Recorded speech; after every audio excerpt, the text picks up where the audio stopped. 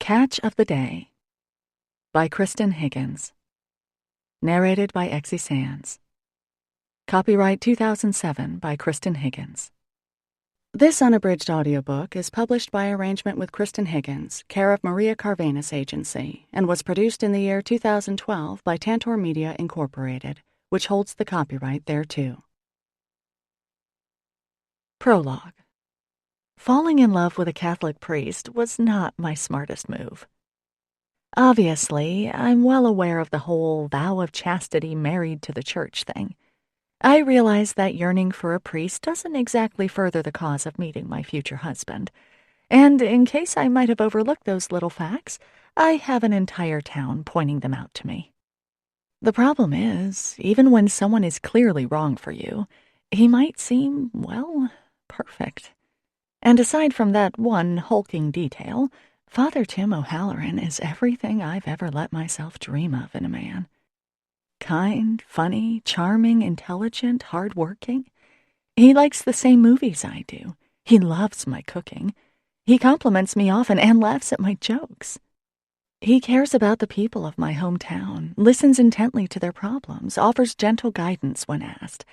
And he's from Ireland, the icing on the cake, because ever since I was 16 years old and first saw you two in concert, I've had a thing for Irish guys.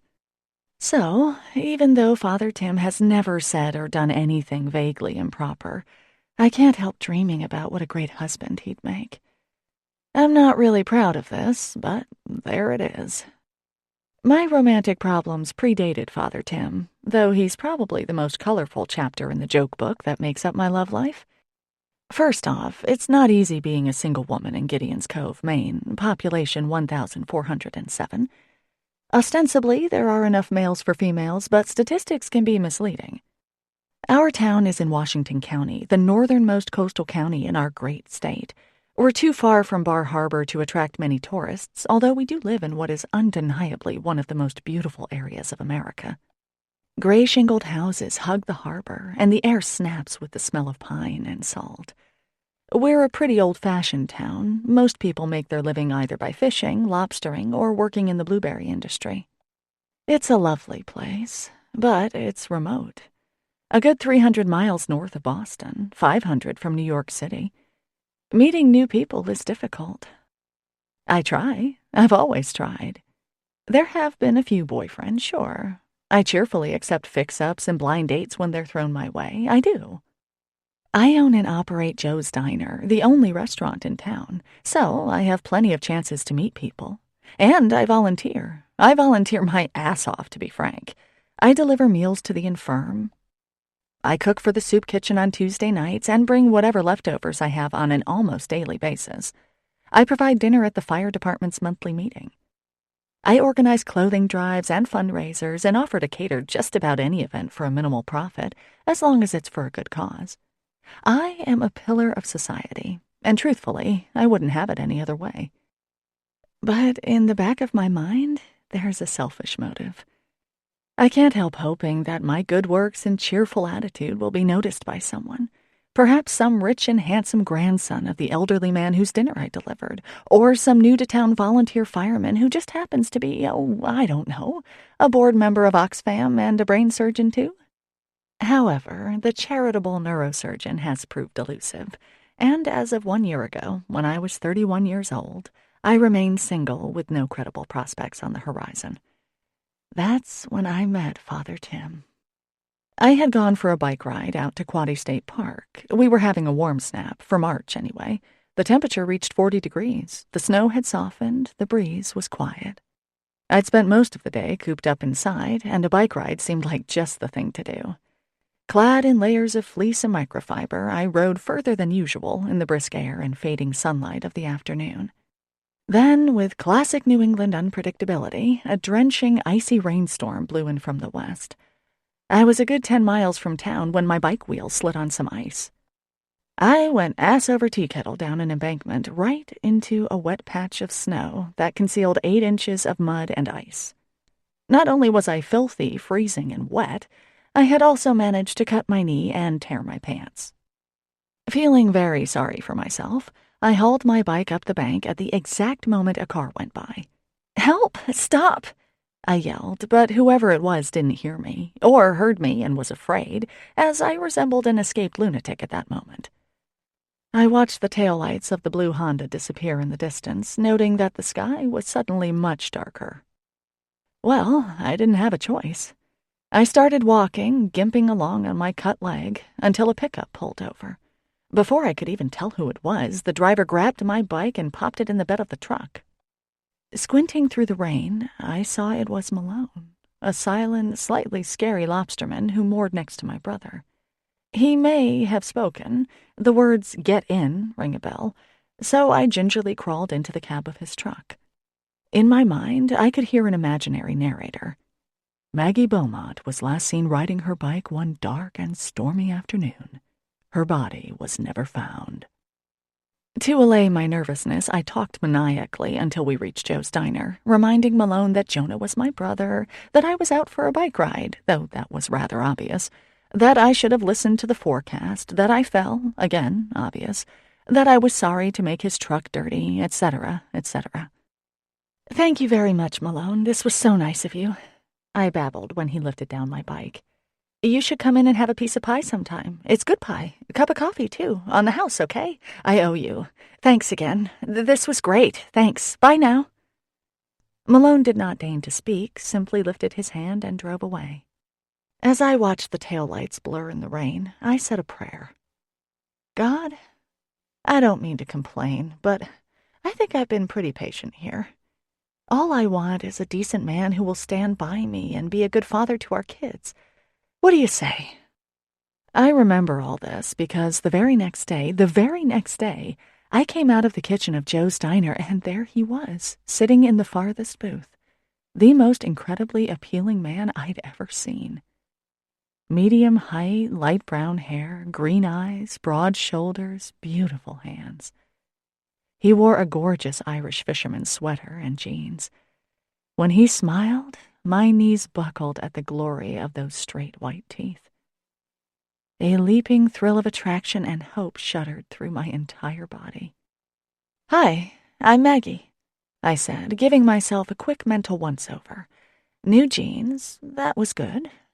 Blue sweater, not bad. Hair, clean. "Tim O'Halloran, a pleasure it is to meet you," he answered, and I nearly swooned. A brogue. How Liam Neeson. How Colin Farrell. How Bono. "Would you like some coffee?" I asked, proud that my voice still worked. "I'd love a spot. Can't think of anything nicer." He smiled right into my eyes. Blushing with pleasure, I looked out into the parking lot and saw the blue Honda. Dear God, it was the man who'd passed me. "You know, I think I saw you last night," I exclaimed. "Were you on Route 1A, heading for town around 5? I fell off my bike and I was trying to flag you down." "I was," he answered, a concerned frown wrinkling his forehead. "How could I have missed you? Oh, dear, forgive me." "Done? Oh, gosh, don't worry." His eyes were beautiful, green and golden, like a bed of moss in the sunshine. Lust engulfed me like a thick fog. "Really, it's fine. So, what would you like for breakfast?" "What do you recommend, Maggie?" he asked, and it sounded so damn sexy. That accent combined with what seemed to be a mischievous smile and flirting eyes. "I recommend that you eat here often," I said. "I made the muffins myself, and they're just out of the oven. And our pancakes are the best in town. And the only in town, but hey." "The pancakes it is, then. Thanks." He smiled up at me again, obviously in no hurry for me to leave. "So, you work here, do you?" "Actually, I own the place," I said, pleased to be able to impart this nugget. Not just a waitress, but the boss, the owner. "Do you now? Brilliant. A classic, isn't it?" "'Tis," I almost said. "Yes, thank you. It's a family business. My grandfather, the Joe in Joe's Diner, started it up in 1933. "Ah, that's lovely." "So, Tim, what are you doing in Gideon's Cove?" I asked, then realized he might be hungry. Wait, I'm sorry. Let me just get your order in. Sorry. Be right back. I raced to the kitchen and called the order to Octavio, my short-order cook, then practically slid across the diner to Tim's table, ignoring 3 customers who were waiting at the counter with varying degrees of impatience. Sorry, you might actually want to eat, of course, I said. Well, now, there are some things that are nicer than eating, and talking to you is one of them. Dear God, you're the best. Thanks for listening. So, sorry, I was asking you what you were doing in town. Work-related? You might say that, Maggie. It was at this moment that the fatal event occurred. Georgie Culpepper, my dishwasher, burst into the diner. Hi, Maggie, he shouted. Hi, how are you, Maggie? It's nice out today, isn't it, Maggie? I saw snowdrops this morning. You want me to wash dishes now, Maggie? He wrapped his arms around me and hugged me. Now, Georgie's hugs are usually very pleasant. I've been getting them since kindergarten. Georgie has Down syndrome, is wicked affectionate, and endlessly cheerful, one of the nicest, happiest people I've ever met. But right at this moment, I didn't want his burr-like head welded to my breast. As I tried to extricate myself, and as Georgie continued to tell me about the wonders of spring, Tim answered my question. I didn't hear him. Finally, I pried Georgie off me and patted his shoulder. Hello, Georgie. Tim, this is Georgie Culpepper, and he works here. Our bubble boy, right, buddy? Georgie nodded proudly. Georgie, this is Tim. Georgie treated Tim to a hug, which was returned warmly. Lucky Georgie. Hi, Tim. Nice to meet you, Tim. How are you, Tim? I'm excellent. Thank you, my friend. I smiled even more. Could there be a better character reference than someone who knew just how to treat Georgie Culpepper? I immediately added it to the already impressive mental list I had going on Tim O'Halloran. Handsome, employed, charming, Irish, comfortable around disabled people. I bet Octavia will make you scrambled eggs, I told Georgie. Scrambled eggs, all right. Though Georgie eats scrambled eggs every day of his life, the thrill has yet to fade. He scuttled to the kitchen, and I remained staring down at Tim. Well, so that sounds interesting, I said, hoping he'd reiterate what it was he did for a living. He didn't. The ding of the kitchen bell went off, and I excused myself, got Tim's pancakes, and brought them over. Can I get you anything else? The scowls of my regulars were starting to register. No, thank you ever so much, Maggie. It was a real pleasure meeting you. Fearful that this was the last I'd ever see of him, I blurted, Maybe I'll see you again sometime? Please, please don't say you're married. I'm going back to Bangor, but on Saturday I'll be here for good. Do you happen to belong to St. Mary's? He asked, stabbing a huge forkful of golden pancakes. Yes, I yelped. Any connection, no matter how thin. Then I'll see you Sunday. He smiled and took a bite, then closed his eyes in pleasure. Wonderful.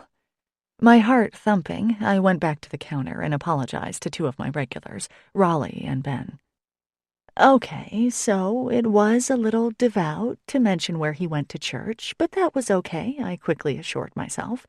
Perhaps the Irish were just more religious. But I was Catholic, technically anyway, and St. Mary's was indeed my home parish. The last time I had been there was 2 years ago when my sister Kristy got married, but my lapsed state didn't matter.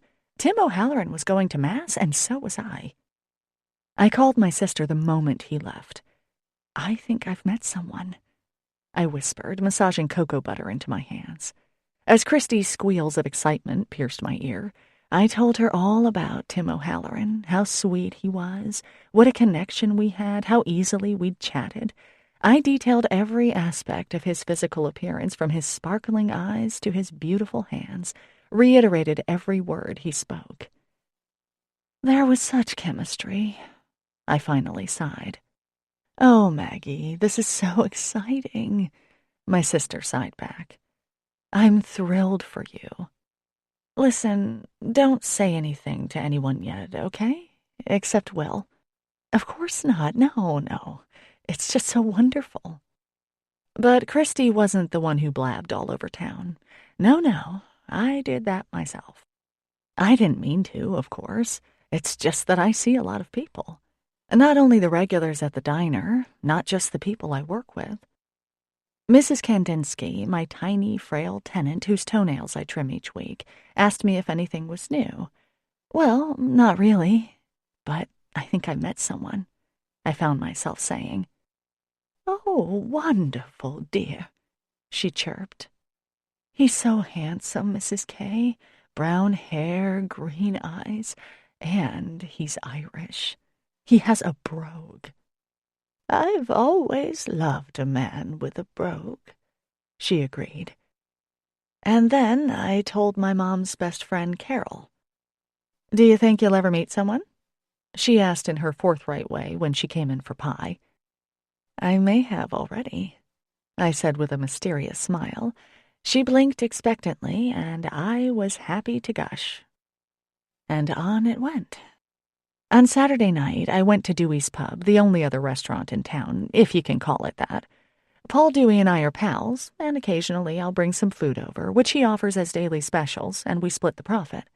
Otherwise, it's a bag of chips if you're looking for sustenance. But Dewey's does a booming business as the only alcohol-serving institution in town, unless you count the firehouse. I was meeting my friend, well, a person I hang out with sometimes. Chantal is close to 40 and also single.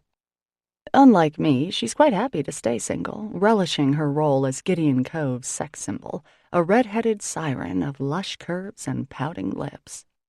She enjoys the fact that every man under the age of 97 finds her damn near irresistible, as opposed to me, who's everyone's surrogate daughter. Even though Chantal never lacks for male companionship, we occasionally get together to lament the dearth of really good men in town. Having met someone so incredibly appropriate as Tim O'Halloran, I was bursting to tell her, and, I admit, to stake my claim. It certainly wouldn't do to have Chantal making a go for my future husband. Chantal, I met someone, I announced firmly as we sipped our beers in the corner booth. His name is Tim O'Halloran, and he is so... Oh my God, he's so yummy. We really hit it off. As I spoke, my eyes scanned the bar. Tim had said he'd be back on Saturday, and here it was Saturday night, 8 o'clock. The bar was moderately full. Jonah, my brother, stood at the bar with a couple of his pals, Stevie, Pete, and Sam, all around Jonah's age, which is to say far too young for me. There was Mickey Tatum, the fire chief, famous for terrifying the school children with stories of self-immolation. He shows pictures. And Peter Duchamp, the butcher, a married alcoholic thought to be having an affair with the new part-time librarian. Also present was Malone, his face as cheerful as an open grave, who glared at me when he walked in as if daring me to mention the ride he'd given me. I dared not. Instead, I lifted my hand weakly, but his back was already turned. No wonder we called him Maloner the Loner. That was it, Gideon Cove's offerings to a single girl. Obviously, I was beyond thrilled at meeting Tim. Jonah, who never missed a chance to flirt with Chantal, drifted over. "Hey, girls," he said to Chantal's breasts, earning a smile from their owner. "What's cooking?" "Your sister was just telling me about this hot guy she's met," Chantal said, dipping a finger into her beer and sucking on it. My brother, then aged 25, was hypnotized. I sighed with irritation. "What guy?" he managed to mumble. So I told Jonah, too, my irritation vanishing with the chance to discuss the new man in my life. We sat there till closing, but Tim never showed. Still, I was optimistic. He said he'd see me in church, and see me he would. The next morning, I spent an hour and a half getting ready. Because I'd told my parents, sister, and brother about this guy I'd met, they were all coming to church, an activity our family usually saved for Christmas Eve if we weren't too tired, and the occasional Easter weekend. In we went, Mom, Dad, Jonah, Will, Christy, then pregnant, and myself. Looking around, I noticed that the church was pretty full, more so than usual. Was it a holy day? I wasn't sure, never having cemented those in my mind. Oh, yeah, I remembered hearing something at the diner. Apparently, Father Morris retired, and some new guy was filling in. Whatever. I tried to scan casually for Tim, looking over my shoulder, pretending to fix the strap of my pocketbook, getting a tissue, adjusting my mom's collar, any chance to glance back. Then the windy old organ started, and I fumbled for the hymn book. So busy was I studying the pews that I ignored the priest as he walked past. "Do you see him?" I whispered to Christy. "Yes," she whispered, her face a frozen mask of horror. At that moment, the music ended, the church fell silent, and I reluctantly turned to face the priest. "Before we start our celebration today," said a voice already imprinted on my brain, "I'd like to introduce myself. My name is Father Tim O'Halloran, and I'm very pleased to have been assigned to your lovely parish." Roughly 75 faces swung around to look at me. I stared straight ahead, my heart pumping so hard I could hear the blood rushing through my veins. My face burned hot enough to fry an egg. I didn't look at anyone, just stared at Father Tim O'Halloran's chest area and pretended to be fascinated and unsurprised. Tricky combination. "I'm from Ireland, as you might be able to tell, the youngest of 7 children. I'm looking forward to getting to know you all, and I hope I'll see you all at coffee hour after Mass. And now we begin today's celebration as we begin all things, in the name of the Father and the Son." "For God's sake," I muttered. I didn't hear a word during the next hour. I do know that Christy slipped her hand into mine, and that my father was shushed repeatedly by my mother. Jonah, farthest from me, was laughing that awful, unstoppable church laugh full of wheezes and the occasional squeak. And if he'd been closer to me, maybe I would have laughed too, or perhaps disemboweled him with my car keys. As it was, I pretended to listen, mouthed nonsensical words to songs I couldn't read, and stood when everyone else stood. I stayed in the pew during communion. And when at last Mass was over, we filed out with the others. Christy, my sister, my best friend, the person I loved more than anyone on earth, whispered in my ear, "I'm going to pretend we're talking about something really interesting, okay? And this way, no one is going to talk to you. So smile and pretend we're having a conversation, and we'll get the hell out of here. Sound like a plan?" "Christy, I'm so—" My voice broke. No, it's fine. Just keep going. Too bad they're re-bricking the side entrance. Shitty luck. Okay, we're getting close. Can you smile? I bared my teeth weakly. "Maggie," Father Tim exclaimed, "it's so good to see you. I was hoping you'd be here." He shook my hand warmly, his grip strong and welcoming. "And you've a twin. Isn't that marvelous? I'm Father Tim. So nice to meet you." Father Tim. The sound of it was like acid on an open wound. "Hi, I'm Christy," my sister said. "I'm sorry, I'm not feeling well. Maggie, would you take me home?" We almost escaped until my idiot brother, whom I heretofore loved, asked, "How could you miss the fact that he was a priest?" My mother grabbed his arm. "Jonah, honey." "What's that now?" Father Tim asked, his eyebrows raised. "Why didn't you tell Maggie you were a priest?" Father Tim glanced at me in confusion. "Of course I did. We had that lovely chat at the diner." "Of course we chatted," I blurted. "Of course I knew. Sure, yes, I knew you were a priest. Absolutely. Yup." "But you said you met some hot Irish guy." "That was someone else," I ground out, ready to smite my little brother. "Not Father Tim. Jeez, he's a priest, Jonah. He's not— I didn't mean— he's—" But the damage was done. Father Tim's expression fell. "Oh, dear," he said. "Maggie, I need to go," Christy said. She grabbed my arm and pulled me away to the safety of her car. But it was too late. Father Tim knew. Everyone knew. Father Tim came to the diner the next day and apologized, and I apologized, and we laughed about it. I found that there was no use in trying to pretend. I just had to admit that I made a mistake. Ha, pretty funny, isn't it? I can't believe I missed that little piece of information. Ho, ho! Then he asked if I'd be on one of his committees, and I found myself unable to say no. In the year that's passed, the sting of being the butt of a joke has faded. Truthfully, Father Tim is a great friend to me. Though I can't quite bring myself to go to Mass and see him in action, I somehow join just about every committee St. Mary's has. Bereavement, altar decoration, Christmas craft sale, community outreach, building maintenance, fellowship, the works. I know it's wrong to nurse a crush on a priest. I know I shouldn't be doing all that church stuff just to be near a Catholic priest who looks like Aidan Quinn's younger brother. I know that my heart shouldn't squeeze every time I see him, that adrenaline shouldn't spurt into my veins when I pick up the phone and hear that gentle voice. I just can't seem to help it. What I really need to do is simply meet someone else, and this foolish longing in my heart will fade. Someday, I'll meet a really great guy, someone just as nice as Tim O'Halloran, and everything will be just lovely. There are definitely days when I believe this. Chapter 1. Good morning, Maggie, Father Tim says, sliding into his usual booth. Lovely out, isn't it? He smiles pleasantly, and my insides clench. Good morning, Father Tim. What can I get for you today? I think I'll be trying your French toast, shall I? Brilliant idea, the almond glaze. That brogue is just not fair. Thanks. I'll get that right in. I've had sinful thoughts about you. Again. I rack my brain for something to say.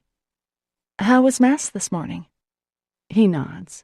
The celebration of the Eucharist always nurtures the spirit. He murmurs. You're welcome to come and see for yourself, Maggie. I'd love to hear your thoughts on my homily any time. Father Tim often urges me to drop by. Something stops me. Guilt, no doubt. I might be a lapsed Catholic, but I draw the line at having lustful thoughts about priests in church. Well, sure, one of these days, you bet. Mass can give a person a chance for some insight. Sometimes we tend to overlook what's important in life, Maggie. It's easy to lose perspective, if you take my meaning. Oh, I do. Losing perspective is something at which I excel. Case in point, still in love with the priest. He looks ridiculously appealing in black, though granted, the white collar takes away some of the zing. Rolling my eyes at my own ridiculous thoughts, I turn away, fill a few coffee cups, and slip into the kitchen, where Octavio is deftly flipping pancakes. French toast for Father Tim, I tell him, grabbing an order of eggs on unbuttered toast. Returning to the counter area, I slide the plate in front of Stuart, one of my regulars. Chicks on a raft, high and dry, I say. He nods appreciatively, a big fan of diner slang. Anything else for you, Mrs. Jensen? I ask the 70-year-old woman in the first booth. She frowns and shakes her head, and I leave her check on the table. Mrs. Jensen has come from church. She goes to confession every week. She's in Bible study and on the altar decoration committee. It seems I'm not the only one smitten with Father Tim. Without meaning to, I look once again at the impossible ideal. He's reading the paper. Profiled against the window, his beauty sends a rolling warmth through me. If only you were a regular guy. He'll catch you looking, Raleigh whispers, another regular fixture at my counter. That's okay, I admit. It's not like it's a secret. Make sure you fill out a ballot, okay? I tell Raleigh, dragging my gaze off the object of my desire. You too, Stuart. I need all the votes I can get. Yeah, best coffee in the state, Raleigh announces. Best breakfast, Raleigh. I smile and pat his shoulder. For the last 2 years, Joe's Diner has placed 4th in Maine Living's Best Breakfast contest, and I'm determined to win the county title this year. The magazine holds a lot of sway with tourists, and we could use a little more of the summer nuisance. Last year, we were creamed by Blackstone Bed and Breakfast in Calais, even though they make their pancakes from a box mix. We'll win, boss, Octavio calls through the window that links the counter area with the kitchen. We do have the best breakfast. I smile back at him. True enough, but being the best-kept secret on coastal Maine isn't doing us much good financially. We'll be fine, he assures me. Easy for him to say. He makes more than I do, and he doesn't have to balance the books every month. Hey, Maggie, as long as you're up, can I get a refill? Asks Judy, my waitress. I oblige, then bring Father Tim his breakfast, sneak a glance at his smooth, elegant hands, and scurry off to clear a table. For the last 8 years, I've run Joe's Diner, taking it over from Jonah Gray, my grandfather, after he had a heart attack. The diner is one of the larger employers in our tiny town, having 4 people on the payroll.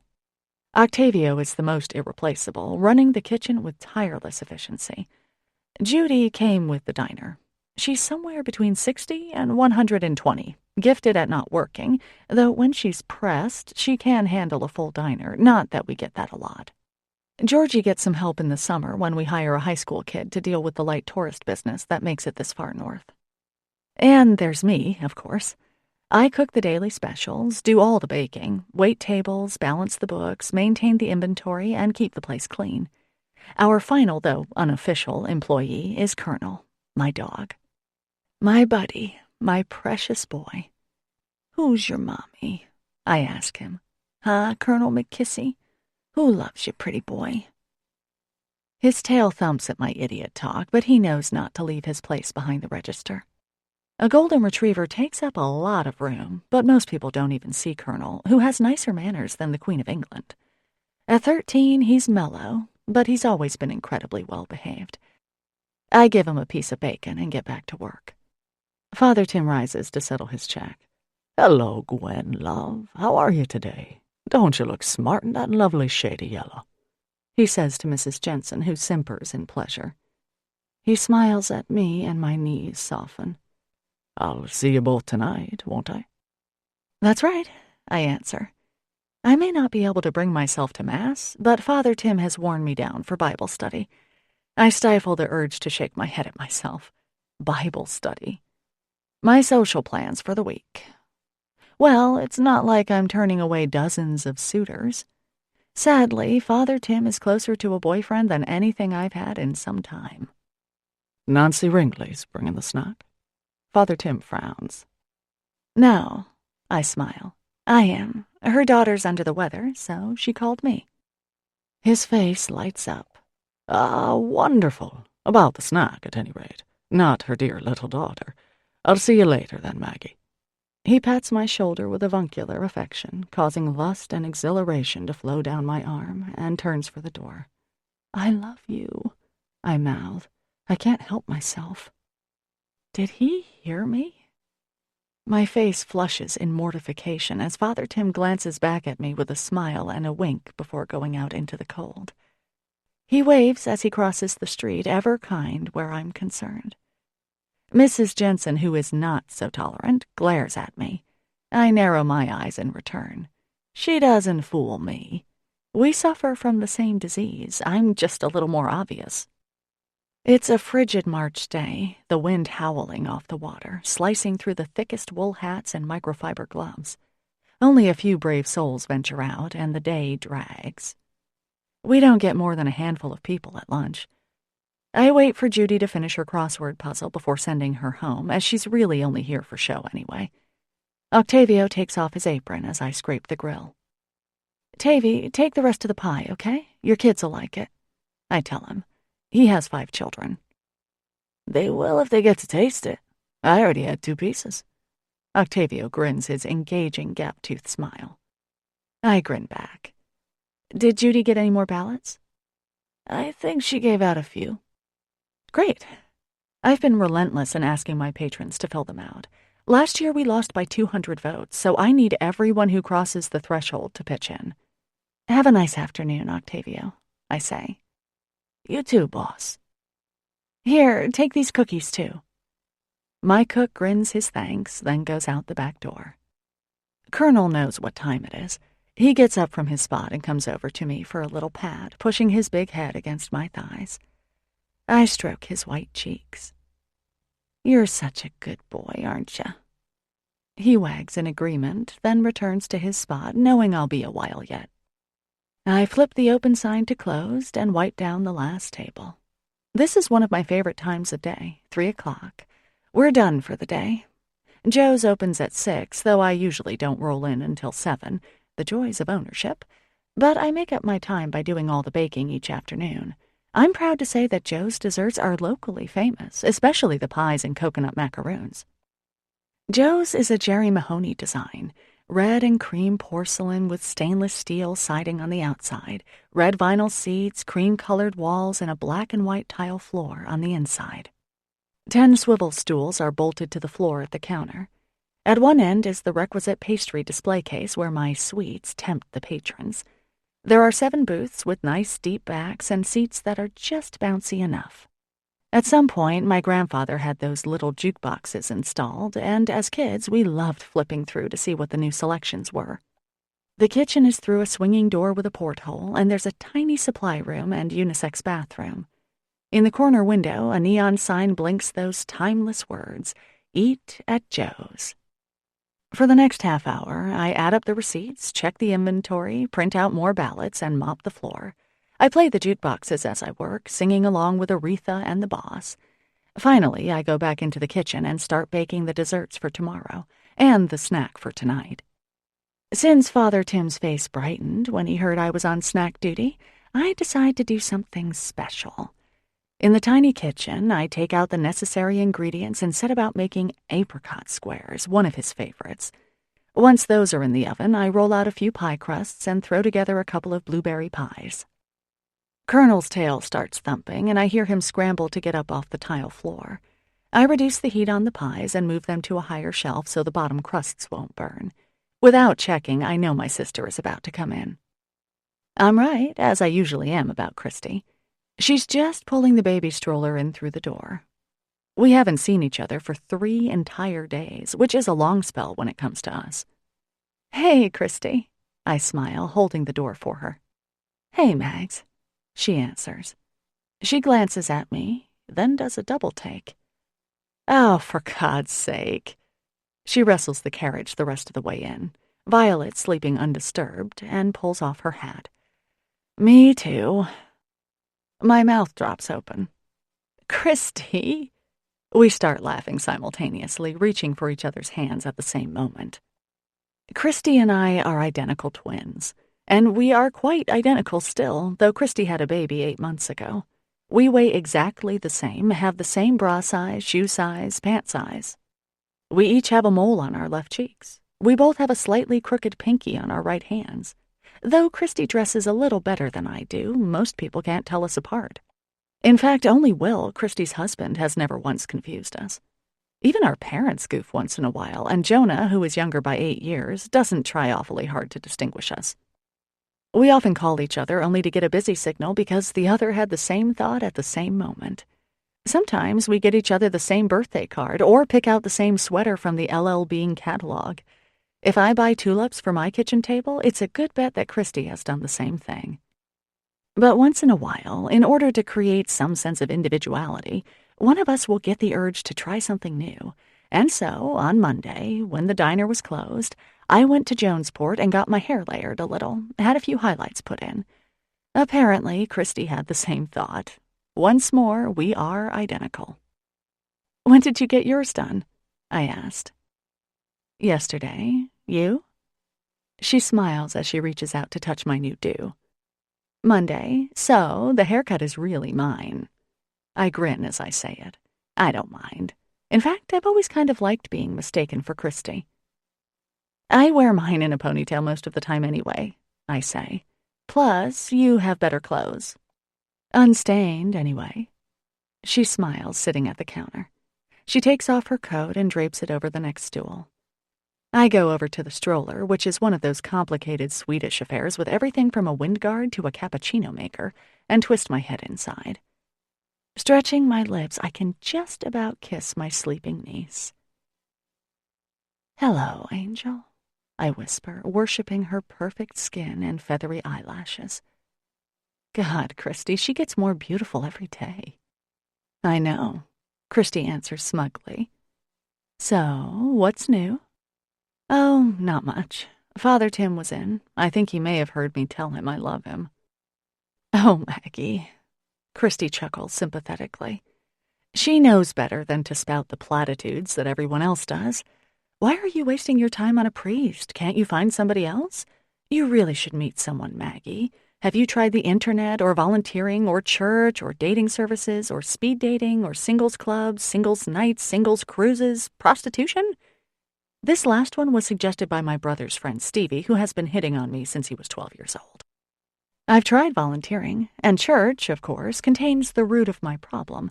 But singles nights and those speed dating things, well, first of all, we don't have much of that in rural Maine. The nearest big city is Bar Harbor, and that's at least an hour and a half south, if the weather is clear. As for the internet, those services smack of deceit. A person could say anything, after all. What better way to lie about yourself? How many stories have I heard about a person being sorely disappointed by his or her internet date? So, while there may be merit in that venue, I've never tried it. Christy knows. She suffered with me as much as a happily married person can suffer. She had no problem meeting Will, her lovely, nice-looking, and yes, doctor husband. They live in a restored Victorian that was built by a sea captain. They have a beautiful view of the water. They go out to dinner in Machias once a week, and I babysit, for free, of course. And while I don't begrudge Christy all the nice things she's got, it does seem a little unfair. After all, we are genetically identical. She has hit lotto in life. I've got a crush on the priest. Want to come for dinner tonight? See if we can fool Will? She says, toying with the ends of her newly cut hair. Sure, I say. The pies will be out pretty soon. Want me to bring one? No, that's okay. We'll cook for you, hon. Oh, and I picked this up for you when I was in Machias. She fishes a little bottle from her purse. Got it at a little shop that sells all sorts of neat stuff, earrings and scarves and little soaps. It's got beeswax in it.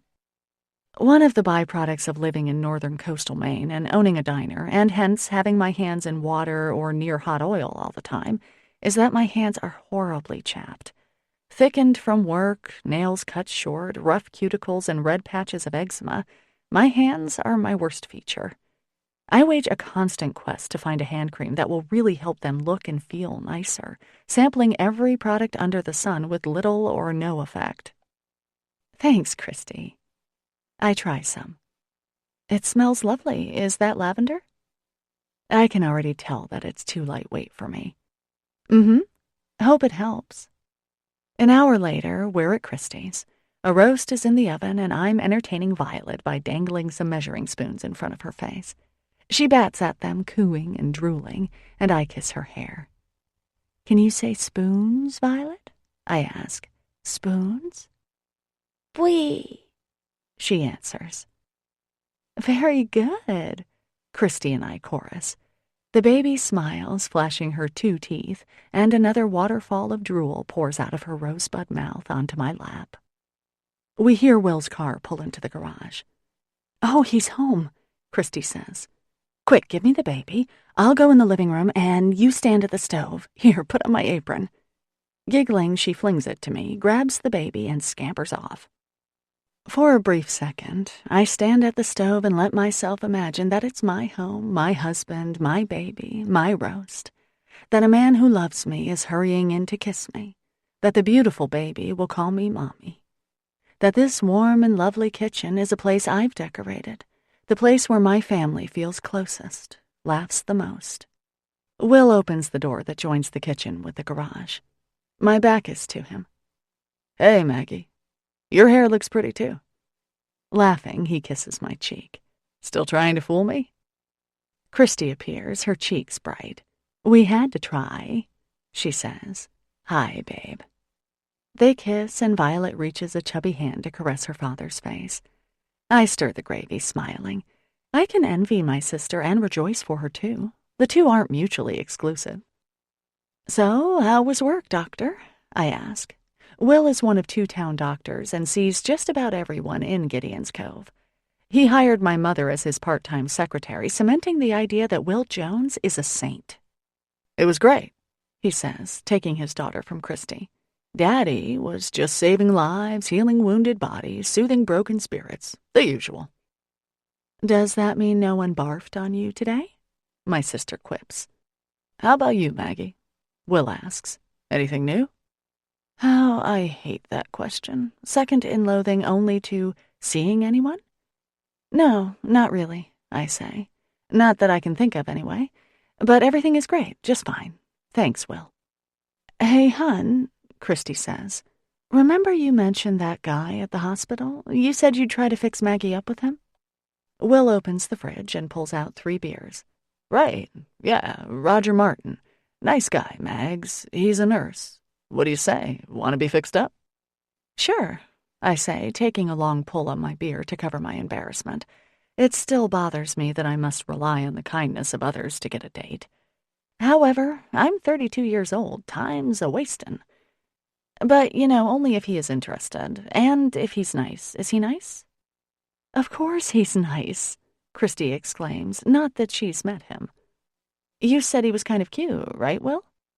Yeah, I guess. But, I'm straight, so I couldn't really say, Mrs. Jones. He breaks into the song they danced at their wedding 2 years ago. Mrs. Jones, we've got a thing going on. Please stop, you're scaring the baby, Christy says, her cheeks rosy with pleasure. I love my sister with all my heart. Violet is the joy of my life, and Will is one of the best people I've ever met, one of the few who might deserve my twin. But tonight, it's hard to be with them, as much as Christy and Will genuinely welcome me into their home. The fact remains that I'm a visitor, and I want what they have. The inside jokes, the unconscious affection, the nicknames. Christy senses this. After the dinner dishes are done, she walks me to the door. You want a ride? She asks. No, it's great out. Great night for a walk. Great in March on the northern coast of Maine is a bit of a stretch, but I could do with a walk. I wrap my scarf around my neck, pull my hat over my ears, and call to Colonel, who has been enjoying the bone Will sneaked him. You'll find someone, my sister whispers, hugging me. You will. Sure, I know. Just a matter of time. Or maybe we could clone Will. I smile and hug her back. Thanks for dinner, Christy. Love you. I walk down the steps holding Colonel's collar so he won't fall.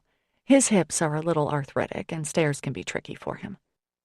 Love you too, she calls. I have just enough time to go home, help Colonel up my own stairs, get him settled, go back to the diner, pack up the apricot squares, and walk to the rectory. There are 5 other people there already, all women, all half in love with Father Tim, though not to the degree or with the public scrutiny that I myself suffer. Maggie, Father Tim exclaims. He walks over to me, and I can smell the soap he uses. His radiant smile makes my cheeks burn. There you are. And what have we here? Ah, now, Maggie, you'd tempt a saint. Mrs. Plutarski, St. Mary's Gorgon secretary, frowns. Of course, Father Tim is talking about my baking, not my feminine charms. Crooning softly over the dessert, he puts the tray on a sideboard. His ass is a work of art. These sinful thoughts are getting you nowhere, Maggie, I inform myself sternly. But yeah, it is a work of art. Now then, ladies, I believe we were going to discuss this lovely passage from the Book of Wisdom, weren't we? Mabel, love, why don't you get us started and read verses 5 through 11? For the next hour, I stare at Father Tim, drinking in his expressive eyes, compassionate and perfect smile, his lilting accent. My feelings flit between lust for him and annoyance with myself. If only I could meet someone else. If only I could get over Father Tim. Better yet, if only he were Episcopalian.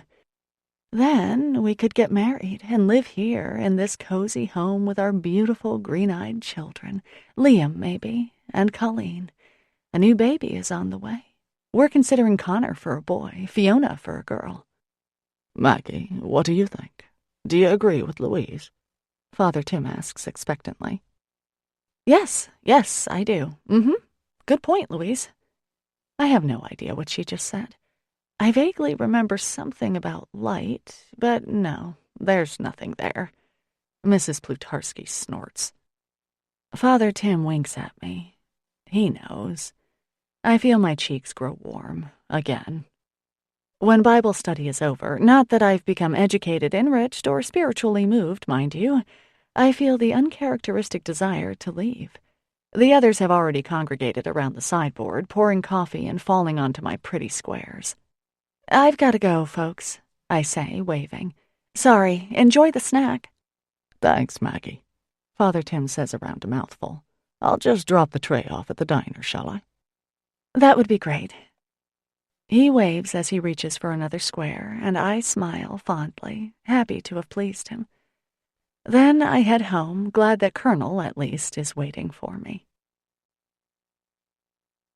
Chapter 2. On Friday afternoon, I leave the diner, all the goodies ready for baking tomorrow, and head for home. There's a bounce in my step. Will, best brother-in-law in the world, has come through. I have a date. It's been a long time, quite a while. I rack my brain trying to remember the last actual date I had and come up empty. Before Father Tim came to town, that's for sure. Oh well, it doesn't matter.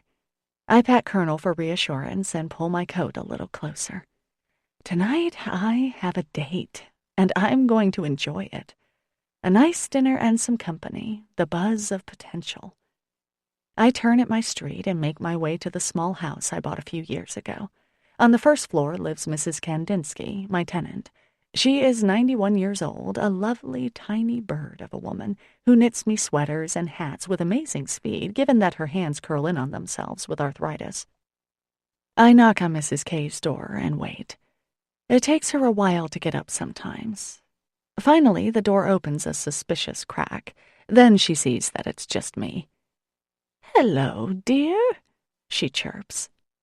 "Hello, Mrs. K," I chirp back, leaning down a foot or so to kiss her silky, wrinkled cheek. "I brought you some meatloaf, all the fixings, too." "Oh, Maggie, how nice. I didn't know what I was going to cook for dinner, and now I don't have to. You're an angel, you are.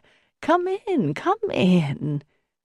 Her emphatic way of talking makes it sound a bit like she's singing, and I find myself unconsciously imitating her after a few minutes in her company. Although I don't have to leave for a couple of hours, I want to go upstairs and enjoy the rare feeling of date anticipation. But Mrs. K is so sweet, and many days I'm the only person she sees. Her aging children live out of state, and most of her friends are long gone. I usually bring her a meal from the diner for both unselfish and selfish reasons. I don't want her burning my house down trying to cook. So she gets plenty of blueberry scones and muffins and pot roast, or cheddar mac and cheese, or whatever else I've made that day. We go into her living room, which is crowded with overstuffed furniture, magazines, and a small television. She's tapped into my satellite dish and is currently watching a soccer match between Italy and Russia. The smell of old person, close and medicinal and oddly comforting, tickles my throat. "I can't stay, Mrs. K," I tell her. "I actually have a date tonight." There I go again, blurting out my news. At least this time I know the guy isn't a priest. "How lovely, dear. I remember when Mr. Kandinsky courted me. My father didn't approve, you know," she said. I do know. I've heard this story dozens of times. To remind her of this fact, I say, "Right, he used to show Mr. K his gun collection, didn't he?" "My father used to show Walter his gun collection while he waited for me. Can you imagine?" Her wizened face wrinkles even more as she laughs, a lovely tinkling sound. "Well, Mr. K must have loved you very much if he stood for that," I tell her, smiling. "Oh, yes, he did. Would you like me to warm up some meatloaf for you, too, Maggie dear?" I lean down again and kiss her cheek. "No, I have a date, remember? But I'll warm it up for you." I tuck the dish into the microwave and press the buttons. Mrs. K often forgets how to use the microwave, though sometimes I smell popcorn late at night. I guess she figures it out for important things. On the counter is a bottle of Eucerin Dry Skin Therapy Plus Intensive Repair Hand Cream. "Mrs. K, is it all right if I try your hand cream?" I ask. "Of course. My mother always said you can judge a lady by her hands." I hope not, I mutter, attacking a cracked spot near my thumb. 10 minutes later, I go upstairs to my apartment. Colonel seems stiffer than usual, and I have to boost him up the last few steps. "Here you go, big guy," I tell him, fixing his supper. I press a glucosamine pill and some doggy anti-inflammatories into a spoon of peanut butter and turn to him. "Peanut butter blob. I announce. He wags happily as he laps his medicine off the spoon. Good boy. And here's your supper, Mr. Handsome. Given the state of his hips, I don't make him sit first. Responsibilities finished, I take a minute to flop into my chair and relax. My apartment is small. A minute kitchen, living room, tiny bedroom, and fairy-sized bathroom that barely has enough room for me to stand. But I love it. A seaman's chest filled with Afghans from Mrs. Kandinsky serves as a coffee table. Pictures of Violet decorate the fridge, and some African violets, in honor of my niece, blossom on the windowsill. Little collections of matchstick boxes and animal-shaped salt and pepper shakers line a shelf that my father and I put up a few years ago. Some old tin pie plates hang on the wall, and instead of hooks, I use old porcelain or glass doorknobs to hang my coats. 6 or 7 decorative birdhouses hang on the wall, gifts from my dad, who makes them almost as fast as Mrs. K crochets Afghans. Well, time to get ready for my date. I've already planned what to wear: black pants, red sweater, and a nice pair of suede shoes to slip on at the restaurant. The ice, salt, and mud between my apartment and my car would ruin anything other than my faithful LL Bean boots in a matter of one step. I shower, dry my hair, and take care of my face, then take a look in the mirror, pleased. I don't often wear my hair down, but it looks pretty and soft, thanks to the new cut and color. My gray eyes look bigger with makeup, and the blush I applied does wonders for my pale skin. I put on a necklace, give my dog a rawhide chew stick, and leave. Roger Martin, the nurse with whom I am having dinner, called me 3 days ago at Will's urging. He sounded pleasant, though we didn't talk too much. We agreed to meet at the Loon, a nice restaurant in Machias that Christy and Will frequent.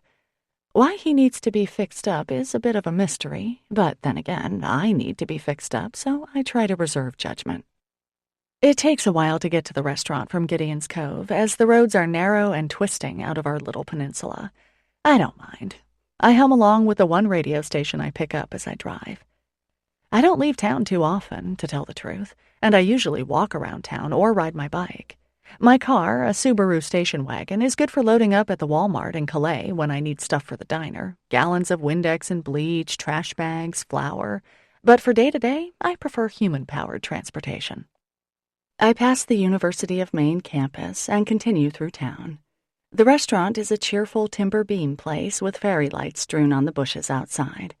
It's lovely inside as well, wide planked floors, candles twinkling, white tablecloths, a piano in one corner. I ask the maitre d' if Roger is here and am led to a table. Sure enough, there he is, studying the menu. The unfamiliar, nervous thrill of meeting someone new washes over me. "Hi, Maggie. I'm Roger," he says, standing to shake my hand. He is somewhat average-looking, neither handsome nor homely, medium height, just a little chubby. His eyes are blue, his hair brown and receding. Hi there. I'm Maggie. How are you? This is a nice place, isn't it? It's very cute. My sister says they have great food." I cringe inwardly, blushing. Really should get that babbling tendency looked at. Roger smiles. "Have a seat." I sit and settle my bag at my feet, then fiddle with the silverware. "So," I say, "this is nice. Thank you for coming, too. I mean, oh shit, I'm sorry." I laugh nervously. "I don't go out much." Stop talking. Stop talking. "On blind dates, I'm a little nervous, I guess. But you seem nice, and you have a good job, nothing scary, just nursing, so, so far so good." Jesus, listen to me. I sound like a chimpanzee on speed. Roger looks on. Would you like a drink?" he asks. Alcohol exacerbates my tendency to blather, so I should definitely refuse. "I'll have a glass of Chardonnay," I tell the waiter. Clamping my lips shut, I force myself to wait for Roger to speak. "Will is married to your sister, right?" he asks. "Yes. Good job, Maggie." "And am I correct in thinking that you guys are twins?" "Yes." "Identical, right?" "Yes." His eyebrows rise slightly. Perhaps now is not the time to shut up after all. "Yes, we're twins, identical twins, you're right. She's older by 2 minutes, but I like to say that Mom loves me best because I weighed less. Christy was 9 pounds, came out of Mom like a bullet, caused some pretty nasty tearing. No wonder I'm still single. I see, says Roger. His smile has faded. I turn my burning face to the menu. Relax, I tell myself. This is not a game show. You have nothing to lose. He likes you or he doesn't. You like him or you don't. Calm yourself. The waiter comes and we order dinner. I'm careful to choose a dish that's neither the cheapest nor the most expensive. I take another sip of wine. So, Roger, do you like being a nurse? I ask. That's more like it, Mags. Yeah, sure I do. He tells me a little about his work, the hospital, and here's the thing. He's not right for me. He's a little dull. Instead of talking about the patients and doctors and that sort of human interest thing, he's off on a tangent about overtime and benefits and his 401k. Give him a chance, I can hear my sister saying. I try. Our dinners come. Unlike me, Roger has had no compunction about ordering the most expensive item on the menu. The waiter puts down an enormous lobster, red and steaming, and proceeds to tie a bib around Roger's neck, making him look like a giant toddler. The lobster must weigh 4 or 5 pounds, making it a sumo wrestler among its peers. Roger rips off a claw with gladiator-esque machismo and vanquishes it with the provided nutcracker. So, you're a chef, Maggie? He asks. He twists his fork into the claw and wrestles out a huge piece of meat, dunks it in butter, and shoves it in his mouth. Butter and lobster juice run down his chin, but he takes his time wiping. The odds that I will love this man for the rest of my life are rapidly waning. Oh, no, not a chef. I own Joe's Diner in Gideon's Cove. I cook, but I'm not a chef. Big difference. I can't take my eyes off his greasy, glistening mouth. What's the difference? He asks. Crack. Peel. Another crack. It's like watching Vlad the Impaler conduct an autopsy. Well, a chef has more training, I guess. Rip. Dunk. Chew. Slobber. Here, you have some butter on your chin. I smile weakly and gesture with my own napkin. There'll be more before dinner is through. He smiles, and I can see the creamy pink lobster meat bulging in his cheek. My own baked scrod sits cooling before me. Unable to look away from my dinner companion, I watch as he rips off a smaller leg and chews it in horrifyingly delicate nibbles, working the lobster meat up with his teeth, sucking, slurping. A sudden vision of sex with Roger deals my appetite the death blow. Don't you like your dinner? He asks, drowning another lobster chunk. Hey, can I have some more butter, please? He asks a passing busboy. Oh, it's good. No, good. Yummy. I like it. I take a forkful and chew listlessly. Perhaps I'll become a vegetarian. I am at a loss for words, a rarity, I assure you. But Roger, drunk with the hedonistic devouring of the poor crustacean, doesn't notice. And it's not just the lobster that is laid waste by this locust horde of a man. He smacks and groans his way through mashed potatoes, stuffing overly long green beans into his mouth, then turns his attention to my plate. You gonna eat that? He asks, and I shake my head, fascinated and horrified as he devours my rice pilaf and vegetable medley. Finally, he spears up my barely touched fish, which he dips in the last of his drawn butter, and swallows it joyfully, an orca whale finishing off the hapless seal pup. Finally, he pushes away the pillaged lobster shell and wipes his mouth, then takes the little wet nap and cleans his hands. Well, that was fantastic, he pronounces, leaning back. His girth is noticeably bigger. Do you want dessert? I could go for some cheesecake. Wow, are you kidding? I ask. He frowns. Oh, I'm sorry. It's just, wow, that was a big lobster. Boy, you can eat. Okay, enough, Maggie. So, Roger, do you have any interesting hobbies? I ask. It would be really nice to think of something other than food at this point, and it's a good date question. Not that there's any chance of us getting together. The thought of kissing that rampaging mouth. I shudder visibly. You cold? He asks. No, no. Tell me about your hobbies, I order. Well, he says, actually, I'm glad you asked. I love being a nurse, of course, but what I find really fascinating, what I think might be my true calling, is animal communication. He looks at me expectantly. Oh, that sounds neat, I say. I'm not really sure what it is, but anything is better than watching him eat. So, is that like animal training? Our waiter is glancing our way, and I try to wave him off discreetly. Any more food, and Roger's belt will slice him in half. No, it's not training at all, Maggie. I'd think a smart girl like yourself would know that. I yearn for Colonel.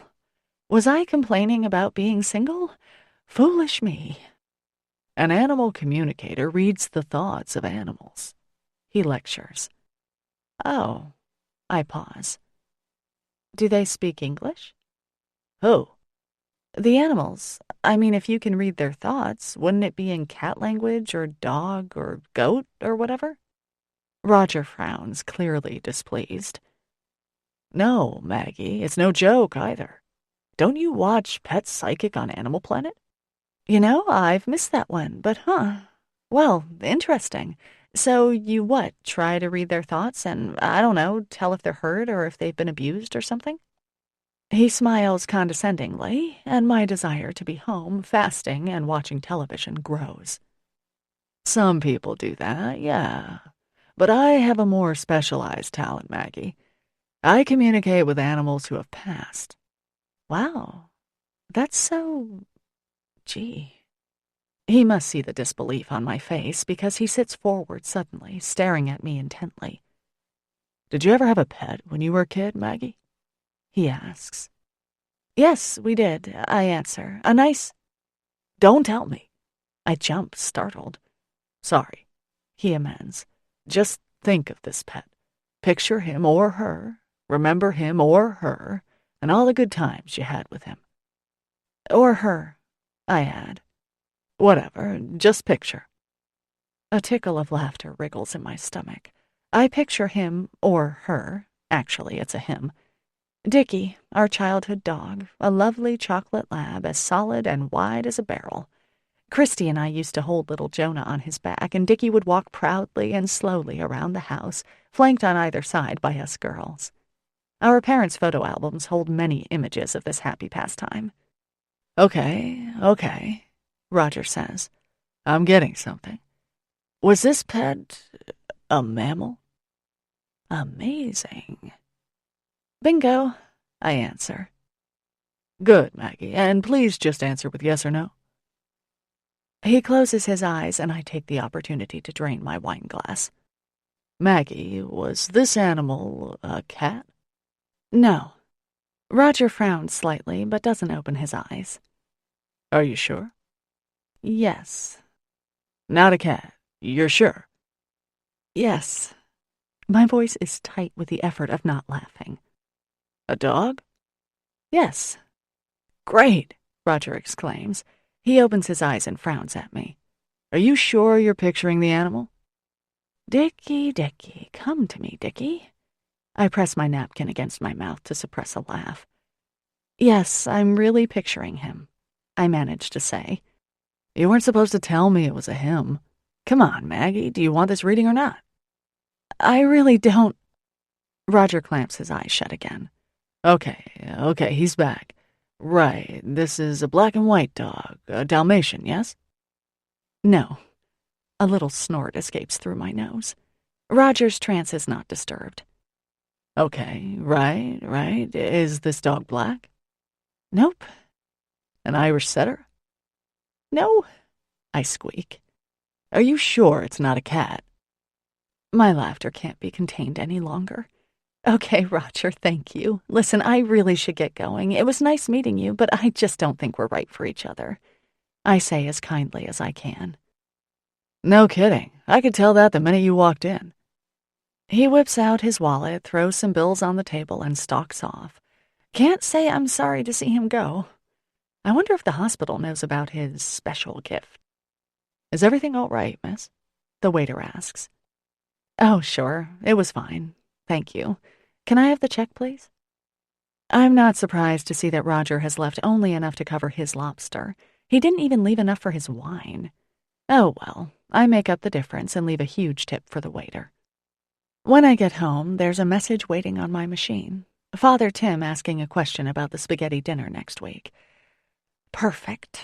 It's too late to call my sister and tell her about the date, and Father Tim has just given me a great excuse to call him.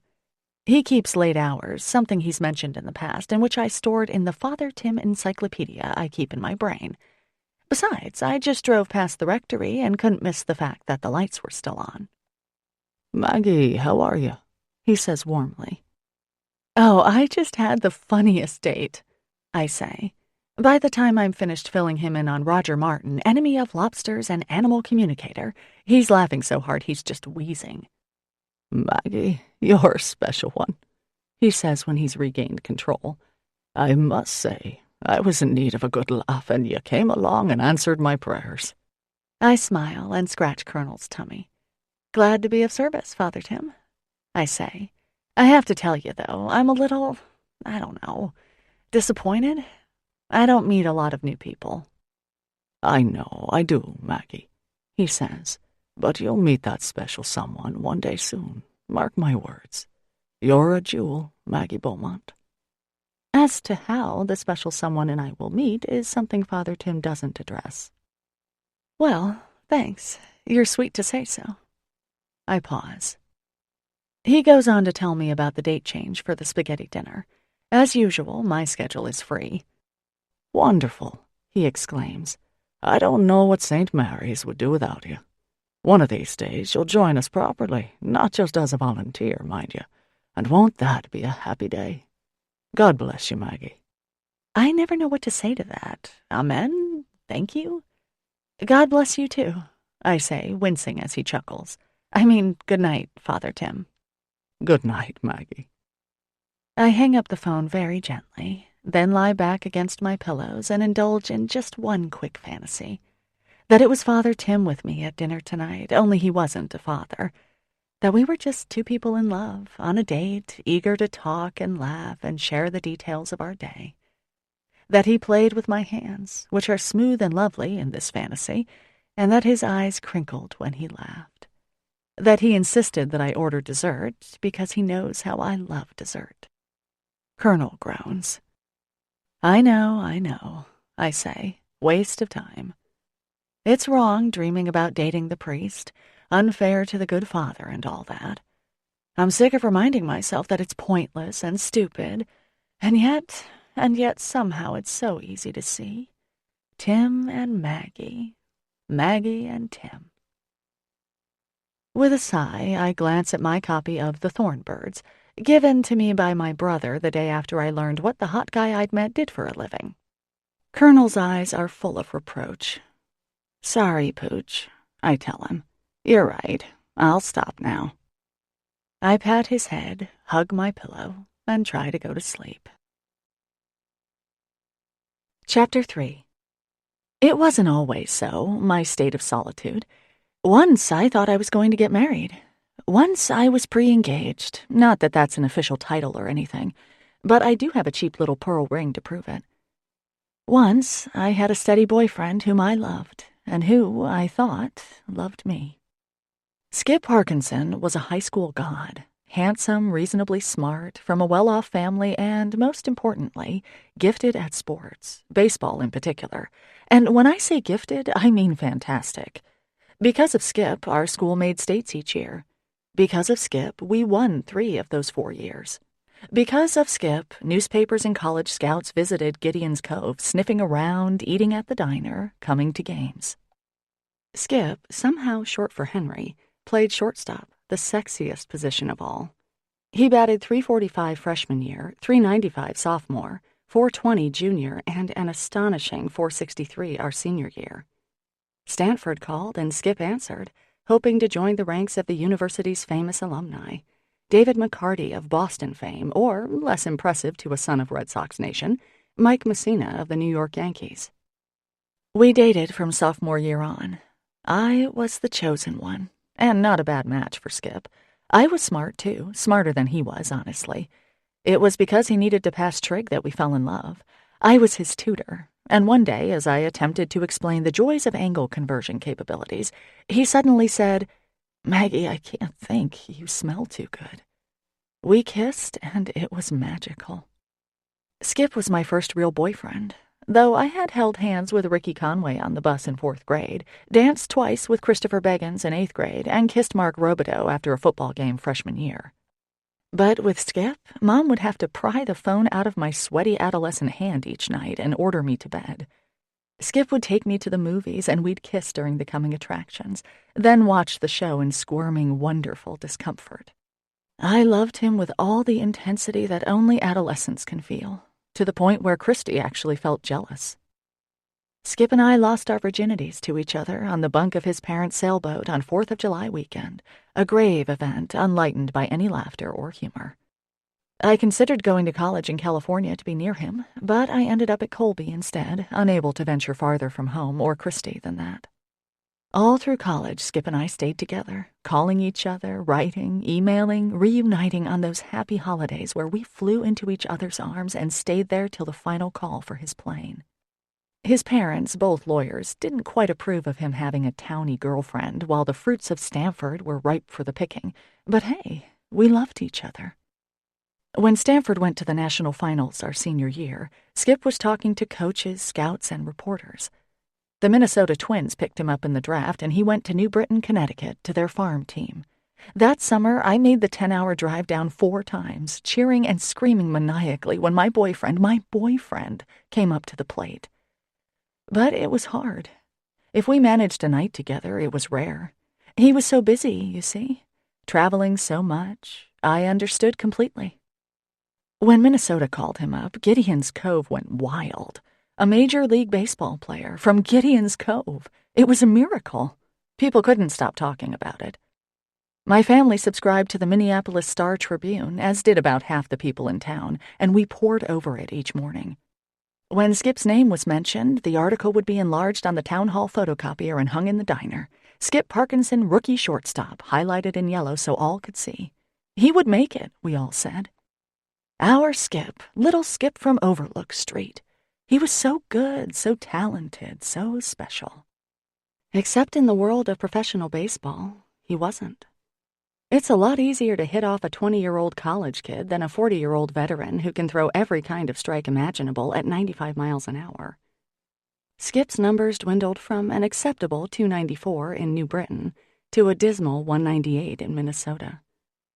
In the field, balls were hit harder, took more vicious bounces. Runners slid into base with damaging accuracy, knowing just how to intimidate a rookie so he'd miss his throw or bobble the ball. I wrote upbeat letters, called him after every game to try to bolster his spirits. I'd talk about the mechanics of the pitcher, the dive that had been this close to being a double play, the unfair call from the second base ump. Relentlessly optimistic, I spent hours that year cajoling Skip into a better mood.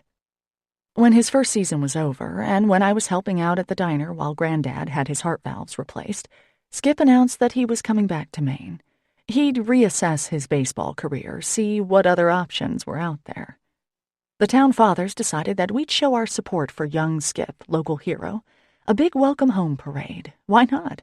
We could use a little boost at this time of year, the brief tourism season over, another long winter ahead of us. So Skip's parents picked him up at the airport and drove him into town where the high school band waited, where the cheerleaders stood shivering in their tiny skirts, where dozens of little kids in Little League t-shirts and caps clutched Skip's rookie card or a baseball they hoped he'd sign. Just about everyone in town gathered to welcome home Gideon Cove's most famous citizen. And I waited too, of course, right in the front of the crowd.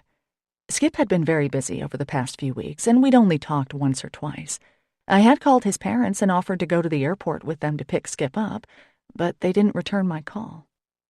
My heart leaped when his parents' car pulled up to the town green, and we, the worshipful, began to cheer. I couldn't wait to see him, to run into his arms and give him a kiss, blush as the crowd would no doubt whistle and yell for Skip and his high school sweetheart. College was over, I didn't have a real job yet, and was just working in the diner, and now Skip was back. Were we too young to get engaged? I thought not. Yes, I knew it was rare for high school sweethearts to marry, but it certainly happened. Some of the happiest couples out there met in high school. As I scraped the grill or mopped the floors with bleach, took abuse from the summer nuisance, and treated grease burns on my hands, I thought of the nice house Skip and I would have. Winter Harbor, maybe. Bar Harbor, even. If he did get re-signed, I'd just travel around with him, be the loving arms he came home to each night, whether he felt discouraged or triumphant. I'd make a great baseball wife. So Skip got out of the Lexus, and then he turned and gave his hand to someone else. He was always courtly, Skip. She was a beautiful, elegant girl. Woman, I guess. Blood-red knit suit, blonde hair, and a French twist. The mayor and high school baseball coach and head of the Little League waited up on the little gazebo, and Skip and his parents and the blonde girl went up and took their seats. There were 4 chairs waiting for them, I noted, and that 4th chair was not for me. That was the first time my heart was broken in public. There were probably murmurs as I pushed my way through the crowd, away from the gazebo. I didn't hear them. Probably I was sobbing. I know I was covering my face because I stumbled a couple of times, my rubbery knees buckling. My parents saw and followed, and it was the most humiliating, painful moment of my life, bar none, even counting Father Tim's first Mass in Gideon's Cove. People must have said, "Oh no, poor Maggie. Gosh, Skip's moved on and she didn't even... Poor thing." And while Skip had done an awful, unkind thing, he was nonetheless a star, and it was understandable, wasn't it? I mean, why stick with your little towny girlfriend if the daughter of a Texas oil baron will have you? He called me, not right away, but later that weekend. "This thing with Annabelle just happened so fast. I tried to tell you. Things with us were winding down anyway. It's not like we were exclusive." Silly me. I thought we were. Skip and Annabelle left Gideon's Cove the next week. That same week, my father gave me a 2-year-old golden retriever and hugged me wordlessly, and Christy had me visit her at grad school.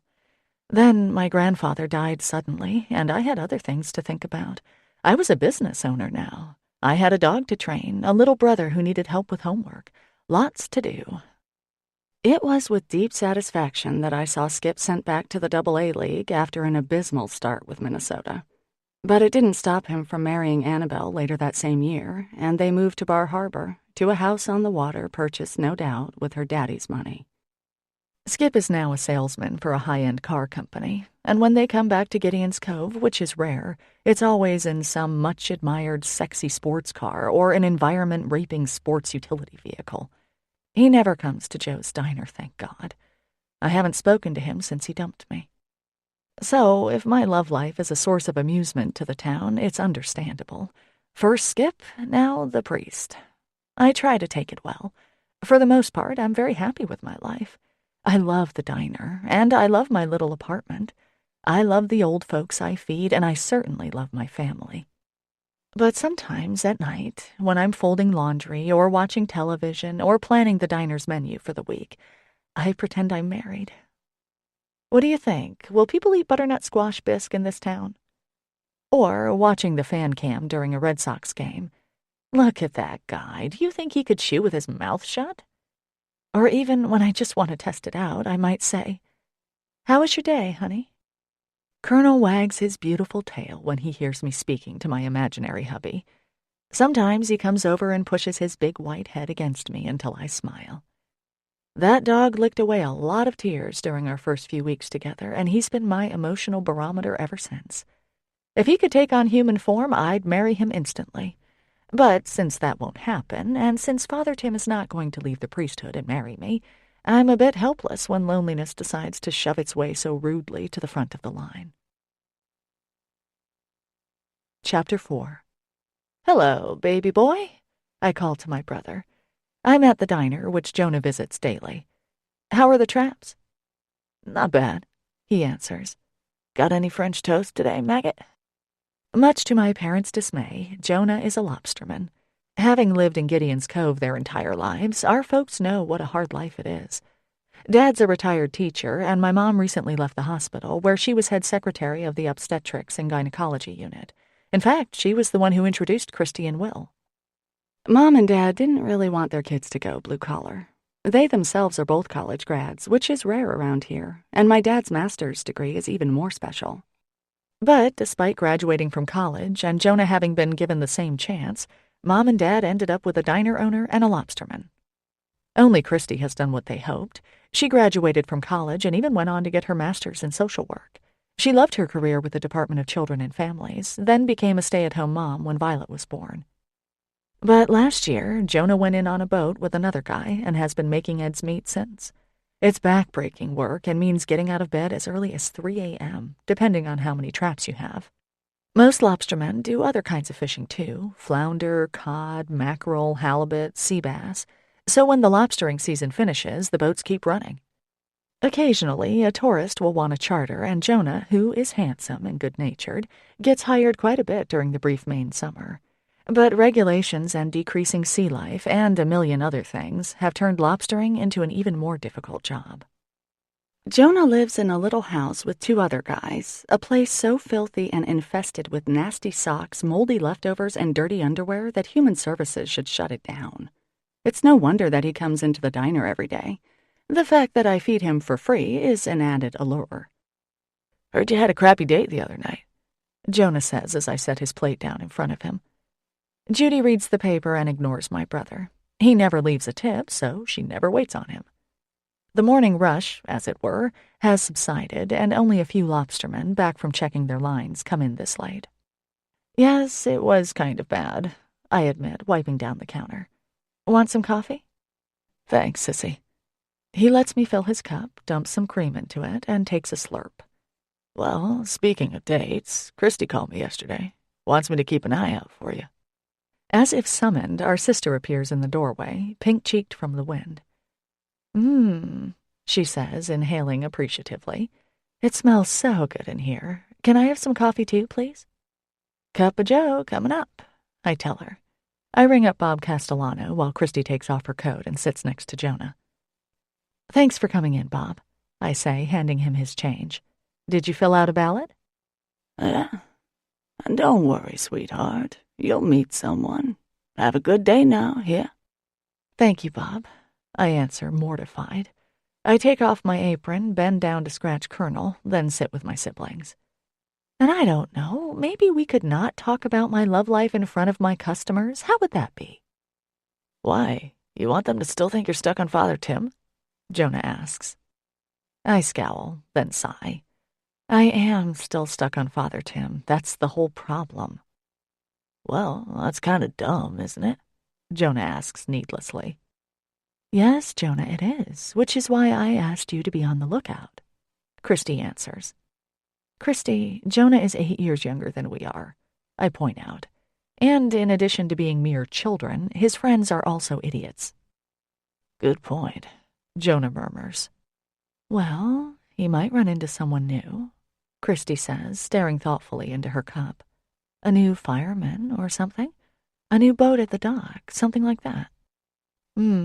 Unlikely," I say, "but I like your optimism." "So, yeah, I'll be looking out for you, Mags. Wanted boyfriend for my sister. Must be, well, what are you looking for, Maggie?" "Someone who's not married to Holy Mother Church," I say. "Let's start with the basics. No priests, no married men, no alcoholics, drug addicts, or prison inmates." Jonah laughs. "Well, shit, Maggie, that rules out everyone I know." "What about Malone, Joe?" Christy asks, suddenly sitting up straight. "The guy who moors next to you." "Malone?" Jonah says. "Yeah, sure. Mags, how about Malone?" "Maloner the loner?" I say. "Come on, he's a mute hermit." I take a sip from my coffee, remembering my agonizing ride last year from Maloner the loner. "No hermits." "He's not a bad guy," Jonah says. "He's scary, Jonah," I answer. "But thanks." Later that night, Chantal and I meet at Dewey's pub. She's at our usual table, facing the bar, flirting with Paul Dewey by tying a maraschino cherry stem in a knot, with her tongue. Paul sits in front of her, slack-jawed, as Chantal's ripe mouth works seductively. Then her tongue pops out and voila, there's the stem tied in a near-perfect circle. "See?"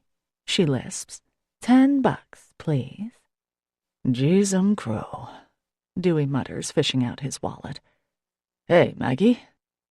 "Hey, Dewey, how did the casserole go over?" I say. "Sold out already," he says, dragging his eyes to me. $20 for you. Great.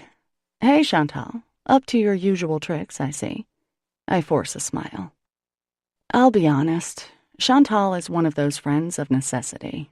She has some nice qualities, but it's probably fair to say that aside from our single status and the fact that we both live and grew up in this town, we don't have a lot in common.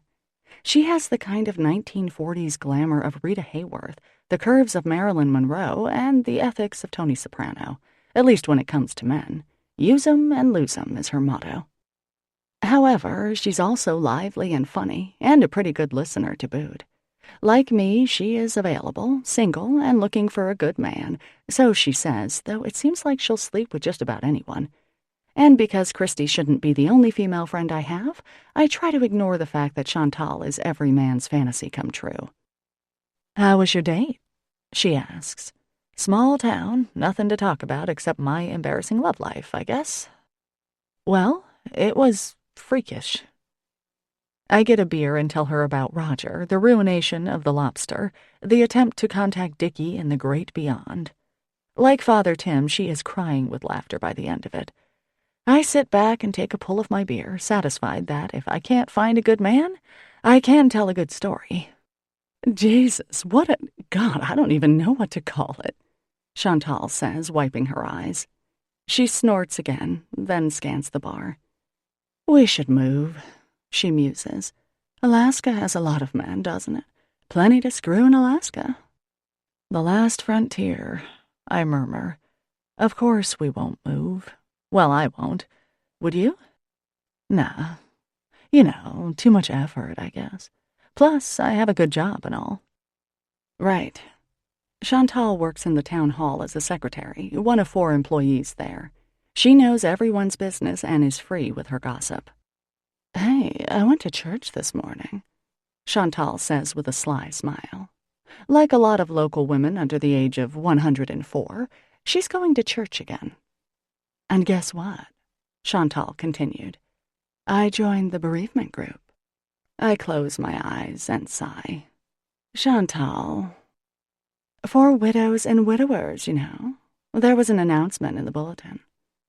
Chantal adjusts her shirt so that more of her impressive cleavage shows. Conversation at the bar stops briefly as the men admire the show. Another inch and they'd be able to nurse. And how long have you been a widow? I ask. Oh, gosh, 20 years, I guess. I was 18 when we got married, 19 when he died. Chantal mentioned once, when we first started hanging out, that she was widowed ages ago. It's strange to think that Chantal was married. She's only 6 years older than I am, but has been a widow more than half her life. What was his name, your husband? I ask. Chris. Cute guy. That must have been really hard, I say. It sucked, she answers. At least we didn't have kids. Did you want to? Oh, shit, no, Maggie. I'm not the motherly type. She laughs and takes a swig of her drink, emptying the glass. So, you're suddenly seeking the solace of a grief group? I ask, raising an eyebrow. Well, I guess I'd rather sit there and have Father Tim comfort me than sit at home scratching my ass, she says cheerfully. He gives great hugs. He must lift weights or something. I am simultaneously jealous and irritated with my own hypocrisy. Chantal has joined a church group in order to be near Father Tim. Sounds familiar. I picture Father Tim patting my hand, looking sorrowfully and deeply into my eyes as I detail the terrible loss. Bereavement group. You're so lucky, I say without thinking, then blush. Sorry, Chantal, that didn't come out right. Well, I'm pretty lucky, she says, shrugging. Hey, Paul, can we get another round? Dewey nearly soils himself in his haste to get close to Chantal again. Sorry, what did you say?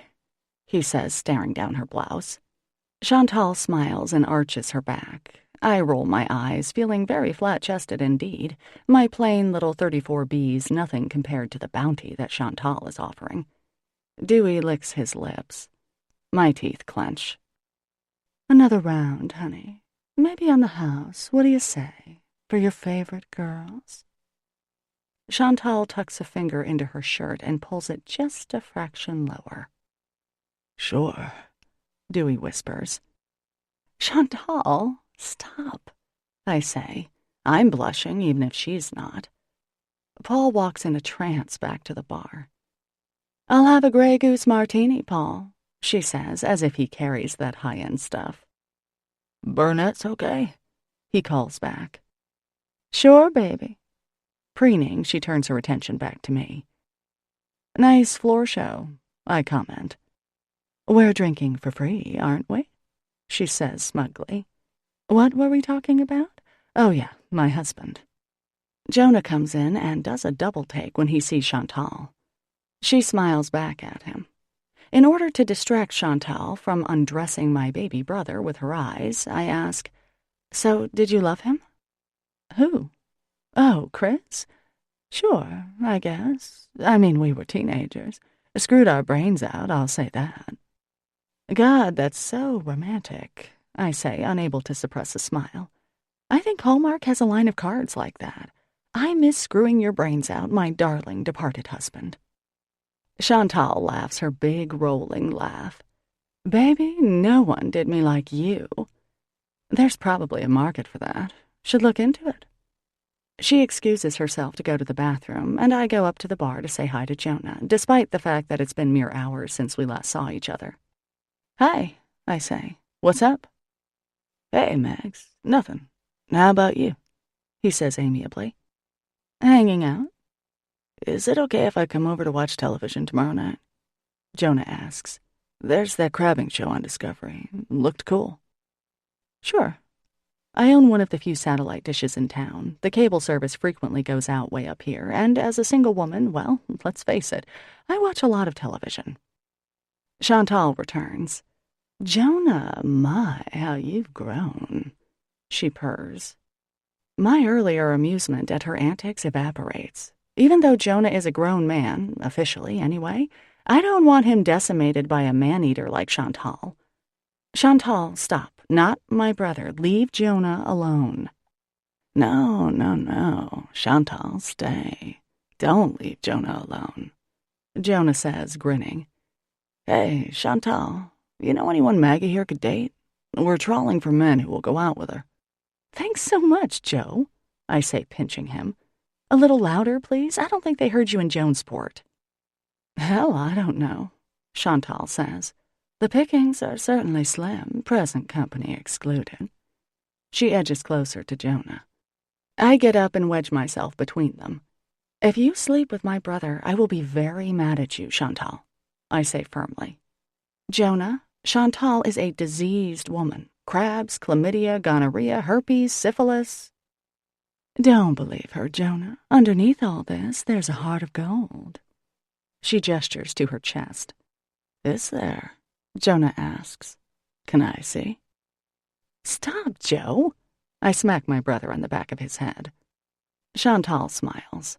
Back to your problem, Maggie. How about Malone? God, you're the second person today who said that, I exclaim, jarred out of my irritation. First Christy, now you. Why not? Chantal says. He's kinda cute. This from the woman who said Dick Cheney had that sexy bald thing going on. Chantal shrugs. Well, I can't help it if it's true. I stare at her. Chantal, please. Maybe, I don't know, Andre Agassi or Montel Williams, but not Dick Cheney. Dick Cheney will never have a sexy anything going on. Well, Malone's got that Clive Owen thing going on. She continues, taking a sip of her martini. Clive Owen after being beaten and left for dead, maybe. More importantly, he's single, right, Jonah? My brother nods sagely at Chantal's breasts. Yeah.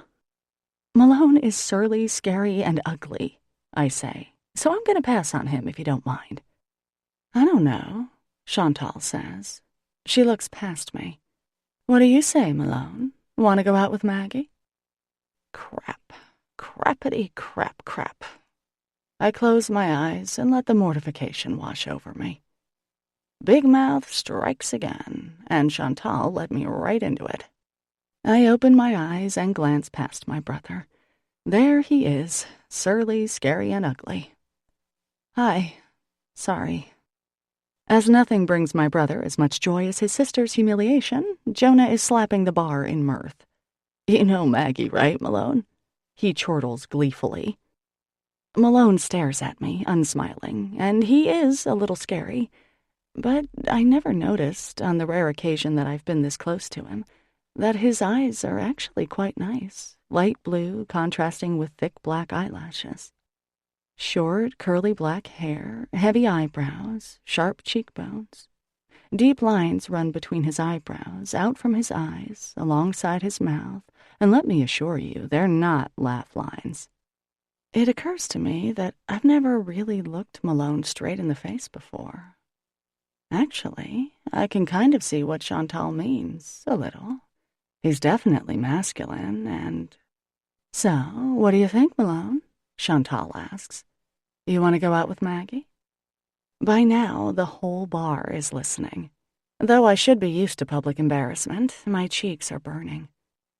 Malone drops his gaze to my chest, looks for a minute, then looks up at my face again. He shakes his head. The bar erupts in laughter. Chantal and Jonah clutch each other, shrieking. Stevie and Dewey high-five each other at Malone's insult, and I just sit there and nod my head. Right, I say over the hysteria. Well, I deserve that. Sorry, Malone. That was a crummy thing to say. He gives a slight nod, then turns to the beer that Dewey presents him. Okay, I've embarrassed myself enough tonight, I say to my brother and Chantal. I'm going home. Good night. Bye, maggot. Thanks for the laughs, Jonah says, sliding his arm around Chantal's shoulders. She blows me a kiss, then turns to say something to Jonah. My jaw clenches momentarily. I get my coat from the table and head out. At Malone's stool, I pause. Sorry again, I murmur. He nods without looking at me. I still owe you that pie, I remind him. He doesn't respond. Although I catch a glimpse of Malone once in a while at Dewey's or at the dock, I haven't spoken with him since he drove me to Joe's in the rain. He did a kind thing for me last spring, and tonight I insulted him. As I walk home through the quiet town, an unpleasant sense of shame keeps good pace beside me. Chapter 5. A few days later, whatever shame I felt has faded to a distant prickle. Once again, the presence of Father Tim melts away all bad feelings, his beautiful smile simultaneously reassuring and thrilling. Last night, my parents had summoned their offspring to a family dinner, something they insist on about once a month or so, and much to my delight, Father Tim was invited as well. As I showed Colonel to his doggy bed in my old bedroom, I could hear Father Tim laughing downstairs, the rumbling voice of my dad, Violet's happy, ear-splitting shrieks. It seemed so natural. We had a very nice dinner, and a lemon cake that I'd baked in honor of the occasion. Father Tim had 2 pieces. Maggie, you're a genius, you are, my girl, he said, finally pushing back from the table. I smiled sappily, heart fluttering. The talk turned to the inevitable, my failure at finding a boyfriend. Will, dear, can't you find anyone for Maggie? Mom asked. Apparently not, Christy intoned, nudging her husband, who looked rightfully chagrined. It's not funny, Christy, Mom said sharply. She's never going to meet anyone behind that counter. Think of how you're going to end up, Maggie, a spinster waitress like Judy. I like Judy, I answered weakly. Mom likes to go right for the kill. Now, Lena, Dad said meekly. I knew it was no use.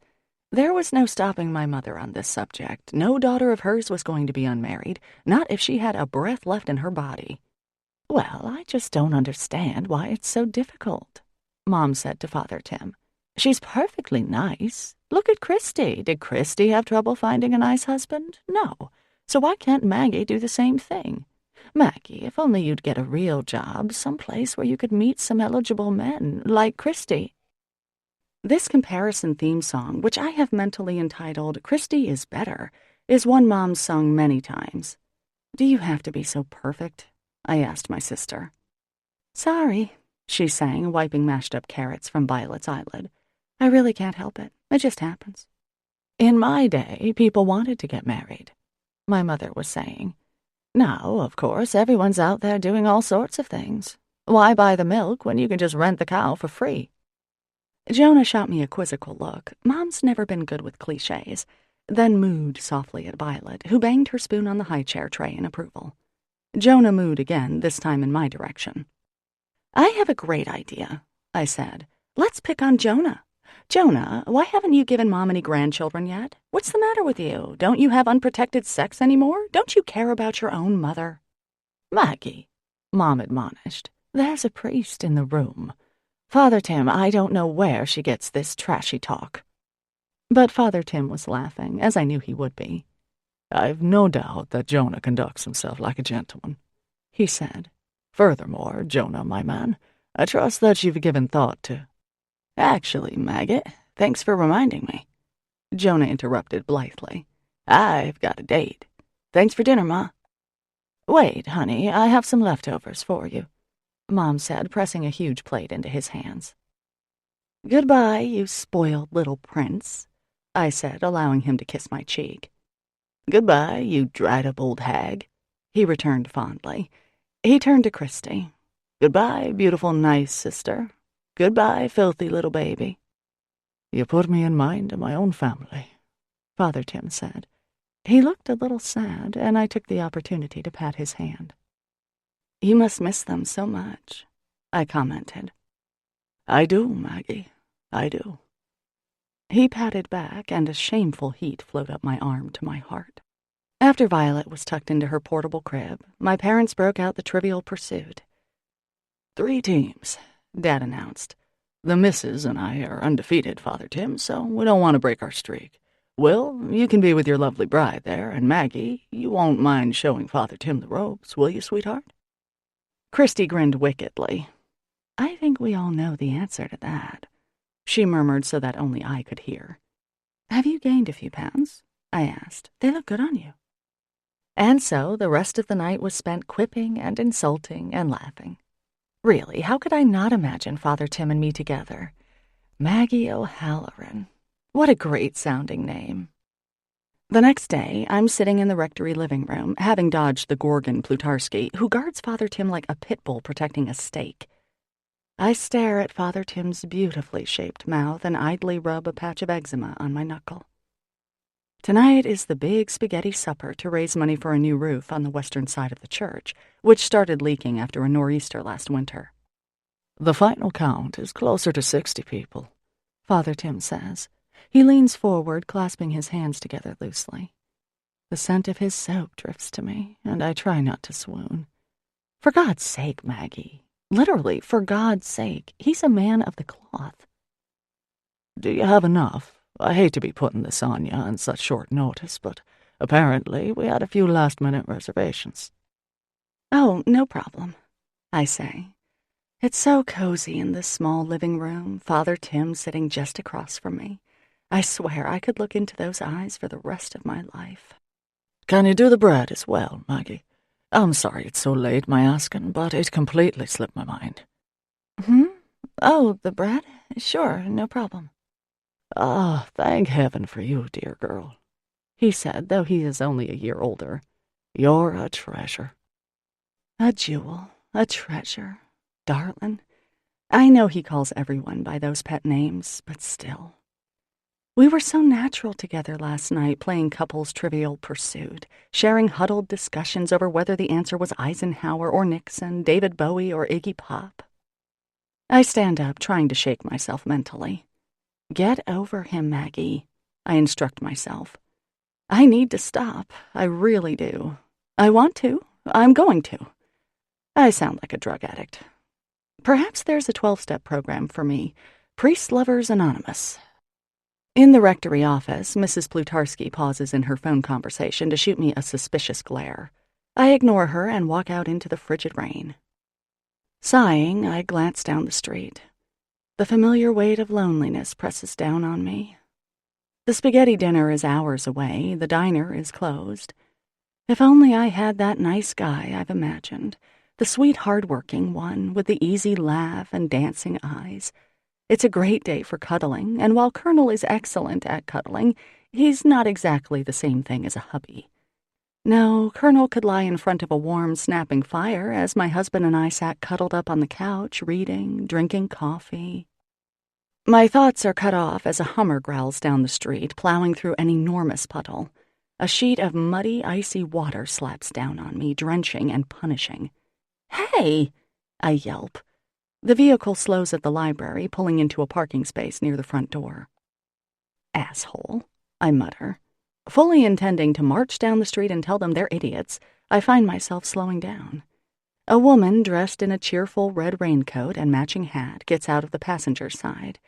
She opens the back door and out pop 3 blonde children wearing colorful raincoats and brightly colored boots. The mother extends both hands and the smaller children each take one, the oldest kid running ahead to hold the door for his mother and sisters. Even from half a block away, I can hear their laughter. I guess I won't tell them off. They're not idiots after all. As a matter of fact, they look like an ad for clean American living, aside from the earth-defiling vehicle they drive. They look like the kind of family I'd like to have someday. The woman seems like the kind of mother I'd like to be. Laughing, well-dressed, unconsciously affectionate, automatically protective. Then the driver's door opens, and out gets Skip Parkinson. His presence is like a punch to the stomach, so silent and stunning that I actually bend over. I haven't seen him since the day he dumped me, that awful day when he brought his fiancée back home. Skip glances down the block, and though I knew him immediately, it's clear he doesn't have that same instinct for me, despite having just soaked me through to the skin. My teeth begin to chatter, but I don't move, just watch as Skip casually jogs into the library, still full of easy athletic grace. Skip must be visiting his parents. No doubt the lovely, adorably dressed children got antsy being stuck inside, so Skip and Mrs. Skip took them to the library to get a book or a movie that would occupy them for the rest of the day. No doubt Skip and Mrs. Skip will return to the Parkinsons' lovely home on Overlook Street and cuddle and read on the couch, the fire crackling, their legs entangled. That could have been me, in the bright red raincoat, being driven through the cold, rainy afternoon by Skip, my husband. Those cheerful, hand-holding kids might have been mine. Turning around, the cold rain slicing my face, I race home. It's only 3 blocks, but I run as fast as I can, and by the time I get there, I'm gasping. I pound up the stairs, hoping that Mrs. K doesn't decide she wants a chat or a pedicure, and burst inside. The only sound is of my rasping breath and the rain drumming on the roof. Colonel hauls himself out of the dog bed and woofs softly. I kneel down and hug him, burying my face in his beautiful fur. "Oh, buddy, I'm so glad to see you," I say. "I love you, Colonel." When an 85-pound mammal licks your tears away, then tries to sit on your lap, it's hard to feel sad. I give my dog some chicken breast to reward him for his love, then go to the bathroom and stare at myself in the mirror. Bad idea. Bedraggled, wet hair sticks to my face, which is blotchy with cold. My mouth is grim. I slam my way out of the bathroom and go to the cupboard above the fridge, the rarely used liquor cupboard, and take out the unopened Irish whiskey given to me by a nice old man who died about 5 years ago. I used to bring him dinner on Wednesday nights. Mr. Williams, nice guy. I slosh about 6 ounces into a glass and raise it. "Here's to you, Mr. Williams," I say, drinking. Yuck. I grimace hugely, shudder, then take another swallow. Grabbing the phone, I call the bakery in Machias and order 18 loaves of Italian bread, then call Will, who is at the hospital up there today, on his cell. "Will, can you do me a favor?" I ask abruptly. "Sure, Maggie, sure. You okay?" he asks. I tell him about the bakery order, remind him to come to the spaghetti supper. He is happy to pick up the bread. Great guy, that Will. I drink to him, too. And here's to you, Colonel Love Pup, I say, raising my glass to my dog. He wags his tail and rests his head on my foot. I look at the clock. 3:09. Octavio closed today and is probably already home with his wife and 5 kids. I hope he remembers to bring the 2 huge pots of homemade sauce and 12 dozen meatballs I left on the diner stove. That's how I spent my morning, from 4 a.m. until 7, cooking for a church event, even though I don't go to church. That's our Maggie, anything for Father Tim. Nothing else to do, right? It's not like anyone's home waiting for her. By the time I leave my apartment, I'm feeling a bit more cheerful. I trip off the curb and step into a frigid puddle up to my ankle, but it's okay. Weaving over to the church, I flip on the lights in the echoing basement and get out the big pasta pots. You are the sunshine of my life, I sing, glad that Stevie Wonder can't hear me. That's why I'll always stay around. Ooh, yeah. Over the past year, I've become well acquainted with this kitchen. I've cooked corned beef on St. Patrick's Day, mulled cider for the carol sing, boiled eggs for the Easter egg hunt. Here, I make huge pans of lasagna for after-funeral gatherings, throw together blueberry cakes and cookies for bake sales. Coffee hour? No problem. I donate the scones, set up the beverages, fill the creamers. My home away from home, this kitchen. You're such a loser, I tell myself. My voice echoes through the basement. I fill the huge pots with hot water, throw in some salt, and turn on the gas. Then, feeling a little bit dizzy, I decide to lie on the floor and wait for the water to boil. It's nice on the floor, cool and smooth. My back aches a little, and I stretch, then close my eyes. A brief nap, perhaps, before everyone comes. Hey, boss. The voice floats to me over the counter. Octavio and his wife come in, each carrying a giant vat of sauce, followed by their many children. Oh, hi, I say. Hello, how are you? It's nice to see you, Patty. Hello, Mookie. Hello, Lucia. Hi, other kids. Hi. You okay, boss? Octavio asks, giving me a questioning look. Yes, I am. I am A-okay. Thank you, I answer. Perhaps I should get up? I do, groping for a handhold on the counter and hauling myself unsteadily to my feet. And you? How are you lovely people? We're fine. He and his wife exchange a look, then set the sauce down and go back to the van for the meatballs. The kids start running around, playing hide and seek. I turn the sauce on low and notice the bottles of wine under the counter. That's right, this is a wine event. How nice. Not just another boring spaghetti supper. A nice wine dinner. That's nice. It's nice to have wine. You kids are nice, I announce to the Santos children as I uncap a bottle. The oldest girl, Marie, who is 7, stops running. Thanks, Maggie, she says, smiling shyly. You're nice, too. I know, I say. I wrinkle my nose and smile at her. What a nice girl. An hour later, the place is full and conversation bounces around the basement like 100 ping-pong balls.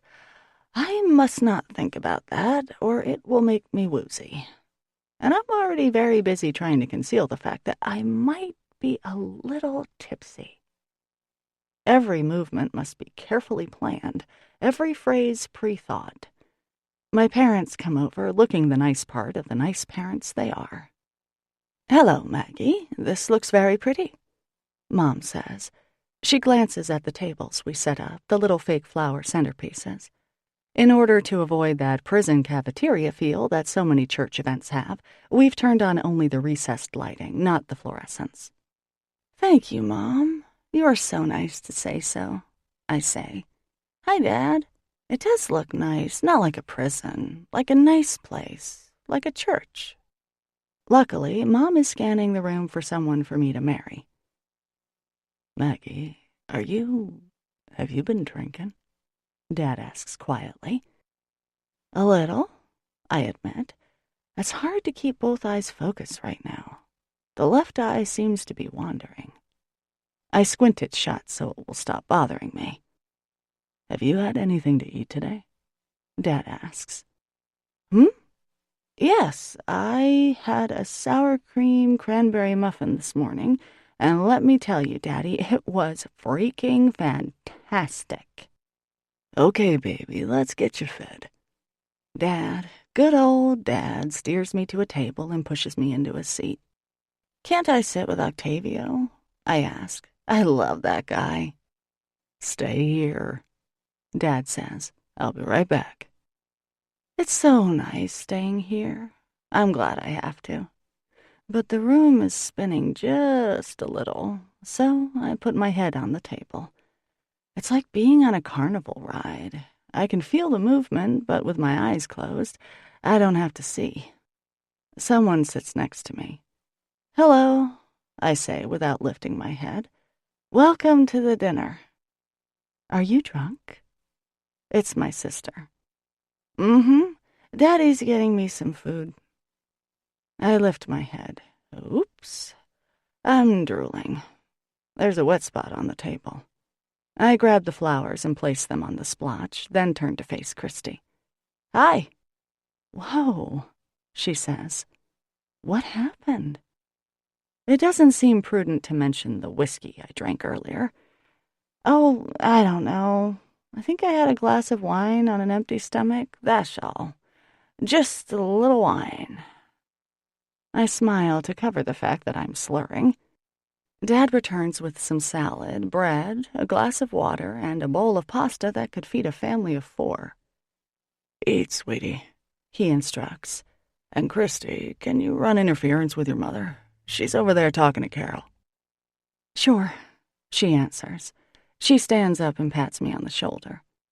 I love you, I call, waving to her. You are so sweet, Christy. I eat the food. It's delicious, I have to say, and begin to feel drowsy. Christy, Violet, and Will come over with plates, and after a little while, Mom, too. Another family dinner. My eyelids droop, but Dad has me on the far end, away from Mom, so she won't know her spinster daughter is now also the town lush. Maybe I can go lie down on the coat pile, I think. It looks so cozy. People mill around, going up for seconds. Great food, Maggie, several people call, and I wave sloppily in response. Then I see Father Tim. He's chatting up Mr. and Mrs. Ruprecht, laughing, clapping Mr. on the back. Mrs. Plutarski, his self-appointed bodyguard, preens in her proximity to the priest. Preening proximity to the priest. I chuckle. Preening, I say out loud. Dad turns to me, concerned, but I can't take my eyes off Father Tim. He's so nice, Father Tim. We had so much fun the other night, didn't we? That man is a great guy. He's no asshole. Not like Skip. Nope. Father Tim is my best friend. I love him. When everyone is just about finished and eyeing the dessert table with unabashed greed, Father Tim takes the microphone and clicks it on. His beautiful Irish lilt fills my ears. It warms my heart to see so many people here tonight, in spite of the nasty weather, he says, smiling at his flock. And what a lovely dinner we've all been enjoying. Thank you, Maggie and Octavio, for putting together such a fine feast, as always. People clap and turn toward me. I stand up, stagger back a little, but decide that no one really noticed. You're welcome, I call out. And thanks in advance to the hospitality committee, too, who'll be doing all the hard work of cleaning up afterwards. Father Tim continues. I'm happy to say that we've raised more than... Can I just say something? I call out, waving to dear, kind Father Tim. Oh, stop her, Daddy, Christy murmurs, her voice urgent. No, they will not stop me. I scoot with surprising agility around our table, only bumping into 6 or 10 chairs as I make my way to the front of the room, where Father Tim stands smiling with a little uncertainty. Can I have the mic? I ask him. I am not so drunk that I miss Mrs. Plutarski's mouth purse in jealousy. Yeah, that's right, because I'm Father Tim's friend.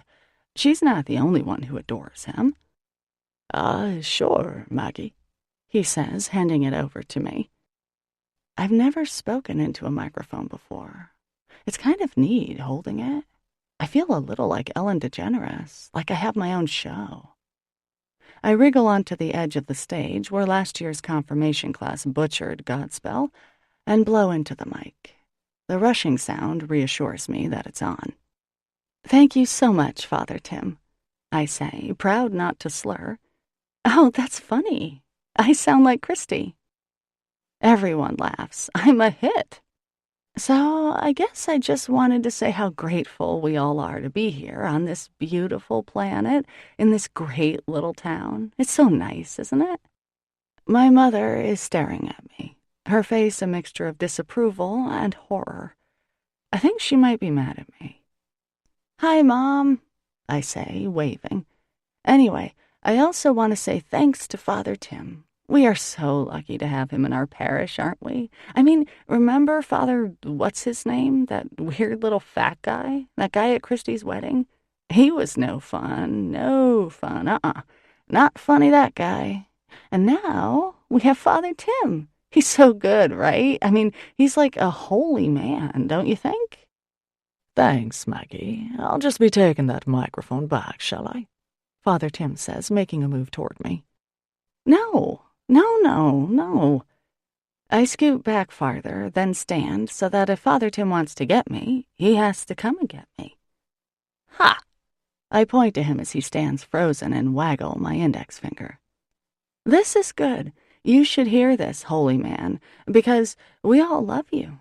Really, don't we? I ask the assembled guests. They are certainly paying excellent attention. Everyone here loves you, Father Tim. Me too. You're such a... And we all just... I love you, Father Tim. I keep talking, but now I can hardly hear myself. The place has gotten so loud. Will is suddenly standing next to me, clever lad, and he takes the mic from me. I wasn't done, I protest. Oh, you're done, honey, he says. Come on, I'll take you home. Chapter 6. Fragments of last night whiz around in my brain like ice being crushed in a blender. Snatches of conversation, images, a deep concern that, yes, I really did say that. It's 3:20 in the morning. I'm not really sure what time Will and my father tucked me in. My brain grinds against my skull, and my right eye apparently has an ice pick in it. My teeth have sprouted fur, and my mouth feels like something reptilian and evil died in there. I stagger into the bathroom and swallow 2 Motrin and 2 Tylenol at the sink. I know it isn't good to take these on an empty stomach, but I don't care. The thought of drinking milk causes ugly things to happen in my digestive tract.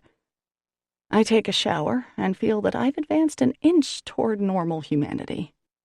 My apartment feels stuffy and close, and I certainly don't want to be around food right now, so the diner is out. I pull on my coat, my wool hat, mittens, and grab a flashlight. Colonel, I say, and my brain recoils from the awful noise. Come, boy, I whisper. Colonel has never needed a leash. He just follows me everywhere with breathtaking devotion. We head out into the pitch-black morning. The town is quiet. There is only the gentle sound of water shushing against the rocky shore. The wind is still at this hour, and the moon long gone, making the stars glitter in the inky black sky. I walk down dark streets, past sleeping houses, until I get to a little path that will take me up to Douglas Point. It's not a nature preserve precisely, but it's close. There's just one house up there, owned by a wealthy Microsoft executive, and he only visits it once or twice a year. He's quite nice about letting us locals use the grounds for hiking and fishing. The smell of pine and sea makes my roiling stomach feel better, and the breeze seems to blow all thought from my head. I know what I did last night, but at this moment, my mind is empty. It's just Colonel and me right now. I go along the sea to a large outcropping of rock that sits directly over the water. In fact, it's called Bowsprit Rock, as it resembles that particular part of a boat.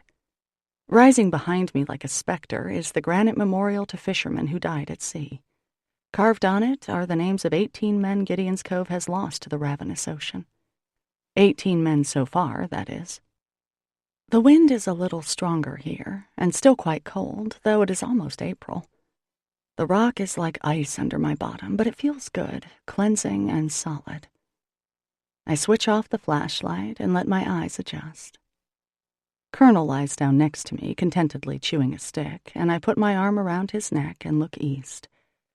Dawn is far away, but the stars are brilliant enough tonight that I can see whitecaps here and there. The water slaps against the rocky shore, shushing and whispering. With a sigh, I lie back and look into the Milky Way. It's so beautiful, so cold and pure and distant, hypnotic. Colonel snuggles against my side, and I idly stroke his thick fur, just looking into the heavens.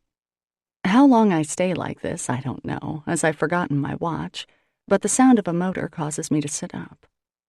There goes a lobster boat out to check the pots. The light of the boat seemed warm and welcoming compared with the distant ice of the stars. It might be Jonah, though he's on the lazy side of lobstermen. I squint, but I can't make out who it is. Malone, maybe. Jonah's mentioned that he's usually the first one out, the last one back. Last year, the story goes, Malone and his cousin, Trevor, a man as sunny as Malone is dark, went in on a new boat. Real pretty, the local gossip sources said. 85 thou, maybe more. They were going to do some more commercial work, maybe even start a few scallop beds, but Trevor, who often came into Joe's diner and flirted equally with Judy and me, disappeared one day. Apparently, he sold the boat out from under Malone and took off with the money, leaving Malone with the payments. Trevor was never seen again. Rumors flew, mafia, drugs, homosexuality, murder, but Malone remained, silently working his traps himself, using the boat he'd had for the past 10 years. Well, I'd heard about it. You don't own the only restaurant in town and not hear these things. But I don't really know Malone. He was 5 or 6 years ahead of me in school. As he's barely spoken to me ever, I don't really know what his situation is, a rare event in Gideon's Cove. The grinding in my head has subsided to the pulsating of a wounded jellyfish. My ass is numb, my cheeks stiff with cold. With a sigh, I stand up. "Let's go, big boy," I say to the dog. We turn and head for the diner as the sky lightens almost imperceptibly on the eastern horizon. I put on coffee and start pulling together some muffins, cranberry lemon today, and raisin bran for Bob Castellano, who needs his fiber. Mrs. K likes them too. Soon the diner will start to fill up with people who will want to hear about my little speech last night, or people who witnessed it and want to relive it. Once again, I've embarrassed myself. At least no one can say I'm not entertaining. By the time the second batch of muffins comes out, I've started the potatoes for Octavio's rightfully famous hash browns. As if summoned, he clatters through the back door, and I wince at the noise. "Hi, boss," he says cheerfully. "Hi." I wait for the questions, but none comes. Instead, Octavio busies himself at the stove, checks the muffins. "How about some coffee, boss?"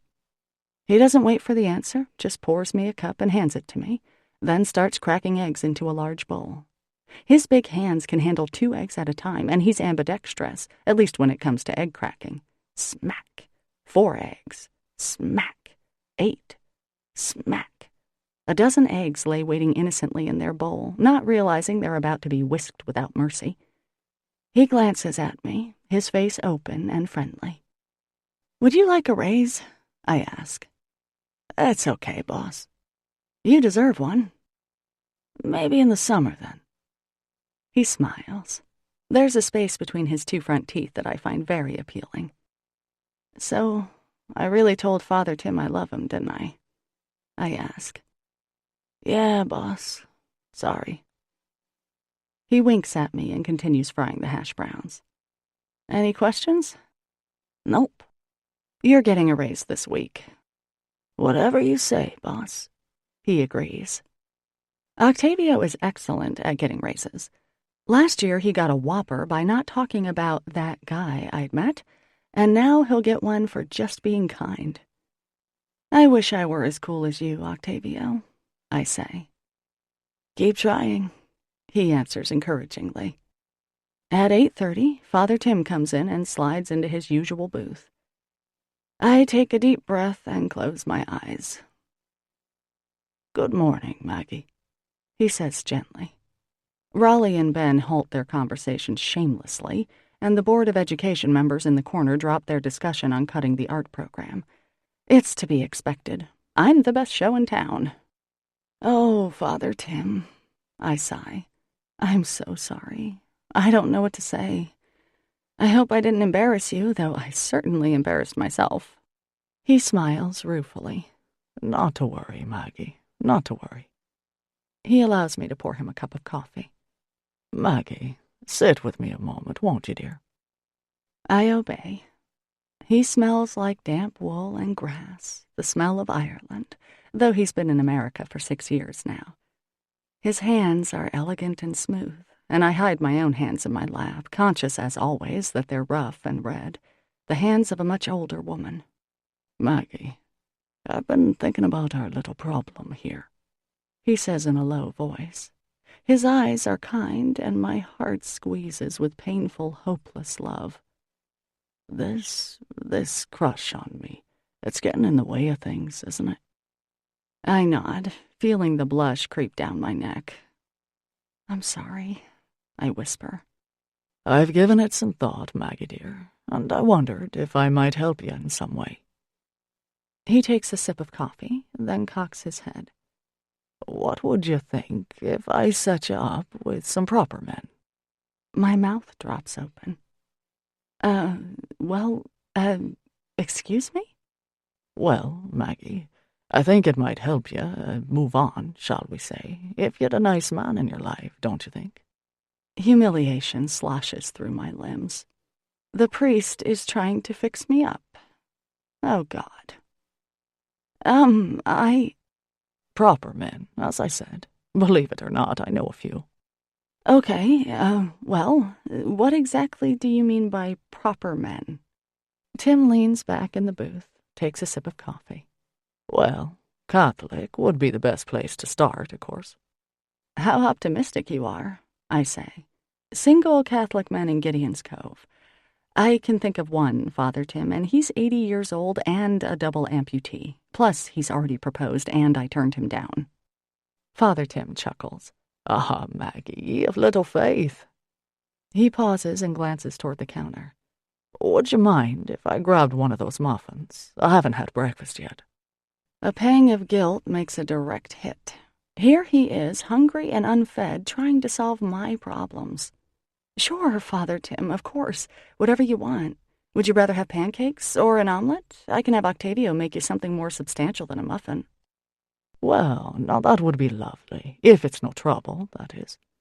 He tells me what he wants, and I call the order to Octavio. Judy, I ask, would you bring this out to Father Tim when it's ready? Judy sighs hugely, then nods, undeterred from reading the paper. Can I have some more coffee? Raleigh asks. Why don't you just help yourself? She answers, gesturing in the direction of the coffee pot. I hop up and refill his cup, then return to Father Tim. All right, then, Father Tim says. Now, bear with me, Maggie, because I know that when it comes to dating, you haven't had much luck, but you're also a bit on the fussy side, aren't you? Well, I don't really think so, I answer. Am I? Granted, I'm not Chantel, whose male friends require only a beating heart, but I don't think I'm really fussy either. I think it's better if you keep an open mind. I'll have the gentleman give you a call, and you can arrange a meeting and have a chat. How's that, dear? After Gifted Roger, I think I'd rather feed myself to sharks than go on another blind date. Yeah, no, I say. Maggie, Father Tim says, frowning slightly. Let me be blunt. I wince, but he continues. You're a lovely girl, but I think you need a little help when it comes to dating. From a priest? I yelp in my head. We can't have you embarrassing yourself every time we run into each other now, can we? Father Tim whispers, smiling sweetly. I slide lower in the booth. My fists are clenched so hard in mortification that the skin over my knuckle cracks. My knee bumps Father Tim's, and I jolt upright in my seat. Think of it as your penance, Maggie, he says, eyes twinkling, for overindulging last night. What about forgive and forget? I mutter. Turn the other cheek, go and sin no more? Save it, lass. You're with a professional. I won't take no for an answer. I sigh. Raleigh spins on his stool toward me. I think you should try it, sweetheart, he offers. Thanks, Raleigh. I close my eyes. Okay, Father Tim, but you have to promise that they'll be good, okay? Real possibilities. I think for a minute. Hey, what about Martin Brullier? He's single, isn't he? Martin works out of town, a seemingly nice guy in his 40s, maybe, not bad looking. His wife and he divorced about a year ago.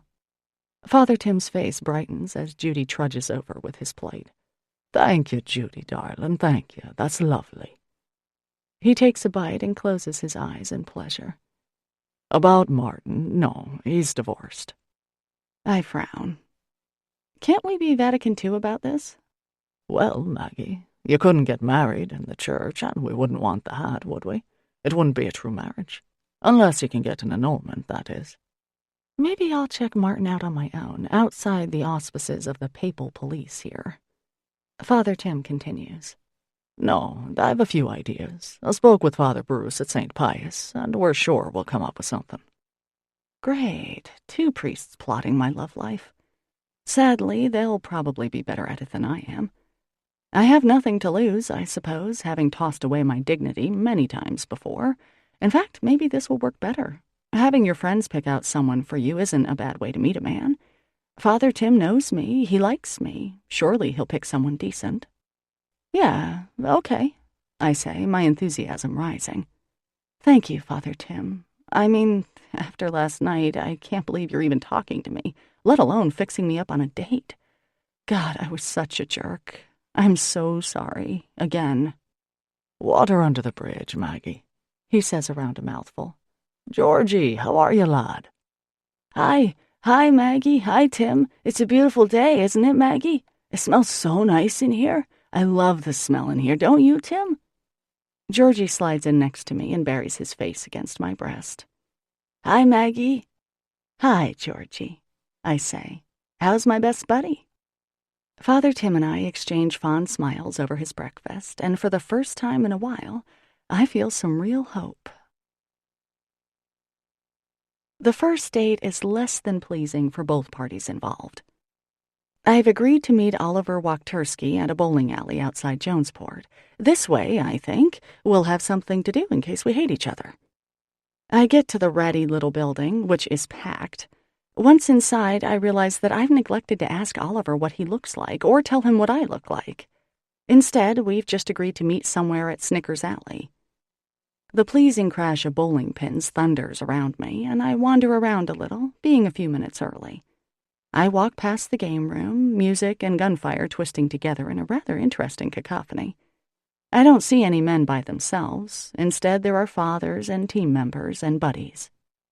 I stroll the length of the alley again, pretending to look simultaneously amused and nonchalant.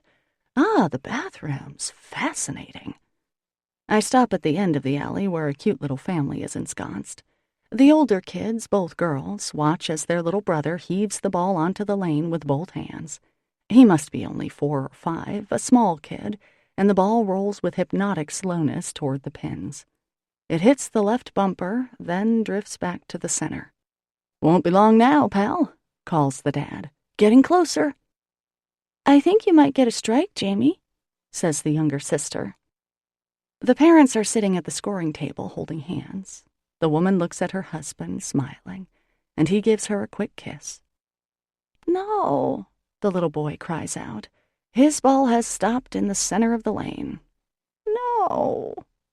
He bursts into tears. Immediately, the older girl picks him up. "Don't worry, buddy. That's really special when that happens. Hardly anyone can do that, right, Melody?" That's right, Jamie. You get extra points for that. The girls exchange a conspiratorial big girl smile over Jamie's head. The alley attendant comes over and ventures out to retrieve the ball. He has a sticker for the boy, which cheers him up immensely. I want a sticker, Mommy, he shouts. I smile. What a wonderful family, I think, studying the parents. They seem to be perfectly ordinary, neither handsome nor ugly, fat nor thin, and yet they obviously love each other and have tender-hearted kids. How is something so simple so hard to get? Someone taps my shoulder. Maggie? I turn. Oh, Oliver? He nods. Nice to meet you. He's nice-looking, even features, lovely brown eyes that hint at smiling. My heart rises with hope. Hi, yes, I'm Maggie Beaumont. It's really nice to meet you, too. I was just watching this cute family. The boy's ball didn't make it to the pins, and the sisters picked him up, and they were all... I realize I'm in danger of entering the city of Babylon. Well, they were very nice. Want to get some shoes? Oliver asks. He's smiling. Sure. We rent our shoes and find our lane, number 13. I forget if 13 is lucky or unlucky, so I decide that it is indeed lucky. We're between a group of serious league bowlers and another family with young kids. So you own a diner? Oliver asks. Yes, I own Joe's in Gideon's Cove. I've never been there, he says. But now I have a reason to come. He has dimples when he smiles, and I blush in pleasure. Why don't you go first? He asks. The first few rounds are fine. We cheer for each other and chat easily. It's when I mention Christy that the first warning shot across the bow is fired. You're an identical twin? He asks. Yep. My smile fades at the speculative look on his face. Slightly lecherous, eyebrows raised, smirk on his lips. The boys in high school used to make the same face. But he says nothing, and when we sit together for a moment, he casually puts his arm around my shoulders. This is fun, he says. His hand brushes my neck, and my skin breaks out in gooseflesh, not the good kind. He leans in for a kiss. I don't stop him, but I don't really want... Ew. Very wet, very spitty. Tongue already? Okay, enough. I jerk back. Yes, it's fun. Bowling. Well, I've always liked bowling. Okay, your turn. Tiebreaker, so put on your game face. You're the Red Sox. I'm the Yankees. Actually, I want to be the Red Sox, okay? So watch out. Give it your best shot. Finally, I manage to wrestle my mouth into submission. I stare at my hands and wish I hadn't bothered using my ultra-expensive rose oil lanolin honey cream this evening. Oliver gives me an odd look and gets up, and I take a quick swipe at my mouth. He picks up his ball from the little conveyor belt and goes into his wind-up. Just as the ball flies from his hands, he falls to the floor, writhing.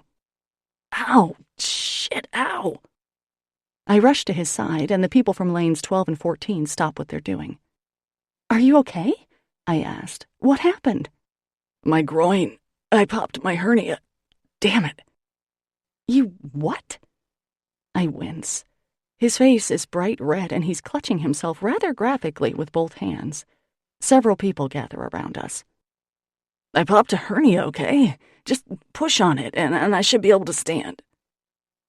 Though his face is red, his eyes are calm. Do you need any help? The mother from lane 14 asks. No, Oliver snaps. Just push on it, Maggie. My hands instinctively grasp each other. Well, why don't you push on it? Because I can't. You need leverage. Just do it, Maggie. Push on where exactly? I ask. A prickle of mistrust crawls up my neck. My groin, right there. Jesus, Maggie, I'm in pain here. Is he, or is he faking? Would he do this just for some weird sexual thrill? I barely know this guy. I don't want to push on his groin. Blah. Come on, Maggie, he says. Right, okay. It's just that I never, hernias? I don't know anything about hernias. Maybe we should wait for a medic. I'll call 911. No, this happens all the time. For God's sake, Maggie, just push. His teeth are gritted now, and I can't tell if it's from pain or frustration that I'm not feeling him up. He certainly looks pissed off. Okay, so where exactly? I say, biting my lip. Here. He grabs my hand and shoves it on his, well, you know, his mail place. The family next to us hustles their kids away. Go ahead, honey, one of the male league players says. Push. Grimacing, I look away and give a tentative push against his, flesh. Harder, Maggie, harder. Is that pain or sexual frenzy? I just can't tell. Push harder. Oh, crap, is this for real? He certainly isn't good with pain, and that doesn't make me like him any better. I push a little harder. Will you stop fucking around and do it? Oliver snarls.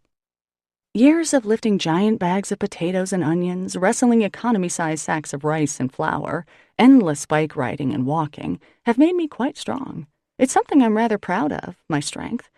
I look down at Oliver's speculative eyes and push with all my might.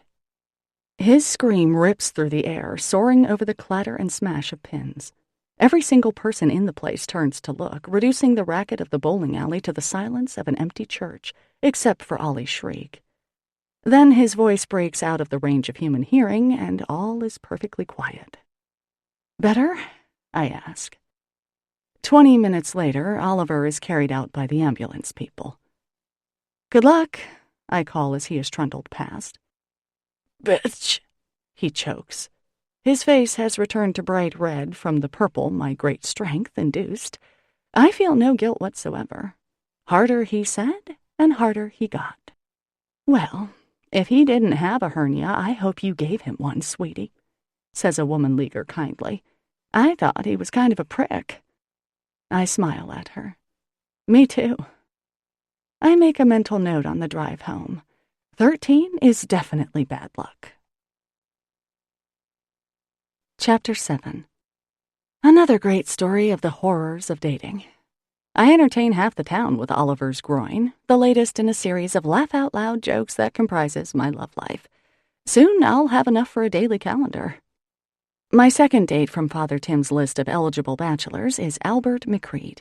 We meet at a steakhouse on Route 1, Al and I, and while he is a good-looking man, financially secure, considerate, and pleasant, and while we agree that Maggie McCreed would be an excellent name, and while he was apparently quite brave during his colonoscopy last month and his cataract surgery in January, we decide at the end of our meal that perhaps we aren't quite right for each other. You're a lovely girl, Al says as he pays the check. At least there's that. He puts away the pictures of his grandchildren and smiles. And you've been so kind to an old man like myself, sitting here all night listening to me go on. I'll probably kick myself for letting you go, I say, horrified to realize that Al's been my best date in years. Well, I can't wait to tell my bridge club that I went on a date with a sweet young thing. Imagine me dating a woman 46 years younger. We laugh and hug and part as friends, and he drives with painstaking care out of the parking lot, another senior citizen fallen to my charms. When I get home, there's a wheezing, laughing message on my machine from Father Tim. Oh, shite, Maggie, he says, and I smile at the rare curse. You've already gone, then. Well, by the time you get home tonight, you'll find that wire's got a wee bit crossed. He dissolves into more gales of laughter. Ring me when you get in. I pick up the phone and hit number 3 on speed dial. You're speaking to the future Mrs. Albert McCreed, I say when he answers. Oh, Maggie, he says, I'm so sorry. It seems that Father Bruce was thinking of the wrong person. Tell me it wasn't awful. It wasn't, actually. He has beautiful grandchildren. This causes another shower of laughter, and I lie back on my bed and listen happily. That Sunday, as I field the after-church brunch crowd, I'm surprised to see Al come in. He waves vigorously as I serve the Tabors their pancakes. Thought I'd stop by and see you, sweetheart, he announces loudly, adjusting his hearing aid. The diner becomes quiet. I wanted to tell you again what a wonderful time I had on our date. I smile. Me too, Al. At least this time I'm not embarrassed. Or drunk. What about Kevin Michalski? Father Tim asks the next week, taking his usual seat at the diner. I used to babysit him, I answer, gazing out at April. Sadly, it doesn't look different from muddy March, though the air is a bit gentler. There may be a slight fuzz of red on the distant oaks, but I can't really tell. Ah, and that puts him out of the running, does it? He must be 12 or 13 years younger than I am, Father Tim. He's 19 years old. I'd like someone who can buy a six-pack. All right, then, says Father Tim. He seems to have really gotten a tickle out of arranging my dates and consults his list with a serious expression. I've one last man to try, and if that doesn't work, I'm giving up on the world of dating. You realize how that sounds, don't you? I ask him. This one's a winner, mind you, he says. I've been saving the best for last. Crafty of you, I murmur. He grins. You'll thank me for this one, Maggie. You will. Good, I say, because this is your last chance. If he doesn't work out, I'm putting myself on eBay.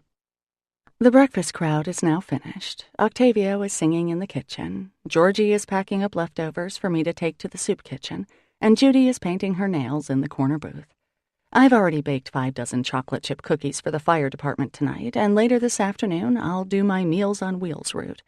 Mrs. K and I have plans to watch a movie together. The Cave, I think she said. She likes a good scare. It's a typical day. Busy, full, tiring. Not a bad day at all. But loneliness gnaws at me, and filling my time with pleasant tasks ain't cutting it.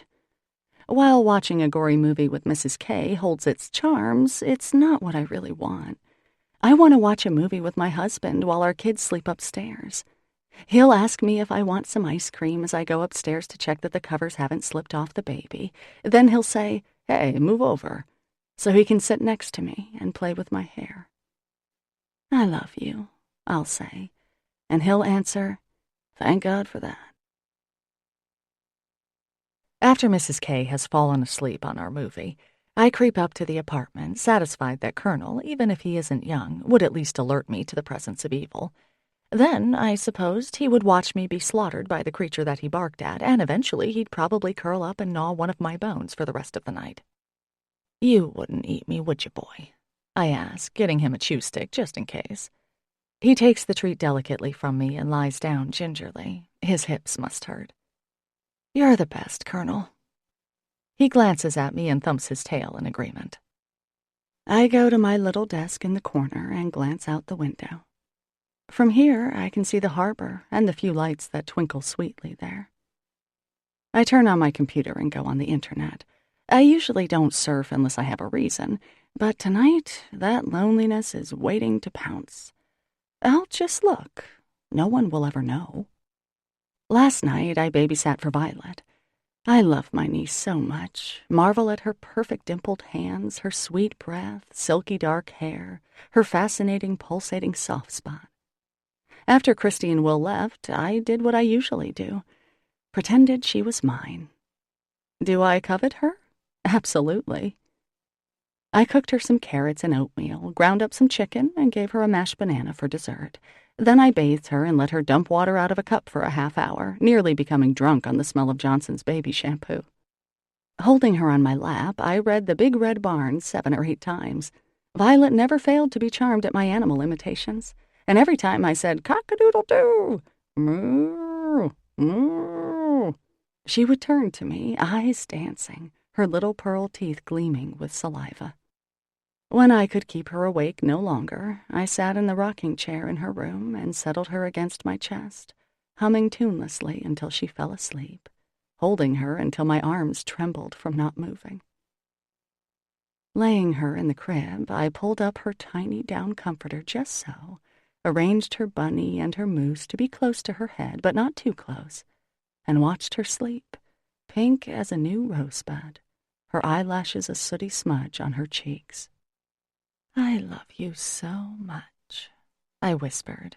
I rather hoped she would wake up and fuss so I could comfort her, but she slept deeply, not moving as I stroked her cheek with my pinky, the least rough of all my fingers. Right. So, can't have a baby if I don't have a mate. I type in a few terms for Google, then click on the first website that comes up without giving myself time to chicken out. Before I am allowed to see who is ripe for the picking in northern Maine, I must first answer some questions. Are you a woman seeking a man? I most certainly am. Then I enter in my approximate date of birth and zip code. Pick a username, I am ordered. Okay, I think. Something nauseating and memorable. Boo Boo Bear. Sorry, that name is already taken. Please choose again. Really nice person. Sorry, that name is already taken. Please choose again. I glance at my dog. Colonel McKissy. Sorry, that name... Oh, for heaven's sake, I mutter. I type in some gibberish and finally get through. The next few questions are easy. My body type, hair color, eye color. For these, I'm truthful. Body type, average. Eyes, gray. Am I a light brown or dark blonde? Dark blonde sounds more alluring, so dark blonde I am. Then we get to the interesting stuff. Body art. Does double piercing my ears count? Apparently not. The choices include things like inked all over, fanged, and branded. Branded? Do people get branded these days? Should I invest in a brand, perhaps? See? I tell Colonel. This is why I don't do internet dating. Still, it's interesting.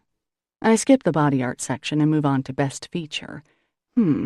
I guess everyone would say their eyes, so I'll say smile. I have a nice smile, a ready smile. My teeth are straight and even. Smile it is.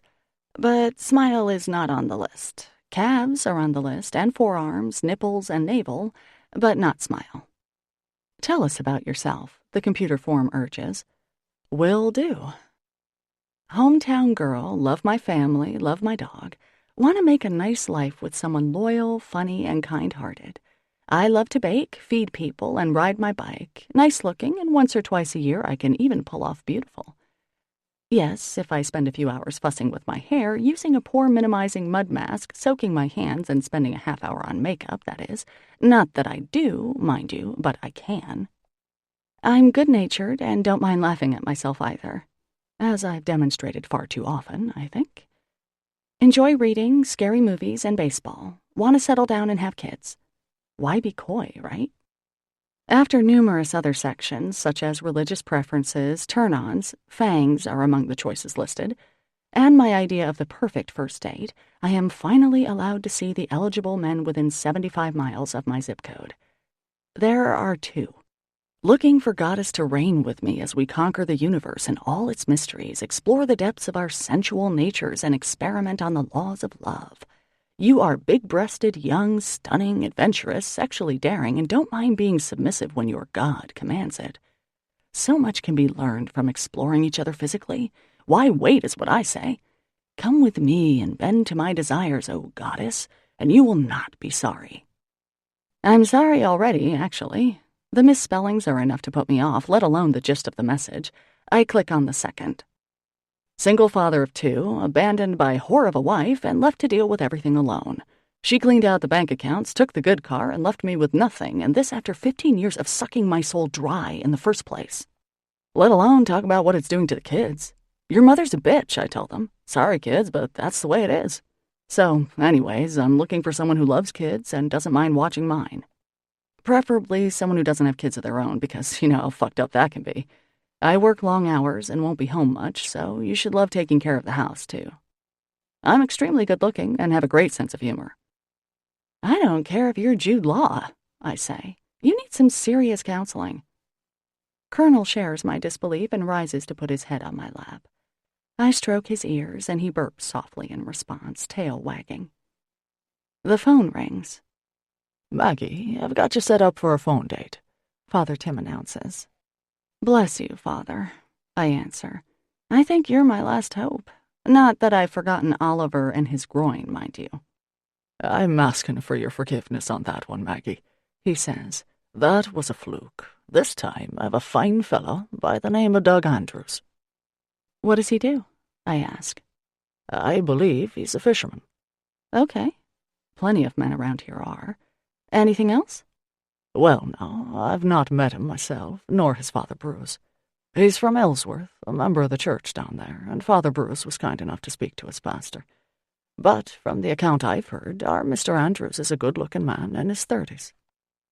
Mm-hmm. And why does he need to be fixed up by a priest? I ask. Even though I myself require this service, I'm suspicious of others who also need it. He's a widower, Father Tim answers. lost his wife a couple of years ago. Great, I answer, then immediately correct myself. I mean, of course not great. That's awful. So sad. I roll my eyes. What I mean is, at least he was normal enough to meet someone once. It's better than just being a weirdo who never was able to get married in the first place. I pause. Like me. Maggie, you're not a weirdo. Granted, you talk a bit too much, and you have a way of sticking your foot in your mouth, but you're a jewel. And if a girl as wonderful as you needs a bit of help in finding someone, doesn't it stand to reason that there's a wonderful man out there who does as well? I guess so. Did Father Tim just insult me or compliment me? A little of both, it seems. Well, is he going to call me? He is, yes. Tomorrow night, 9 o'clock. I assume you'll be in? Yep. I hop up and make the note on my blackboard. Father Tim, I really hope something turns out with this guy, I say. I'm so tired of first dates. I just don't know why it's so hard to meet someone. He sighs in my ear. Nor do I, Maggie. As I said, you're a fine person, and you will find someone. The Lord works in mysterious ways. A priest finding me a boyfriend is on the mysterious side, Father Tim. His laughter warms my heart. Chapter 8. Doug Andrews does indeed sound very nice. We spoke for almost an hour and agreed to meet at a restaurant between Ellsport and Gideon's Cove. There aren't that many restaurants open year-round up here, but Jason's Tavern is, which makes it a fairly popular place. It's a squat, unremarkable structure sitting at the edge of Route 187, easy to get to, clearly visible from both directions. Half of the place is the bar area, which has a big screen television permanently set to the New England Sports Channel.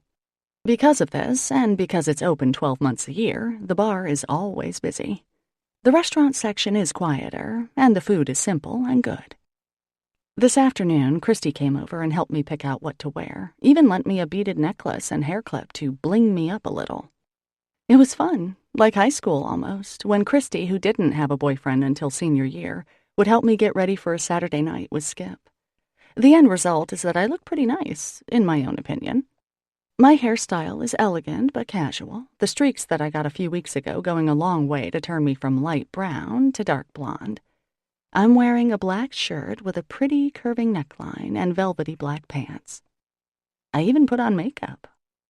Although I caution myself not to get excited, I can't help it. Doug and I talked easily. He sounded so reassuringly normal, talking about work. He's a manager at a fisheries plant. Sailing, even a little about his wife, who died in a small plane accident. There were no warning bells, no awkward pauses. He seemed interested in me, wanted to hear about Joe's diner, asked nice questions about Christy and Colonel, my two favorite people. I get to the restaurant early, go inside, and ask the hostess if Doug has arrived. At the bar are a couple of men engrossed in the Red Sox pregame show, and although I can only see their backs, I know Doug isn't among them. He told me he is prematurely gray, and the guys there are dark-haired. The hostess shows me to a table near the gas-fueled fireplace. I sit facing the door, my back to the bar and the giant television, so that I can see Doug when he comes in. "Would you like a drink?" the hostess asks. "Well, maybe I should wait for my friend. Actually, no, I'll have I don't know, glass of wine? How about a Pinot Grigio? Do you have that by the glass?" "Santa Margarita?" she asks. "Sounds great," I say. Trying to look comfortable when you're waiting for someone in a restaurant is difficult. I study the few other diners. An older couple eats in silence 2 tables away, and a young woman and a much older woman chat animatedly in the corner. Grandmother and granddaughter, I'd guess. Aside from them and the guys at the bar, the restaurant is fairly deserted. I glance over at the door. The hostess is reading a book. I should have brought one too. I hate waiting. I turn in my seat and glance at the game. The Sox are trying out a rookie pitcher. If I were home tonight, I'd be watching. It's nice to have somewhere else to be.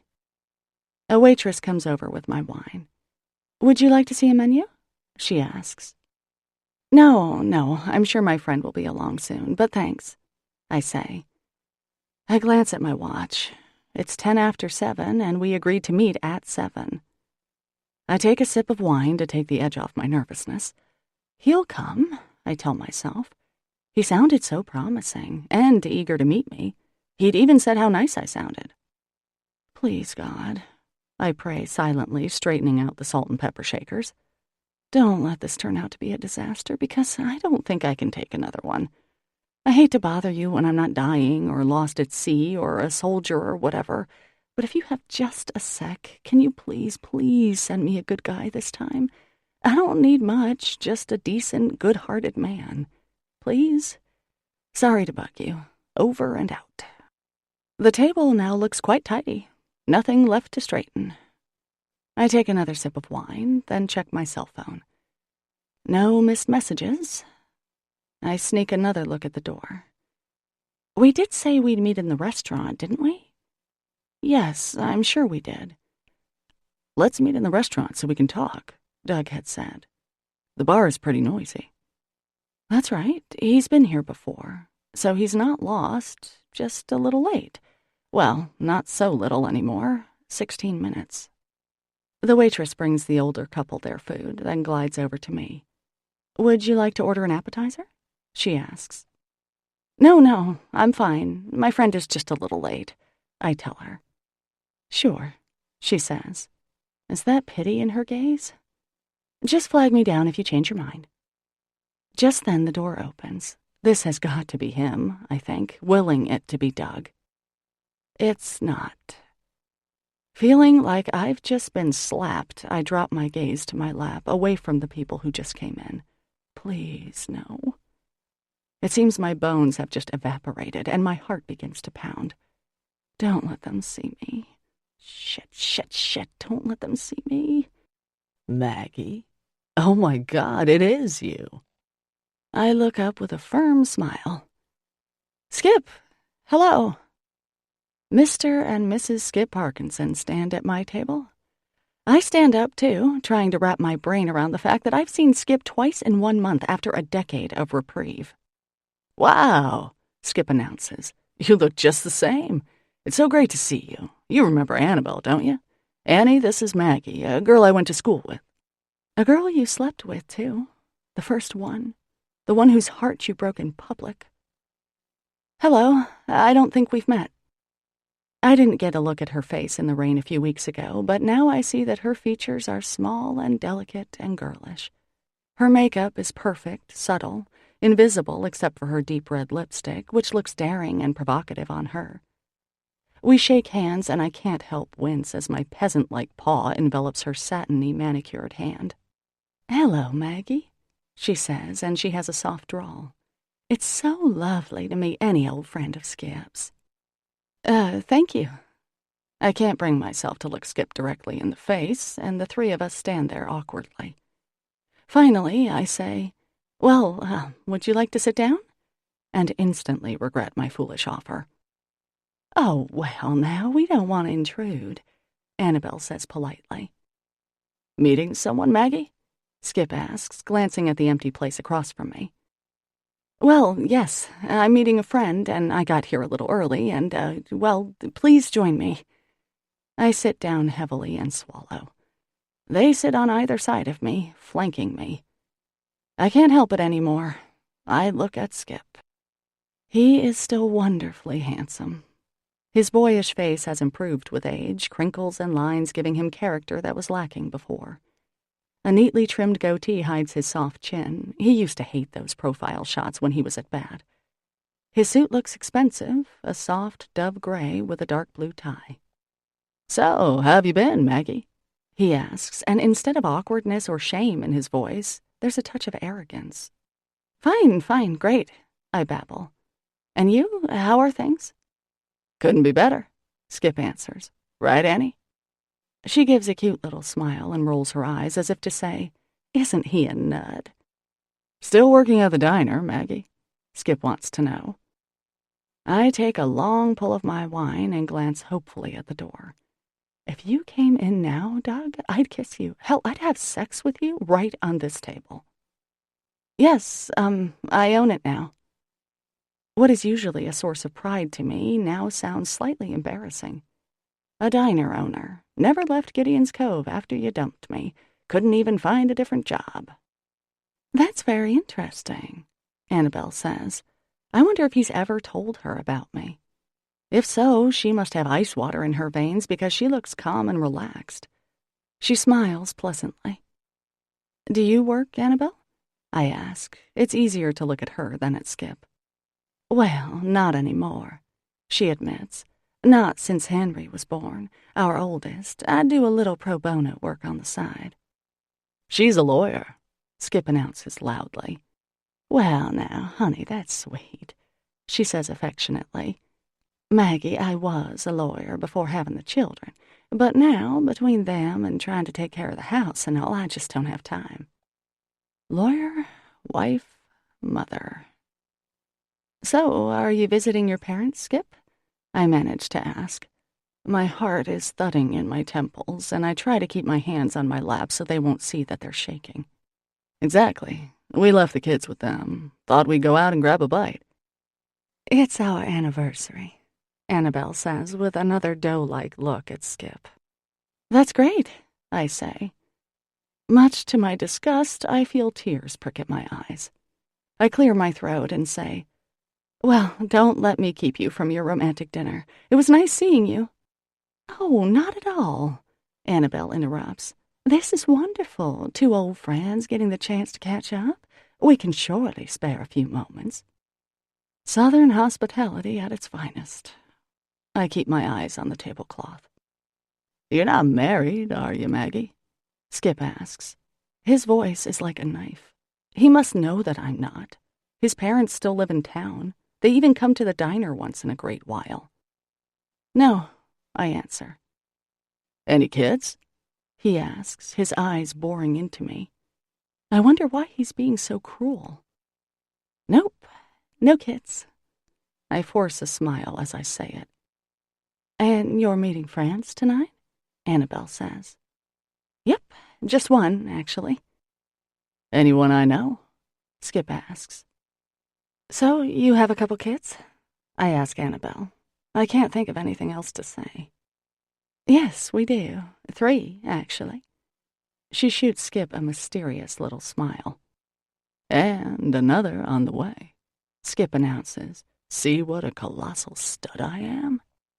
Oh, that's nice, I say. Wow, 4 kids. That's nice. Skip always wanted 4 children. He said so once when we were enjoying a post-coital cuddle. Let's have 4, he said, and the memory is so vivid I can practically smell his sweat. 2 boys for me, 2 girls for you.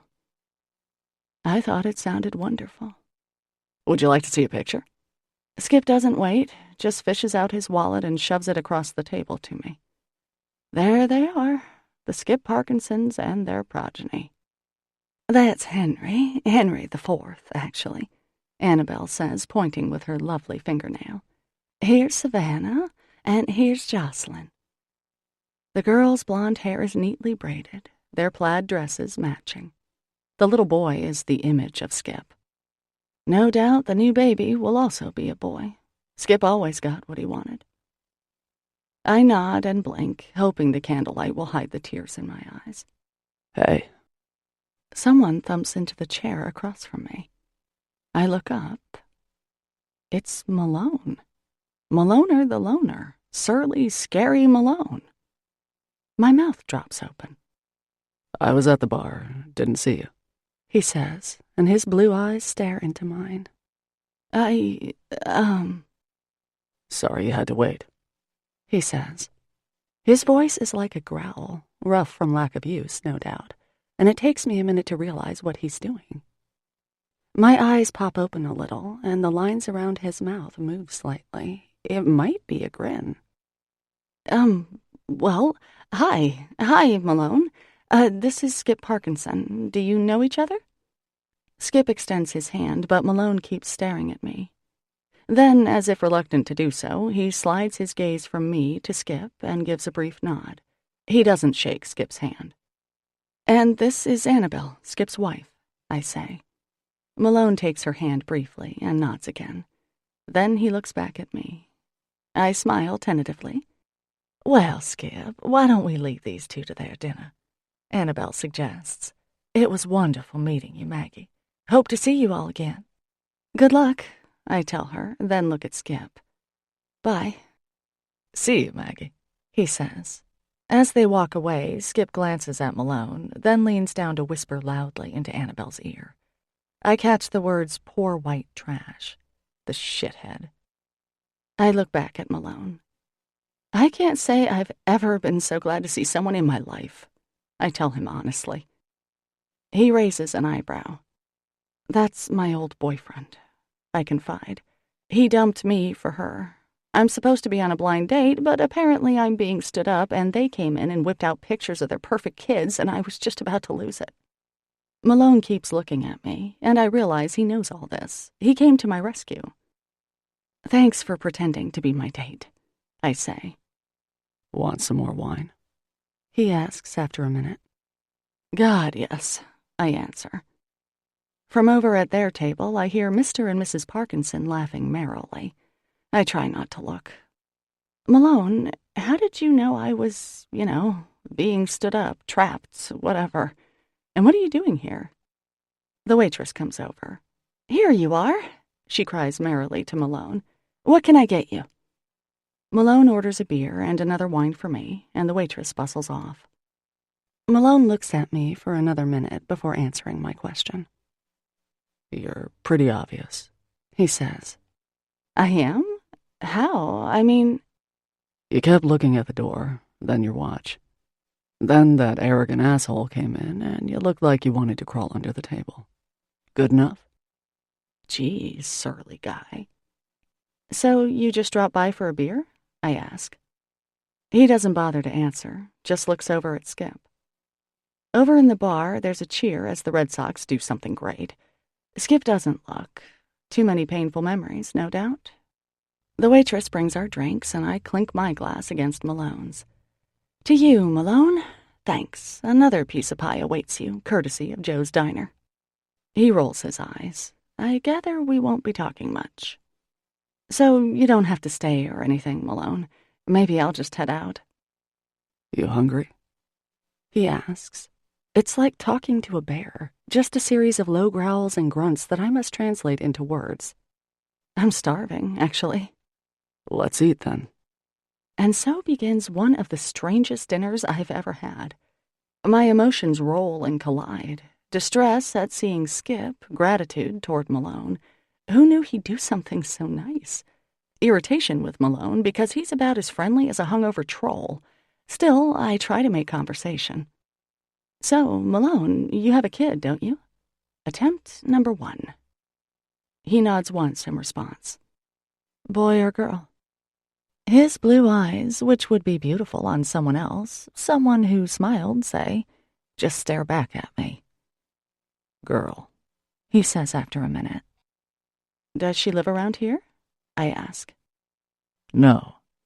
He stares at me as if daring me to go on, but I lose my nerve. Belatedly, I remember the story of his wife and child moving across country. I make attempt number 2 a little lighter. So, Malone is your last name, isn't it? He nods. What's your first name? I get the death stare and silence, then... I don't use it. I sigh and drink some more wine. We order dinner, hamburgers for both of us, and the silence stretches on. Skip and Annabelle seem to have no such problems. Lots of laughs from over there. Twinkling giggles from her, low chuckles from him. At one point during our meal, one of the guys at the bar goes over to Skip and asks, "Didn't you used to play baseball?" And Skip says with false lightness, "Oh, hell, long time ago when I was a kid." As if he gave it up for something more meaningful, like selling cars. I really think I hate him, I whispered to Malone. He nods. The Parkinsons are not finished. Apparently, I have forbidden myself to look at them. A gift is given because Annabelle cries, "Oh, Skip, oh, sugar, you shouldn't have." Malone doesn't look over, neither do I. We look at each other instead, united in this odd, uncomfortable way. I've now had enough wine that it's starting not to bother me. "You don't talk much, do you, Malone?" I ask. He doesn't answer. "Want to have a staring contest?" I ask. Bingo. The lines around his eyes deepen, and the corners of his mouth move upward a fraction. "I think you may have just smiled," I inform him. "How did it feel? You okay?" As usual, he doesn't answer, but there's something a little different. It takes me a minute to realize it, but Malone is kind of appealing. Those lashes are so long, they're actually tangled in the corners. His hair is thick, curling a little around his ears and neck. And while his face is slashed with harsh lines, and while I have yet to see a real smile, his mouth is full and slightly pouting and rather sexy, actually.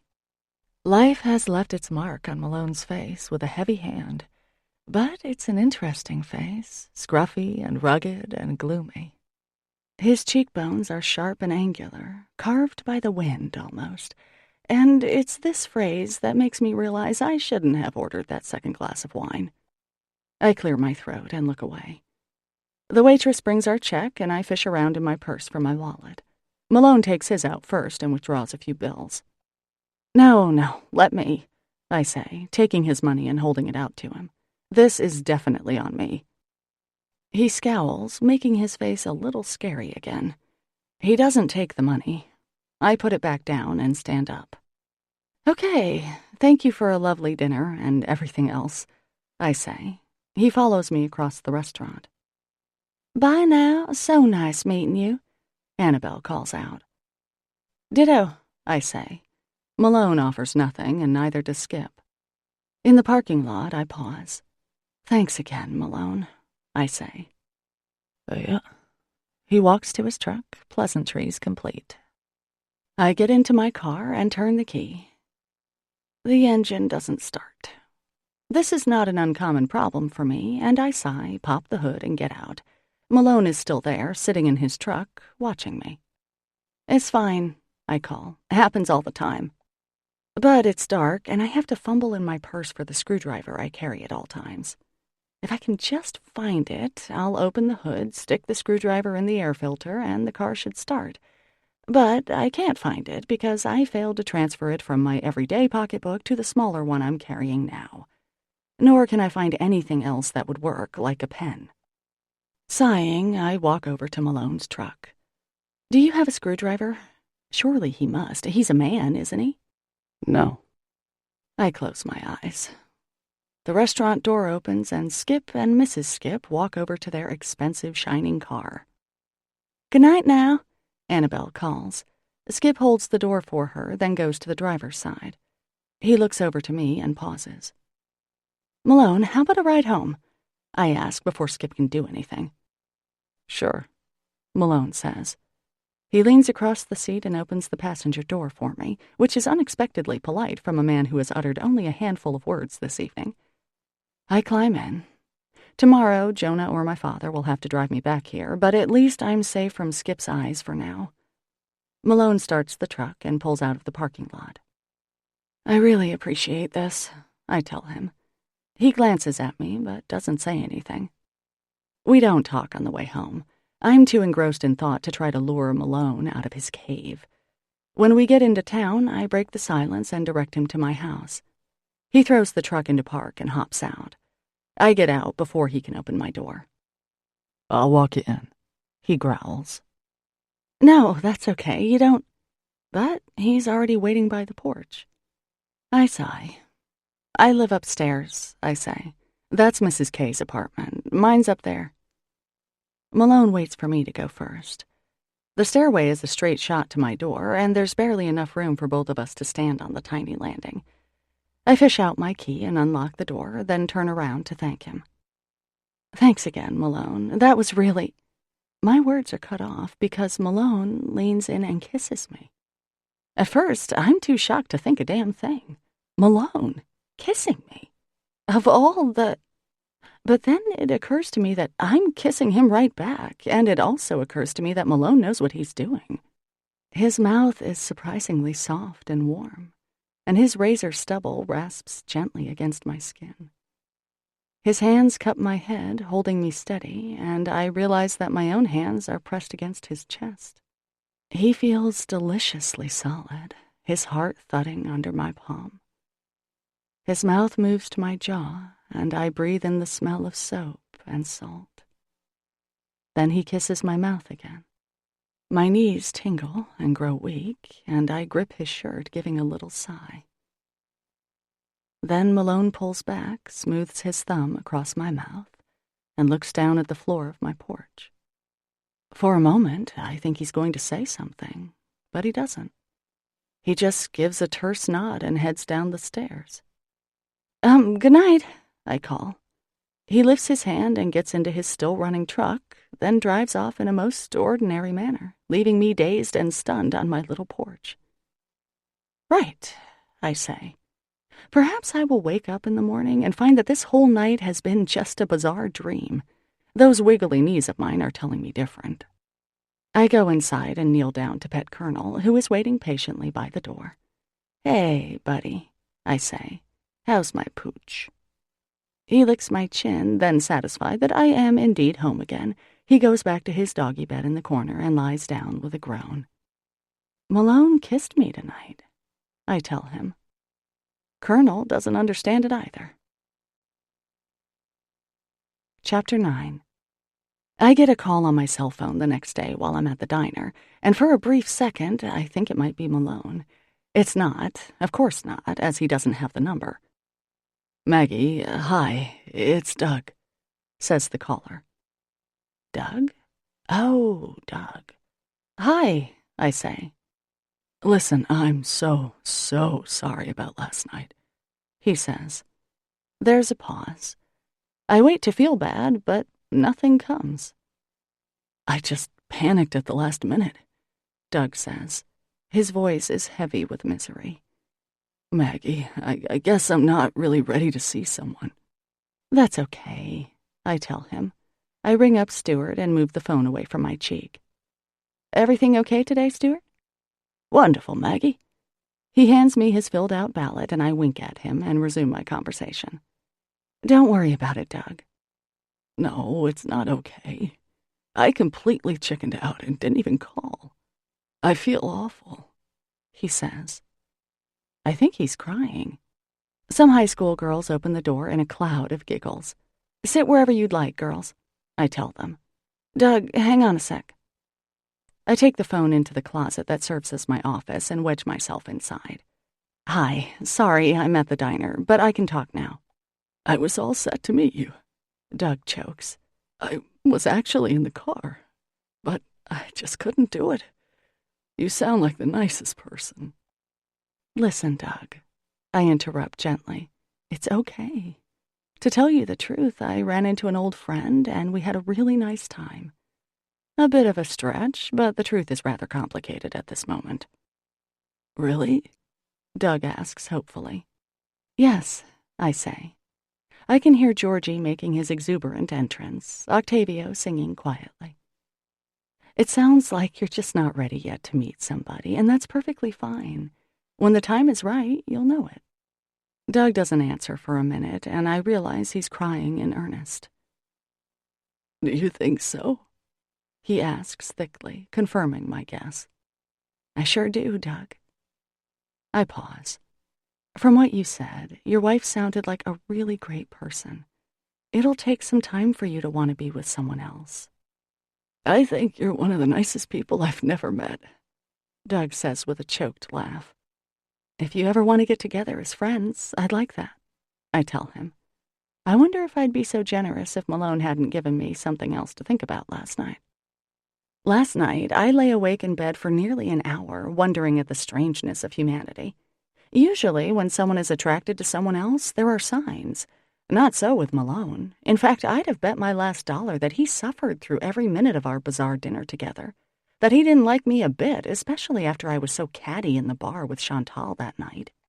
Father Tim comes in at 8:30, right after Mass. "Maggie, I want to hear every detail," he says, rubbing his hands together eagerly. "Oh, and I'll have the Eggs Benedict today, I think, with regular bacon instead of Canadian, if that's all right." "Sure, one Father Tim special coming up." I smile and pour him some coffee, then go into the kitchen to put his order in. When I come out, Chantal is sliding into the seat across from the priest. Any male, no matter his profession, is open season for Chantal. "Hey, Chantal," I say. "Hi, Maggie. What's new?" she purrs. I feel my cheeks grow warm at her question. Chantal hears everything. Did someone see Malone and me together last night? Were there any Gideon's Cove residents at Jason's tavern? Did someone perhaps see us kissing? I wonder if he'll call and ask me out. I mean, why would he kiss me? The mere memory of it causes a flutter. If he didn't want to see me again. "She's blushing," Father Tim observes. "Must have been some date last night." "Date? What date?" Chantal asks. No, thank God, she doesn't know. "Well, actually, I'm sorry to say that Doug isn't quite ready for a relationship," I say. I busy myself by refilling the creamers behind the counter. Still kind of in mourning for his wife. "I can relate to that," Chantal murmurs.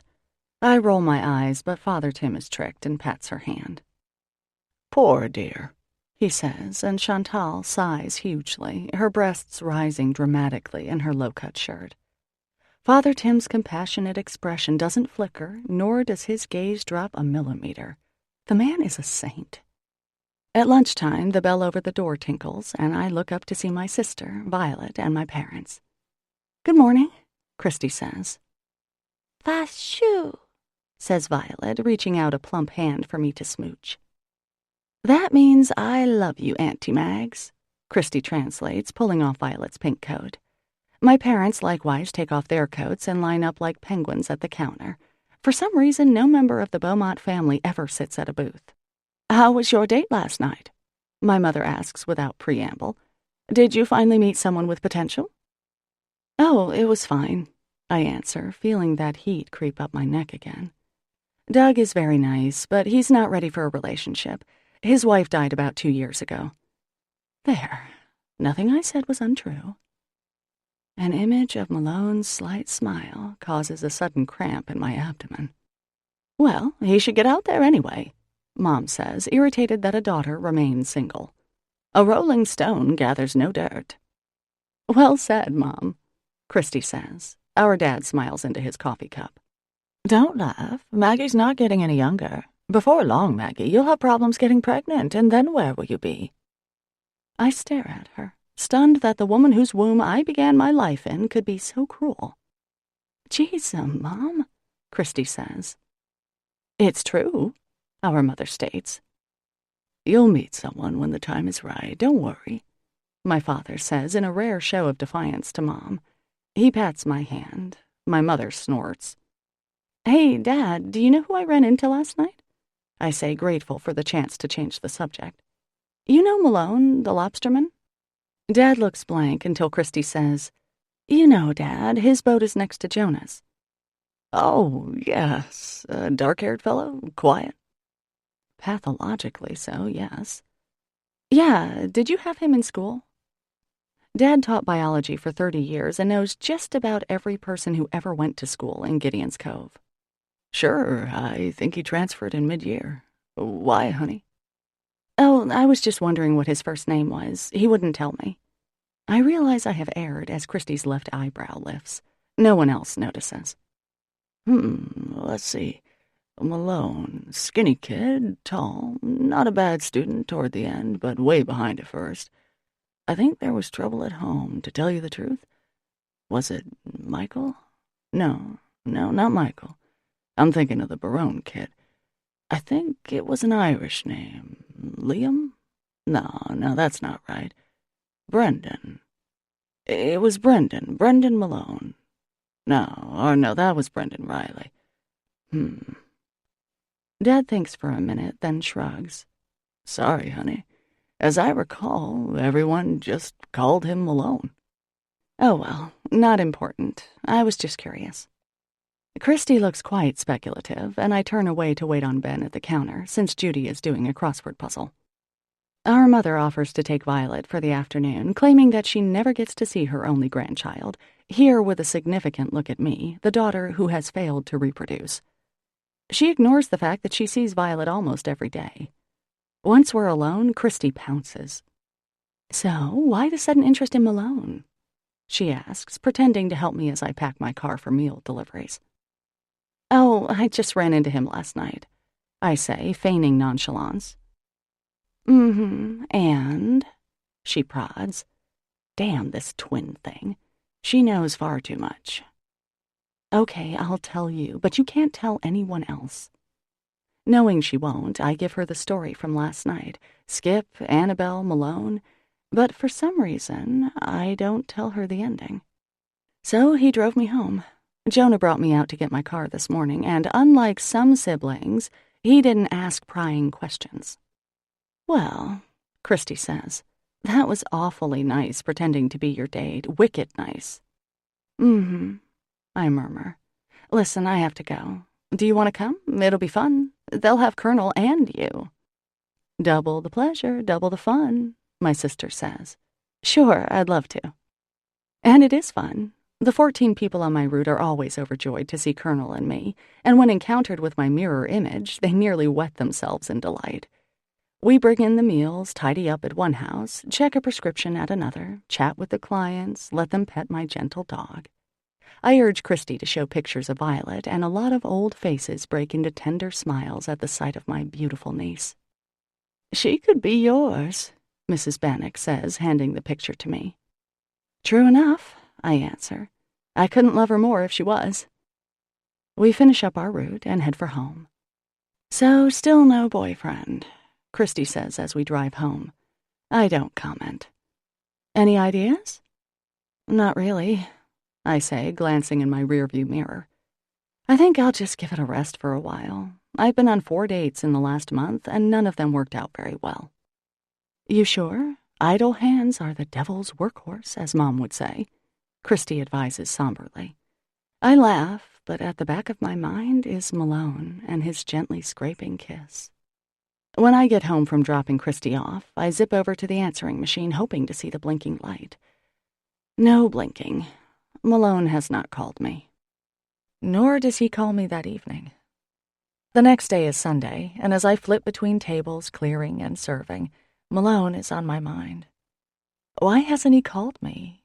Why would he kiss me and then not call me? Should I call him? I shudder at the thought. I wouldn't be able to see him either nod or stare from my apartment, would I? And since that seems to be his main form of communication, it wouldn't be much of a conversation. It's not that I really like him, I tell myself, because really he's a complete stranger. Almost. I liked kissing him, yes. At the thought, my stomach knots and my knees tingle. The after-church crowd takes their time finishing, and when they're done with breakfast, the Sunday lunch crowd comes in. Finally, by about 2, all my customers are gone. I wipe down with unusual speed, opting to skip the floor washing. I'll just wander down to the dock, I think, see how Jonah's doing, check on the little brother. Jonah's boat is right against the dock, not moored at its usual spot, which is convenient for me. Inconveniently, Malone's boat is out, so I'll just have to hang out with my little bro for a while. "Hey, Jonah," I call down. It's low tide, so the dock is a good 20 feet lower than it will be 6 hours from now. Tides in this part of Maine are dramatic, and the gangplank is pitched quite steeply. The smell of fish and salt and tide greet me as I totter down carefully and walk over to Jonah's boat, which is named Twin Menace after his beloved big sisters. My brother is not in sight. "Hey, Joe," I yell. "Maggie," he calls back, climbing out of the hold and shutting the door firmly behind him. "What are you doing here?" "Oh, nothing. Permission to come aboard, Captain?" No. Actually, I'm just leaving. Sorry." Drat. "So, do most people go out on a Sunday?" I ask. I've never really taken note of the patterns of the lobster boats. It's something that's so familiar and constant here that it's like background noise. During the summer, it's against the law to haul traps on a Sunday, that I know. But as for the practices of the off-season, I'm clueless. Nah, most of us stay in, even now, I guess. He glances back at the stern of his boat. But some go out? I prod. Yeah? When do they come back? I glance casually over the railing at a small school of baby stripers. Dunno. I sigh. Malone is rubbing off on Jonah, apparently. Usually my brother won't stop talking, rather like me, I guess. I give it another try. So they just come back whenever? Maggie, I just said I don't know. What's it to you? Nothing, just making conversation. Well, I have to tie up, and then I'm going, he says. See ya. When I don't move, he frowns. Did you want something else? No. Sorry. Have a nice day. He nods and starts the engine, pulling the Twin Menace away from the dock out to his mooring, then disappears back into the hold, busy with whatever keeps him there. Clearly, I have to go. I can't be here when Malone comes in, because that would be too obvious and desperate. Hi, Malone, I'm just hanging around waiting for you. How was your day? Want to kiss me again? I wince and wisely decide to go home. Chapter 10. Monday is my day off, and I use it to clean my apartment and Mrs. K's. As I vacuum up her popcorn crumbs, she follows me around carefully, pointing with her cane at parts I've missed. Right there, Maggie dear, and gracious, there too. I can't get over how sloppy I am. I smile. She says this every week. When I'm done, I check her fridge and make sure she's got enough of the barley soup I brought over yesterday. Need anything, Mrs. K? I ask her. Dear, I'm fine, but tell me, did you have a friend over the other night? I freeze momentarily. No, just, someone gave me a ride home. I thought it was a man, she says. Well, yes, actually it was a man. Malone, my brother's friend. I hope she doesn't pick up on my blush. Malone? I don't know anyone by the name of Malone. Is he good people? Should you be driving around late at night with strangers? Well, he's not really a stranger, Mrs. K, because my brother knows him. But, of course, he is a stranger. And he still hasn't called me. I looked up his phone number to make sure he has a phone, and he does. Whether he uses it is another question. Again, I can't imagine why he'd kissed me like that, and then just... He's certainly a manly man, isn't he? Mrs. K offers. God, did she have binoculars trained on him? Malone? Sure, I guess so. I pause in mopping the floor of the tiny kitchen. I've always liked the manly ones, you know. Mr. Kandinsky wasn't like that, but he was a dear. He never understood why I just loved Charles Bronson, but I did. I think I've seen every death wish ever made. Well, we'll have to rent them, won't we? I say, giving her a kiss on her soft, wrinkled cheek. Upstairs, in my neat little apartment, I still have no messages. My mail contains only credit card offers and my phone bill. Nothing from Malone to indicate he's interested in me. By 5 o'clock, I'm climbing the walls. I've cleaned, baked, dropped in on Chantal at town hall, and gone grocery shopping. I've read a little, took Colonel to the beach, and then brushed his fur afterward. I decide it's time for a walk. Colonel pads after me as we leave the center of our little town. Gideon's Cove hugs the rocky shore, as the town was founded for shipbuilding purposes. I can see the turret of Christy and Will's house, the gold-painted cross of St. Mary's. I head in the opposite direction. The air is soft and damp, and while it will probably drop into the low 40s tonight, it's still pretty mild. House lights are on, giving a cozy feel to the neighborhood, and I can smell various meals cooking. The Mastersons are having chicken, something garlicky and delicious at the Ferris's house. Stokowskis are having cabbage. Colonel licks his chops and lingers at that driveway. We walk uphill, away from the water. Raleigh and his wife are sitting on their porch. "Hello, Christy dear," calls out Mrs. Raleigh. "Hello," I call back. It's Maggie, actually. "Oh, I'm sorry, of course. Christy's the one with the baby. What was I thinking?" That's okay, I answer. Nice night, isn't it? Sure, Raleigh answers. Enjoy it before the black flies hatch out. You betcha. I turn onto Harbor Street, a neighborhood of cottages and bungalows owned mostly by summer people. The street looks down onto the water, and I can see the boats bobbing there on the tide, the white of the hulls almost glowing in the deepening dusk. Feeling like Harriet the Spy, a book I must have read 10 times as a kid, I slip into the yard of one such cottage. I know the owners, the Carrolls, since they're summertime regulars at the diner, and I know they live in Boston. Their house is dark, the curtains drawn. I follow the little walk that goes along the side of the house to the backyard. Shielded by dusk and their row of hedges, I peek at the property that backs up to the Carrolls. If the listing in the phone book is correct, Malone lives here. It's an ordinary little yard with an oak tree that's just beginning to bud out.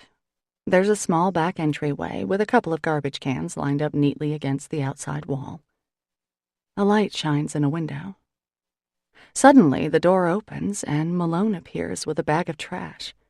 He takes the top off the garbage can and drops the bag in, replaces the lid, and then goes back into the house. It takes about 3 seconds. Though it's dusk now, I feel a rush of guilt and embarrassment. Imagine if he caught me, lurking in his neighbor's yard, stalking him. It's so high school. Still, I wait a few minutes, hoping to see him again. In the window, maybe, or back out with his recycling. Nothing. No one. A crow caws in a tree. The wind blows, and I shiver. Colonel grows bored and flops down under a tree. Okay, I'm coming, I tell him. One last peek. Nothing. I turn around to leave. A man is standing an inch from my face. I scream and leap back, my hands fluttering around like a pair of frightened birds. Jesus, Malone, you scared me.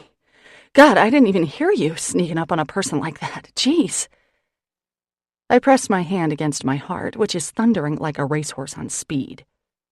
Malone looks at me, and the deepening creases of his face may indicate amusement, or irritation, hard to tell. You are one quiet guy, Malone. Want to come in? He asks, a trace of humor in his gruff voice. Now that I no longer fear for my life, it occurs to me that I've been busted. Right. Well, I was, going for a walk with Colonel here, and, here we are, spying on you. Try knocking next time, he says, heading into his yard. After a pause, I follow. He holds the door open for me, reaching down to pat Colonel's head. My dog apparently has a good vibe because he walks in without pause and begins sniffing. I come in a bit less bravely, and Malone closes the door behind me. I am trapped in his lair. We're in a small kitchen with a little counter along one side. The floor is green linoleum, the counter green formica, the worst of the 1970s. I try to see everything without being obvious, but I miss the boat, ignoring Malone's outstretched hand for a second or two too long. I look at it. Does he want to shake hands? Take me somewhere? Your coat, he says. It takes me a minute to decipher his rumble as human words. Right, here, thank you. That's great. Okay. His eyebrows rise slightly, but he says nothing, just hangs my coat on a hook near the door and takes off his own. So, I say to fill what I consider to be a gaping silence. You live here? His mouth twitches. Yeah. Well, of course he does. I mean alone? Do you live alone? Yeah. I see. And how long have you lived here? About a year. A year? So you've lived here since... Damn it, I probably shouldn't finish that thought, since your cousin screwed you, but I can't think of anything else to fill the space. Since a year ago? Malone just stares eerily back at me, and I look around for Colonel, wanting to know that a friendly face is nearby. Malone finally breaks his vow of silence, and I have to admit I'm grateful. Want a beer? He asks. Oh, no thanks. What am I thinking? Actually, yes, please. That would be nice. My palms are sweating with nerves, and I really hate the fact that I can't seem to say anything even moderately intelligent. Malone opens the fridge and hands me a Sam Adams. Thank you. At the sound of refrigerator action, Colonel comes in, wagging hopefully. Malone squats down and pets him. At last, a character reference. He likes my dog. Hey, pal, he says, scratching Colonel's head. Wow, a 2-word sentence. Colonel moans in pleasure, then licks Malone's hand and walks into the living room. Malone stands up and fixes me with that unwavering blue gaze. Apparently, I am quite fascinating. Is that your daughter? I ask, pointing to the fridge. There are a couple of photos there, one of a chubby-cheeked toddler eating an apple, another more recent shot of a girl around 10 or 12 sitting on a boat, shading her eyes from the sun. Yep. Back to the one-worders. My frustration and nervousness get the better of me, and I finally blurt, Malone, let me ask you a question, okay? He nods, a brief jerk of his head. Why did you kiss me the other night? There, said it. And if my cheeks are now flaming, so what? At least he has to answer. The usual reasons, he says, but the lines around his eyes are deeper. He takes a sip of beer, still looking at me. The usual reasons. Well, that's funny, because most times you can tell if someone, likes you, or is attracted to you. And I never really picked up on that before. With you, I mean. He doesn't answer. A clock on the wall announces the inevitable passage of time. Tick, tick, tick. Finally, I'm about ready to jump out of my skin. Can I look around? I ask. Sure. The living room holds a battered old upright piano with what looks like a pretty hard song. Sonata in A major, it says. Beethoven. Huh. Who plays the piano? I do. He grunts. Really? You can play this? I ask, impressed. He comes in and glides a finger over the keys, too softly to make a sound. Not that well, he answers. He's standing pretty close to me. Very close. He smells warm, a little like wood smoke. I can see that he must have shaved at some point in the last day or so, because his face doesn't look as scratchy as the night he kissed me. My eyes fall to his mouth, his full lower lip. So soft. I look away abruptly and take a step back. There's not much else to see. A television in the corner, a wood stove in the fireplace, a couch, coffee table. I could tap dance, I have so much nervous energy flowing through me. You hungry? Malone asks. No, I had a late lunch. Are you? Am I interrupting dinner? I should probably go. My heart is thudding away. My eyes feel hot and tight. Don't go. Malone takes my hand. His is warm and smooth and thickly calloused. He rubs his thumb gently across the back of my hand and doesn't say anything more. It seems the nerves in my hand are directly linked to my groin because things are definitely tingling down there. I swallow and look around. My dog is sleeping in front of the couch. Then Malone frowns a little and lifts my hand for a closer look. He makes a little tisking sound and my jaw tightens.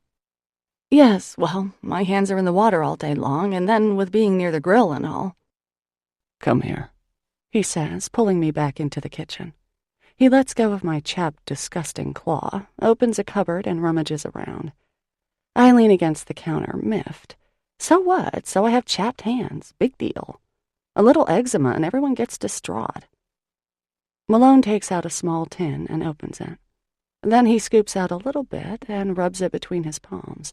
I guess my nasty skin has reminded him of the importance of moisturizing. I've tried everything, I say, looking over his shoulder. Beeswax, lanolin, Vaseline, Burt's Bees, Bag Balm. Nothing works. I have ugly hands. My cross to bear. Big deal. You don't have ugly hands, he chides. It may be the longest sentence I've heard him say yet. He takes my hand in his and starts working in the cream. It's waxy and cool at first, then, after a few seconds, gets pleasantly warm. He's not gentle. Malone rubs my hands hard, pressing deep into the soft parts around my thumb, my palm, the heel.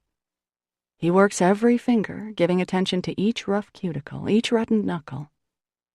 His eyes are intent on my hands as he works, and his face loses some of its harshness. Those sooty lashes go a long way toward softening his expression. That feels really nice, I say, and my voice is husky. His mouth pulls up at one corner as he glances at me.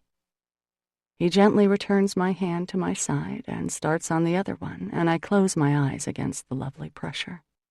My hand feels boneless and small in his, smooth and warm and cherished. When he's done with the left, he takes both my hands in his, sliding his fingers between mine with a slowness that makes it feel like the most intimate gesture in the world.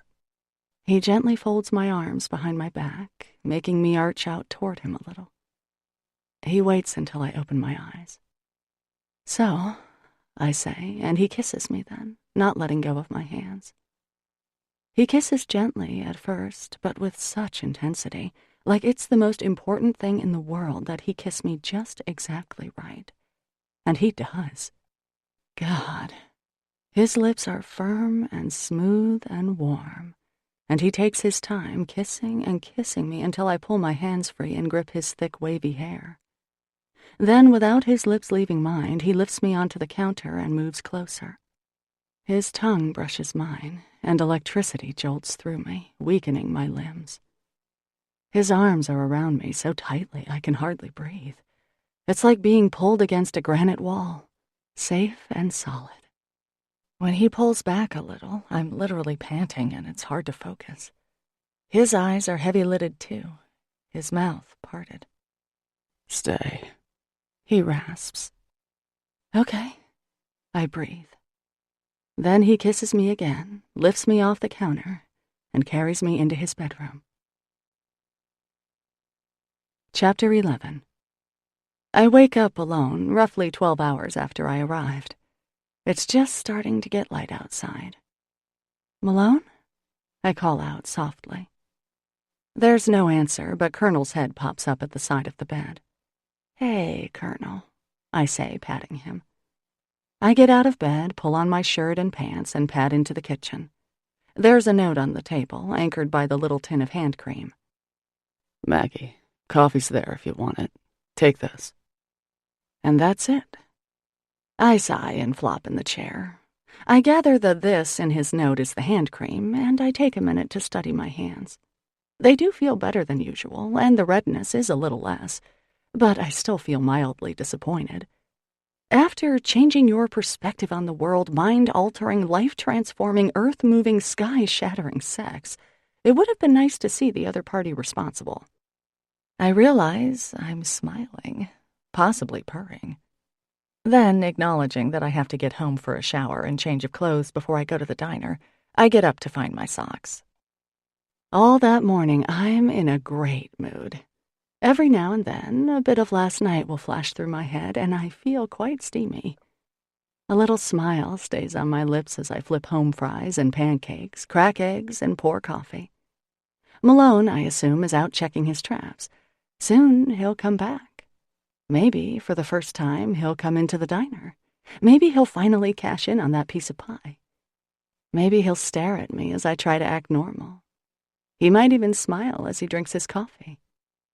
I didn't see him smile last night. Not really. It was dark. But boy, it was... Maggie, love, could I get a spot of coffee? Hey, Father Tim, I call. Now the blush on my cheeks is from guilt. Don't you look rosy this morning? I rang you last night, but got your machine. Tim holds his cup for me to pour, the move of a regular. Oh, well, I think I just felt like going to bed early. I stammer. It's not a lie. Sometimes you just have to go to bed. Or get carried to bed, as the case may be, by the incredibly sexy guy who lifts you like you're a bit of milkweed seed and kisses you like it's his last act on earth, which, I'm happy to say, it wasn't. Father Tim notices my daze. Are you all together, Maggie? You seem distracted. I glance around the diner. The morning rushes past. Judy is checking lottery numbers, and Georgie is whistling in back. I decide that I owe my pal here a little time and sit down. "Sorry, Father Tim. How are you?" He leans back in his seat. "Well, now, I'm just fine, Maggie," Father Tim says, and proceeds to tell me about the choir's latest endeavor. "It would have required divine intervention for them to pull off that Beethoven piece, and it seems that our Lord was busy with other things." He chuckles. Beethoven. Malone plays Beethoven. My cheeks warm, but I force my thoughts back to Father Tim. Maybe it's because I'm not a proper parishioner. Maybe it's because we're roughly the same age. But I know Father Tim and I have a different relationship, a true friendship. He's told me all about his family, his childhood, and I've reciprocated. I like to think he's not just a priest with me, but a regular guy, if priests are allowed to be regular guys. Of course, that's the kind of thinking that leads me into trouble, but even a priest must need to relax around someone once in a while. Half an hour later, he leaves the diner. And while I'm always happy for his friendship, it's something of a revelation that I suddenly have someone else to think of. Even if it's Malone, who barely speaks, at least it's something. In the space of a night, Father Tim isn't the only man in town. "About time you left my boy alone," I imagine God saying. "Sorry," I whisper. I glance at my watch. Jonah usually only takes a couple of hours to check his traps, but I know that Malone is more serious than my brother. He has a lot more traps, too, and farther offshore as well. Still, I hope Malone will make it in today. If he doesn't, maybe he'll call. By 3 o'clock, I'm irritated with myself. By 5, disgusted. By 8:30, I'm mad at Malone, and by 10, I hate him. He didn't drop by the diner or my apartment, and he hasn't called me. I throw myself onto my couch with punishing force. It seems I've made the mistake of far too many women, assuming that last night meant something more than a physical sensation, that is. Colonel comes over and nudges my feet until I move them, then climbs carefully onto the couch. "Naughty boy," I tell him automatically, sitting up a little to give him more room. What do I really know about Malone? I search my memory, sifting through the reams of gossip that I've heard in 10 years of diner work. Malone was a few years ahead of me in school, 4 or 5 maybe. I can't remember us being in high school at the same time, and as my father pointed out, he moved to town at some point during his teenage years, maybe from Jonesport or Lubeck, somewhere north of here. I know he married young, maybe just out of high school. I can't remember his wife's name, but I do remember the buzz when she left him. I had just taken over the diner, was struggling through a crash course in restaurant management, dealing with things like inventory and ordering and how not to burn people's food, so I don't have a clear memory of it. But it was quite a little scandal in our town, and people gossiped about it fiercely. She left while he was away, as I recall. He came home to an empty house, found that his wife had taken their daughter to Oregon or Washington with another man. There were rumors that Malone had knocked her around, that he couldn't get joint custody because of it. Rumors that she was a lesbian. Rumors that she joined a cult. The usual nonsense from a small town. Aside from that, I haven't heard much about dark, silent Malone. He works hard, that's widely known. First one out, last one back. His haul is usually the largest of the year, despite the fact that he only hires a sternman to help him during the summer and does the rest of the season alone. He is, or has been, president of the Lobstermen's Association around here. Once in a great while, the local paper will mention him speaking out against overregulation and fishing rights, but again, I haven't paid too much attention.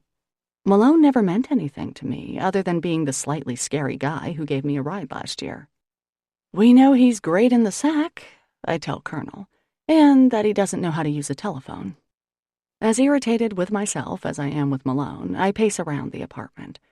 I put the television on, then turn it off. Maybe I'll paint my toenails, I think, then immediately dismiss the idea as it takes patience and I have none. Time for Christy. I snatch up the phone and hit speed dial.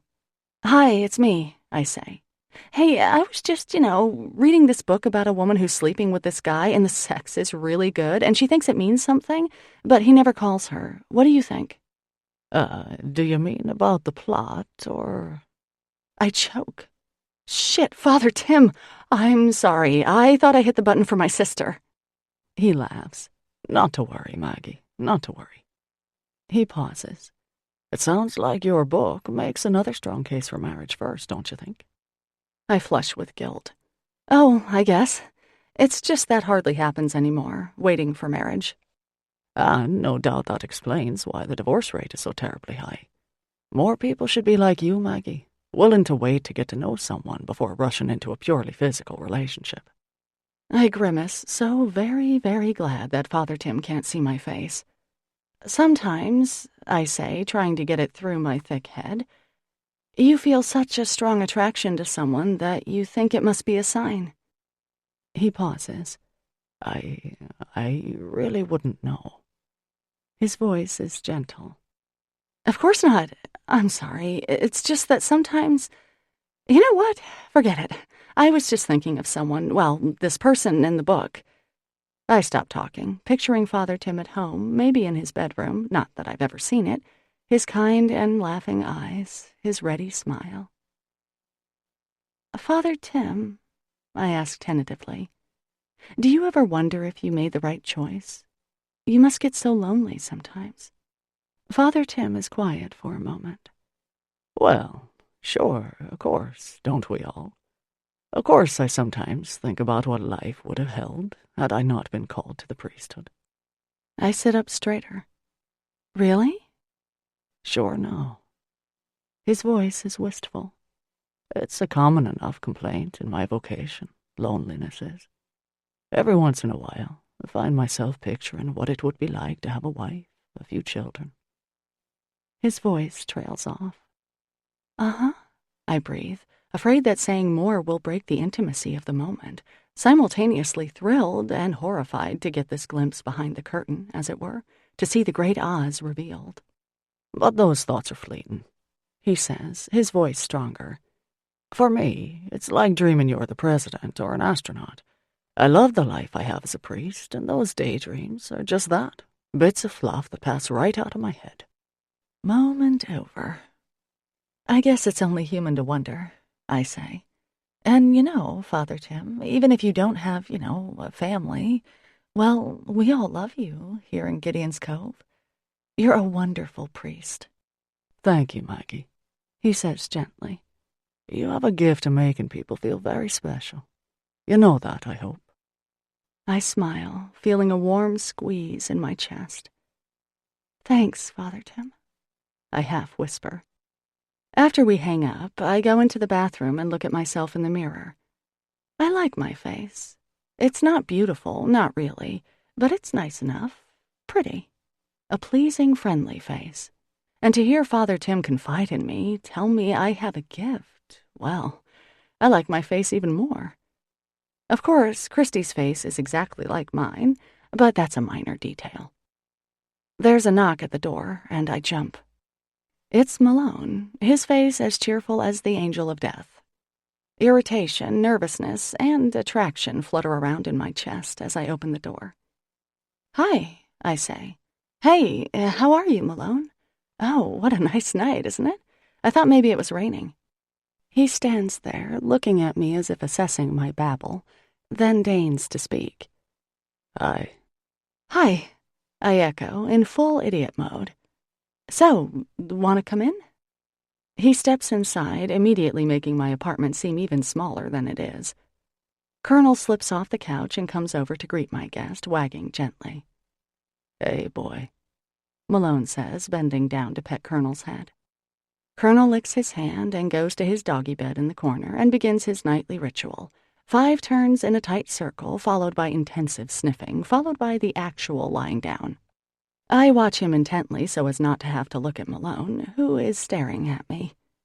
Don't say anything, Maggie. Let him go first. Keep your mouth shut. Can I get you a beer or some coffee or something, Malone? I ask. My inner self rolls her eyes at me. No thanks, Malone says. Okay, well, do you want to take off your coat? He takes it off and hangs it on a hook. The silence stretches on. So, Malone, what are you doing here? I ask. I mean, it's a little late, almost 11. I wanted to see you, he says, and there's a softening around his mouth. My stomach squeezes gently in response. God, I'm such a slut. Well, you know, Malone, I do have a phone, and I am in the book. Maybe you could call next time? My prissy tone doesn't fool me. Even now, I'm kind of hoping he'll take me on the kitchen table. He steps closer, and my heart rate kicks up. Oh, yes, the table. The line was busy, He murmurs, his scraping voice sending tremors to my joints. What? Oh, yes.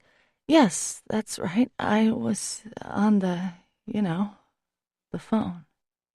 He takes my hands in his and pulls me closer, studying my mouth. I can feel the heat from his body, smell his soap and laundry detergent, and a faint salty smell. Resisting a strong urge to lick his neck, I swallow. Who were you talking to?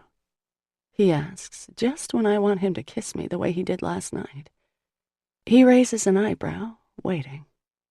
What? Excuse me, I mean? My voice is tight. Who were you talking to? I think it was Father Tim. Malone's eyes meet mine. Yeah, I'm on all these committees and stuff. At church committees.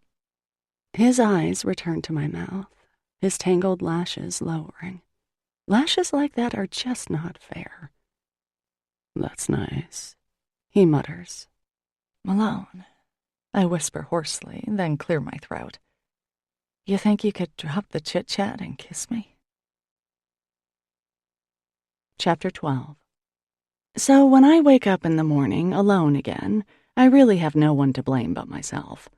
I'm as clueless as I was yesterday. Perhaps I should make a list and mail it to him, because that man does something to my brain. Things to ask Malone. 1. Are we seeing each other or just sleeping together? 2. Do you like me at all, or is this just a physical thing? Unfortunately, I suspect the latter, at least on my part. 3. Can you tell me about yourself so I don't feel like you're a total stranger? 4. Why don't you ever come into the diner? Oddly enough, it's the last thing that bothers me the most. The diner is a surprising little treasure in Gideon's Cove. For the first few years that I ran it, I worked a second job over at the hospital, filing medical records from 4 until 10 each night so that I could sink some money into the diner. It took me almost 4 years to completely restore it. I pulled up the linoleum that Granddad put down over the tile floors, painstakingly retiling the areas that needed it, scouring the grout with bleach until my hands were raw. Reupholstering the seats in their original red vinyl took some money, and I had to buy the bigger oven so that I could bake all the homemade goodies that we're now known for. I'd like Malone to see it, to have that pie that I promised him. Chantal comes in for lunch, something she does every Thursday, and because Judy is in a rare mood and actually working, I sit down and have lunch with the resident expert on the men of Gideon's Cove. These fries are the best in town, she says, popping another curly spiced delicacy into her mouth. The only fries in town, I correct her with a smile. When Chantal's not busy seducing some man, or any man, she can be quite pleasant. You want to go to Dewey's tonight? She asks. I could use a drink. Well, no, I'd better not. I have stuff to do. It's true, laundry, bills, possibly Malone. And speaking of tall, dark, and not exactly handsome, I risk a question. Chantal, remember how you were telling me I should check out Malone? I blush and take a bite of my cheeseburger to cover. Oh, Christ, I wasn't serious, she says. He's all wrong for you. Not husband material at all, if you know what I mean. No, I know that. I don't, actually, but for some reason, I don't want to admit to my whatever it is that Malone and I are doing together. No, I was just wondering if you ever, hooked up with him. I ask, dreading the answer. Chantal sucks up some milkshake through her straw, managing to look quite pornographic as she does, something I'm sure she practices. Nope, I haven't. Not yet, I should say, and not for lack of trying, mind you, she says easily. My shoulders drop in relief and, I admit, pleasure. He turned you down? I ask, surprised. Chantal could fill the bleacher seats at Fenway with the men she's entertained. Well, sort of. I mean, I flirt with him because he really is pretty hot in that ugly guy way, but he just kind of smiles and drinks his beer. I think he's gay. Doubt that. He smiles? I ask. Well, maybe not. But there was this thing once, long time ago now, back when we were still in school.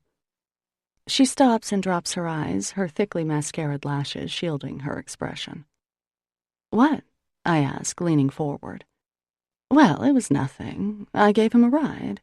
Someone had roughed him up. This must have been when I was a senior, because I was driving my dad's Camaro, I remember, and Malone was out walking by the blueberry plant, and I pulled over and drove him home. Really? This little nugget of history fascinates me, picturing Malone as a youth. Did he say what happened or anything? Did you guys talk? Not that I remember, Chantal answers, chewing thoughtfully on a fry. I just gave him some tissues for his lip because it was bleeding. For a while, I thought he might have had a crush on me. You know, we had this little secret between us, and he was a year or so behind me in school. But nothing ever came of it. She drains the last of her milkshake. Still, that brooding thing he's got going on is pretty steamy, don't you think? Or no, I forgot. You like them all sunshine and light and goodness. And speaking of, there goes Father What-a-Waste. Chantal's voice drops to an unmistakable purr as Father Tim walks past, throwing us a wave and a smile as he goes about his business. God, he's delicious. Now, you know he doesn't like us to talk like that, I say primly. But he is, isn't he? She purrs, smiling widely. I laugh, unable to resist. Yes, he is. I slept with Malone, I tell my sister later that day. What? She shrieks, dropping the baby's plastic bottle. Jesus, Maggie, give a person a little warning here. Being the one with the news packs a certain wallop. It's definitely been Christy's life that has grabbed the most headlines, aside from my own embarrassing forays into the Catholic Church. And so dropping this choice little nugget is, I admit, incredibly satisfying. It's showering outside, a gentle, nourishing rain that patters in the gutters and against the lead-paned windows of Christy's house, deepening the 3 inches of mud that already blankets the great outdoors. Violet is sleeping, Christy is tidying, I'm lounging. Christy sits down across from me and takes a sip of her now cold tea. Let me warm this up, she says, sticking her mug in the microwave and pressing some buttons. I want to hear every detail, and Violet better not wake up because she's going to have to wait. I tell her, starting with the kiss when he drove me home and ending with waking up alone this morning. Wow, she sighs. This is... wow. And I have to say, I told you so. Remember? Yes, I do. Well done. I salute her with my mug. So, Malone, he's really... well, what's he like? What do you guys talk about? I blush. That's a good question. Of course, it's only been a couple of days. We haven't talked much. Oh, really? Christy purrs. So, okay, he's sexy. We knew that. I love the scruffy ones. You do? I ask. Will is quite tidy and clean-shaven. You always want what you don't have, she tells me with a wink. More about Malone, please. What else? Okay, well, we covered the great in bed part. Incredible kisser. Doesn't talk much. That's all I know. I sigh. He really hardly talks at all, Christy. I frown and trace the rim of my cup. To tell you the truth, I'm sleeping with a guy I really don't know very well. It's a little slutty. Is that how he makes you feel? Christy asks, mirroring my frown with one of her own. I think about that. No. He makes me feel beautiful. Christy's frown morphs into a smile. Oh, that's nice, she sighs. Beautiful is good. I smile too. Yes, it is. I just wish... What? Well, I just wish he was more talkative. More like...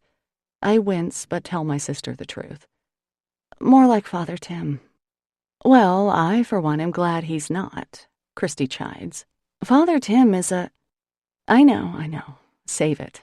What I meant was, I wish Malone would just open up a little. He will, Mags, he will, Christy assures me, not that she has any authority over Malone. You know how they grew up, the Malone kids, she adds. Actually, I don't, I say. First Chantal had something on him, now my own sister. Does everyone know more about Malone than I do? Oh, no?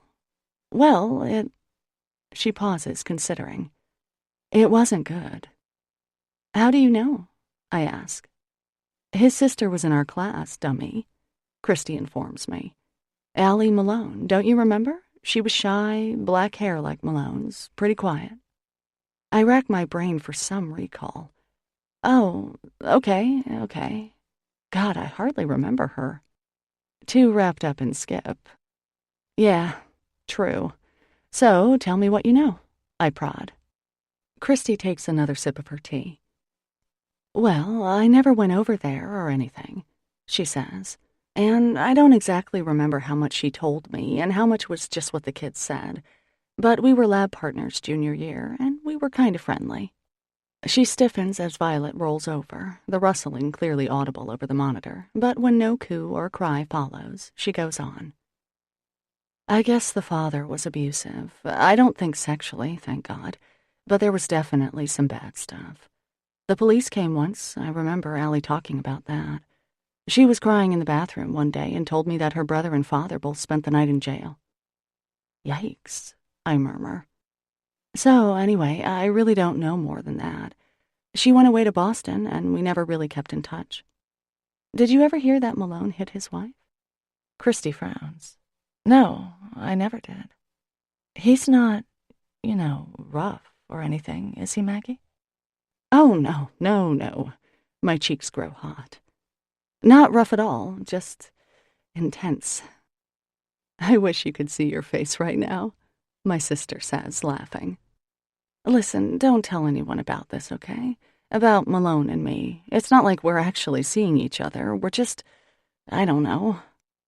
Fuck buddies? Christy laughs. Christy, no. Oh, hell, maybe.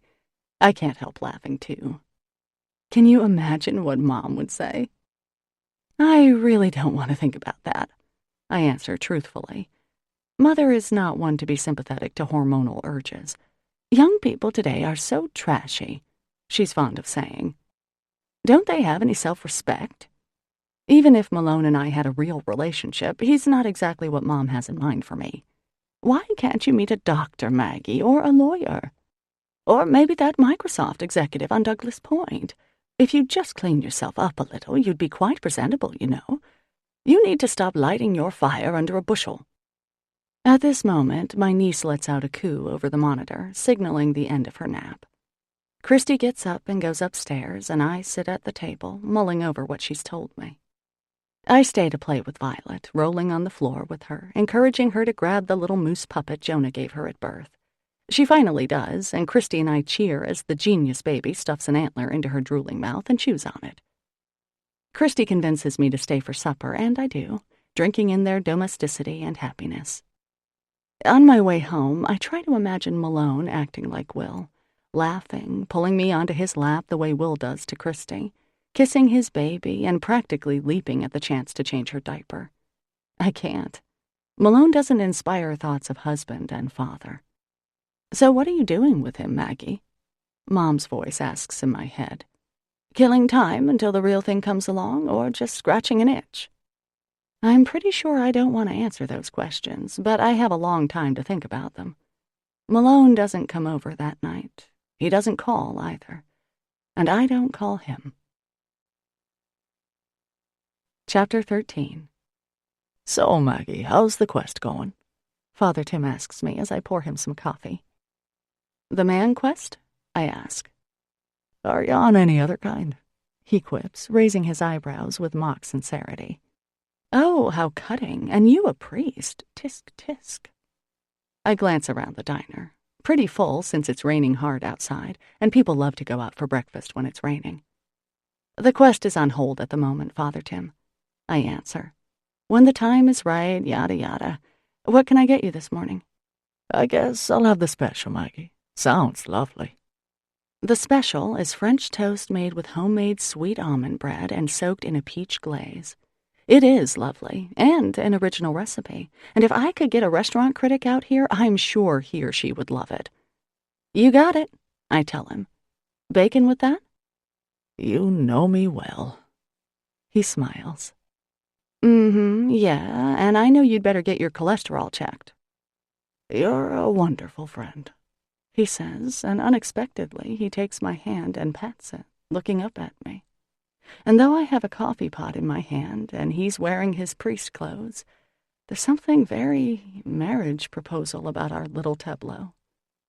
For one second, that sense of longing and rightness I always get around Father Tim hits home, and I feel my face grow hot. Well, I say, right back at you. To hide my discomfort, I glance out the window and freeze. Malone is standing in front of the diner, and with him is a woman, a beautiful woman, a young, gorgeous, wow kind of woman. She's laughing and he's smiling. He's smiling. A baseball cap shields his face against the rain, so his expression isn't completely clear. But yes, that is a smile, ladies and gentlemen.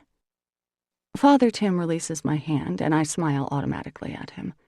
When I glance up, Malone's smile is gone, and he's looking at me.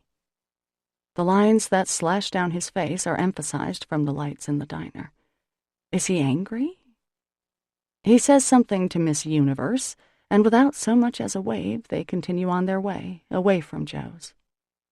What the hell is his problem? I mutter. My face is burning. Suddenly, I feel quite grimy in my worn jeans and the sweater with the coffee stain on the left wrist. Who cares? I ask myself, but my heart feels tight. Ah, Louise, love, Father Tim calls. Come and keep a lonely priest company. Louise, a middle-aged widow, wrestles her umbrella inside the door. Back in a flash, Father Tim, I say as the kitchen bell dings. I get to work, bringing Father Tim and Louise breakfast, chatting up Georgie, exchanging diner slang with Stuart, bussing tables and wiping up spills. But my thoughts stay with Malone. Who was that woman? I've never seen her before, and truthfully, I never want to again. I can't say I've ever seen Malone with a woman, though surely he hasn't been without female company since his wife left him all those years ago. But still, smiling with that young, beautiful creature, it stings. It's been 3 days since I last saw him. During that time, he hasn't called me or stopped by once. Not once. So I'm forced to think that yes, indeed, any connection we have is purely physical. I'll admit, I've been feeling a bit conflicted. It seems wrong somehow to have these intense physical reactions to Malone when I don't even know his first name. My mother's voice keeps floating through my head. When are you going to find someone decent to marry? Why can't you settle down with someone like Will?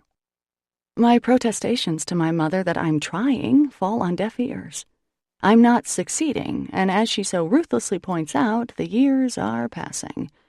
Of course I'd love to settle down with someone like Will. Someone who found me delightful and couldn't wait to come home to me.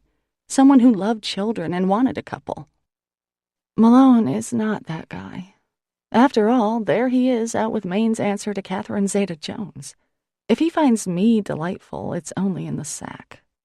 The only time we've spent when we weren't all over each other like black flies on tourists was the evening he rescued me from the skip monster. There was no joy in Mudville that day, that's for sure. No happy exchange of information took place there, no laughter, nothing other than some primal attraction. It's not enough, especially if he's primally attracted to more than one woman at a time, damn it. Father Tim is right. People shouldn't jump into bed with people they don't know well, because this is what happens. You make a fool of yourself with someone who doesn't even care about you, and then you still have to live in the same town. It's not enough, I repeat to myself as I refill coffee mugs and bring out breakfasts. I want more. Chantal calls me a day or so later. We're both suffering from varying degrees of cabin fever induced by 3 days of rain. Malone hasn't called me, bastard. I remind myself that I don't want him to call.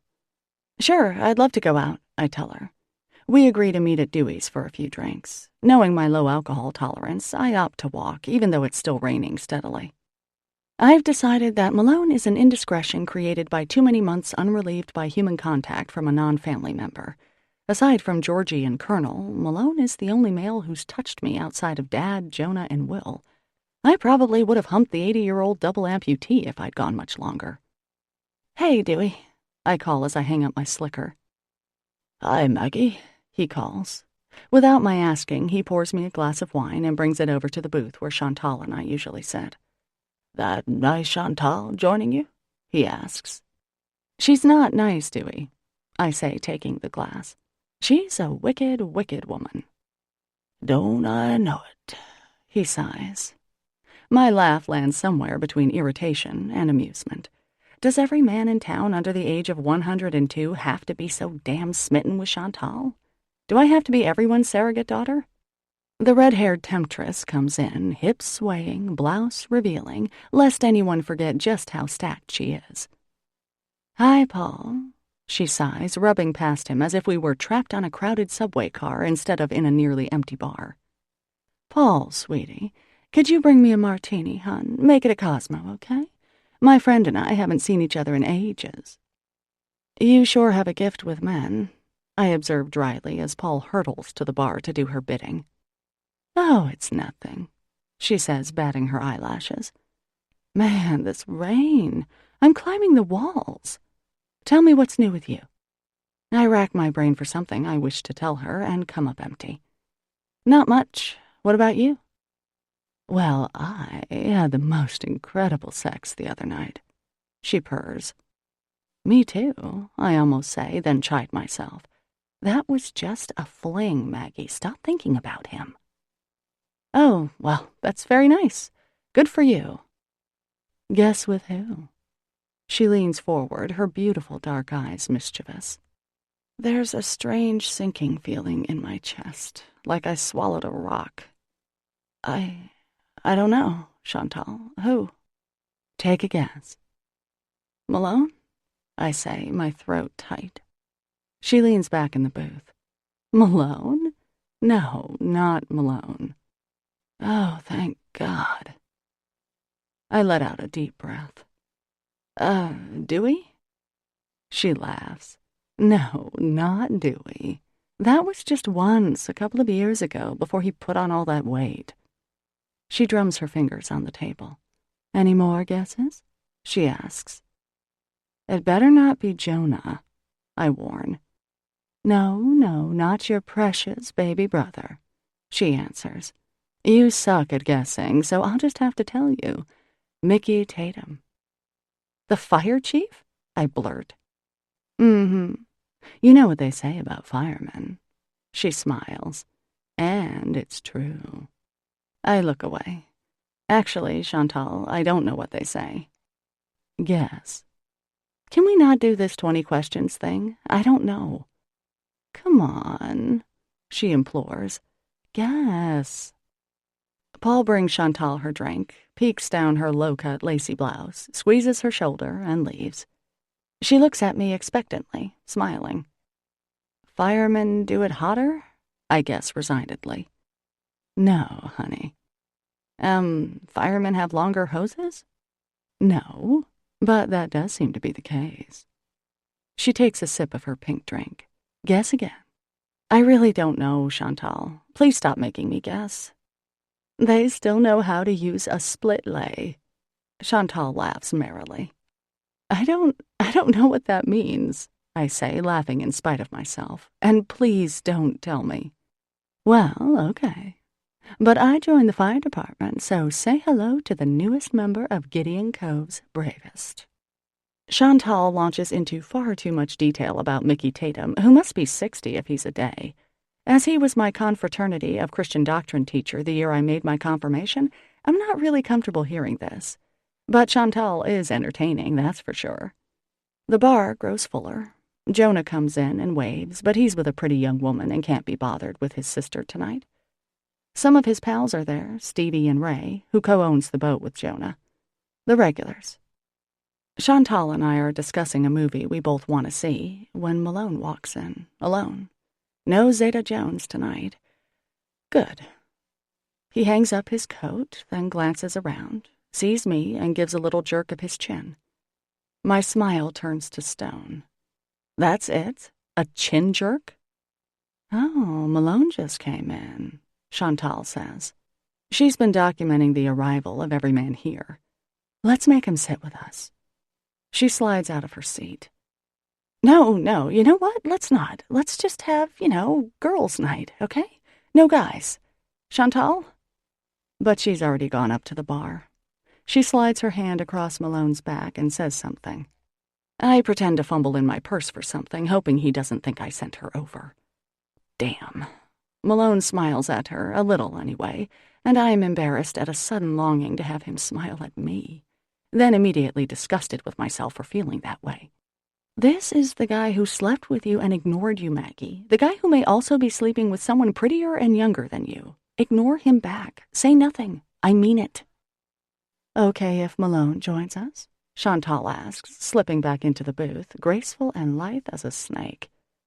Malone sits down next to her, his face grim and lined. Normal, in other words. Sure, I don't care, I say. Sit wherever you like. You can sit anywhere, right? Free country. Malone, Chantal says in her man-seduction voice, a lower, sexier tone that she saves for the XY chromosomers. Maggie and I were just talking about you the other day. Damn her. She turns to offer him a view of her breasts, but he's staring at me. My jaw grows tight, and I take a slug of wine. Malone tips his head to the side slightly, and there might be a little upward movement to one corner of his mouth. His knee brushes mine under the table, and a prickle of lust creeps up my thigh. Chantal puts her hand on Malone's bicep, and I can just about feel it, too. That solid, bulging, rock-hard. Maggie was wondering if you're gay. She purrs. Jesus, Chantal, I was not. I look at Malone. The hint of a smile is gone. I wasn't. So, are you, Malone? You don't seem to like girls. I mean, if you've passed over me and Maggie. I try to come up with an expression that will hide my embarrassment and advertise my indignation. I fail miserably. So, Malone, are you? Malone finally decides to speak, a decision not reached lightly. No. But you don't like women? Chantal persists. I psychically and ineffectually order her to shut the hell up. Are you just sort of asexual, Malone? An image of Malone on top of me flashes through my head. I believe the fading hickey just below my collarbone can prove he's not exactly asexual. At the thought, my knees start with that watery, wiggly feeling. I gulp down some wine. I like some women, he says, still looking at me. I believe my name has just been removed from his list, judging from the ice in his eyes. My cheeks are on fire, much to my disgust. Chantal, at least, is too busy thrusting her prow-like bosom into Malone's arm to notice my discomfort. Well, too bad Maggie and I aren't your type, she pouts. Too bad. He agrees, then turns to look at her, dropping his gaze to her obvious charms. You know, I kind of hate him at that moment. Make that both of them. Actually, there's no kind of about it. I drain my wine and look away. If he wants to make me feel inadequate, he's doing a great job. At that moment, a cry goes up from the bar, and a most welcome cry at that. Father Tim! The cavalry has arrived. He shakes hands, claps a few backs, then sees me, and bless his dear Irish heart, his face lights up. As he makes his way across the now-packed bar, I can't help the wave of pride I feel. Out of everyone here, he picks me as a seatmate. Maggie, how are you, love? He asks happily. And Chantal, too. What a treat. He's wearing civvies, a beautiful knit sweater made by his sainted mother, no doubt, and jeans. Yes, jeans. The look is Catholic rugged and nicely done. I smile widely and scooch over to make just enough room for him to sit down. I hope Malone notices. I shoot him a glance. Yep, he does, giving the word's thunderous expression new clarity. My smile grows even more. "Hello there," Father Tim says to Malone. "I don't think I've had the pleasure. Tim O'Halloran, Father Tim, in case you missed that." He winks at me and extends his hand. Malone. Tall, dark, and scowling, shakes Father Sunshine's hand. A fine Irish name. Is that your first name or your last?" Father Tim asks. See, Malone? I think. This is how people talk. "Last," Malone grunts. "And your first name? Sorry, I didn't catch it." Chantal intervenes. He doesn't use it, Father Tim. It's a local legend. He's just listed on the tax registers as plain old M. Malone. "Well, that's all right. Are you Irish, Malone?" "No." For heaven's sake. To break the awkward pause, I jump in. How are you, Father Tim? I ask. Would you like a beer? Paul Dewey appears at our side. "I think the weather calls for something a bit stiffer," Father Tim says. Chantal raises her eyebrows at me. Stiffer, she mouths. My jaw clenches. Luckily, Father Tim doesn't see her. "How about an Irish whiskey, Dewey, my fine man?" Malone is staring at the table, which somehow avoids turning into a puddle of black tar. He lifts his gaze suddenly to mine, and I turn instantly to Father Tim. So, how did the funeral go in Millbridge? "It was a sad affair, Maggie. Quite sad. Thanks for asking. You're very kind." I nod compassionately and give Malone a satisfied glance. You were such a comfort to me the other night, Father Tim, Chantal says, widening her doe-like eyes. At bereavement group, she explains to me. Malone shoots her a look. I lost my husband some time ago, she reminds him. And dear Father Tim has been very helpful. "I'm so glad to hear it, Chantal," Father Tim murmurs. I bite my lip. Helpful my ass. I know, and Chantal knows I know, that she's there for voyeuristic purposes only. She gives me a look and smirks. Meanwhile, Dewey brings the whiskey, and Father Tim takes a deep sip. "That's the thing for a night like tonight," he says appreciatively, taking another.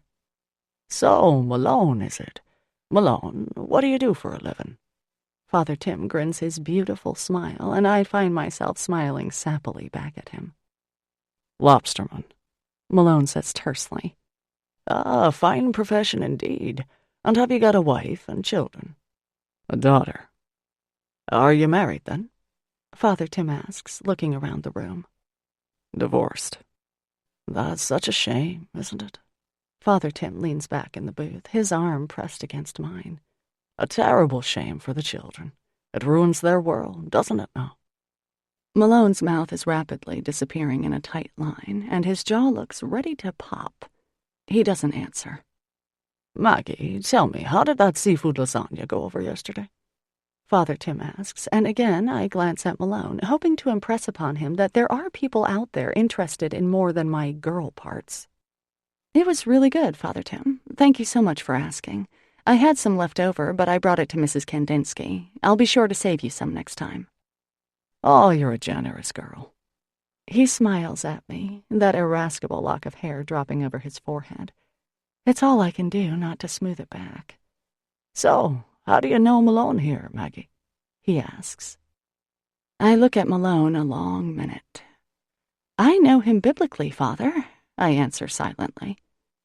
He moors next to Jonah, I say out loud. Malone stares back. "And does he know about your little situation?" the priest murmurs. Which situation? I ask. "How you're looking for a nice man to marry." Shit. Hopefully Malone didn't catch that. His scowl tells me otherwise. Ears like a bat, that Malone. Chantal speaks up. Father Tim, honey, I was wondering how a poor widow like myself, or a nice girl like Maggie, should meet some new people. Because, just between the two of us, well, the four of us, she amends, leaning forward, her cleavage clamoring for release. We women have certain needs, desires. And it's so hard to meet anyone really decent. I mean, a roll in the hay is one thing, but finding a husband is another. Right, Maggie? I think I'll go say hello to Jonah, I blurt, ignoring the terror in Father Tim's eyes. Didn't see him today. I'll just go check in with him, see how he's doing, if he needs anything. I practically fly across the room to my brother, but it's no use. Malone is right behind me.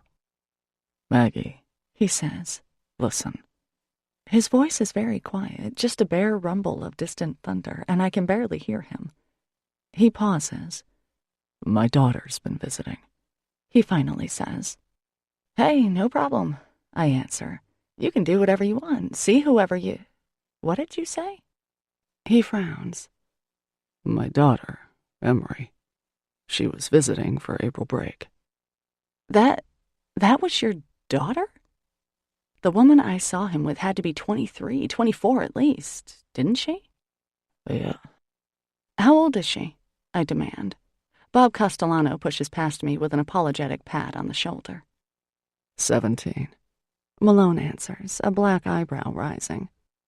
She's 17? Your daughter is 17? His scowl deepens. Why, Maggie? Well, how old are you, Malone? My face burns painfully. 36. I do the math. So he was 19 when his kid was born. Huh. Okay, I guess that fits, given the little I know about Malone. Who'd you think she was? It takes me a second to realize I've been busted. I risk a look at Malone's face and wish I hadn't. You know what? I babble. There's Jonah. I think I'll go say hi to Jonah. I gesture to my brother, who is making out with the pretty woman from before. Actually, I guess I'll hit the loo. And I flee. In the safety of the bathroom, I lean against the sink and take a few cleansing breaths. God, what a stew of emotions out there. No wonder my hands are shaking. I'm mad, frustrated, horny, let's be honest, guilt-ridden, and irritated.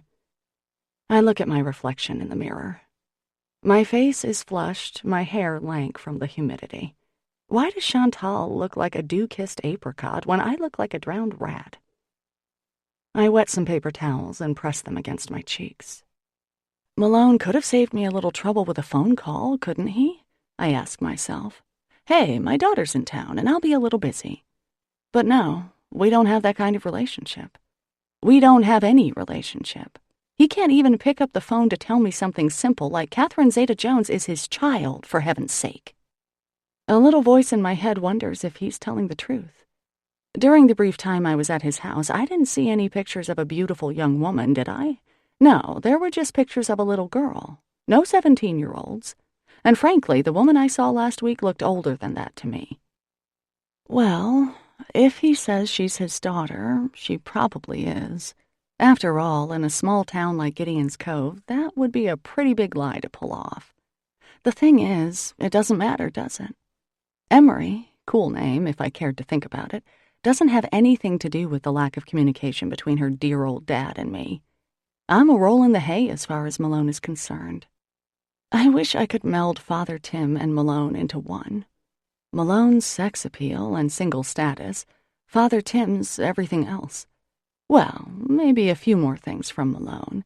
He's hardworking, not that Father Tim isn't, but Malone is the kind of guy who can get things done. Fix-your-car type things. Father Tim's helpless at that. And Malone is, well, shoot, I don't really know what he is, do I? I know he has a certain effect on me. That's it. When I come out, our little party appears to be breaking up. Chantal wriggles from her seat, making sure everyone sees her lush behind as she smooths her tight jeans. Malone hands Chantal her coat. Thank you, Malone, sweetie. Maggie, Father Tim's giving me a ride home, Chantal says. I think I've had too much to drink. She pretends to confide. I see, I sigh. She could drink a room full of firemen under the table. Would you like a ride as well, Maggie? The rain's punishing out there. I'd be happy to drop you off. Father Tim pleads. His eyes are begging. I'm sure there are rules against priests driving loose women home, and even a castrati would need a chaperone when alone with Chantal. I glance out the window, which is too steamy to give me an actual view. Will Malone offer me the olive branch of a ride, to apologize for not calling, for not telling me his daughter was occupying his time for the past week? He doesn't, just stands there looking at me, and who the hell knows what he's thinking.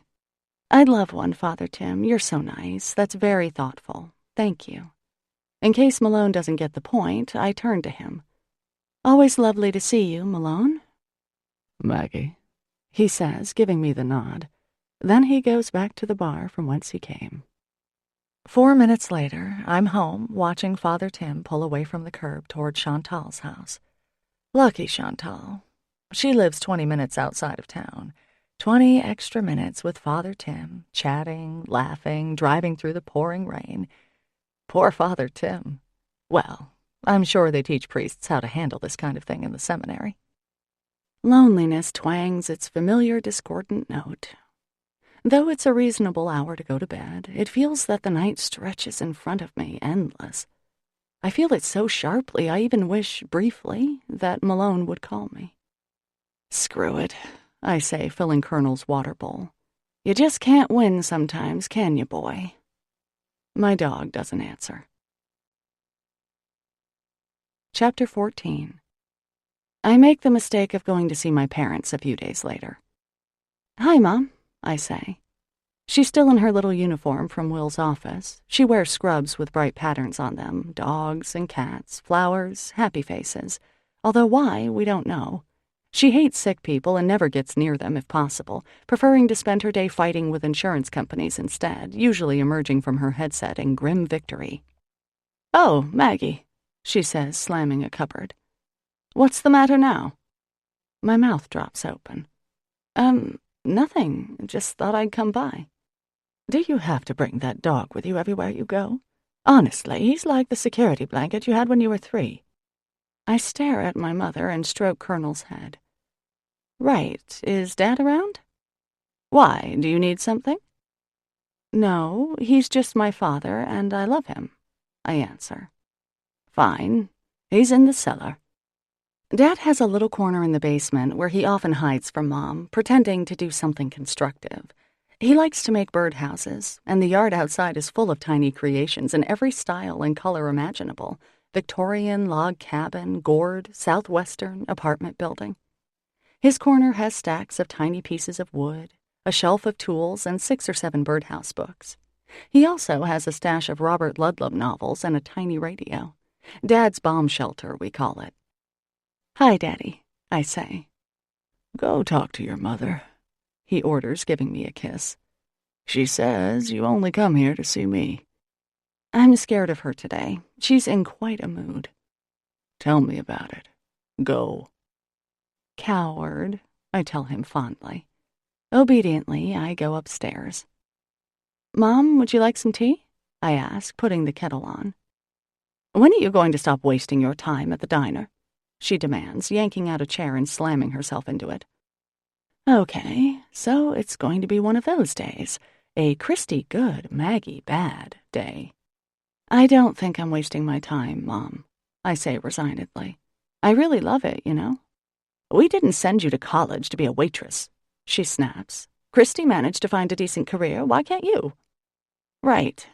I sit down. I do own the diner, too, and run it, and cook.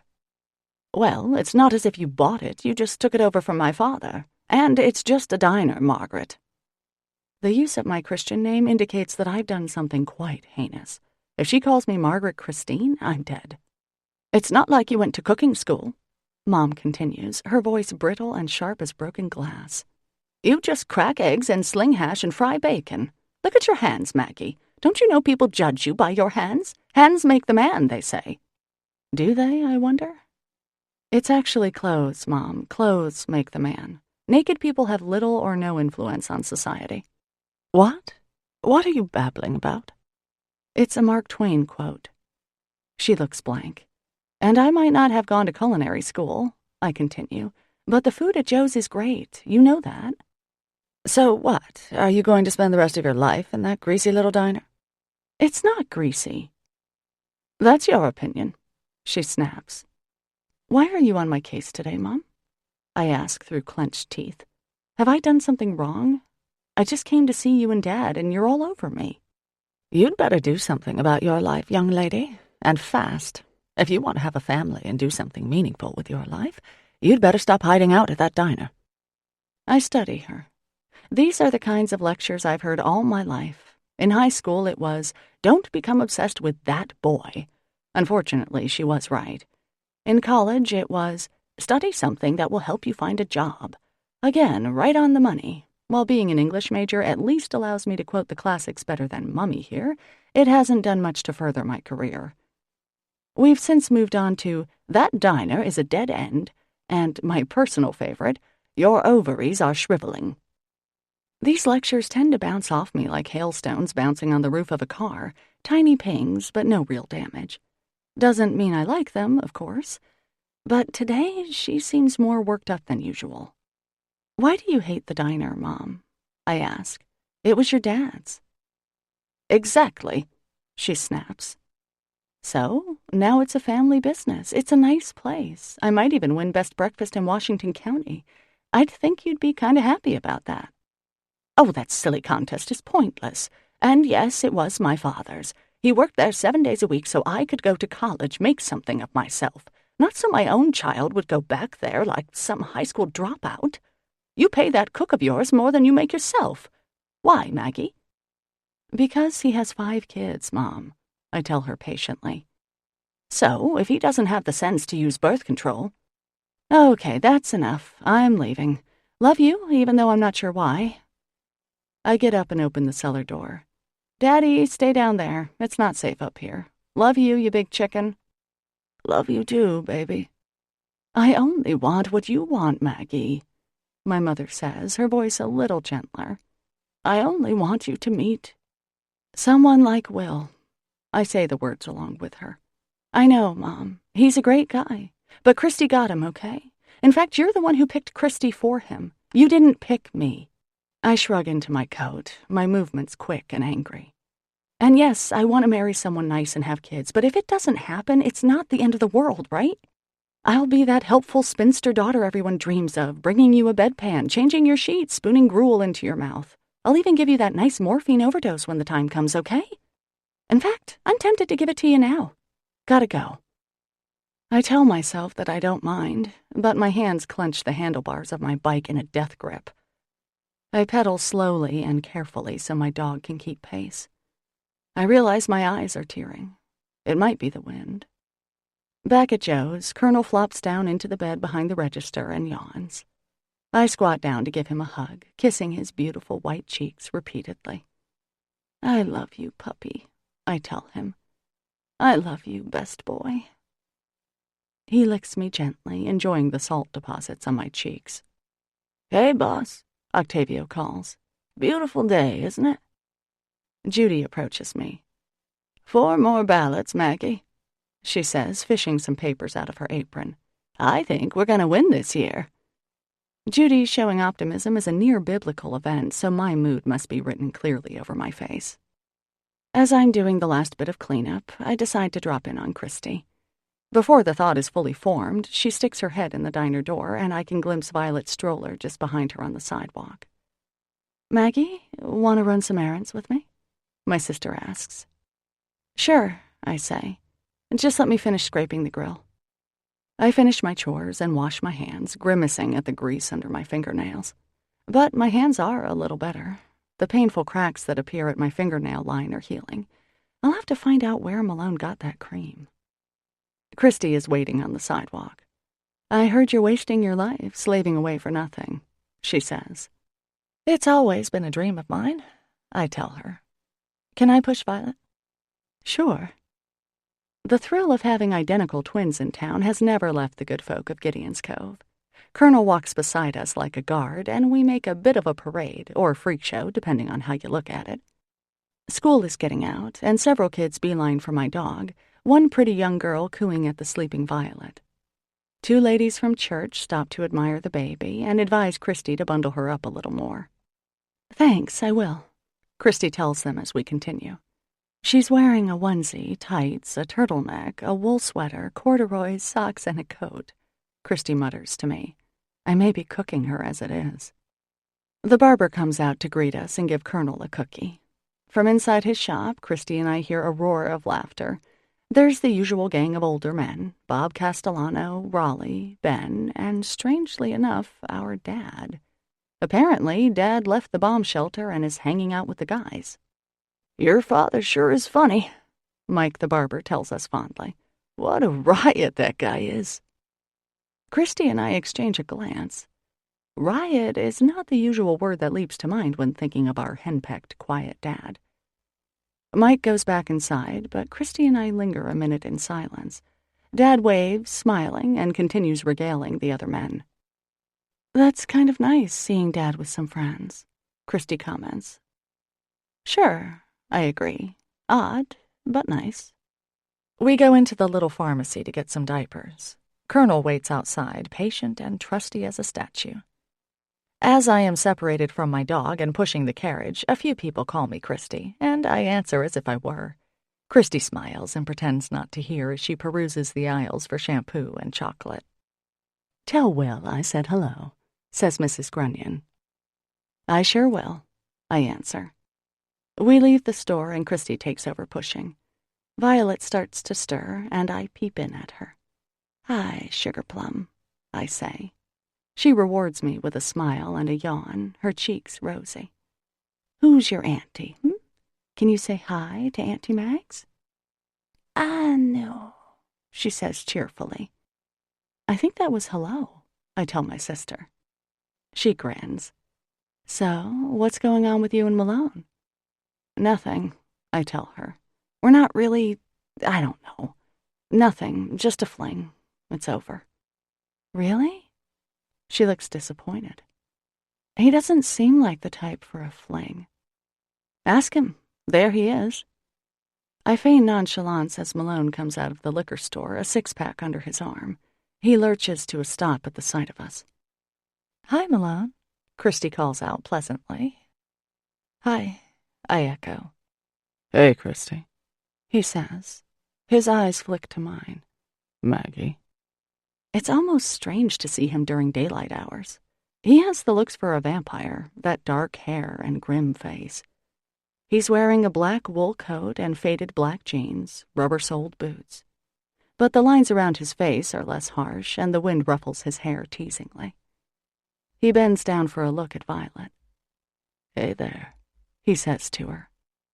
Violet stuffs a corner of her blanket in her mouth and chews, staring at him solemnly. The lines around Malone's eyes deepen. I look away, embarrassed by the softening of my wicked heart. "Sweet baby," he tells Christy. "Thank you." She smiles. "Good to see you, Maggie," Malone says. He turns and walks away from us. When he's a safe distance, Christy hisses, "See, he still likes you." "Jeezum, you sound so 8th grade." "Well," she huffs indignantly. "Well, nothing, Christy. He said a handful of words and left. Where you come up with your theories is beyond me. We haven't spoken since we slept together. Well, hardly." But I can just tell." She looks at me. "It's true, I can." "Okay, great Swami. Thanks for the input." I smile and pat her arm. How patient I am today. First with Mom, now with my sister. Clearly, I deserve some Ben & Jerry's tonight while I watch the Sox game. Perhaps the entire pint. "Do you like him, Mags?" my sister says, irritating as a greenhead at the beach. My patience evaporates. "I like him in bed, Christy, okay? In bed, he's awesome. Otherwise, we barely speak. So, any other questions? Would you like to know if he has any identifying marks or deviant tendencies?" I realize I'm barking. Christy shoots me a grin. "Well, actually, a tattoo. On his arm, a Celtic band right around his bicep." I'm more interested in the deviant tendencies. She widens her eyes expectantly, and I can't help laughing. Chapter 15. It turns out she's a little bit right. That night, I'm at home as usual, already dressed in my pajamas at 8:30, a huge basket of laundry on my coffee table.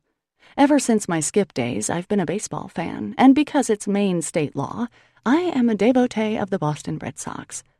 I watch with smug satisfaction as the designated hitter clips a double into right field, then decide I deserve that Ben & Jerry's. While I rummage in the freezer, there's a knock on my door. "Sissy, it's me, your favorite brother," Jonah calls out. "Dimitri?" I call. "Wicked funny," he says. "Come on in," I say. "Television's out at the firehouse. Can we watch the Sox game with you?" "Sure, it's already on." The freezer is crammed with foil-wrapped leftovers from the diner, and I can't find the damn ice cream. Shoot. Who's we?" Jonah sticks his head in the kitchen door. "Just me and Stevie. Malone, too." I jerk my head out of the freezer. "Malone?" "Yeah," Jonah says, turning his head to see the television. "Saw him at the dock, asked him if he wanted to come." He seems unaware of the import of his actions, but then again, Jonah is unaware of much in life. He blinks owlishly at me. "Right, Malone," I say. "Okay, sure, yeah, that's fine." A sudden image of my laundry causes me to lunge into the living room. I'm too late. Underwear of varying ages litters the coffee table. "You need some new stuff, Mags," Stevie says, snatching up a pair of once white panties. I reach for them, feeling my face go nuclear hot. "Out on parole, I see, Stevie?" "Maybe some thongs. I like a woman in a thong," he says. "Not that you've ever seen one," I say, snatching the panties back. I stuff them, along with my faded bras and t-shirts, deep into the laundry basket. "Hi, Malone," I say, hoping my voice sounds casual. "Maggie," Malone says. He makes the boys look like just that, boys. He's not smiling exactly, but he's not glaring either, and he doesn't look away. It seems very small in my apartment. Of course, it is a very small apartment, and 3 full-grown males make it microscopic. "Got any beer, Maggie?" Jonah asks. "Maybe a snack?" I yank a sweatshirt over the tank top I'm wearing. "Sure, hang on. Don't move him, Stevie, he's old," I say as my brother's friend, who must weigh close to 300 pounds, tries to wedge himself in next to Colonel. "Sit on the floor." "Me or him?" Stevie asks. "You, dummy. Want a beer?" "Yes, ma'am." He bats his eyes at me and lies on my floor, taking up approximately half of it. I speed back into the kitchen and open the freezer again, letting the frosty air cool my face. "Calm down, Maggie," I urge myself. "Nothing to worry about. Malone's here. It's no big deal. Just think of him as another one of Jonah's annoying friends."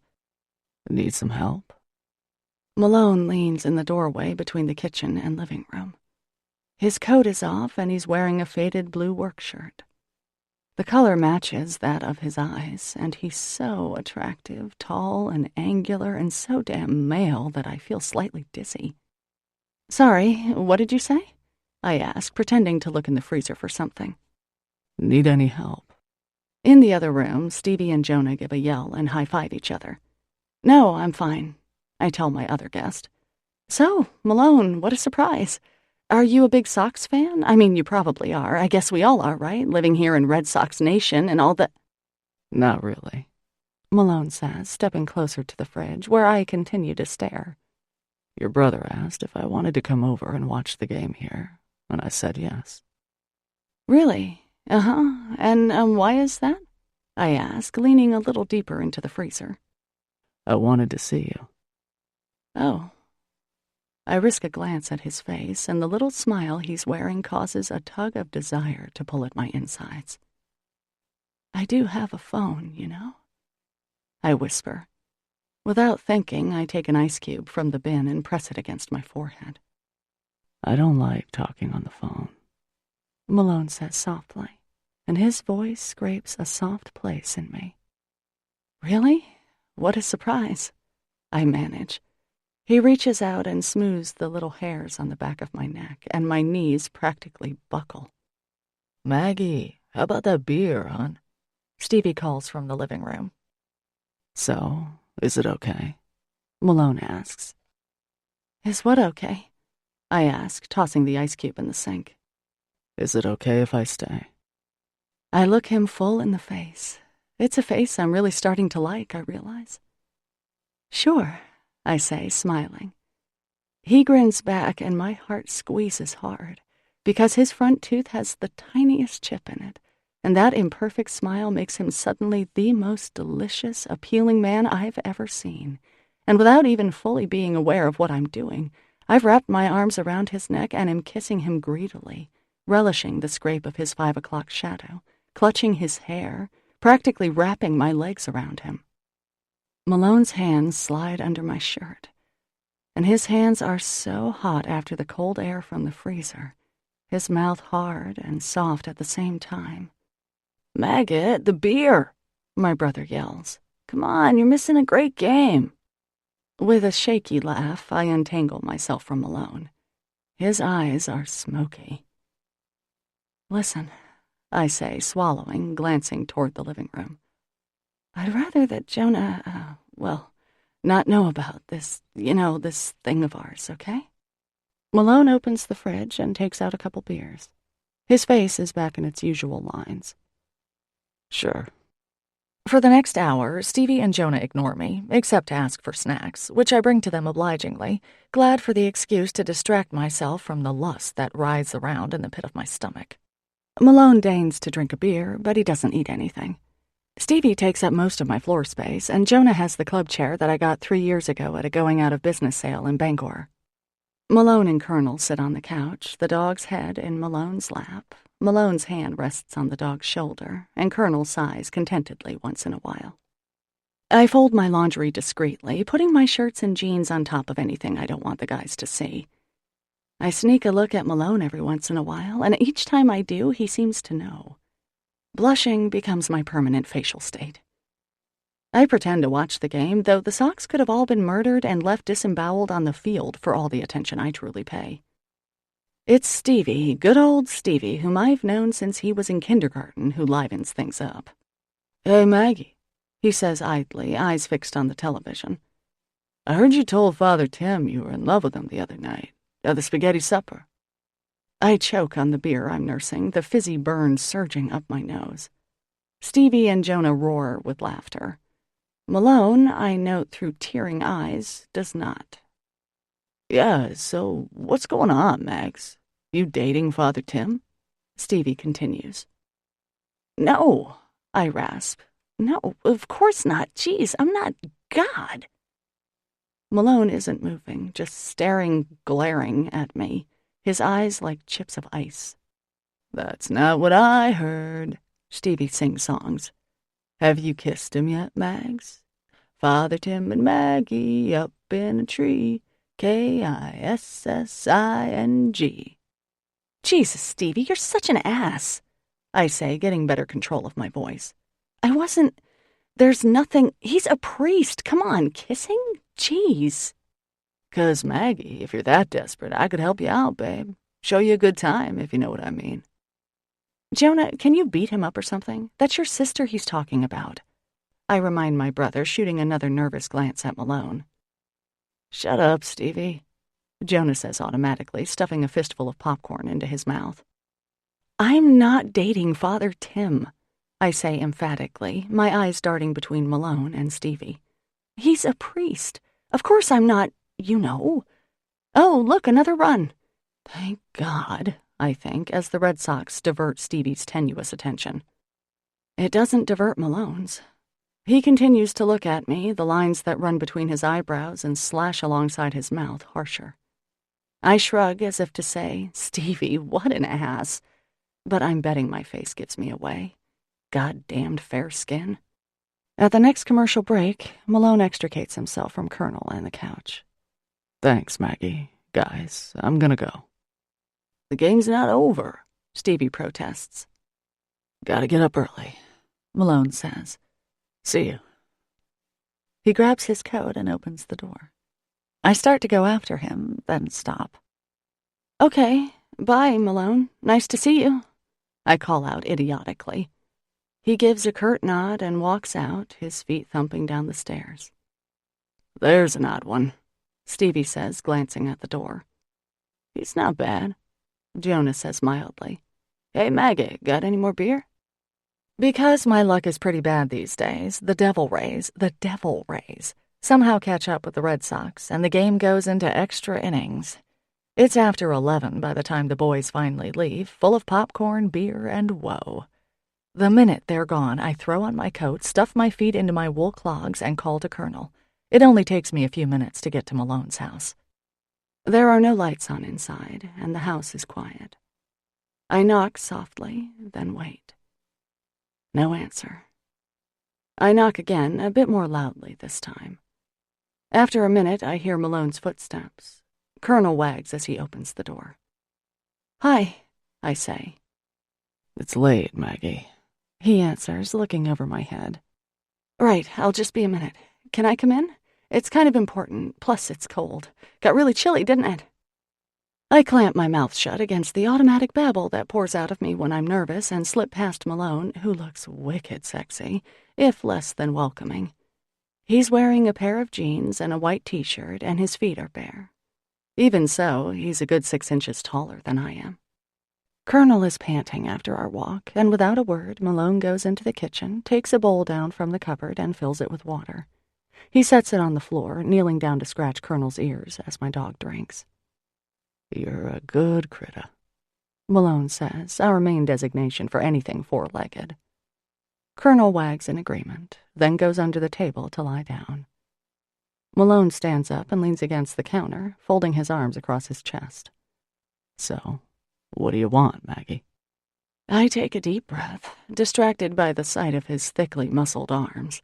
How I ever felt Malone was unattractive is a mystery. I remind myself to focus, but before I can, I start talking. Well, I guess I should have planned what to say, that's what. I just wanted to say,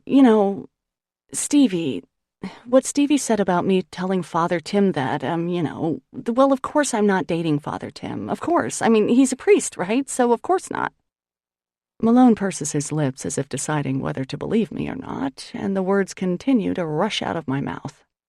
We're friends, Father Tim and I. He's actually one of my best friends. We hang out sometimes. Well, I mean, he comes into the diner every morning for breakfast. Sometimes we go to a movie, once in a while. Actually, it was maybe twice. There was a group of us, not just us two, of course. And I do a lot for the church, committees and stuff like that. But no dating, obviously, since he's a priest. Malone looks at the floor, and I force my mouth shut and wait for him to speak. He sighs, running a hand through his hair. Look, Maggie, he says quietly. I live in this town, too. I hear things. He looks back at me. My nervous energy drains into the floor. Right. The clock over the fridge ticks loudly, reminding me that it's almost midnight, and Malone and I both have to get up early. Well, the thing is, I did have a thing for Father Tim, and I did actually... I swallow. I did say that I loved him. While I was under the influence, I might add. Malone says nothing. So, there you have it. I fiddle with the zipper of my coat, wondering if I just severed things completely with Mr. Happy here. As the silence stretches on, I feel a stir of irritation. Malone, I've heard things about you, too, I say, a defensive note creeping into my voice. And just because that's the gossip doesn't mean I believe it. His face darkens, but I continue anyway. There was that thing about your cousin last year, right? I mean, people had a whole lot to say about that, but I didn't jump to any conclusions or anything. Still no reaction from Malone, which I find slightly ominous, but true to character, I keep going. Let alone what they say about your wife. Oh, shit. Now I've gone too far, and even I realize it. My heart starts thumping erratically against my ribcage. Though Malone hasn't moved or changed expression, I'm suddenly a little afraid. And what do they say about my wife? He asks very, very quietly. Oh, well, I don't know. People talk about all sorts of... What, Maggie? I swallow. That you hit her. That she was scared of you and That's why she moved across country. His face looks so hard now, it could be carved from granite. And do you believe that?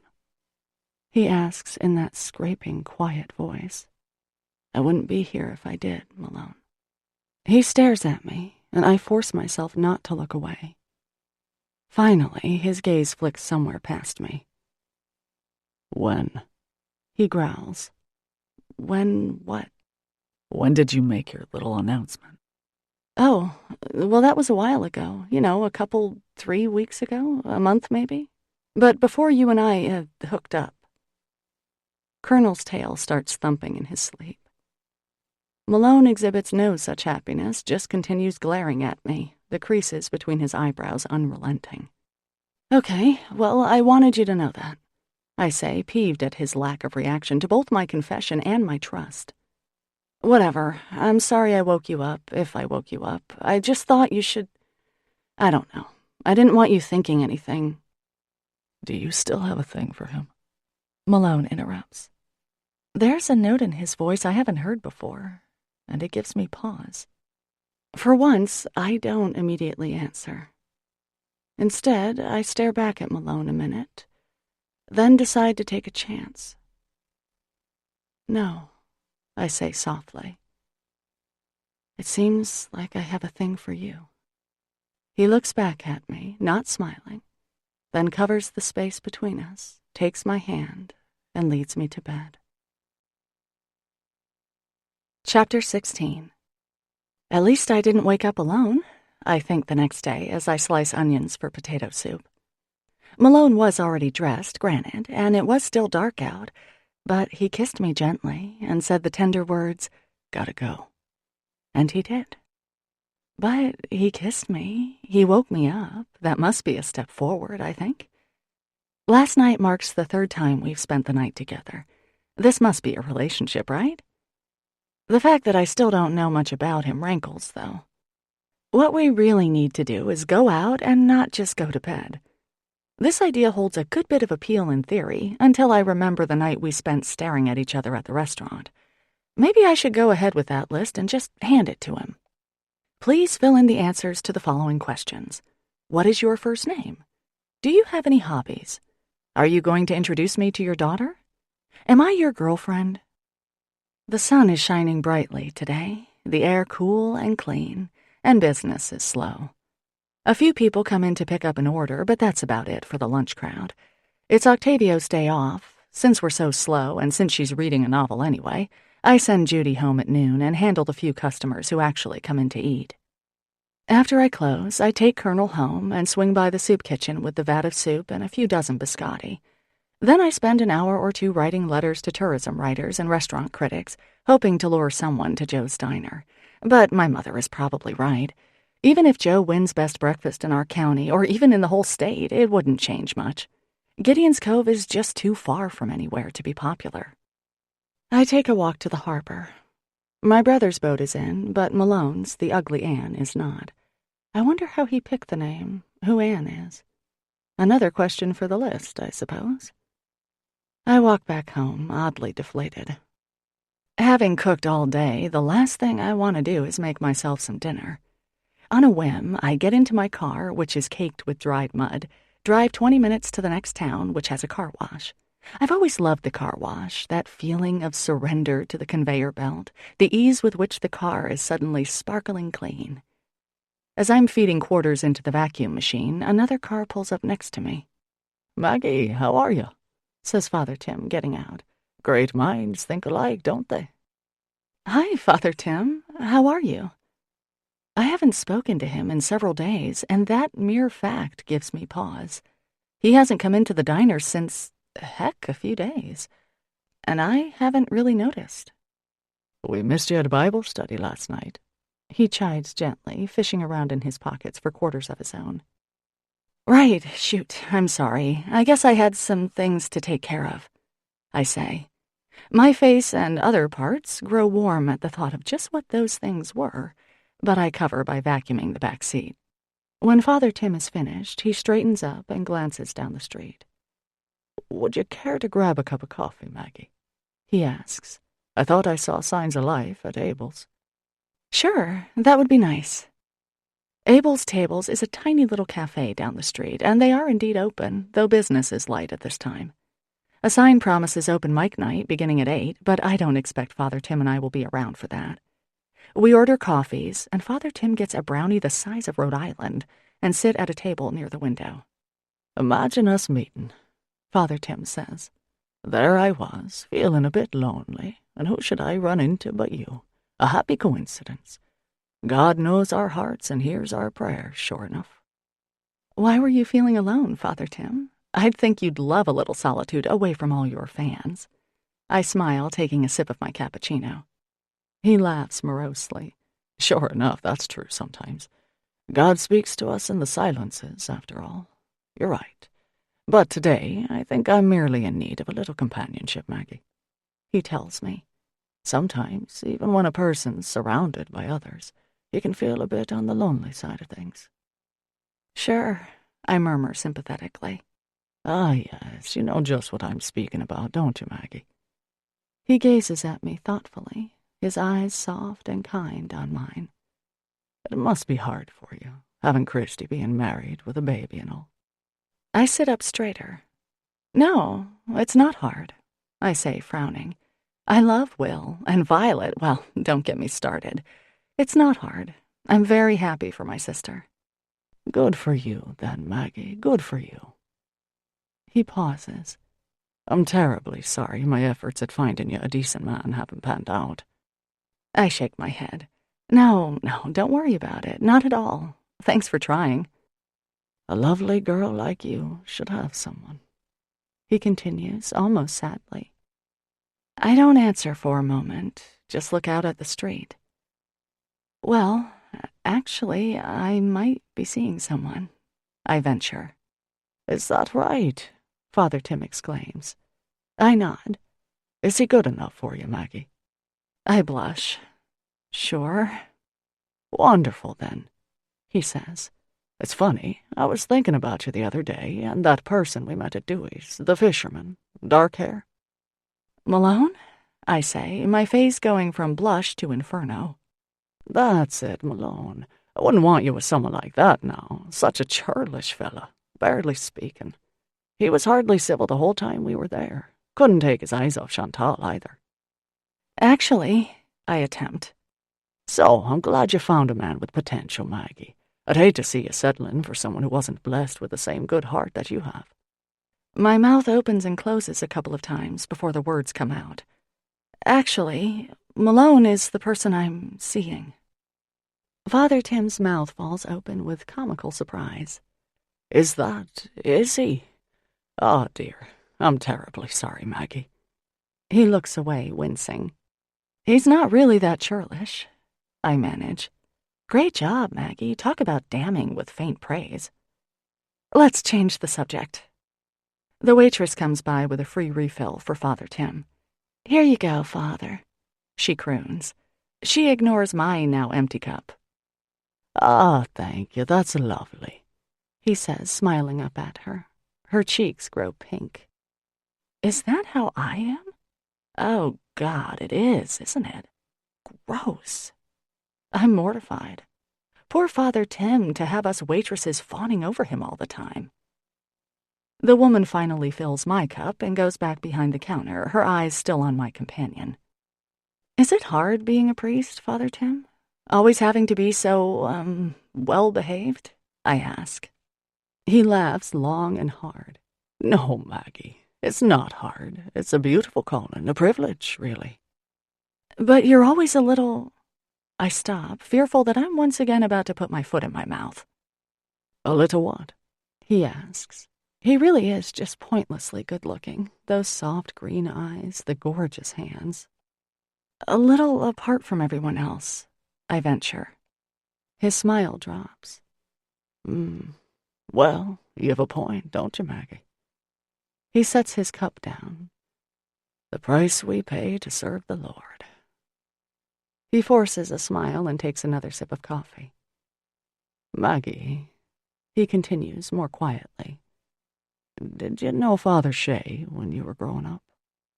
I gasp, unfortunately just at the moment I'm sipping my cappuccino and burning foam drips into my lungs. Yep, I rasp. Father Shea was our priest when I was probably 10 or 11. He was handsome, somewhere in his 40s or 50s. Who can tell when you're little, right? A jovial, teasing priest who shamelessly bribed us kids to be good in church by giving us Hershey's Kisses after Mass. Then Annette Fournier's husband dropped dead of a heart attack when he was out for a run one day. Father Shea was a great comfort to the tragic young widow and her 3 kids. Such a comfort that he left the priesthood and married her a year later. I believe they had 1 or 2 more kids themselves, making Father Shea go from father to plain old dad. Yeah, I remember Father Shea, I say, still coughing a little. He was pretty nice. But he, left. Why do you ask? Father Tim shakes his head a little, his eyes distant. No reason. Well, no reason I should be discussing, at any rate, Maggie. Sorry to bring it up. He's just... never mind. On my mind lately. Enough said. I stare out the window, my face hot. Guilt flashes like heat lightning. How many times have I wished Father Tim wasn't a priest? In truth, I don't, really. He's a very good priest, from all accounts, anyway, and I'd hate for him to scandalize the town, as did Father Shea, leave the priesthood, break his vows. Well, I'd best be getting back, Father Tim announces, putting down $1 for the waitress. Thanks, Maggie, for the nice chat. You're a lovely friend. He squeezes my shoulder. The church's doors are always open to you, you know. God is waiting, and his patience never wears thin. He grins and winks, ever campaigning. Okay, thanks. Nice to see you, Father Tim, I say, slipping another couple bucks for the waitress, glad that he's back to his normal, chipper, priestly self. I get into my newly clean car and head for home, but the trickle of discomfort remains. Why would he ask about Father Shea? Why would he ask me in particular? Surely the dragon Plutarski would give him every salacious detail at the merest flicker of interest. By the time I get back to Gideon's Cove, the sky glitters with stars overhead, the air so clear that I can see the Milky Way swirling above me. Standing on my front porch, I take a deep breath. The smell of wood smoke from the many fireplaces and stoves mingles with the faint smell of pine and sea, and to me, it's the best smell there is. I suck in another breath, then jump at the sound of the door behind me. Maggie, dear. Oh, hi, Mrs. K. You startled me. I laugh. Dear me, I'm terribly sorry. She motions for me to come in, and I obey. There was a man here earlier, she says. That dark man who came over the other day, the tall one. I am simultaneously thrilled and nervous, which seems to be the hallmark combination of emotion Malone evokes. Malone? He was here? When was that? About an hour ago, dear. She shuffles over to her chair and lowers herself carefully into it. Maggie, would you find the remote control? There's nothing on tonight, nothing. 300 channels and nothing worth seeing. The remote sits in plain sight on the coffee table. I hand it to her. So, did you talk to Malone? Well, I must say I tried. He didn't say much in return, Maggie. He seemed quite angry, if you ask me. Mrs. K flips through the channels. Angry? Are you sure? I mean, I can't think of why he'd be mad. Mrs. Kandinsky stops on a station. Linda Blair's head rotates around as Father Damien looks on in horror. Oh, look, Maggie, The Exorcist is on. Damn it all to hell, I've missed the first part. Mrs. K, I say, trying to steer her back to our conversation. Did Malone say anything? Oh, the angry man? Malone, you say his name is? Well, yes, I told him I didn't know where you were, and he said he'd see you soon. That doesn't sound angry, I say. Oh, my, isn't she hideous? Mrs. K croons appreciatively. My word. Okay, well, this one is too scary for me. The priest, however, is quite good-looking, but I have enough good-looking priests in my life. I'm gonna go, Mrs. K. Enjoy the movie. She doesn't acknowledge me as I kiss her goodbye, too engrossed in the terror on the telly. I head up to my apartment. There's no note or phone message from Malone. I pick up the phone book, look up his number, and call. The line is busy. 15 minutes later, I try again. Still busy. The idea that Malone can speak for this long is somewhat surprising. Certainly, he never speaks to me that much. No, we seem to have other things to do than speak. Well, he said he'd see me soon. Maybe he wasn't angry. What does he have to be angry about, anyway? It's not like I was out with my boyfriend. Father Tim is a friend, and I don't have to feel guilty about having a cup of joe with him. Besides, he needed me. He was lonely. We spent an hour talking, just talking. Nothing to feel guilty about at all. Out of curiosity, I checked the internet dating site I visited last time. The messages haven't changed. The god is still seeking his goddess. The angry husband is still angry. Come on, Colonel, I say to my dog. Let's go to bed.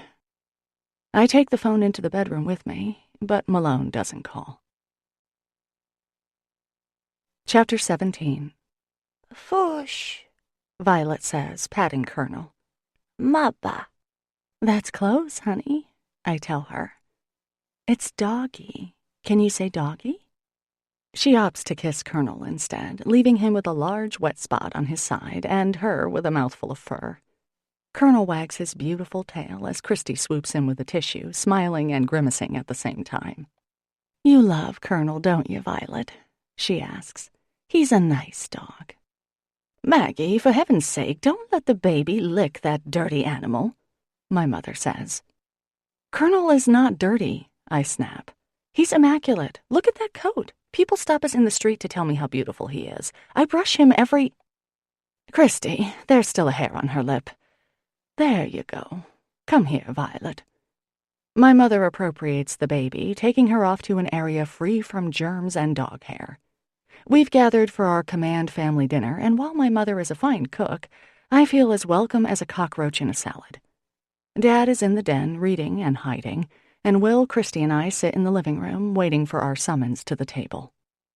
She's really on my case these days, I tell Christy. I'll say.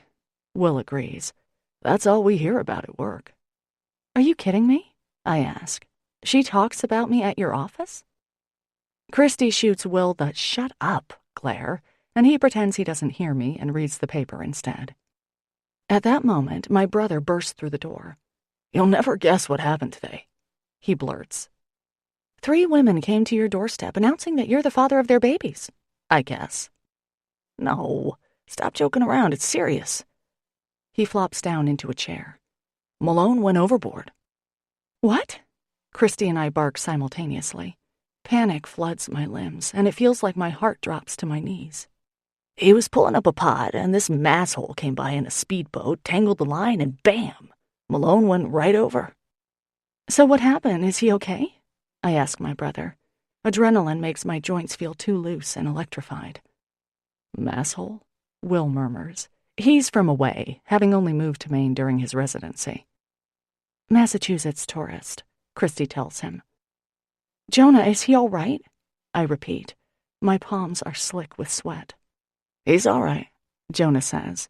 He wasn't caught in the line, thank God, but he was in the water for about 20 minutes, half an hour. Got wicked cold. The water in the Gulf of Maine is cold enough to cause death if you're in it long enough.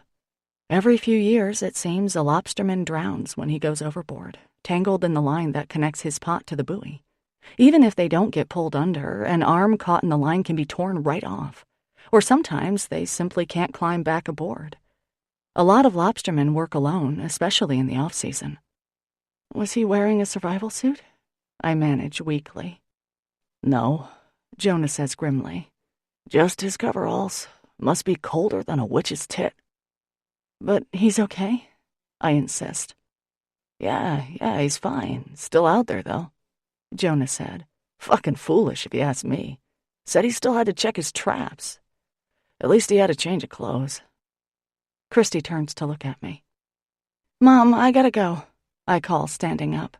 My knees are weak and sick-feeling, and I stagger a little, knocking into the coffee table. "Maggie, God, you are still the galmiest girl," she says from the kitchen. "What do you mean you're leaving? I've already set the table." "Galmy is clumsy, right?" Will asks.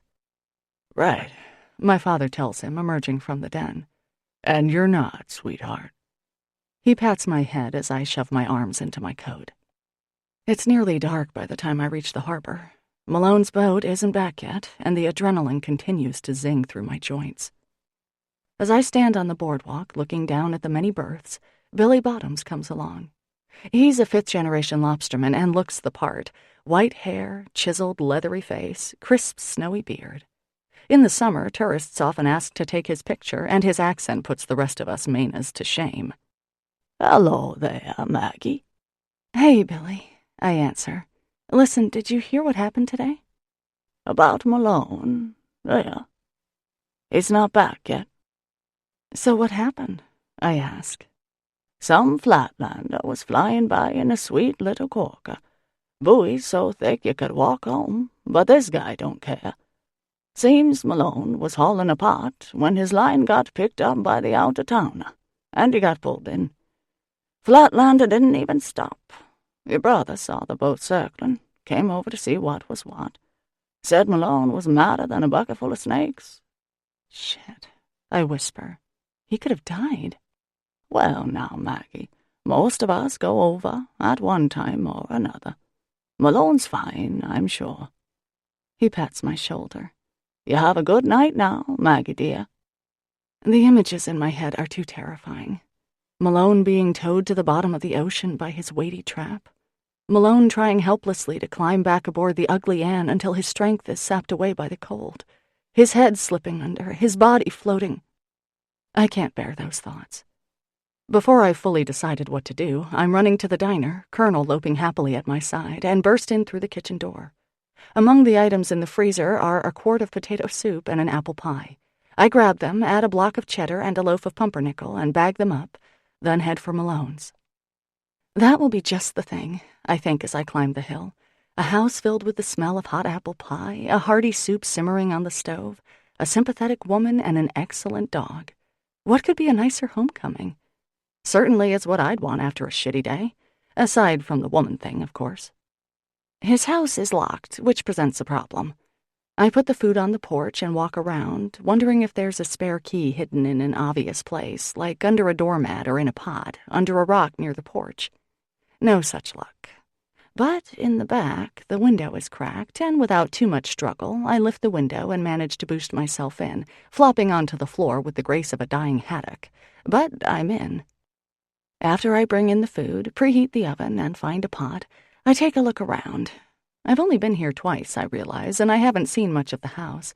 Not that there's much to see. It's a bungalow, 3 rooms downstairs, a bedroom and bathroom upstairs. It's a bit sloppier than last time. There are dishes in the sink, a cup and plate in the living room. It's chilly, too. After a dip in the frigid Atlantic, Malone shouldn't have to come home to a cold house. Because I'm a Maine native, I have no problem starting a fire in the wood stove. I tidy up the pile of newspapers in the wood bin and refold the Afghan and drape it over the couch. There are a few photos here and there, snapshots of a younger Malone and the little girl who grew into such a beauty. I study the photos, unable to see Catherine Zeta-Jones in the chubby-faced child. Well, people change. I touch Malone's image. His chip-toothed smile makes my chest tighten. A few books are scattered around the living room, and I stack them neatly on the coffee table. The Perfect Storm. Cheerful little ditty, that. In the Heart of the Sea, which apparently tells about cannibalism after a whaling accident. Geez, no wonder Malone scowls all the time. Still restless, I walk past the piano, which has a light coat of dust on the top. I push a few keys. The Beethoven sheet music I saw the first time I was here is gone, replaced by a Debussy piece. It looks hard, but I never was any good at reading music, despite 4 years of clarinet lessons in school, so everything looks hard to me. Malone can play the piano. So I do know something about him, I realize. He likes classical piano music. It's a nice little fact. Colonel is snoring quietly in the kitchen. The oven has reached 425 degrees, so I brush the top of the pie with some milk, sprinkle it with sugar, and pop it in. I look at the clock. It's 7:30, and the temperature is dropping outside. It'll probably be in the 30s tonight. I hope Malone gets home soon. The dishes beckon, and as I'm still filled with nervous energy, I wash them, then figure out where they go through a process of elimination. For the most part, Malone is pretty neat. His bed isn't made, though, and the sheets are tangled and twisted.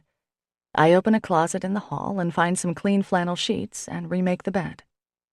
There. I turn down the heat on the pie, set the timer, check the soup. What a nice little place this could be, with a few personal touches here and there, a few more prints, maybe some better furniture. I sit on the sofa and wrap up in the Afghan. Leaning my head back, I close my eyes. Colonel comes over and sits next to me, putting his big head in my lap. Worn out from worry, I find myself getting drowsy. Poor Malone, I think. But lucky, too, because God knows he was spared today. And I'll be waiting for him when he comes home from this terrible day, offering both comfort and company. I can't wait to see him, to make sure he's okay. Some point later, I jerk awake at the sound of the door and scramble off the couch. The smell of apple pie is rich in the air. Relief and joy have me leaping off the couch. "Hi, Malone," I call. "How are you? Are you okay?" He stands in the doorway, his orange coveralls balled up beside him, a length of line coiled on top. He looks thinner, gaunt instead of lean, and utterly exhausted, the lines on his face seemingly carved by a heavy knife today. I'm already in the middle of the kitchen, headed straight for him, when his voice, scratchy and hoarse, cuts me off. "What are you doing here?" I lurch to a stop. "Well, I heard about your day. Jonah came by and told me you went in the drink." Suddenly the idea of giving him a hug or kiss or even patting him on the shoulder seems out of the question. "I thought I'd bring you some—" "I did not ask for this," he grates out. There are streaks of salt deposits on his sweater, and his hands are shaking with fatigue. My mouth falls open. "Well, I know. I just thought you might want a hot—" "Jesus, Maggie, this is the last thing I wanted. You here playing house, for Christ's sake," he barks. Colonel comes from the living room at the sound of his voice, wagging gently, but Malone ignores him. The dog takes the hint, flopping down in front of the oven. "Look, Malone," I begin, more than a bit confused. "I just brought over some soup, and—" He peers into the living room. "Oh, for God's sake, did you clean up, too? Damn it, Maggie." Slamming over to the counter, he bangs his hands down. Colonel startles at the noise. Okay, now he's pissing me off. Taking a deep breath, I say calmly, "Excuse me, but what the hell is your problem? I did something nice for you, no big deal. For God's sake, Malone, you were submerged in the Atlantic Ocean today. I thought you could use a little—" I stop myself from saying tender, loving care. "Food, that's all." "I'm not one of your little church projects, all right?" he barks. "This is... Oh, for Christ's sake, you did the goddamn dishes." Okay, Malone, I guess I should have just left you alone to snarl and brood and do whatever else the hell you do. Take the pie out when the timer goes off. Enjoy it, you surly bastard. Come on, Colonel. "You don't get it, do you, Maggie?" Malone growls, and his glare could cut glass.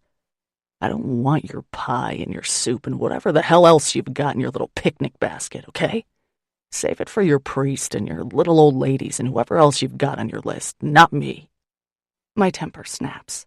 I can't believe you're mad at me. How can you be mad? I'm just trying to help. "That's the whole point, Maggie. I don't want your help. I don't want you doing anything for me." Fine, I'll send you a bill. And I don't have a picnic basket. With that, I snap my fingers at my dog, who lumbers to his feet and follows me. I stomp off the porch and down the street. When I'm safely at the intersection, I sit down on the curb, the cold seeping through my jeans immediately. My breath fogs the air in front of me, but we don't have any streetlights, so I know Malone can't see me. My legs are shaking. Colonel nuzzles my hair, and I automatically put my arm around him. My throat is tight with tears and anger, but I don't cry. "Screw him," I say. Ungrateful bastard. So fine. Malone doesn't want anything from me. Fine. Just fine. He's made things clear, at least. No, I'm not his girlfriend, just a roll in the hay now and then. Well, too bad. I want more than that. When people care about each other, they show it, I tell my dog. He licks his chops thoughtfully. There's nothing wrong with that. That's the way things are supposed to be. The image of Malone rubbing lotion into my long-suffering hands flashes through my brain. Well, that was just a seduction move, and it worked brilliantly. I don't think Malone is a very nice person, do you? You don't either? Well, you've always been smart about these things. Colonel lies down next to me, but the pavement is too cold for his old bones. I stand up, and my dog does the same. At least we got that out of the way, I say. My dog wags reassuringly. Still, my throat stays tight, like there's a piece of glass wedged there. Chapter 18. For some reason, Joe's Diner is hopping the next day. It always seems to be the case, something in the tides or the moon causing a mass hysteria for breakfast out. People are actually waiting for tables, which usually only happens on Thanksgiving weekend or during both good weekends of summer. Octavia whips orders out, and both Judy and I are working at top speed, smiling, well, I am at least, sliding orders to the hungry of Gideon's Cove, passing out ballots and pens for the best breakfast rating, trying to ring people up before a line forms at the register. Jonah comes in, but I don't have time to do more than shove a plate of French toast in front of him. As he eats for free, he gets what I give him. "Thanks, sissy," he calls as I fly into the kitchen. My parents, also succumbing to breakfast fever, make a rare appearance. Mom frowns as she surveys the noisy crowd. "Well, I guess we'll have to wait," she says. When she comes in and things are slow, she tells me I'll never make a living. If I'm busy, she's put out. And today, I'm just not in the mood. "Business looks good today, Maggie," my dad says. "It sure is, Dad. Hi, Raleigh, how was everything?" I ask. "Cracklin'," he says. I take this as a compliment. "You filled out your ballot, right?" I ask. "Every day, Maggie, every day." Finally, a booth is free for Mom and Dad, since the counter is jammed. "What would you like, Mom?" I ask. "Oh, I don't know. I should have eaten a bowl of bran flakes, really." "How about pancakes, Maggie, hun?" Dad asks. Pancakes it is. Having been a waitress for half my life, I don't need to write down orders. "And you, Mom?" My mother sighs. "Well, I just don't know. I guess I'll start with orange juice, only don't fill the glass. It's too much. Your glasses are too big. Fill it about 3/4 full. Can you do that? Because otherwise I won't be able to drink it all." "Squeeze 1 3/4. Got it." Georgie comes in and attaches himself to my side, his head only reaching my collarbone. "Hi, Maggie. How are you, Maggie?" I put my arm around him and kiss his crew cut. Mom assumes her lemon-sucking expression. "Hey, buddy," I say to Georgie. "Someone spilled juice under the last stool. Can you take care of it?" "Sure, Maggie." He gives me a squeeze and goes to the back room to get the mop. I glance back to the counter, where people are in various stages of eating and ordering, then do a double take. Malone's here. He's sitting next to Jonah, talking to him, and his presence causes my face to go hot. He looks my way, his face as blank as a blackboard in July. No sheepish grin, no apologetic shrug, just the penetrating blue stare and the slashing lines of his perpetual scowl. I turn back to my parents. "Mom? I don't know, Maggie. There's just too much to choose from." "Fine, you get nothing." I snatch the menu from her hand and fly back into the kitchen, ignoring Malone, ignoring my mother's squawks of indignation. I grab an order of the spinach omelet special, some pumpkin bread French toast, and a plate of silver dollar pancakes. "Another stack for my dad, Tavy," I tell Octavio. "Yeah," he answers. I serve the family at the fourth booth, then grab the coffee pot and head for the counter, overhearing Jonah saying, "Oh, shit, it was nothing. You'd do the same for me." So, Malone came here to see Jonah, to thank him, not to see me or, God forbid, thank me. "Good morning, Malone," I say briskly. "Coffee? Let me guess, black, murky, and bitter. Maybe you just like to suck on the grounds? Malone turns his clear blue eyes to me. Maggie, he mutters. Hope you slept well, I snap. Jonah's eyes widen, but he wisely refrains from comment. Malone's eyes don't flicker from mine. I slosh some coffee into his cup, spilling some, and smack the pot down on the counter. Without looking away, Malone deliberately takes the creamer and dumps about half of it into his cup, then shakes 4 sugar packets, tears them open, and pours them in as well. "All done, Maggie," Georgie calls cheerfully. "Thanks, Georgie. Don't know what I'd do without you," I call back, not looking away from Heathcliff of the Moors here. "Have you got something to say to me, Malone?" I say. Oh, I've got a lot to say to you, Maggie, he answers grimly. Jonah slips away to join our parents. "I'm waiting," I say. "Excuse me, can we get some ketchup over here?" calls Helen Robideau from the corner. "Hello, Maggie dear. How nice you look today." Father Tim comes behind the counter. He's a regular, after all, and grabs a mug. Finally, I break the staring contest between Malone and me and turn to greet my friend, my happy, cheerful, dependable friend. "Father Tim, how nice to see you, and what a great mood you're in today. You really brighten a place up, you know that?" I believe I hear Malone growl. "Ah, Maggie, you're too kind. I'll just grab some coffee, shall I, and let you get back to work." He opens the kitchen door a crack and sticks his head in. "Good morning, Octavio, my fine man. Can I throw myself at your mercy and get an order of the pumpkin French toast?" I have work to do. Malone can go to hell and play with his compatriots there. Stepping around Colonel, I ring up a young couple who's been waiting patiently, ask about their kindergartner, and bring the ketchup to Mrs. Robideau. Malone sits at the counter, staring straight ahead. The bell over the door tinkles, and I sigh. Another customer, a man about my age, with silvery hair. He looks around uncertainly. "Be with you in a sec," I call. Judy has disappeared. Must be time for her ciggy break. "Maggie, for heaven's sake, can I please have a fried egg?" my mother asks. "Fine." I've heard about how in some fancy New York restaurants, the waitstaff spits on the orders of bitchy customers. I'm tempted to give it a whirl. "Hi, Stuart, you want the usual?" "That'd be great, Maggie," he says, sitting next to Malone. "Adam and Eve on a raft burned the British," I call to Octavio, slang for 2 poached eggs on a toasted English muffin. "Side of hash, too?" Stuart asks.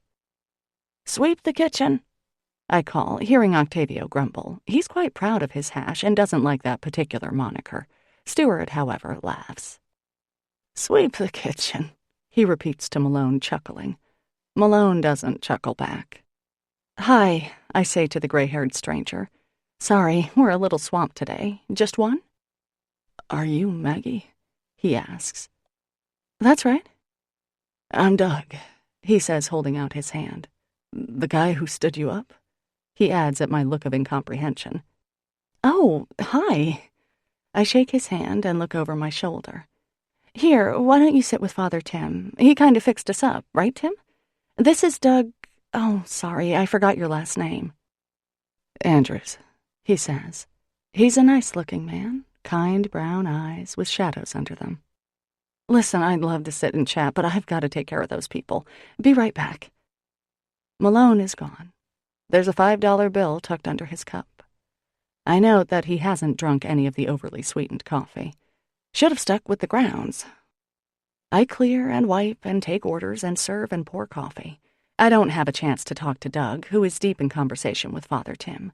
Occasionally, I catch a snatch of their conversation. Not for us to understand the reason. Comfort of knowing she was deeply loved. And my heart warms at Father Tim's kind, gentle words. Finally, Doug comes to the register to pay his bill. "Maggie," he says, "I just wanted to apologize in person for not meeting you that night." "Not at all," I answer. "I'm sorry I didn't have a chance to talk to you this morning. The joint's been jumping since 6. "That's okay. I really enjoyed talking with Father Tim," he says. "And I wanted to say again that I'm really grateful for how nice you were about everything. Under different circumstances, His eyes tear up. Well, listen now, don't cry. You're welcome, I say. You're a nice guy, Doug.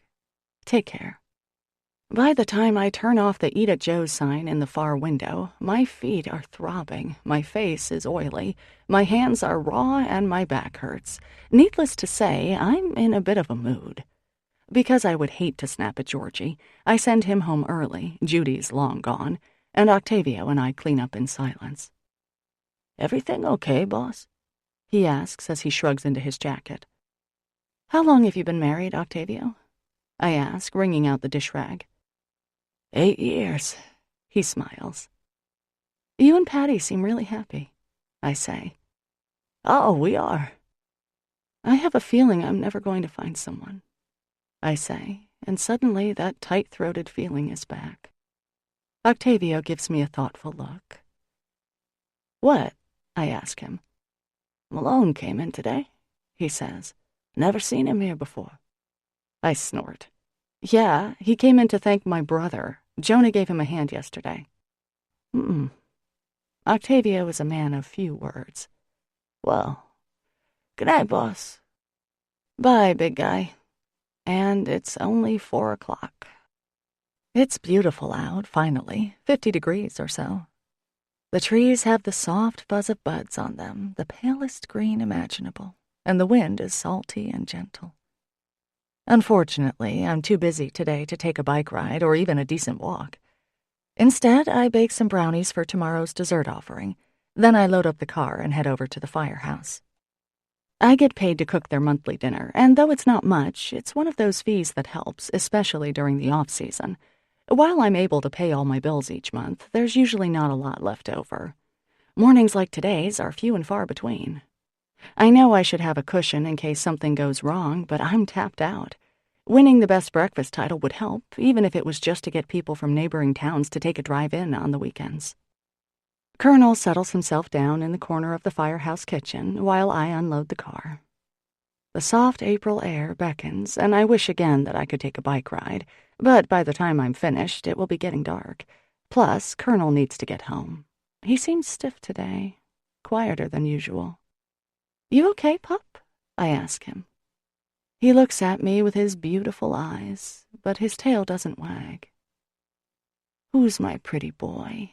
I croon, kneeling to stroke his head. There, his tail swishes. I give him a piece of roast beef and get to work. What's Malone doing tonight? I wonder, then immediately purge the thought from my head. Malone is a callous user, and I'm no better. My behavior toward him has been embarrassingly slutty, says a chastising inner voice sounding exactly like my mom. Fools rush in where angels fear to bed, she'd say. And in this case, she'd be correct. I snap on the radio to drown out my self-condemnation. The boys, firefighters, start filing in around 5:30, Jonah among them. He waves to me, but is engrossed in a conversation with the head of the truck committee. The firefighters are convinced that Gideon's Cove needs a ladder truck, though we'd also need a new structure to house it, which would be just fine with the boys, firefighters. I set up the sterno burners and bring out the trays of food, basic hearty fare, roast beef, horseradish mashed potatoes, green beans, pesto chicken, pasta, and sauce. 20 or so guys usually show up. Chantal pokes her head in the kitchen. "Hey, girlfriend," she says. "Hey, Chantal," I answer. "I forgot you're a member here." I grin as I say it. "Best thing I ever did," she sighs dramatically. "Community service and all that crap, not to mention the best-looking guys in town." "I didn't realize sleeping with the fire department was community service," I retort, pouring the sauce over the ziti. "Oh, it is. Don't let her talk you out of it, Chantal," Jonah says, coming in and putting an arm around my laughing friend. "And here's a fireman who needs your special skills." "You're disgusting," I tell him. Chantal purrs. "Want to test some hose?" Jonah murmurs, ignoring me. "Jonah, leave us," I command, and for once my little brother obeys. "You want to go out later on, grab a beer or something?" I ask Chantal. Her eyes are still on my baby brother, his ass, to be precise. "Chantal." She jumps. "Oh, sorry, Mags," she says. I've got plans. Her voice changes. Hi there, Chief, she coos, her voice dropping into a sultry croon. How's my little recruit? Chief Tatum croons back. Practice any search and rescue lately? Okay, I can't take any more, I say, sounding quite peeved even to my own ears. Come on, Colonel, I don't want you hearing this kind of talk anyway. Chantal and the fire chief don't seem to notice. I bring some ziti to Mrs. K and heat it up for her. Then I help her find her comfortable slippers. Not those horrible ones that make my bunions ache. But I'm edgy and irritable tonight and make my visit quick. Faced with my long flight of stairs, Colonel turns to me, and I boost him all the way up. Adding insult to injury, the soup, bread, cheese, and pie that I made for Malone are sitting in front of my door. I let Colonel inside and then go back and grab the food, slamming the pot on the counter. Frickin' Malone. Let him starve then. Who cares? Colonel doesn't seem interested in dinner tonight. I give him some Edogesic and glucosamine and fluff up his doggy bed, then write a note on the blackboard to call the vet and see if there's anything else I can do. Maybe my mother is right, I think as I dump the soup down the drain. Maybe the diner is a dead end. It was something I fell into. Granddad put us to work at a young age, washing dishes, clearing tables, working our way up to waiting tables. But is it something that I really want to do for the rest of my life? I stare out the window toward the harbor, thinking. The answer is yes. Maybe it's not the most illustrious career in the world, but what Joe's Diner does, what I do, is give a center to our town, a meeting place. Anyone can come in, even if they just want a cup of coffee, and spend the morning catching up on news, seeing their neighbors. There's Dewey's, of course, but that's only open at night, and it has a different attitude. People go there with more of an agenda, meet someone, have a few drinks, and if you're hardcore, get drunk. But Joe's is a social center in a town that desperately needs one, and the fact that it's an authentic Mahoney design doesn't hurt. I wonder if I could get it listed on a national register or something. But my mother's constant nagging has dented my armor lately. When I picture growing old at the diner, I picture a husband and kids coming in and out, or me going home to them. I don't picture me alone, soaking my swollen feet in Epsom salts every night with only a series of increasingly smelly dogs for company. I throw a pizza into the oven, wait for it to heat, then eat listlessly.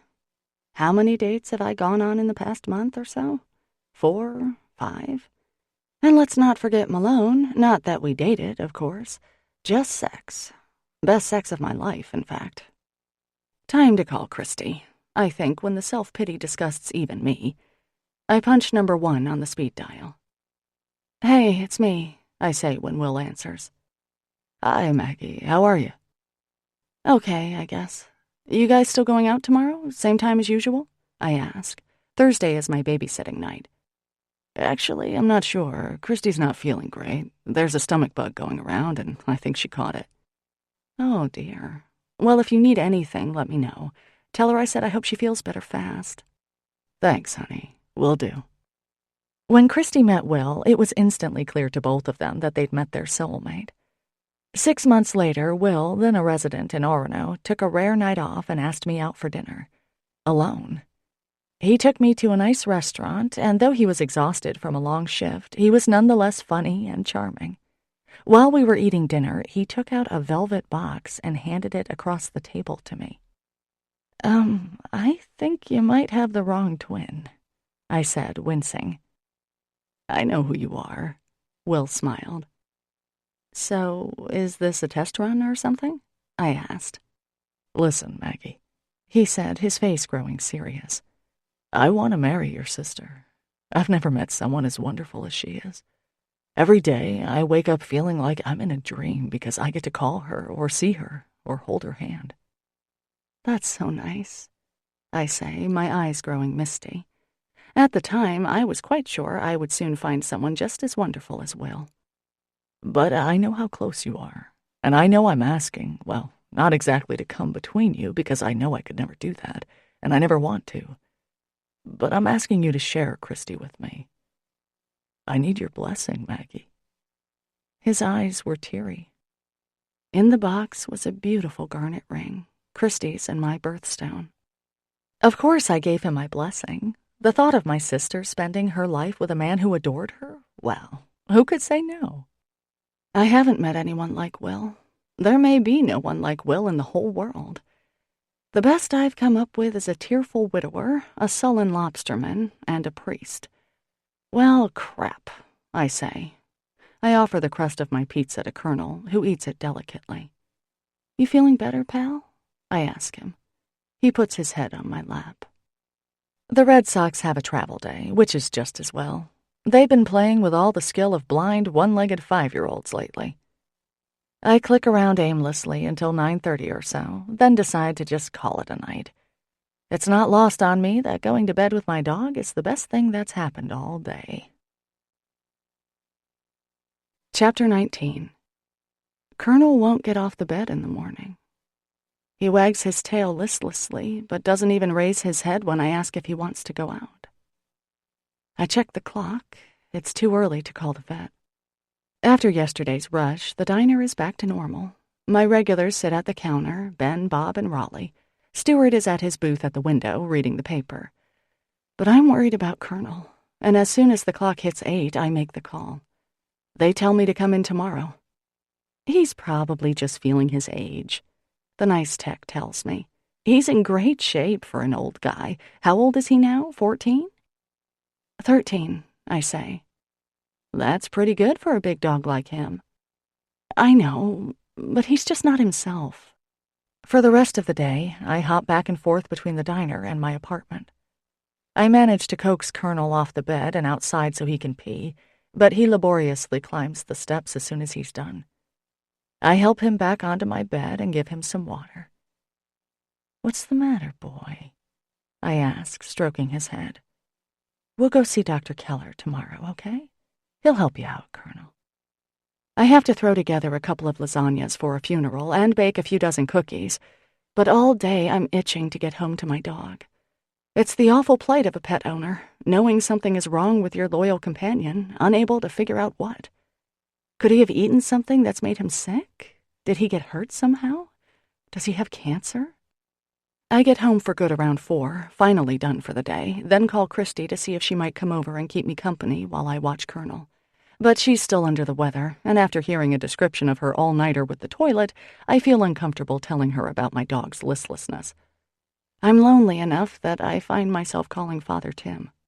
Maggie, I'm terribly sorry. I've got to run, he says. I'm having dinner with the Garinos tonight.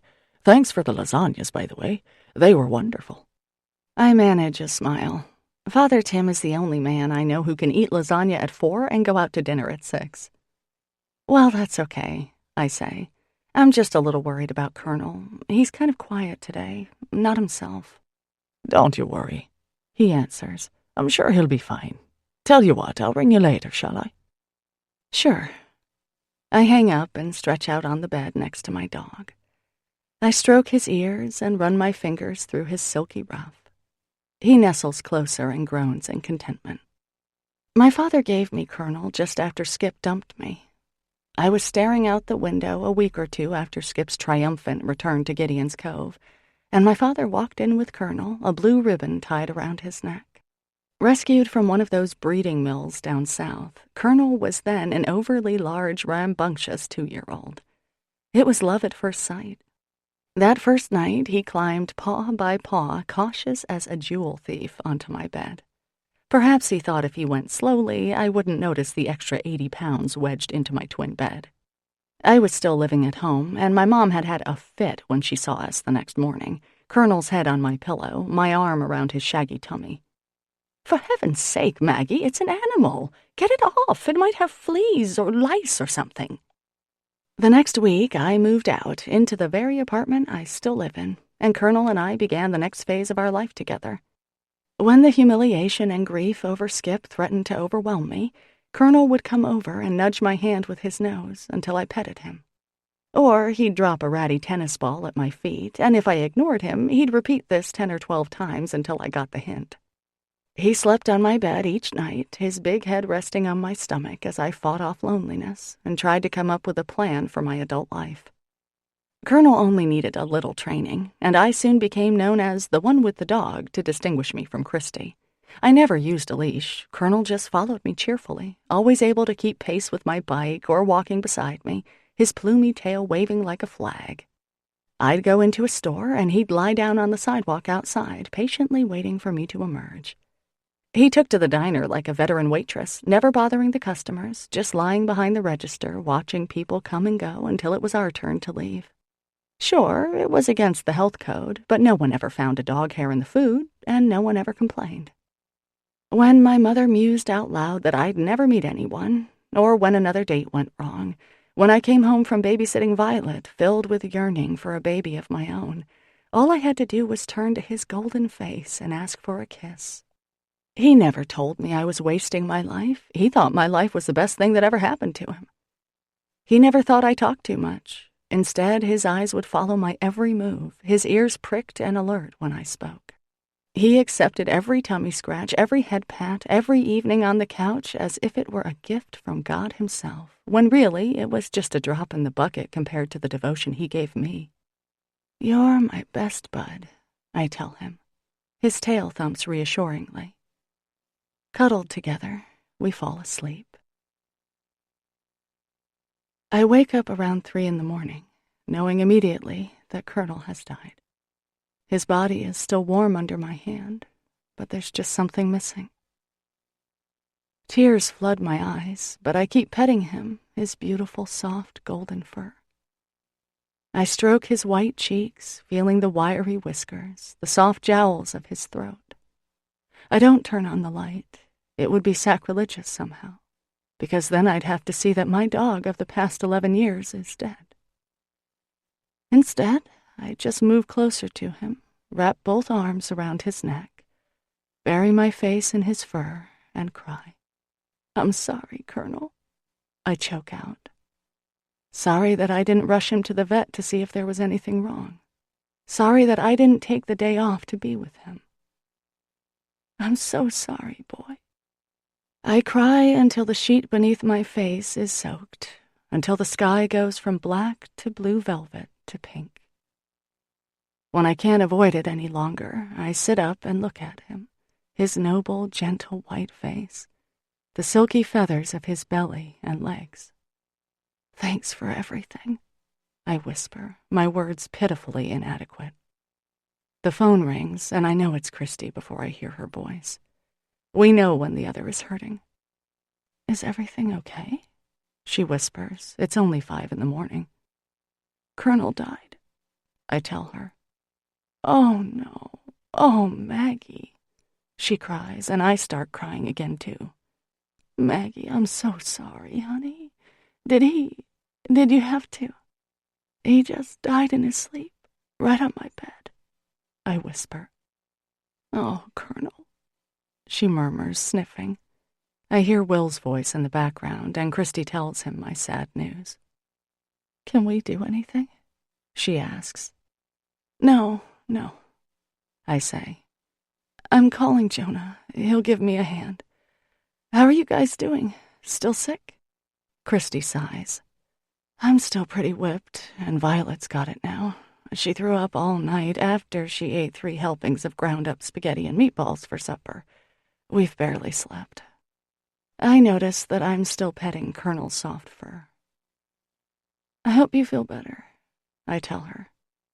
I call my brother and ask if he'll help me bring my dog to the vet for cremation when they open. Then I call Octavio and ask him to cover for me.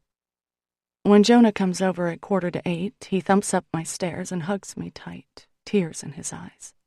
"Shit, Maggie, this just sucks," he says, looking at the floor. "Maybe he's with Dickie now or something. They were both awesome dogs." We go into the bedroom, and I kiss Colonel's head once more as Jonah wipes his eyes on his sleeve. Then we wrap him in a blanket and carry him down to Jonah's truck. Mrs. K comes out to see what's going on. "Colonel died last night, Mrs. K," I tell her, and the old woman, who has buried a husband, 3 sisters, and 2 of her 4 children, bursts into tears. "Oh, Maggie," she weeps, and I hug her frail shoulders, crying again myself.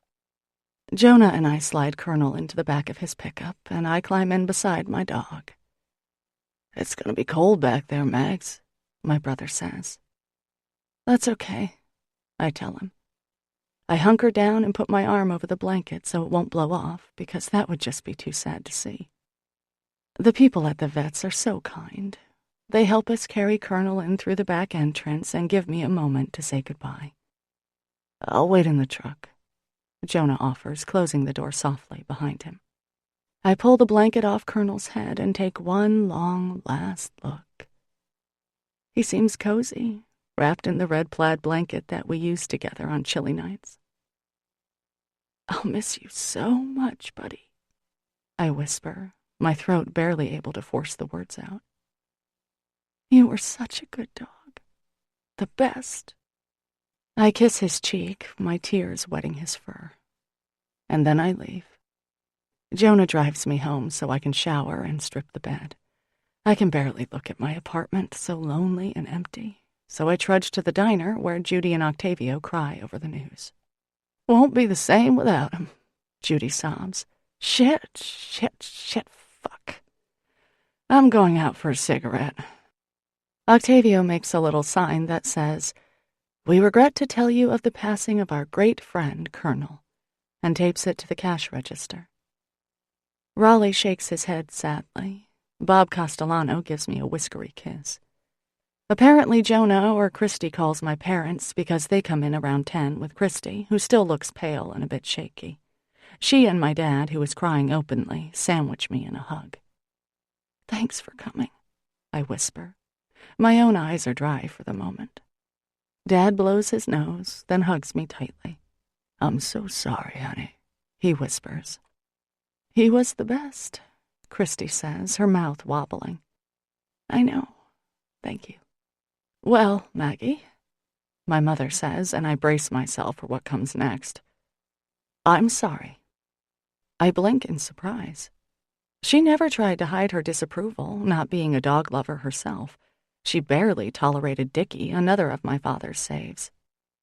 Judy takes care of the 2 remaining breakfast patrons, shooting us little glances and pretending not to listen.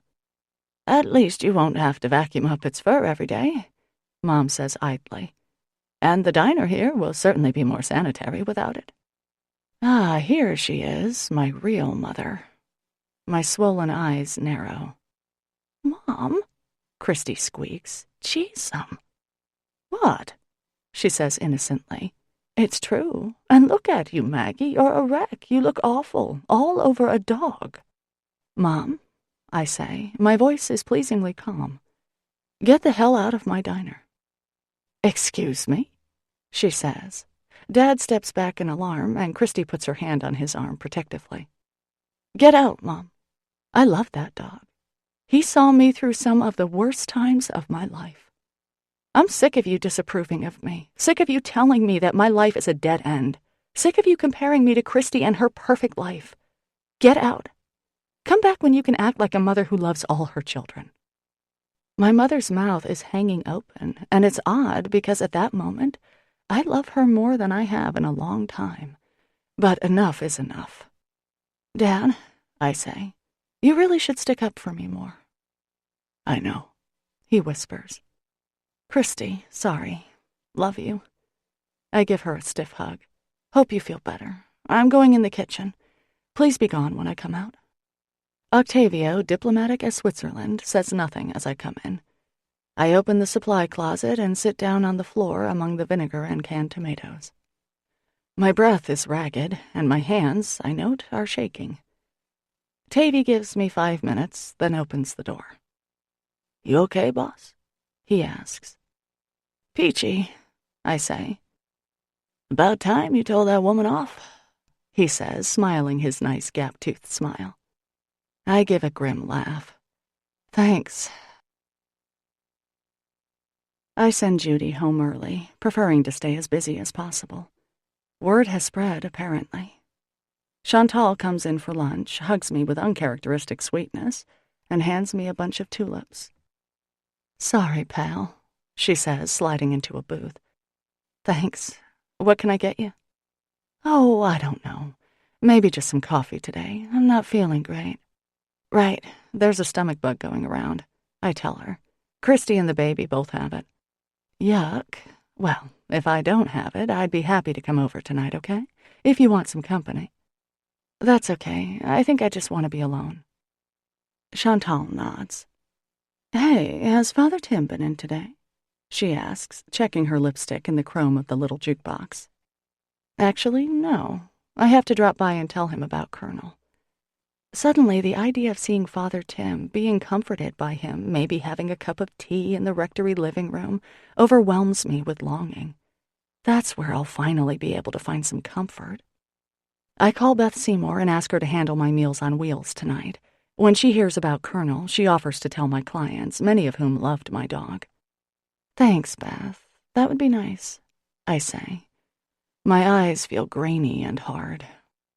When I leave the diner, I automatically hold the door open a second too long before it occurs to me that my dog won't be following me. There's no one to look out for, no one to talk to. Shit. Mom's right. I'm pathetic. Mrs. Plutarski glares at me when I ask if Father Tim is in. He's quite busy today, you know, she says, pushing up her glasses on her razor-sharp nose. This might not be the best time for a social visit.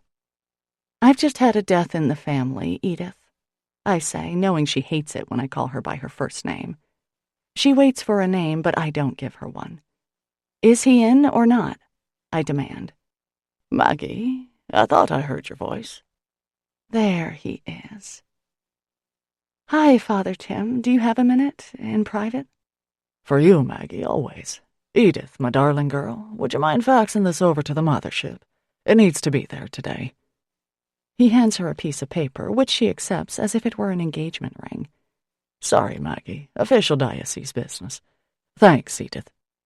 Don't forget you have that meeting in Machias at 6, she says, her eyes on me. Make it short, is what she's really saying. What can I do for you today, Maggie?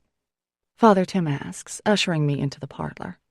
I sit in the chair, ready to be comforted.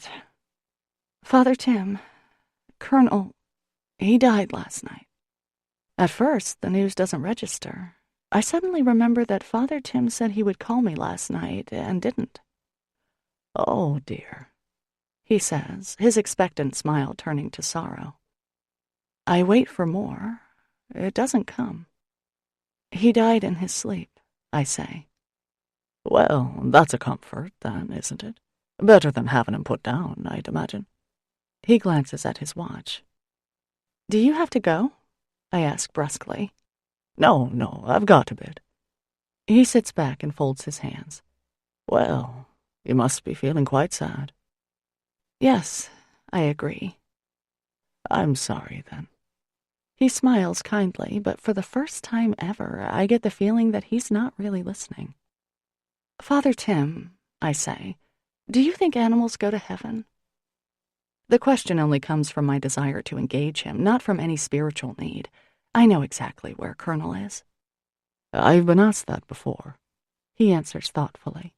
And while you might say that though God created them, the truth is that they don't have the ability to make a choice. That's a gift God only gave to man, Maggie. Free will, don't you know? And so... He keeps talking. I stop listening. Father Tim is not going to comfort me. He's not going to say something that's tender, compassionate, and insightful. He's off on some tangent about church teachings, ignoring my sadness, oblivious to my irritation. Okay, whatever, I interrupt. Listen, I have to run. Maggie, he says, standing. I'm terribly sorry. He folds me into a hug. It doesn't do much for me today, but I soften a little. At least he's trying. Thanks, Father Tim, I say, extricating myself. I'll see you tomorrow. Mrs. Plutarski doesn't acknowledge me as I come out, choosing instead to bustle frantically around the room to show just how busy they are. Father Tim, you've really got to get going, she calls out for extra measure. I hate her. I walk home slowly. My eyes automatically check for Colonel at each corner, and I almost expect a nose to bump reassuringly against my hand. Mrs. K is lying in wait for me. The second my foot hits the step, she opens her door. "Hello, dear," she says. "Hi, Mrs. K," I say. The last thing I want to do is cut her toenails or plunge her toilet. "Everything okay?" "Well, yes, Maggie, for me, at any rate. Here, I baked today. I can't remember the last time I baked. These are for you." She hands me a paper plate of peanut butter cookies, the crisscross marks sparkling with sugar. Her wizened, soft face is so kind and sweet that my eyes instantly fill. "Now, you probably need some time alone, so I won't keep you," she says. "But I'm here if you need me." She squeezes my arm and closes the door. I open the door to my apartment and step in, then stand for a minute facing my loss. I've never come home and not had Colonel either with me or here to greet me. His bowl is still there, still filled with kibbles. His doggy bed, worn on one side where he draped his paw over the side these many years, seems enormously empty. A couple of hours later, I'm in my oldest, most comfortable flannel pajamas. Winged blue coffee cups float over an orange background, a color combination that explains why I got them for $3. 2 inches of my ankle stick out, and my bosom, or lack thereof, is now coated with peanut butter cookie crumbs. Exhausted but not sleepy, I listlessly watch the Red Sox blow a 4-run lead. My mother hates me, my father's disappearing, my sister's perfect, and hey, let's not forget that my dog is dead. In a word, I'm not feeling too chipper. Of course, that's when someone knocks on the door. I heave myself off the couch. Probably Jonah, I think. But it's not. It's the last thing I need, Malone. I open the door. "Malone, it's not the best time for me," I say, looking at his chest. "I'll just be a minute," he answers, pushing past me. Why is he here? Do we need to break up? Did we have a relationship that actually requires a breakup scene? "Look," I say, but I'm talking to his back because he's ignoring me and going into the kitchen, taking off his coat even. The nerve. And opening a cabinet. Pretty rude, if you ask me. I stay where I am, hands on my hips. If he wants a fight, he's in for it. I am in no mood for shit today, as Mommy Dearest could attest. This has been a piss-poor day, and my throat grows tight with anger. "Malone, I really don't want you." Malone comes back in the living room with 2 glasses of what looks and smells like scotch. He hands one to me, then clinks his glass against mine. "To Colonel. He was a great dog, Maggie." Whatever hardness I'm feeling crumbles like a sandcastle. I cover my eyes, which have instantly filled with tears. "Malone," I whisper. He puts his arms around me, kisses my head, and the kindness of the small gesture just destroys me. My fists clench in his shirt, and I sob against his chest. "Jonah told me," he says, kissing me again. "Here, take a drink.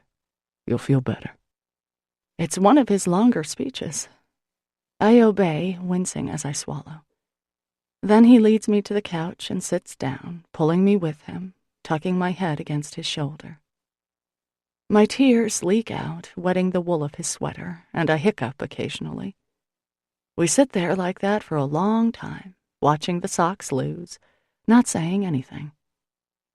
I sip the drink, feeling a pleasant warmth grow in my middle. Malone's fingers play idly in my hair, and I'm curled against his side. My eyes begin to burn, my thoughts grow sketchy and jumbled. I don't remember falling asleep, but when I wake up, I'm in bed, the covers pulled up to my chin. My arm reaches out automatically, and I do touch a warm, solid figure, but it's not Colonel, of course. It's Malone. He's lying on top of the covers, fully dressed. The moonlight that pours through the window allows me to see that he's awake. "Hi," I whisper. "Hi," he says. "Did you carry me to bed?" He nods once. "You're pretty strong, then," I say, and he smiles, tugging my heart. He reaches out and pushes a strand of hair back from my face, his smile fading. Maggie, he says, his voice as gravelly as the stones at Jasper Beach. The other night, when you came over, I wasn't exactly at my best. My goodness, an apology. I think you're making up for it now, I tell him. Can you spend the day with me tomorrow? He asks, still playing with my hair. A date, I think. He wants to take me on a date. Octavio and Judy can run the place without me for a day. It's been known to happen. Sure. My eyes are getting tired again. Do you want to come under the covers? I murmur. It's pretty chilly. The bed squeaks as he gets off it. I hear his clothes rustle, but I can't keep my eyes open another minute. He slides under the covers with me, minus his sweater, though the jeans and shirt remain. He pulls me against him, and I slip my hand under his shirt against his warm skin. Malone kisses my forehead, and in another minute, I'm asleep. Chapter 20. Malone wakes first, sliding out of bed. Meet me at the dock at 7, okay? He asks. Okay, I say, rubbing my eyes. He leaves, closing the door quietly behind him. I get up, trying not to look for Colonel in every corner, and take a quick shower, then throw on some jeans and a sweater. I pause for a minute by Colonel's bed, kneeling down to pat the fleecy cushion. Miss you, buddy, I whisper. Then I call Octavio and tell him I'm taking the day off. Sure, boss, he says. You deserve it. Now, while 7 isn't early if you work in a diner, it's downright late if you're a lobsterman. Most of the boats are already out, including the Twin Menace. Malone's Ugly Ann sits bobbing on its mooring as the tide rushes in. He's waiting for me by his dinghy.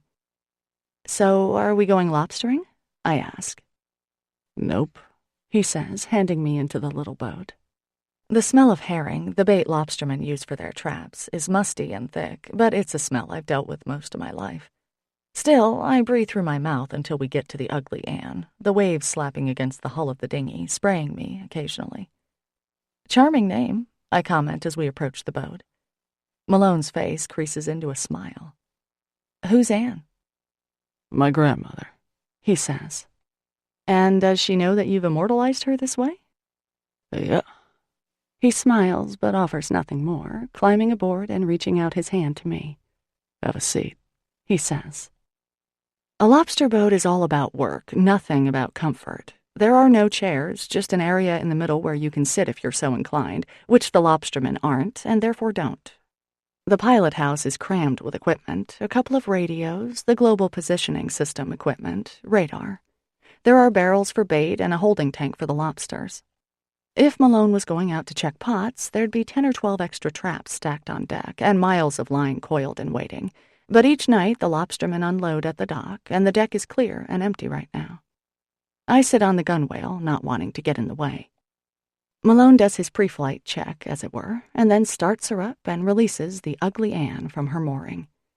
The wind is brisk as we head out to sea. Malone steers us past Douglas Point, dodging Cuthman's Shoal. Colorful buoys illustrate the water, so thick you could walk home, as Billy Bottoms would say, and we work our way as if navigating a maze. It takes us about 20 minutes to hit clear water, and even then the main coast is loaded with abrupt shoals, tiny islands, currents, and tidal dangers. Once we're out a bit, Malone sets the wheel and glances over at me. Are we going to check your traps? I guess, pulling the hood of my coat on. No. Where are we going then? He adjusts the controls, then looks over to where I sit on the gunwale, insecure enough that I'm clenching a handhold. It's a surprise, he says, unscrewing a thermos lid. Want some coffee? He pours me a cup, black, but I don't complain, or mention the fact that I just knew he took his coffee black. Then he turns his attention ahead, and I tilt my head back and watch the seagulls and cormorants that follow us, hoping for some bait. Colonel would have loved this, I think. The smells, the fish. Maybe he'd roll around in something foul, a pastime he loved above all others. The sound of the motor is soothing, and the damp breeze is tinged with salt and the slight smell of fish. The sun flirts with the idea of putting in an appearance, then reconsiders, and strands of fog still hug the rocky, pine-dotted shoreline. I sip my coffee and study the captain, who seems different out here. He's at ease, I realize, something I've rarely seen in Malone. He checks the instrument panel occasionally, makes adjustments to throttle, steers steadily and with competence. Because the door of the pilot house is open, the wind ruffles his hair and jacket. You doing okay? He asks. Sure, I answer. Malone points out a group of puffins, the fat little black and white birds toddling on the shore of a small island. I ask him a few questions about the boat, but otherwise we don't talk much. It's actually kind of nice being quiet. The dark head of a seal pops up about 10 yards off the port side. It watches us for a moment, the silky brown fur gleaming, then slips noiselessly beneath the surface. My hair blows around my face until Malone offers me an elastic, one of the thousands he has to slip over the strong claws of the lobsters. The motor is loud and strong, but not strong enough to drown out the cries of the gulls that follow us, or the slapping of the waves as we cross a wake or current. After an hour or so, we once again encounter a sea of offshore buoys. Malone slows down, navigating carefully through them, and heads to a wooden dock where about a dozen other boats are tied. Where are we? I ask. Linden Harbor. He doesn't look at me. And what are we doing here? He shrugs, looking a little sheepish.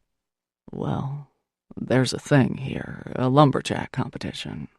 Thought you might like to see it.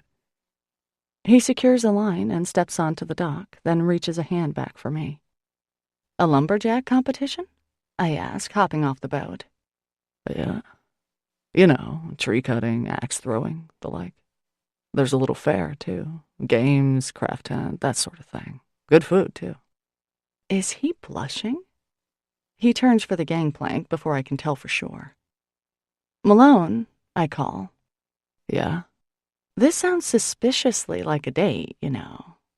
I smile as I say it. Sounds like you actually planned this. His eyes narrow at me, but he's smiling. You want me to win you one of those ugly carny toys or not? Oh, I do, I answer, tucking my arm through his and continuing up the dock. The question is, can you? Of course I can, Maggie, he says.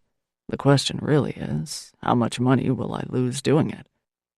It's almost surreal, being here with gloomy old Malone, arm in arm, no less. There's a bubble of happiness in me, a strange and lovely new feeling as we head toward the tents on the town green. The smell of fish is drowned out with something deliciously cinnamon. Looks like the Rod and Gun Club's selling breakfast, Malone says. You hungry? God, I'm starving. Your bait fish was starting to look good. Malone orders me a ham and egg sandwich, a cinnamon roll, and a cup of coffee, then the same for himself. We take our food and sit at a table, watching people. Can't say I've ever seen you eat much, Malone. I comment around a mouthful of what is surely the best breakfast sandwich ever made.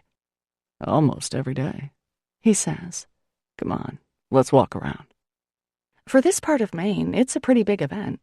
We're too far south to have driven along the coast. It would have taken us hours. But by boat, we were able to go in a fairly straight line.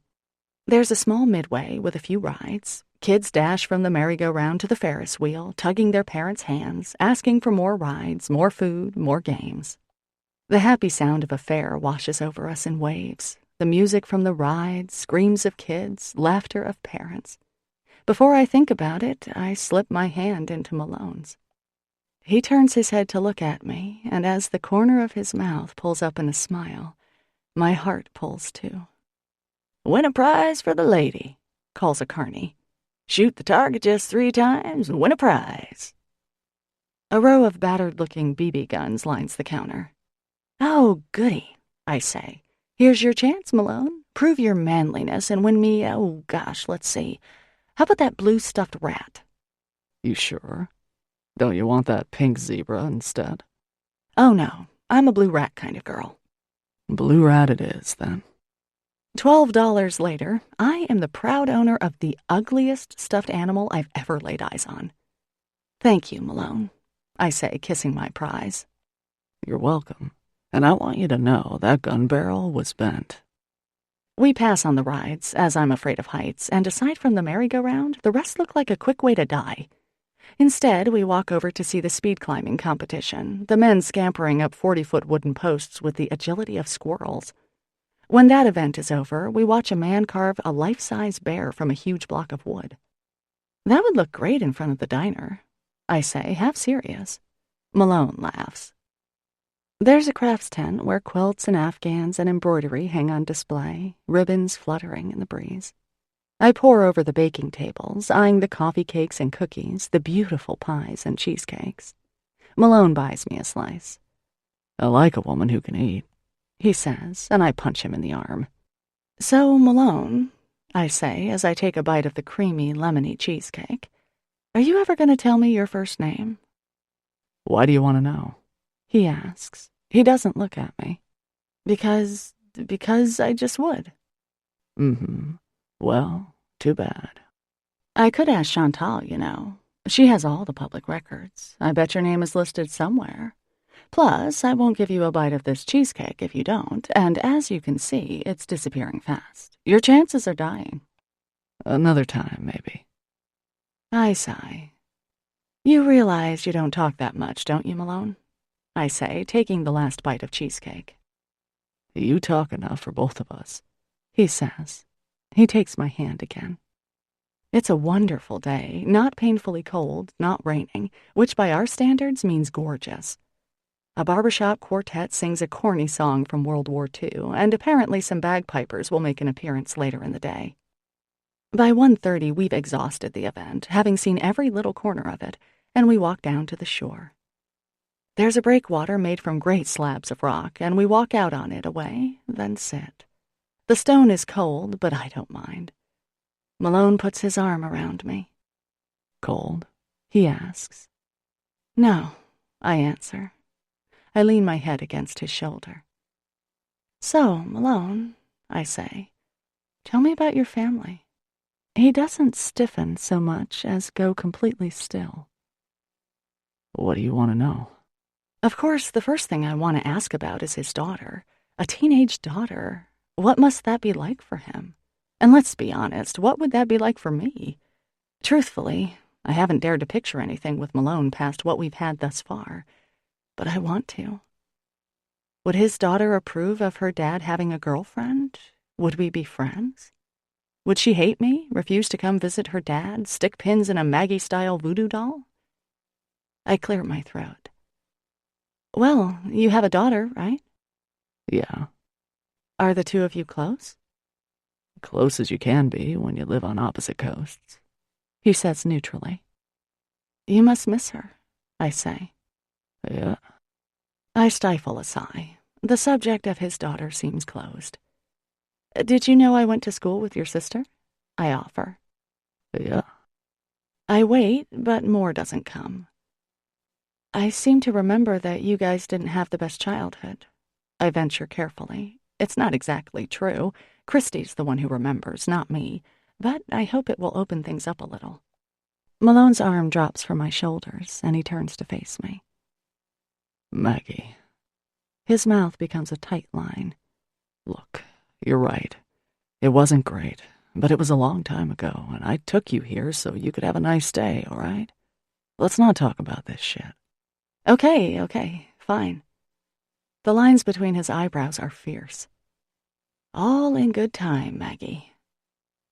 I pick up his hand. I'm sorry, and I am having a nice day. Very nice. The lines soften. You're being really sweet. In fact, I had no idea you could be such a prince. At last he smiles grudgingly. Okay.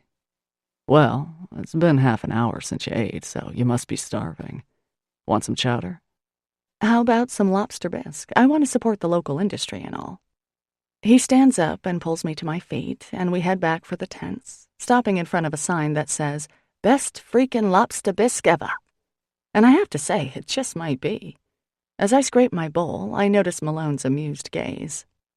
I don't really eat that much, I tell him. It's just that you barely eat at all. You mean I don't eat your food? He says. I have noticed that, yes, which is your loss since my cooking skills are incredible. He leans in close, his unshaven cheek scratching mine. I'm more interested in your other skills, Maggie, he whispers. My knees grow weak, and I toss my empty bowl into a nearby trash can, then wrap my arms around his lean waist. He kisses me, that deliberate, wonderfully intense kiss, his lips warm and silky smooth in contrast to his rasping stubble. Come on, he mutters. Let's go back to the boat. Malone steers the ugly Anne out of the cove to the far side of a tiny island, where he teaches me a few more things about a lobster boat. That you can make love standing up in the pilot house, though there's little room for error. We bang into a few things here and there, and my legs are still shaking when we're finished, my breath coming in gasps. Sorry if I was too loud, I whisper. Sure, I'm quiet now. 2 minutes ago, I was, well, not quiet. I thought you sounded just about right, Malone says, smiling against my neck. A few minutes later, Malone starts the engine once more and steers us out of the maze of lobster buoys. I zip my jacket and watch Linden Harbor disappear behind us. Some hopeful seagulls follow the ugly Anne for a while, then, realizing we're not going to catch anything, give up and wheel toward land. Shit, Malone says from the pilot house. What's the matter? I ask. Oh, the fins on the turbocharger are clogged again. Damn it. I go over to the little doorway. Can we get home okay? Yeah, we'll be fine for that. I'll just have to clean it later, see what's going on. He glances at me, then stands aside. Here, want to be captain for a day? We're already away from the buoys and lines that could become entangled in the propellers, so I'm safe enough. Malone stands behind me, gently correcting my course when he needs to, and I lean against him, his chin resting on my head. Do you like lobstering? I ask. Sure, he says. Tough life, though. Great life, too. He smiles at me. Okay, look out there, Maggie. We've got some porpoises about 3 o'clock. You know what, Malone? I ask as we watch the silvery white flashing of the porpoises. What's that? He says. This is the best day I've had in a long time. I turn away from the wheel to kiss his cheek. Watch out there, he says as the boat veers suddenly. He reaches around me and adjusts us. Tide's coming at us pretty strong. He swings us back around. Me too, by the way. When we get back to the dock, it's near dinner time. Do you want to try out my cooking skills, Malone? Since you've sampled my other skills already. I smile as he makes the boat fast to the mooring. He straightens up. I'm sorry, Maggie, he says. I need to fix the charger before morning, and it's an ugly job. Oh, okay. I'm suddenly deflated. Malone climbs into the dinghy and reaches up to help me, and before I know it, we're back at the dock.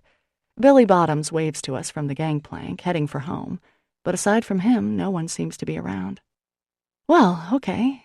Thanks, Malone. It was, a very nice day. Thank you so much. I feel my cheeks grow hot as we stand there, looking at each other. The old uncertainty about the two of us has returned. See you soon, he says. He pinches my chin. When? I want to ask, but I can tell his boat is on his mind. Thanks again. Bye. I scurry up the gangplank to solid ground and walk home. There are 4 messages waiting for me. Christy, Jonah, Chantal, and Father Tim. They all want the same thing, to know how I'm doing, if I want company. But for tonight, I think I want to be alone. The sadness I feel over the loss of my pet is tempered with Malone's surprising sweetness, and I want a night to indulge in both of those feelings. I put a frozen pizza in the oven and then pack up Colonel's things in a box, letting myself have a vigorous cry as I do. Someday I'll get another dog, but there will never be a friend like Colonel. But I do have a new friend, Malone. When I needed it most, he really came through. Chapter 21. In a shocking new development to our relationship, Malone actually picks up the phone and calls me a couple of days after our date, just when I'm starting to grow irritated. Jonah had mentioned that Malone had to go down to Bar Harbor for a part, So I had granted him a grace period, but his time was running out. And I miss him, I realize with a bit of a shock.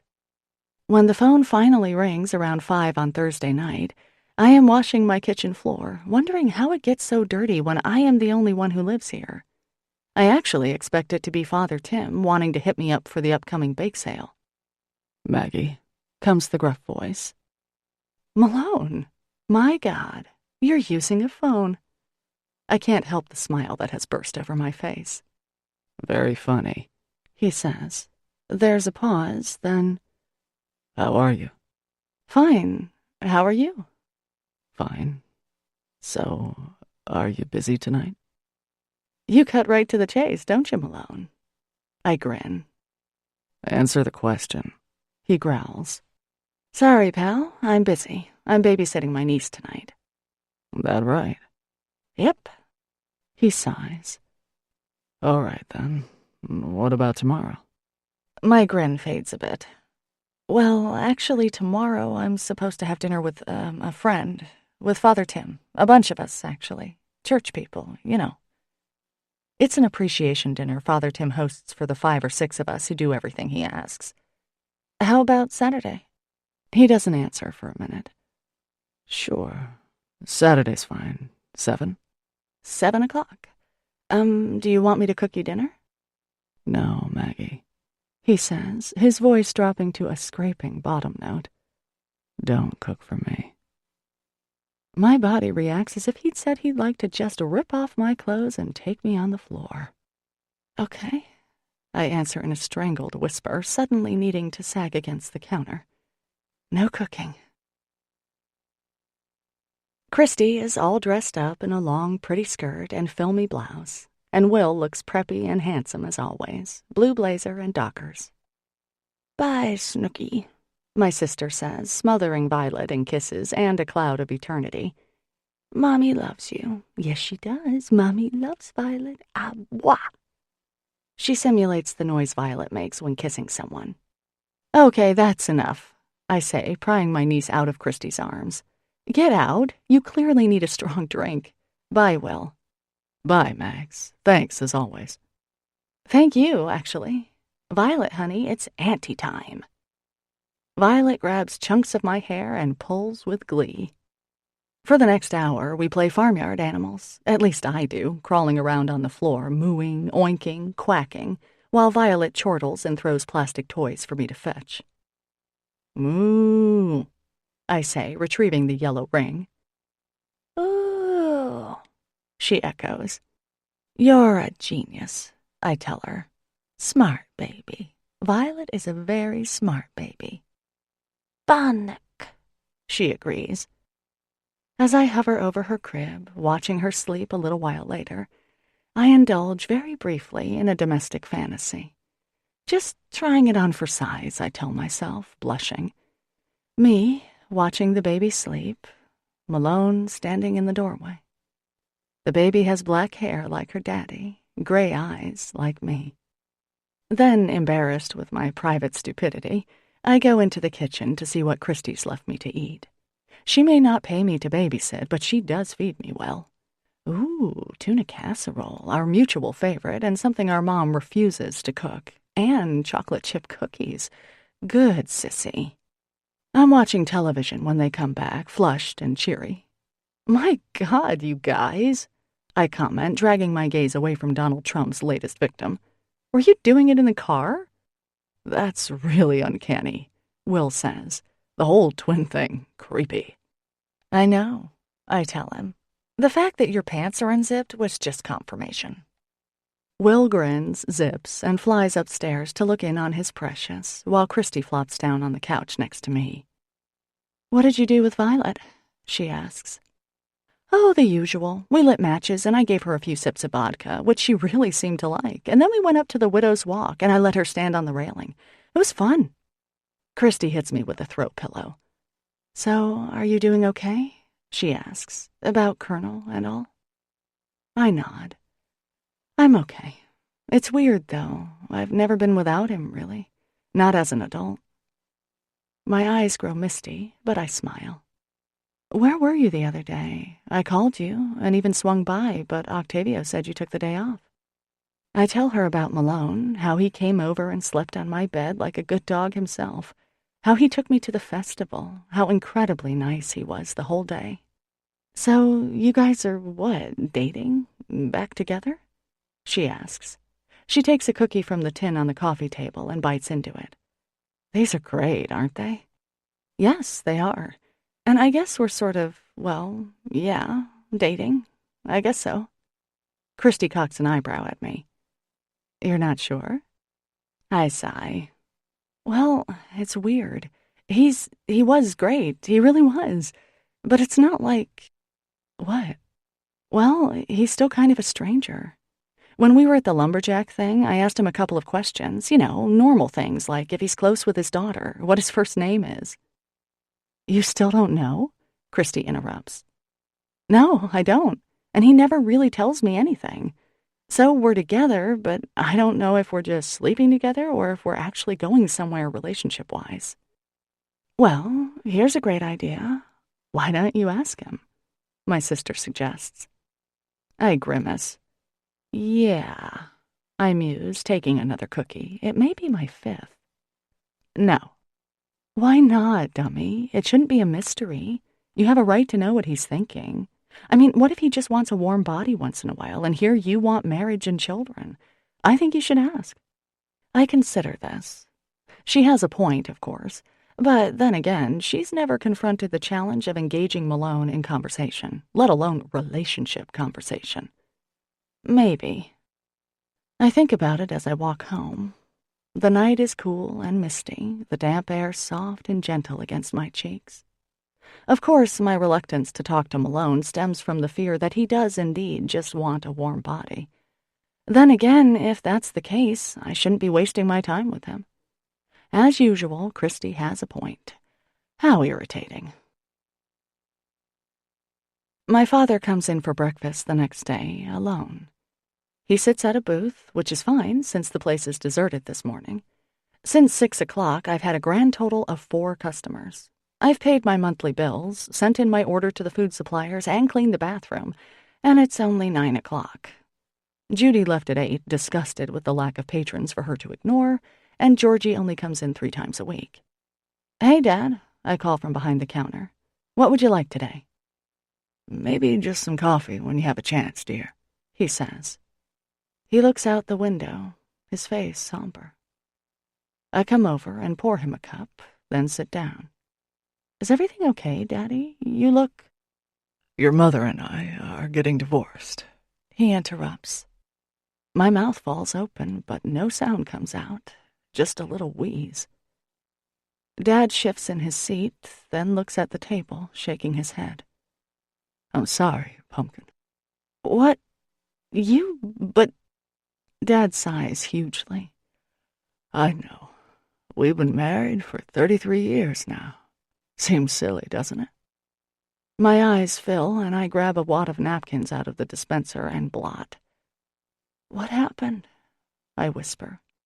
Nothing big, really. It's just... He pauses, fiddling with the silverware.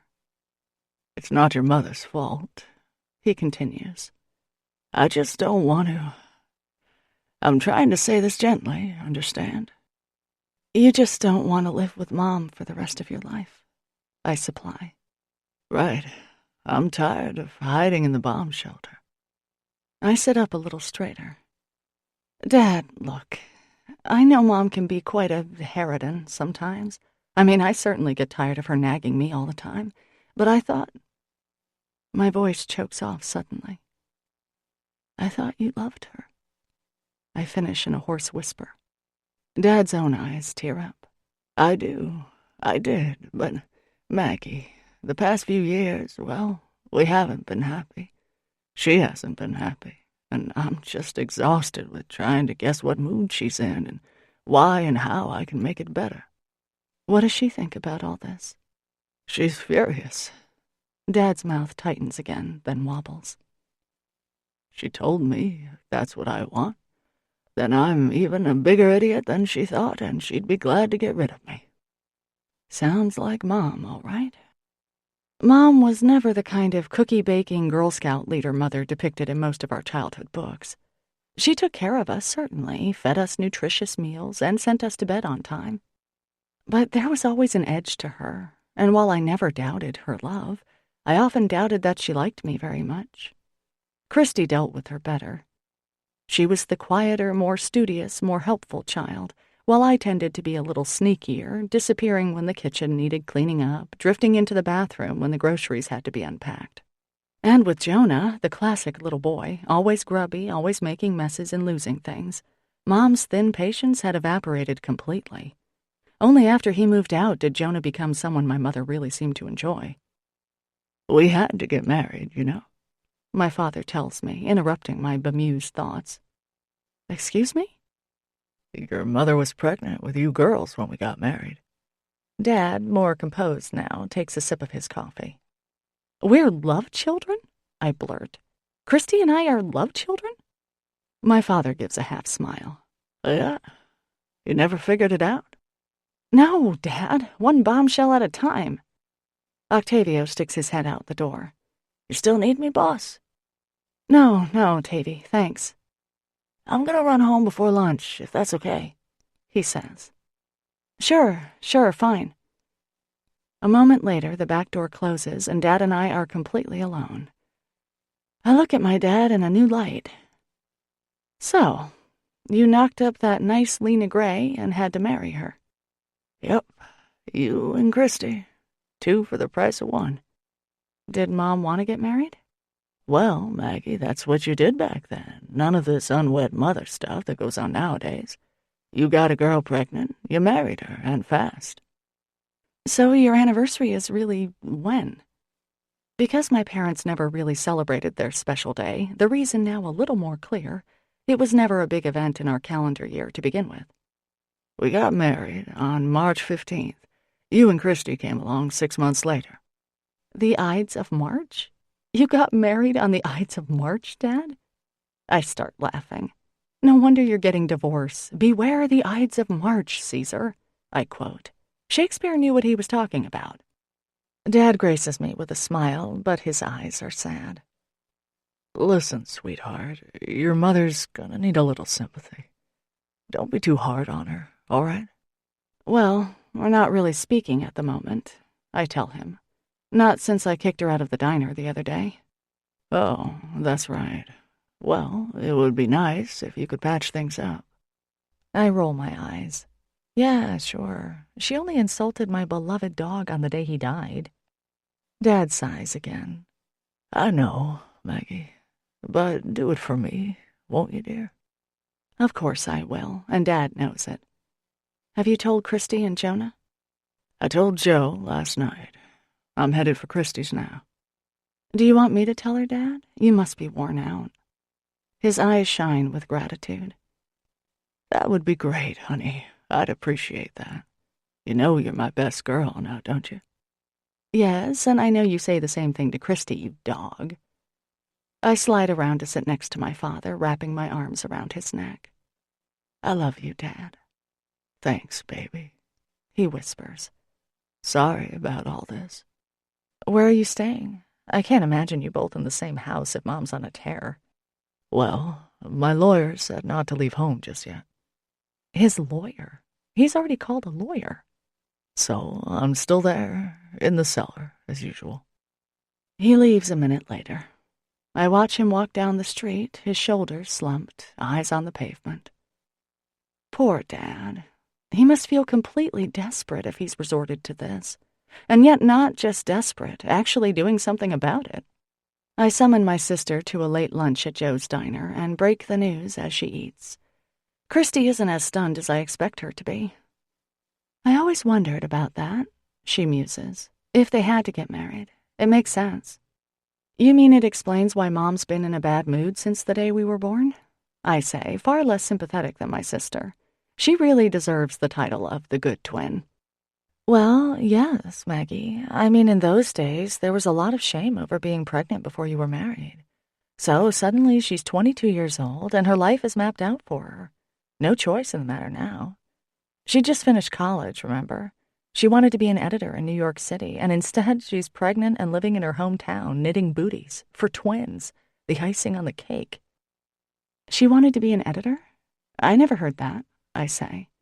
Christy breaks off a piece of grilled cheese and offers it to Violet, who opens her mouth as obediently as a baby bird. Yeah. Christy turns away from her baby to look at me. Imagine, Maggie, the first girl in our family ever to go to college. Granddad would have been so proud. The whole town would have talked about it. Little Lena, a college girl, look at that. And then, bam, she's pregnant, knocked up. No career, no New York, just mud season and black flies and 2 colicky babies. It does put things in a new light. You're right. All done, Violet? Christy asks. Are you all done? Oui. Violet says, squirming in the high chair.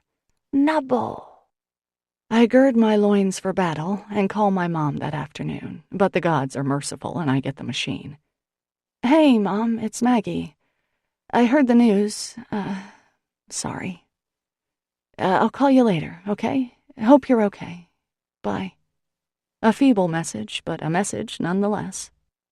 I drop in on Mrs. K for a visit and a chat, leaving my parents' situation out of it. Mrs. K's grandniece is coming to get her for the weekend, and my tiny tenant is busy packing. Were you happily married, Mrs. K? I ask, as her gnarled hands fold sweaters with surprising agility. Though she's only going for 2 days, she's got 6 complete outfits laid out on the bed. I sit on the comforter, handing her clothes as directed. Oh, yes, she replies. We were. I'll take those pink argyles, dear. And what was your secret? I smile, knowing how she loves to talk about Mr. K, who's been dead for more than 20 years.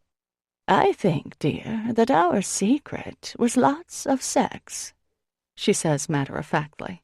You can't be too unhappy if you're having lots of sex. I see. I'm blushing. Well, good for you. That's great. I miss it, I must say, she says. Of course, now it would probably kill me, but if you're going to die... Mrs. K, I laugh. You're so surprising. Well, now, people aren't really so different, Maggie, she tells me. Dear, I need that cardigan. You and that scowling man, what's his name, McCoy? Malone, I mumble, my face igniting. Yes, Malone. From the sounds of it, you'll be very happy. She laughs merrily. You were quite rosy when you came home the other day. Okay, must run. Have a wonderful weekend. Mortified and secretly pleased to have impressed the old lady, I kiss her cheek and flee upstairs. And speaking of secretly pleased, there's a part of me that can't help feeling a little smug about my parents' divorce. Though it's a shock, and not a good one, there's a certain sense of vindication floating around in my chest. I always thought my father was too good for my mom. She never seemed to appreciate him, always picked on him, ordering him about like Napoleon sending his troops to Russia. And, like Napoleon, she'd gone too far. I'm sorry for the embarrassment and discomfort, sorry that our family will never be the same, but it seems my mother had this coming. I pull out one of my nicer sweaters and take a little time with some makeup. The volunteer appreciation dinner is guaranteed to be a fun event. Father Tim feeds us well, gives us plenty to drink. We usually stay out fairly late. Last time, Beth Seymour played the piano and we all sang. Later, several of us went into the church, supposedly for a midnight prayer, and ended up laughing so hard that Betty Zabrowski wet her pants. It's one of the better parties in town. When I get to the rectory, everyone else is already there. Mrs. Plutarski, unfortunately, Louise Evans, Mabel Greenwood, Jacob Peltier, Noah Grimley, and Beth Seymour. Betty the pants wetter is in the hospital for bladder suspension surgery. Maggie, Father Tim barks as I enter. He leaps over to me and takes my hand warmly, holding on to it for a long moment. How are you, dearie? He asks. I called you the other day, but you weren't home. I've been thinking of you, and your lovely Colonel as well. Thanks, Father Tim, I say, warmed by his consideration. I'm so glad you came. Now the party can really begin. A drink, Maggie. I've broken out the good stuff, and it's going faster than the devil in a room full of Baptists. Father Tim is in top form. He passes hors d'oeuvres, prying the tray out of Mrs. Plutarski's clenched hands as she tries to nail her part as most helpful one here. Though I often compete for that role, tonight I'm content to be waited on. I chew contentedly on scallops wrapped in bacon and lobster cheese puffs and chat with Jacob, who reshingled the leaky part of St. Mary's roof last year. "These are delicious, Father Tim." I gesture with my lobster puff as the priest refills my glass. "I knew they were your favorite, Maggie," he says with a crooked grin. "I'd serve them at Mass if it'd get you to come back."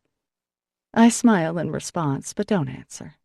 Jake wanders off to flirt with Louise Evans. Apparently they had a thing in high school some 40 years past, and Father Tim's face grows serious. "Maggie, I had a talk with your dear mother today," he says quietly. Oh, wow, that was fast. Yes, I take a deep breath. How is she? I called her, but she wasn't in. "She's devastated, of course, and hoping your father will see the light. I've offered to do some counseling in the hope that we can make things better without having to resort to, well, you know." He pats my hand, then squeezes it. "It must be terrible for you." "It's definitely a shock," I say carefully. "The thing is, Father Tim, my mother, well, she's not an easy person to live with, and she doesn't really try to see anyone else's point of view, if you know what I mean." "That I do, Maggie, that I do. And yet we're talking about the sacrament of marriage. It's to be preserved at all costs. You don't just walk away from someone you love." I say. "Yes, of course, but my father's been henpecked for years, Father Tim. You've seen that, haven't you? She really doesn't... Well, maybe now's not the time to talk about it," I say as Beth makes desperate eye contact with me. Noah grimly has left the platter of shrimp cocktail and moved on to her, and as he's old enough to be her grandfather and missing his front teeth to boot, I must intervene. She did the same for me last fall. "Maybe we can talk later," Father Tim suggests. "Sure. Not that I'm dying to discuss my parents' marriage with anyone, to tell the truth." I walk over to Noah and ask about his new boat, a subject guaranteed to take any man's mind off sex, at least on the coast of Maine. The party is wonderful. Father Tim entertains us, feeds us, pours drinks until we're all buzzed and laughing at stories of his Irish childhood, the pranks played by his 6 older brothers and sisters. And I can't help feeling special. It seems that he's going out of his way to acknowledge our friendship. "Well, of course, poor Maggie's heard this one already," he says at the beginning of a story, or, "When Maggie and her daddy and I went to Machias last fall to pick up the statue from Our Lady of Fatima." Edith Plutarski's face grows more and more sour, I note through the pleasant fog of wine. Definitely the sign of a happy night. When we can eat no more, Father Tim walks us to the door. "Drive safely, Jacob," he calls to our token teetotaler.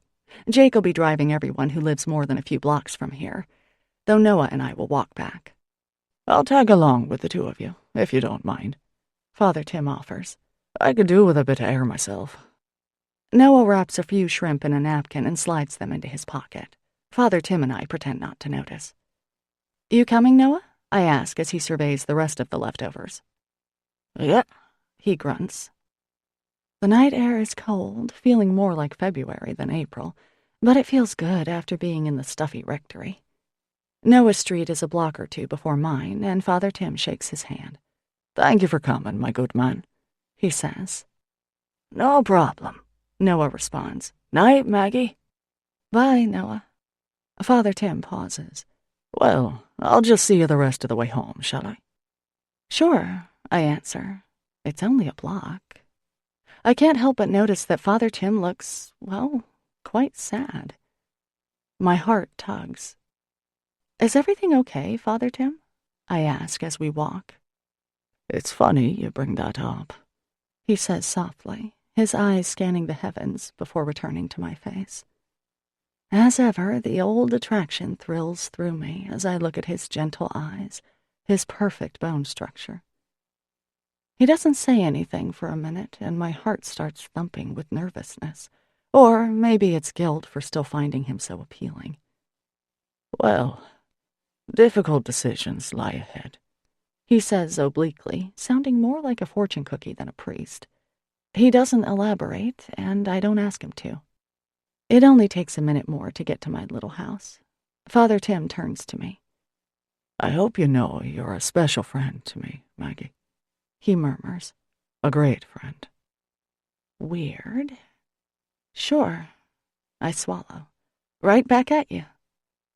I glance up at my house to see if Mrs. K is spying, then remember that she's out of town for the weekend. You have a way about you, Maggie, Tim says quietly. I hope you know that. Even if things change, I hope, well. He looks at me intently, as if he's trying to telecommunicate something. If things change? What the heck does that mean? What's he trying to say? My face flushes. That's nice. You're so nice. And tonight was nice. Really nice. Thank you, Father Tim. He doesn't move, just continues to look deeply into my eyes, then looks away, sighing. Well, good night now, Maggie. Good night. Thank you. Thanks, Father Tim, for everything. Bye now. I scurry the remaining distance to my porch, then race up the stairs, glad, perhaps for the first time, to put some distance between me and Father Tim. Chapter 22. I have a date with Malone, I tell my reflection the next afternoon.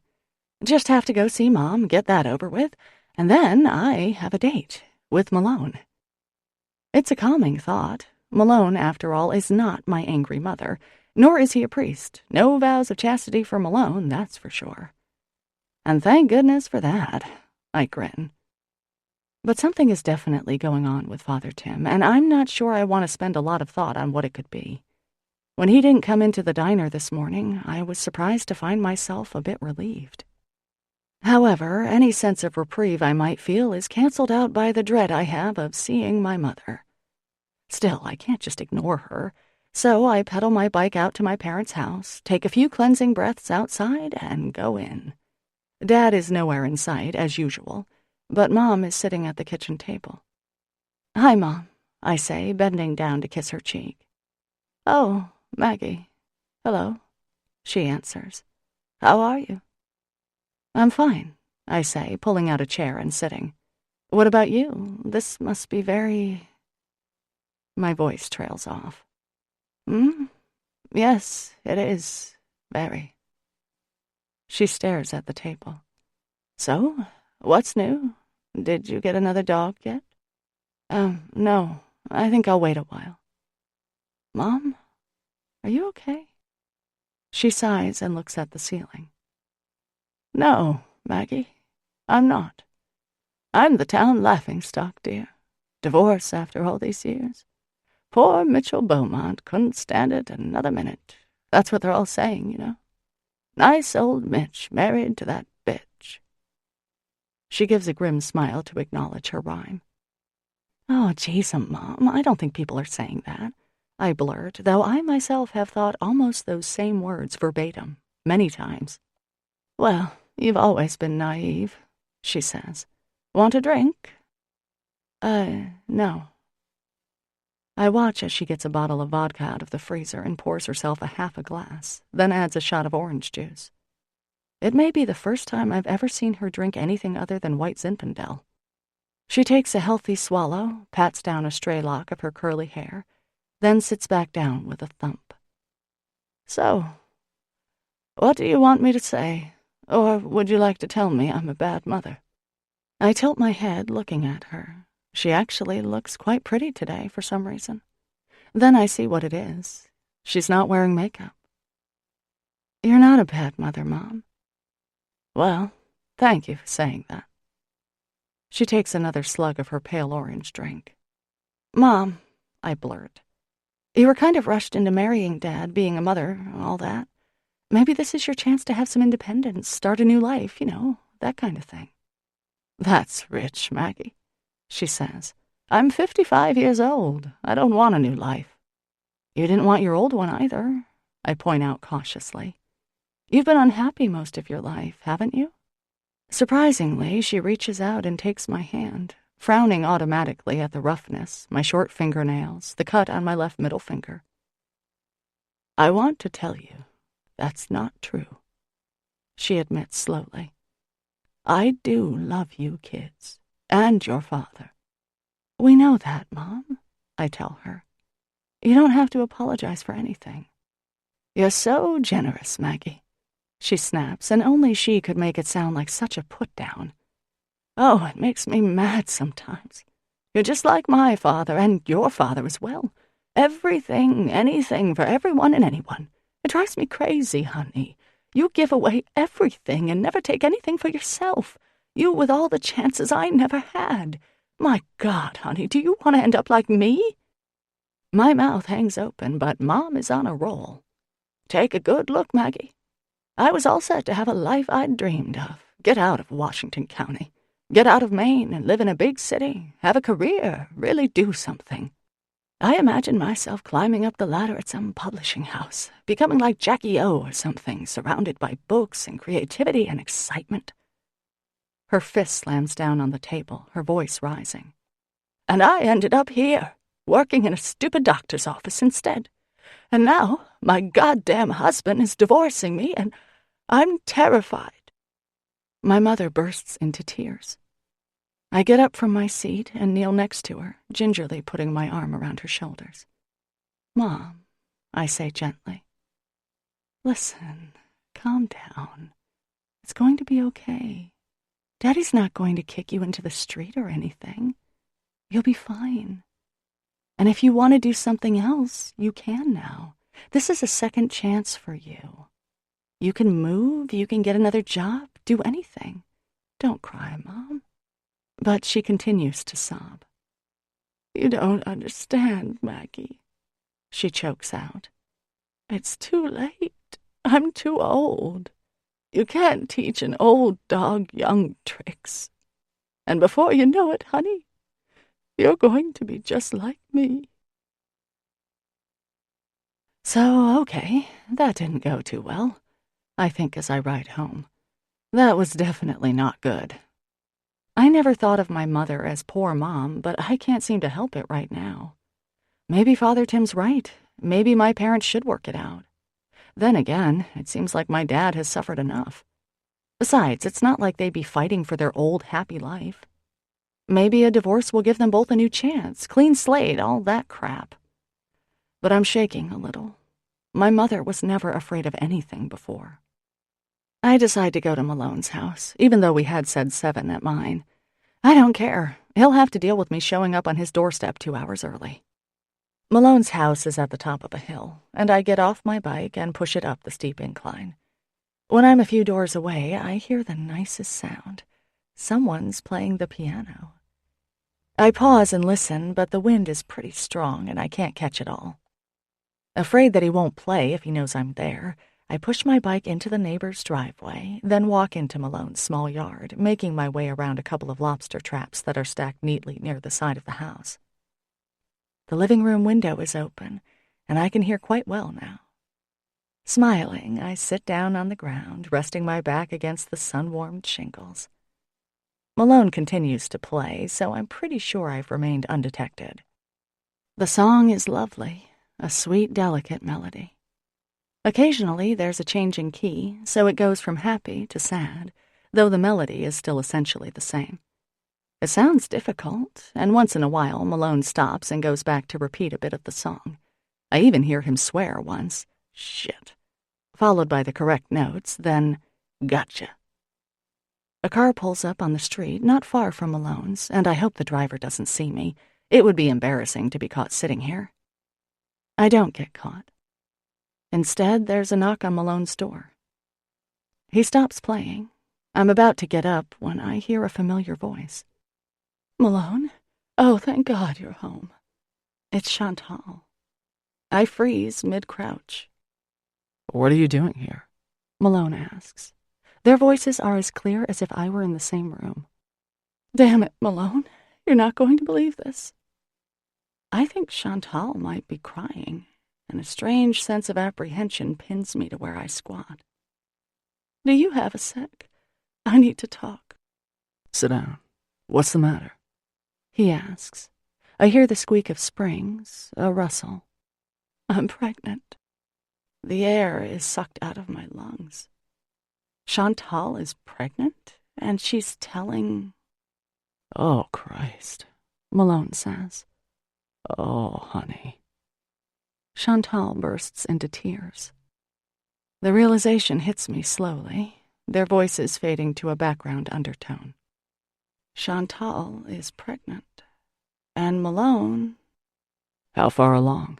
Malone asks, his voice coming back into reception. Just a couple weeks. I don't know what to do, Malone. This is the worst. My vision swims, my hearing fades, and my hands are clenched over my mouth. I've never fainted before, but this must be close. A couple of weeks. A couple of weeks ago, Malone and I were sleeping together, and apparently he was also sleeping with Chantal. I don't realize that I've left my spot under the window until I grip the cold handlebars of my bike. Without making a sound, I push it robotically down the road. When I reach Water Street, I climb on and ride to my sister's house. It doesn't matter, I tell myself over and over, the wind biting my damp cheeks. There was nothing real between us anyway. But it seems that there was, because I'm crying so hard I can barely see. Chapter 23. There's a message on my answering machine when I finally return to my apartment the next afternoon. I've been hiding at Christie's, and yes, I told her the whole story. She and Will fed me, let me put Violet to bed, and opened a good bottle of wine. I slept in the guest room and went straight to the diner this morning. The light on the answering machine blinks, waiting to tell me the big news. It takes me a minute to push the button. Hey, Maggie, it's Malone. Thought we were getting together tonight. Call me later. Really? He thought we were getting together. Not when another woman is carrying his child, that's for damn sure. I flop down in a chair and hug a worn throw pillow to my stomach, my eyes hard.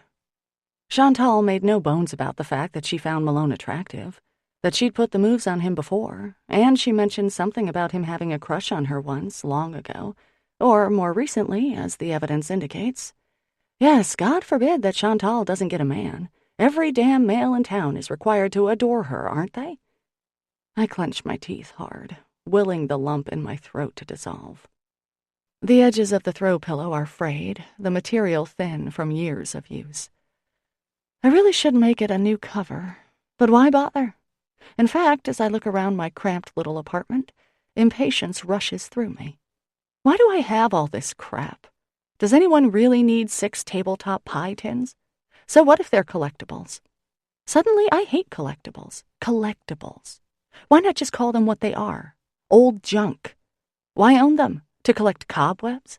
If that's their purpose, they're doing an excellent job. I jump up, grab some garbage bags and newspaper, and start wrapping with a vengeance. I should have a yard sale, or bring this crap to an antiques dealer. Suddenly, I want to have a Spartan clean living space, just floor and futon, Japanese style, or Swedish, maybe, with just a streamlined dresser for my clothes. And clothes! I practically leap into the bedroom and rip open my bureau drawers. How many sweaters do I really need anyway? About 1/3 of them are my father's cardigans, which I've stolen over the years. Maybe he'll want them back. And God, look how many stained t-shirts I have. Working in a diner is no excuse. Surely I can afford clean shirts. When I dribble gravy or coffee on them and can't get the stain out, into the trash they shall go. Maybe I should have t-shirts made up for the diner. Yes, that's what I'll do. That will eliminate the question of what to wear every day. Just a black t-shirt with red writing. Joe's Diner, established 1933, Gideon's Cove, Maine. Perfect. The summer nuisance will love them. Ruthlessly, I stuff 6 shirts into a trash bag, vaguely noting logos of places I've been, sayings I thought were cute. Stupid, cluttering crap. I barely pause at the blue rat, stuffing it with far greater force than necessary into the giant black trash bag. Good. Bury it, stupid cheap thing. After Skip traded me in for a classier model, I moved in here, renting the place from some summer people who had bought it as an investment. When Gideon's Cove failed to be the new Bar Harbor, they sold it to me for an affordable price, and Dad and I overhauled the place and found Mrs. K as a tenant. It was so safe here, so cozy and tiny. But now it seems crowded and stuffy, just as my mind is crammed with memories of my romantic failures. Skip, of course, is at the head of the class, but there were others, too, before Malone, before Father Tim. A couple of years after Skip was Pete, a very nice guy from a few towns over. We dated for a year, practically living together at the end. When he asked me out for dinner one night, I imagined that he was going to pop the question, and I imagined myself saying yes. We were very solid, very content, I thought. It wasn't a huge romantic love, but I thought it would last. Instead, Pete gently informed me that he was moving to California, and he would really miss me. If he'd asked, I would have said, No, I can't possibly come with you. I love Maine. I don't want to move. My life is here, my family. Our breakup would have been sad, regretful, but required, because I honestly wouldn't have left home for that guy. My heart was not broken. Still, it would have been nice to turn him down. I pull out a green sweater that still has a few golden hairs on it, Colonel's hair. He must have rubbed his head against me while I was wearing this. My eyes fill. Sudden, desperate longing for my dog flows over me like a river. This sweater can stay, I decide, putting it in the keep pile. I blow my nose and continue purging. After Pete was DeWitt, my boyfriend of 4 months. He asked me to put some distance between myself and my sister, successfully ending our romance with that one sentence. Unfortunately, he then told everyone that I had an unnatural thing going on with Christy and implied that I'd never find someone because I was fixated on my own sister. Asshole. Maggie. Jesus God, you shouldn't sneak up on people like that, I squawk. Malone leans against my doorframe and smiles. I have to look away. Sorry, he says. I knocked. Must not have heard me. Well, so, you're here. That's... The animal magnetism he exudes shrouds my reasons for being mad. Oh yeah, Chantal. Got it. Okay, Malone, so what's up? What's new? Anything new? His smile fades. Not really. Missed you last night. Did you? Well, something came up. So, he's not going to admit anything. You'd think even Malone would acknowledge something. Hey, by the way, Chantal and I are having a baby. Want to grab some dinner? Fine. If he's not going to say anything, I'm sure as hell not going to admit I was lurking under his window the moment he learned of his impending fatherhood. Swallowing bile, I feel so tired of having my relationships make me look like a fool. Skip, those other dweebs, Father Tim, and now Malone. I just can't take it. I won't be made an ass of again. I just can't.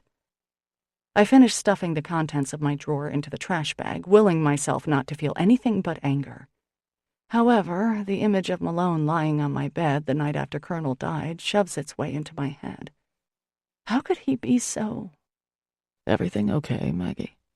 He asks, a slight frown between his eyes. You know what? No, everything is not okay, Malone. Here, come in the living room, okay? I shove my way past him into the mess I've made in the next room. Sit down. Have a seat.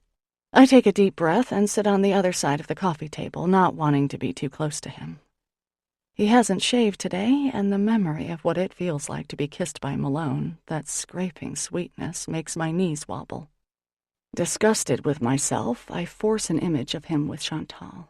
In bed with Chantal, kissing her with the same intensity that he kissed me. There, wobbling over.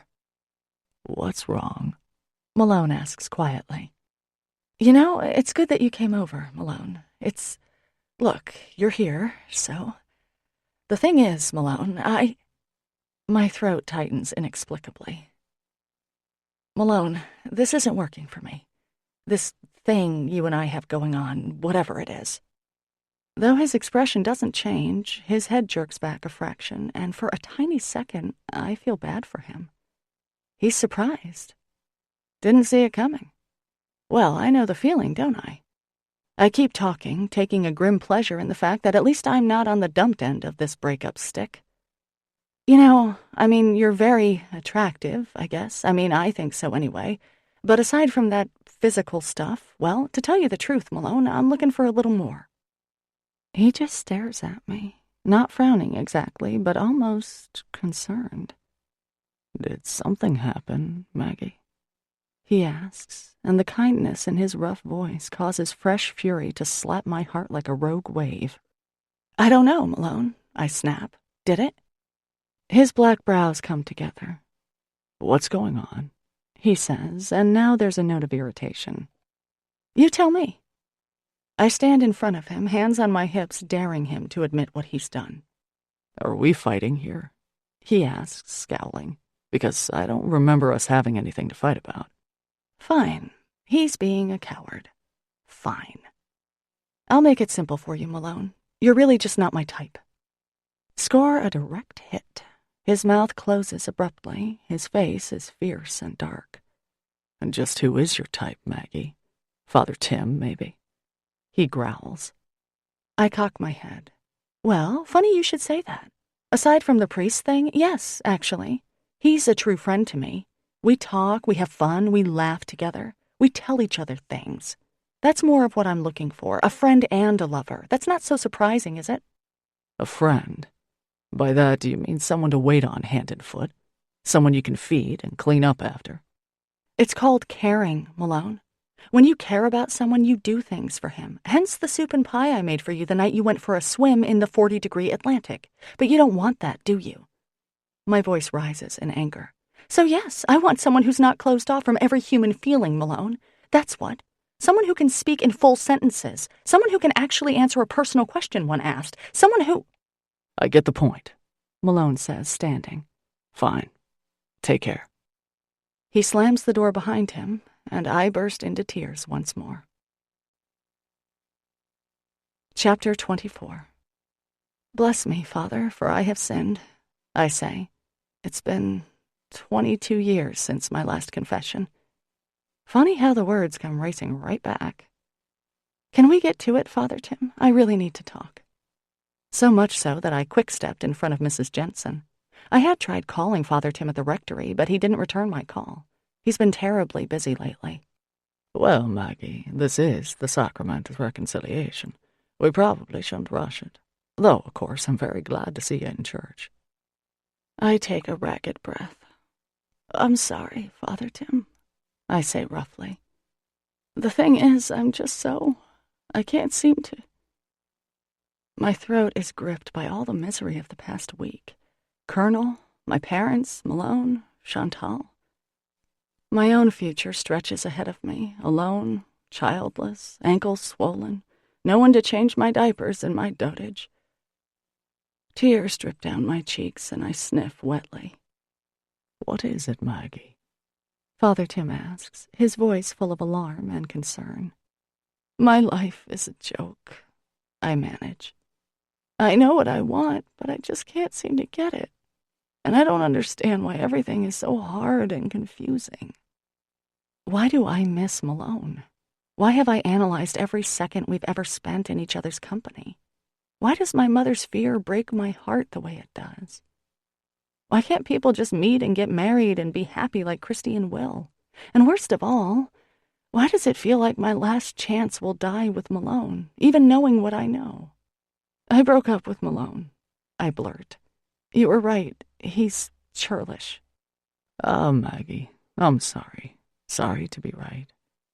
He leans forward so I can see his face through the filigreed screen of the confessional. There are times when life tests us, he says gently. Times that seem so lonely and bleak. It's how we handle these difficult situations that really proves who we are. I swallow and wipe my eyes. I've been so jealous of Christy lately, I admit in a whisper. She has everything, Father Tim, everything I want. And you're happy for her as well, Maggie, he says. You want those same things. There's no shame in admitting that. But it doesn't seem fair, I protest. I don't want to end up alone, Father Tim. I get so scared sometimes that I'll be this weird aunt who'll be passed around like a virus. Like, it's your turn to feed Aunt Maggie. No, it was my turn last week. You do it. Father Tim doesn't laugh, bless him. He doesn't say anything for a moment. None of us wants to look into the future and see ourselves alone, Maggie. He nearly whispers. No one wants that. There it is again, that undercurrent of his own loneliness, of sadness, maybe. Or am I reading into things? But there's something. I raise my hand to the screen that separates us, pressing against the pretty scrollwork of the metal, and suddenly my old fantasy of being with him doesn't seem so ridiculous. "Father Tim?" I whisper. Outside in the church proper, Mrs. Jensen coughs loudly. "Maggie, you're such a wonderful person," he says, so softly I can barely hear him. "Don't be sad. Something's gonna change, Maggie, and you won't be alone forever. Have faith." I draw a shaky breath, dizzy at the thoughts that pour into my mind. Mrs. Jensen hacks again, her cough bouncing off the stone walls of the church. Can't the old bag take some Robitussin? But the moment is over. Father Tim sits back. "Let's speak again soon," he says. "God bless you, Maggie." For the next few days, my thoughts keep me quiet, almost withdrawn. I go through the motions at Joe's, calling out diner slang for Stuart, hugging Georgie, joking with Raleigh and Ben, passing out ballots. Father Tim doesn't come in, and the significance of his absence causes all kinds of ideas to flutter like birds against a window. Unpleasant thoughts, really, that I don't want to dwell on. But fragments of words float through my mind. "Father Shea, you're special, Maggie. Something's going to change." And yet, while those thoughts are concerning, they're also just a reflex. When I look at the answering machine every afternoon when I come home, it's Malone I think of. Did he call? Will he? Then I stop myself. Malone has other problems to take care of. He won't be calling me. Besides, I don't even want him to call, do I? "Leave me out of it, Malone," I command. He obeys. Chantal leaves a message, a brief one, asking me to call her when I get a chance. No hurry, but I can hear the solemnity in her tone. There's a call I'm not eager to return. Slutty Chantal. Slutty Malone, too. Who needs him? On Sunday, the Beaumont children are summoned for dinner as usual.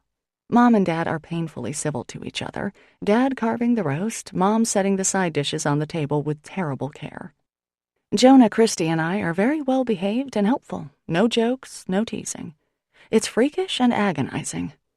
Will is covering at the hospital, so there's no one to ease the tension, just us kids and Violet. Dinner takes an eternity, and even the baby's cheerful babble can't break the pall of gloom that hangs over the table. When Jonah actually volunteers to wash the dishes afterwards, it's proof positive that something is dreadfully wrong. "So, what happens next?" he asks, his back to the rest of us as he runs the water. "Is one of you moving out?" Mom and Dad's eyes meet across the table, perhaps for the first time today. Christy's eyes fill, and she lowers her nose to Violet's silky hair to hide the fact. "Well, actually, yes," Mom says carefully. "Not just yet, but I'm thinking of moving to Bar Harbor." "Wow," I exclaim. "That's quite a change from—" "You're moving?" Christy shrieks. "You can't move, Mom. Are you crazy? Are you out of your mind?" Jonah and I exchange a startled glance, but Christy keeps going. "No, you can't. It's Bar Harbor is so far." "Not really," Mom says. It's an hour and a half, Mom," Christy yells. "Don't you care about Violet? What about your only grandchild and your children? Don't you want to see us more than once a month?" "Christy," I begin, but she cuts me off. "No, Maggie, it's selfish. You're being unbelievably selfish, Mom." She smacks her hand down on the table. Our mother looks down at the tablecloth without comment. Dad is pulling his silent routine, and I feel a sudden tug of annoyance with him. Staying on the sidelines only gets you so far in life, and in a flash, I can see how hard it must have been for my mother, married to a man who never dissented, never voiced his unhappiness, just bobbed along with the tide until he was so miserable that he had to leave or drown. "Is that what you want, Mom? To live in Bar Harbor?" I ask. She sighs. "Well, in some ways, yes. I think it would be nice to be in a bigger place, spread my horizons, expand my wings, so to speak. So Bar Harbor would be a step in the right direction." "Then what?" Christy demands, shifting Violet. "Move to Paris? London?" "Australia, I was thinking," Mom mutters, and I smile. Australia? Christy yelps. It's almost funny to see, the former social worker acting like a spoiled 12-year-old. Violet grabs a handful of tablecloth and stuffs it in her mouth. Mom sighs. I'm kidding, Christy, okay? Just relax. My family is falling apart, Mom. I can't relax. And I can't believe you guys aren't going to even try to work on things. Get some counseling, for God's sake. Go see Father Tim. But moving is absolutely ridiculous. Jesus, Christy, shut up, Jonah says. They're adults. They can make their own choices. What do you know about being an adult, Jonah? My sister snaps. I haven't seen her so riled since Skip dumped me. He's right, Christy, I say quietly. Mom and Dad have been married for a long time. If they want something different now, well, they're in a position to know. We're not. If Mom wants to live somewhere other than Gideon's Cove, she can. It's her life. Well, nothing's going to happen for at least a few weeks, my mother says. Your father and I aren't getting divorced right away, just separated. And we'll see how things are after that. Dad's going to be my sternman, Jonah informs us. Dad offers a tentative smile. What? Dad, are you crazy? Christy says. A sternman? What do you know about lobstering? That's neat, Dad, I say. Christy, you need a drink. Mom, can we leave Violet here for an hour or so? Dewey's opens in 10 minutes, and I think Christy and I should talk. Of course, my mother says, reaching for her grandchild. Enjoy, Christy snaps. You won't be able to. Shut up, I say, dragging her forcibly from the room. We ride in silence to Dewey's, Christy driving with sharp movements, braking hard, jerking the steering wheel. She stomps into the bar in front of me, not making eye contact as we sit at a table in back. The bar is nearly deserted. It's 4 on a Sunday, and Dewey is still taking chairs down. Dewey, can we get a couple of... What do you want, Christy? I ask. I don't care, she mutters. Scotch, I guess, Dewey. Sure thing, girls, he calls. He pours us our drinks and brings them over, then hustles off to fill the register. So, what's your problem? I ask my sister. Our parents are acting like idiots, she says. What happened to all that nice compassion you had last week? Poor Mom getting knocked up, abandoning her dreams. I take a sip of my drink and instantly remember the last time I had scotch, with Malone, the night Colonel died. I shove the thought aside. Christy takes a sharp breath, and her eyes fill with tears. I didn't know she would leave, Maggie. How can she? And Dad's going to become some stinky, weird old guy without her. A sternman, for crying out loud. But aren't you a little bit, I don't know, proud in a way? That our parents are doing something new? That just because they're middle-aged doesn't mean that their lives are carved in stone? I think it's kind of neat.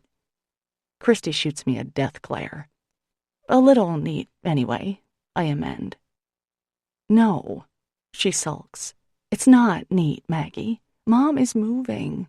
Moving far. Her tears slip down her cheeks. I know you'll miss her, I say. But she deserves a chance to do something different, Christy. She's not obligated to stay around and watch our lives anymore. My sister stares out the window for another minute. Oh, shit. You're right, she says, swallowing a mouthful of scotch. You're right. I guess I just feel abandoned and sorry for myself. I mean, I'll miss her, Maggie, and so will Violet. She loves Mom so much. Christy's face scrunches up in misery, and I reach across the table to squeeze her hand. Here now, what's this? Dewey asks. Maggie, why are you crying, hon? I'm not, I say. Christy is. Oh, dear, no crying in my bar, sweetheart, Dewey says. And the day I can tell you girls apart will be a banner day, let me tell you. He pats her head and walks back to the bar. Christy gives me a watery smile. Man, I was such a bitch back there, wasn't I? She asks. Yes, I answer, smiling. All right, bitch. I'm so happy. Happy? Why? Because it's high time I got to be the good twin, I say. You're so funny. She smiles genuinely now, and simultaneously we reach out a foot under the table and nudge each other. "Hey, what happened with Malone?" she asks, her head swiveling to the door. My heart sinks like an anvil, but no, it's not Malone. Just Mickey Tatum, the fire chief. "I broke up with him," I tell her. There's a tightness in my throat that the scotch doesn't alleviate. "What did he say about Chantal?" Christy asks. "Nothing. We didn't talk about it. He didn't say boo about her." Christy sighs. "Sorry, Maggie." "Yeah, well, other fish to fry, right? Other eggs to scramble. At least I caught bait before things got too whatever." I don't fool Christy. She smiles sadly, seeing right through me. "I do have to tell you, though," I say, artfully changing the subject. "Something's going on with Father Tim. Have you talked to him lately?" "No. Why? What's up?" Dewey comes over with a bag of potato chips. "For the beautiful weeping lady," he says, handing them to me. "That's Christy," I correct, pointing across the table. "Of course, for the beautiful weeping lady," he repeats. "Thanks, Dewey," she says. "Just the ticket." She opens the bag and offers some to me, then takes a few herself. "So, Father Tim?" she prods. "Well, I don't really know, but something's weird. He's been very tender, and saying things that have sort of a double meaning." "Like what?" Christy asks. "I don't know. I can't remember exactly what he said." "That's a first," she interjects dryly. "But just sort of, well, obviously I don't quite know." I can't bring myself to say the words aloud. Instead, I fidget in the hard wooden chair. "Do you want to go home and grovel in front of Mom and Dad now?" Christy laughs. "Sure, you've been the good twin long enough." "That's you in a nutshell," I say, taking out a few bills and laying them on the table. "Always stealing my thunder." Christy grovels, reassumes her title, and we all have apple crisp. On the way home, I pedal my bike toward the harbor. It's a windy day and a Sunday to boot, so most of the lobster boats are in, including the Ugly Ann. "Don't go down there, Maggie," I warn myself. A large seagull glides down, landing a few feet away on one of the wooden support posts, the wind ruffling its feathers, but not its composure. I envy that bird. And if Malone was here? I ask myself. What then? What would I say? "How, Chantal? Are you happy that you'll be a father again?" That is, of course, if Chantal will actually go through with it. I still can't reconcile the idea of Malone and Chantal together. For some reason, I thought... "Oh, for God's sake, Maggie," I mutter aloud to myself. I mount my bike once more, but remain where I am, one foot firmly on the ground, and continue to stare at the harbor.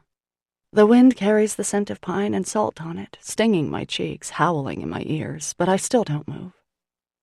Malone's face is stuck in my mind, the harsh lines, craggy cheekbones, those tangled black lashes.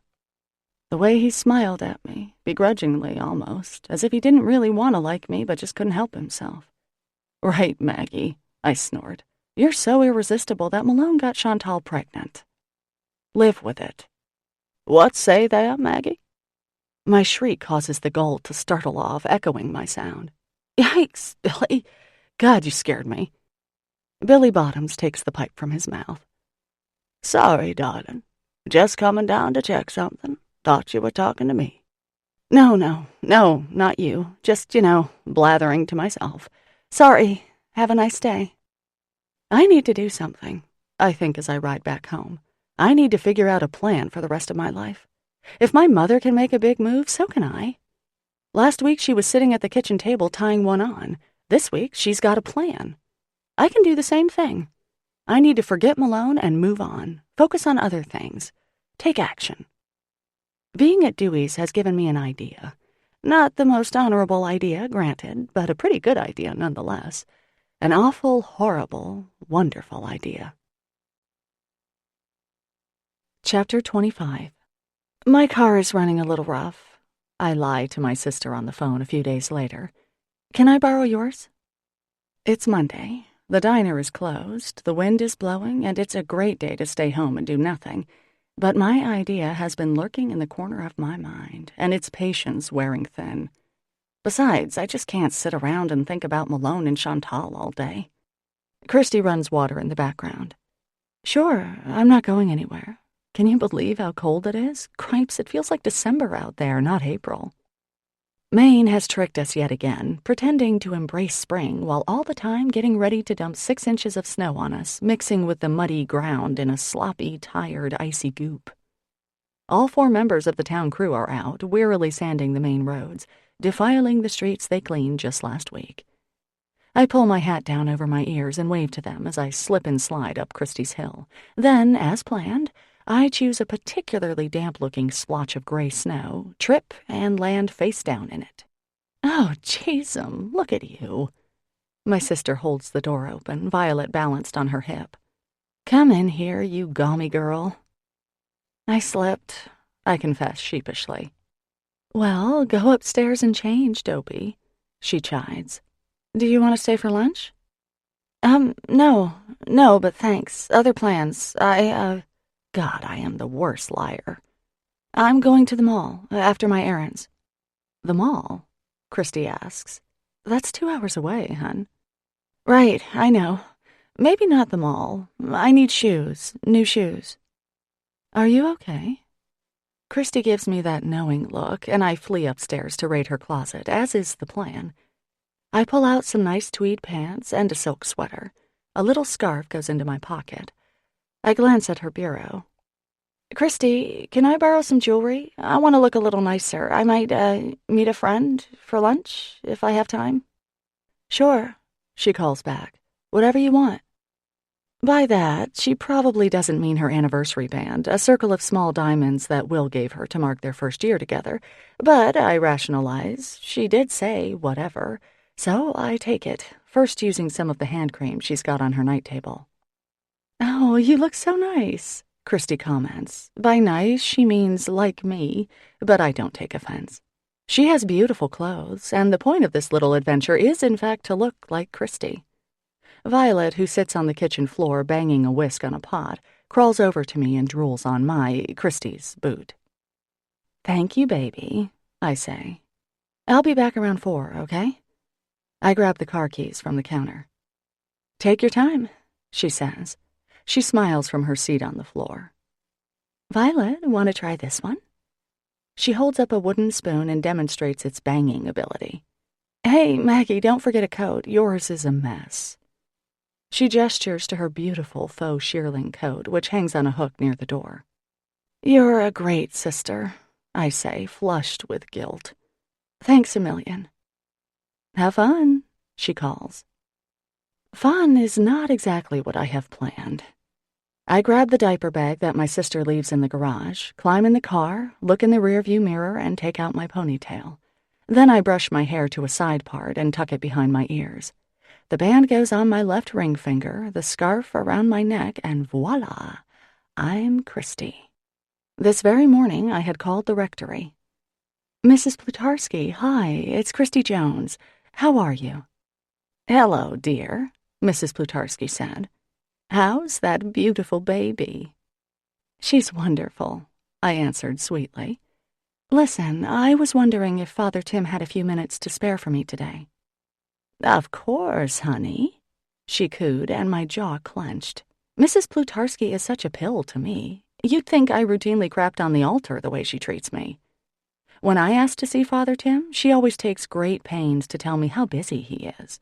For Christy, though, he's wide open. How about 1 o'clock, Christy? I imagine you want to discuss your poor parents, she suggested, gossip monger that she is. That's perfect. Violet takes her nap from noon to 3, and the real Christy will be snug at home. My heart is pounding as I pull Christy's Volvo into the rectory's small parking lot. I turn off the car and sit a minute. After being delayed for God knows how long, common sense finally makes an appearance. Here I am dressed as my sister, about to trick a priest. Nice, Maggie. Very noble.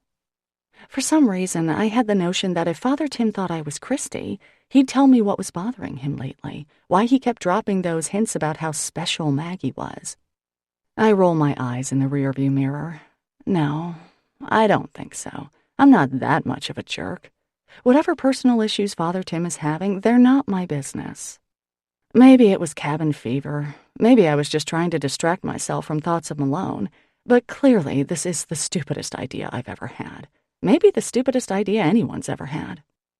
Disgusted, I restart the car. I'll drive down to Machias and catch a movie, get a big bag of popcorn and some Swedish fish. I scream as a knock comes on the car window. Father Tim! Oh, wow. Hello there, Christy.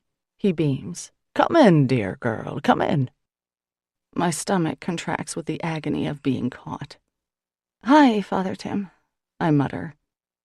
Well, it looks like I'm going to have to go through with it, because I just can't think of anything else. Wobbling a bit in Christy's boots, which have a higher heel than I'm used to, I grab the diaper bag from the back seat, my prop, further evidence that I am my sister. Hello, dear, Mrs. Plutarski says from her position of power in the rectory office. How nice to see you. Don't you look smart? Oh, Mrs. Plutarski, you are so sweet, I simper. I just love that color on you. Would you call that oatmeal or liver? It's wonderful. Don't blow it, I warn myself savagely. You got yourself into this mess. Now just get out as fast as you can. If they figure out you're Maggie, you're dead. Make yourself comfortable, Christy, Father Tim says, holding the door of his office for me. My toes curl in discomfort. Thank you for seeing me, Father Tim, I say, glancing around, trying not to make eye contact. You're welcome, my dear, you're welcome. How are Will and little Violet? They're just great, wonderful. Okay, stop babbling. It's a dead giveaway. I sit down, cross my ankles, and try to have good posture. My gaze flits around the office. There's a note on his desk, and a prickle of warning goes through me at the sight of it. Though it's upside down to me, I can read Father Tim's writing. Ask Bishop. What can I do for you, Christy? The priest asks. I look away from the note. Well, I guess you've heard about my parents, I stammer. I have, yes. He smiles encouragingly. Ask Bishop T about... And, of course, we're all saddened, quite sad. We invite you to slow down, listen closely to the melody, and allow yourself to recharge during this short break. This is a free audiobook experience for all.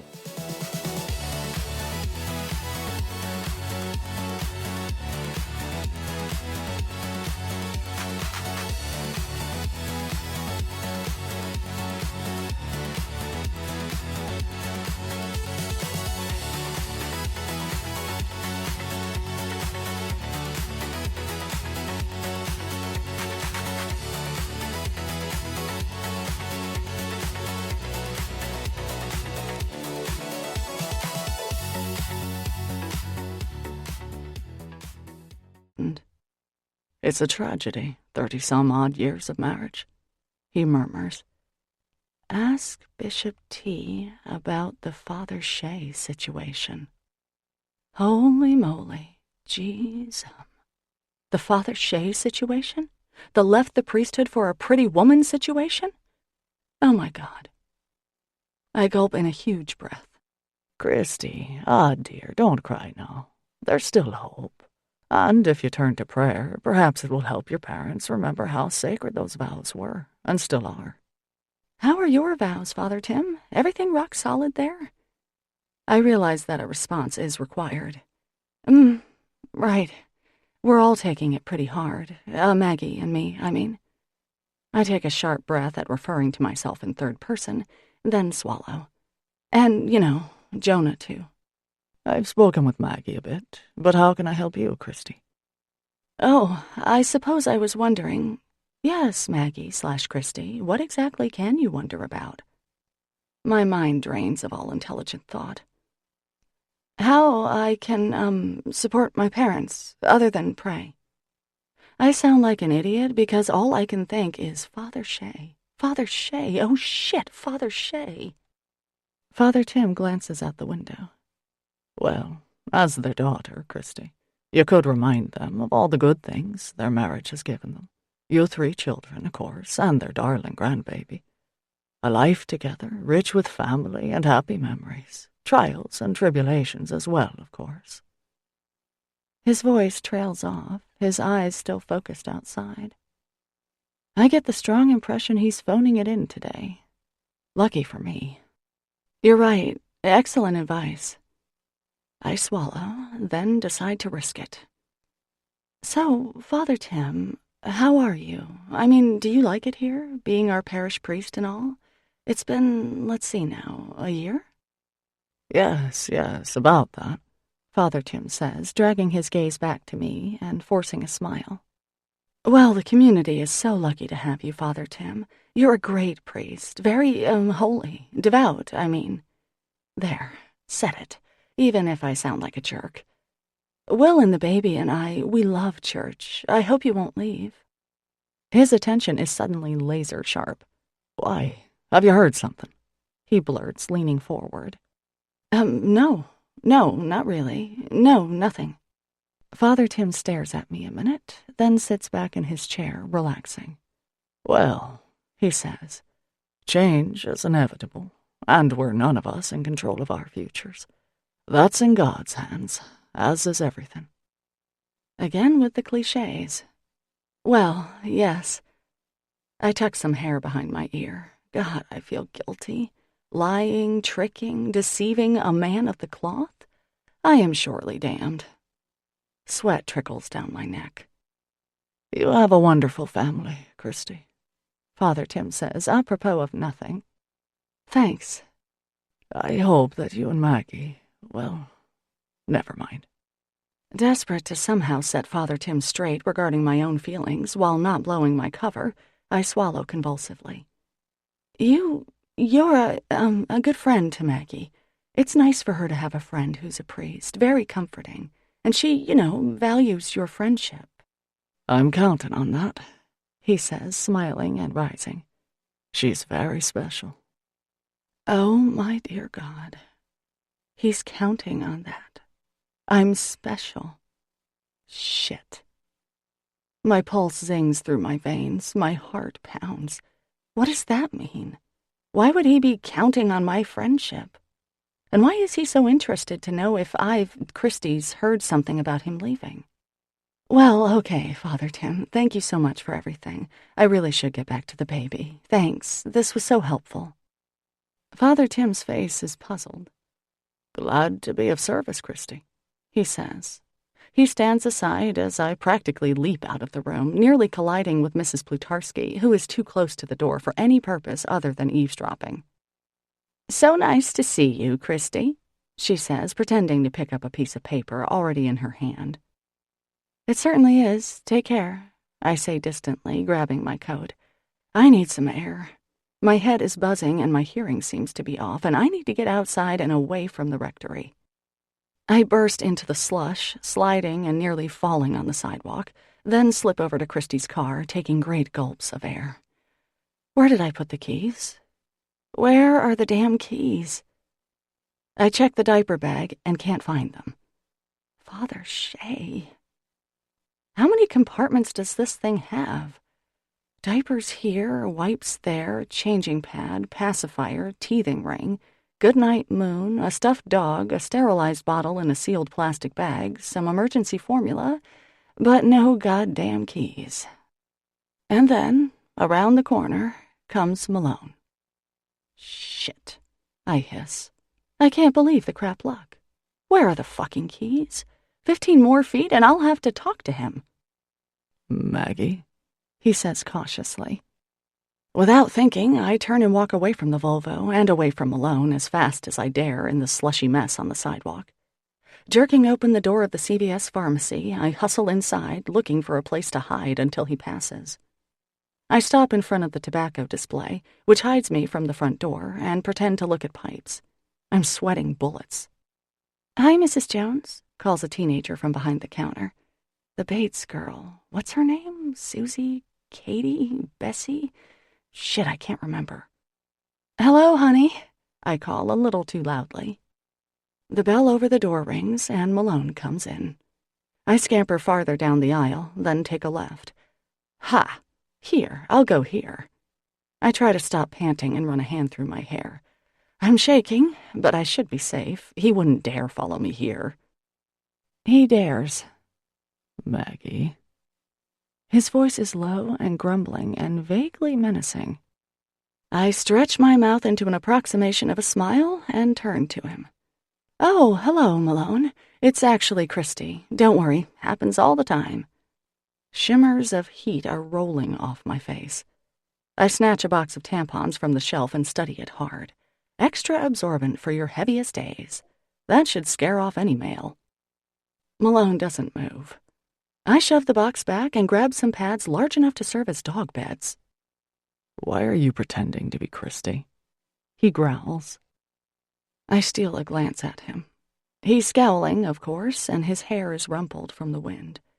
He hasn't shaved today, and he's so ridiculously male that even here, even knowing what I know, my knees soften in a biological rush of attraction. Hi, Christy, calls a red-haired woman I've never seen. She has a baby on her hip. Hello, I call back, waving. How's the baby? Malone folds his arms over his chest and narrows his eyes. A little fussy, teething, I think. Your husband said I could try Motrin if it gets worse. Oh, yes, Motrin. That will do the trick. Will knows these things. Definitely try the Motrin. Works for Violet. I shove the pads back on the shelf and go for the big guns. Yeast infection treatments. I shake the box for emphasis, hearing the applicator rattle. Maggie, Malone rumbles. what are you doing? It's Christy, okay? You made a mistake. Even our parents mix us up. Now I really need to concentrate because I have a raging yeast infection, okay? So goodbye. He leans in close enough that I can feel the warmth of his body, and suddenly the box is shaking in my hands. Do not look at him, I warn myself. Do not even turn your head. I know who you are, Malone whispers. Then he turns and walks away. I hear the bell over the door tinkle, and he's gone. Don't be mad at me, I tell my sister as I hang up her coat. Did you dent the car? She asks, taking a sip of tea. The baby monitor is on, the house warm and quiet, an oasis of calm. I pretended to be you, I admit, bracing myself. What? Maggie, come on, she exclaims. Hey, quiet now, you'll wake the baby, I say, grateful that there's a sleeping child to protect me from her wrath. Aren't we getting a little old to be switching? Christy grumbles. And what the hell for, anyway? Is the water hot? I could use a cup, I say. Help yourself, Christy says, putting aside her crossword puzzle. You got some splaining to do. Yeah, okay. First of all, I'm sorry, I say. I had just decided not to do it when Father Tim busted me.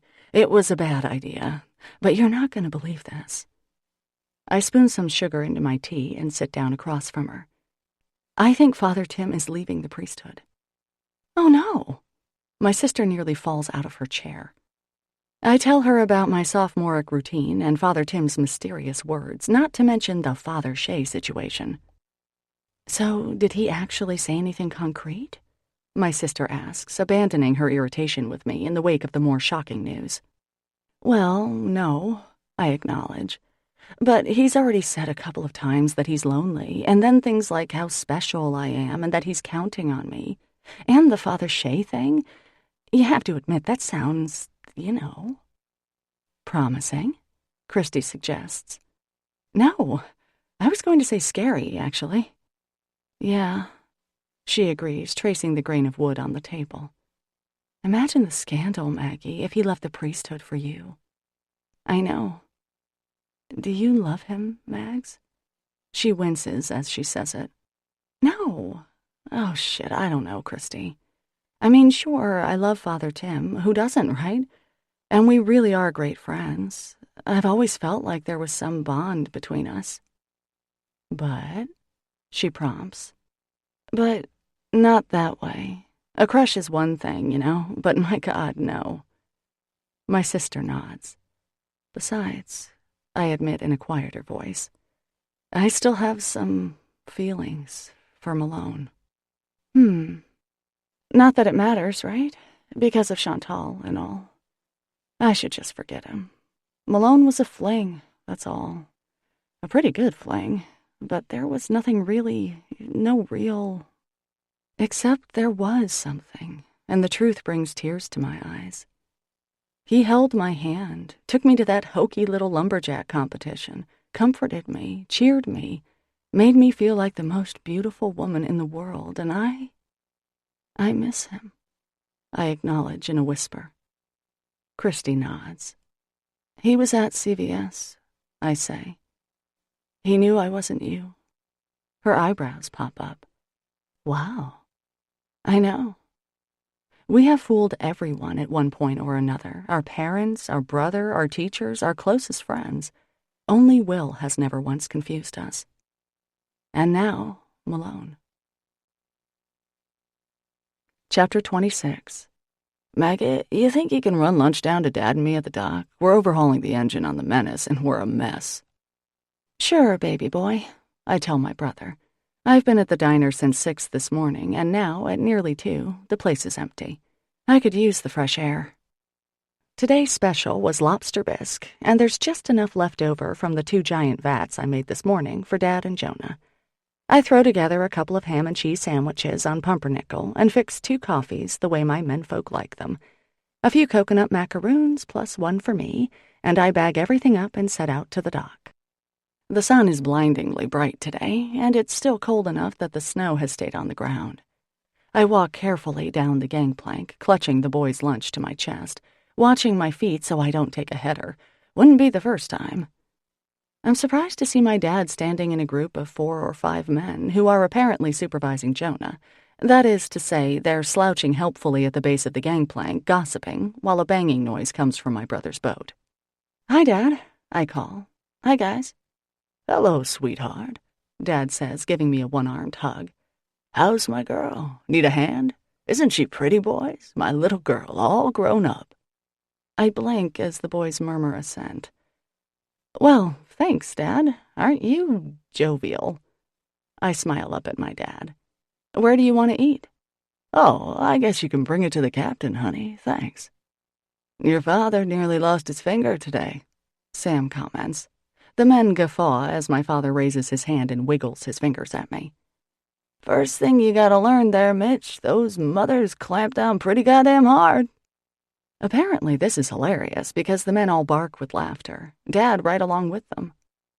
Bemused, I walk down the dock to the Menace. Seeing Dad out with the boys, it's different. Jonah, lunch is here, I call as I step carefully onto the boat. The door of the hold opens, and Malone comes out. My heart lurches, then sinks. He's wearing his black peacoat and a scowl, wiping his hands on a rag. Maggie, he grunts. Malone, I grunt back, instantly irritated. Excuse me. He doesn't step aside, just stares at me, looking both angry and, well, no, just angry. What? What do you want, huh, Malone? I snap. Hey, Mags, do you have enough for Malone, too? Jonah sticks his head out of the hold. He's given us a hand. His head pops back in and he resumes banging. No, I don't have anything for you, I mutter, staring at Malone. You sure about that? He asks, eyes narrowing. You... My mouth works a minute before I force it closed. Have a lovely day. Maggie, Malone says. What, Malone? I ask, and I'm suddenly desperate for him to say something that would make everything the way it was, that would erase him and Chantal and whatever they did together, and the intensity of that longing makes my chest ache. Forget it, Malone says, and he turns his back on me. Maggie, I really need to see you.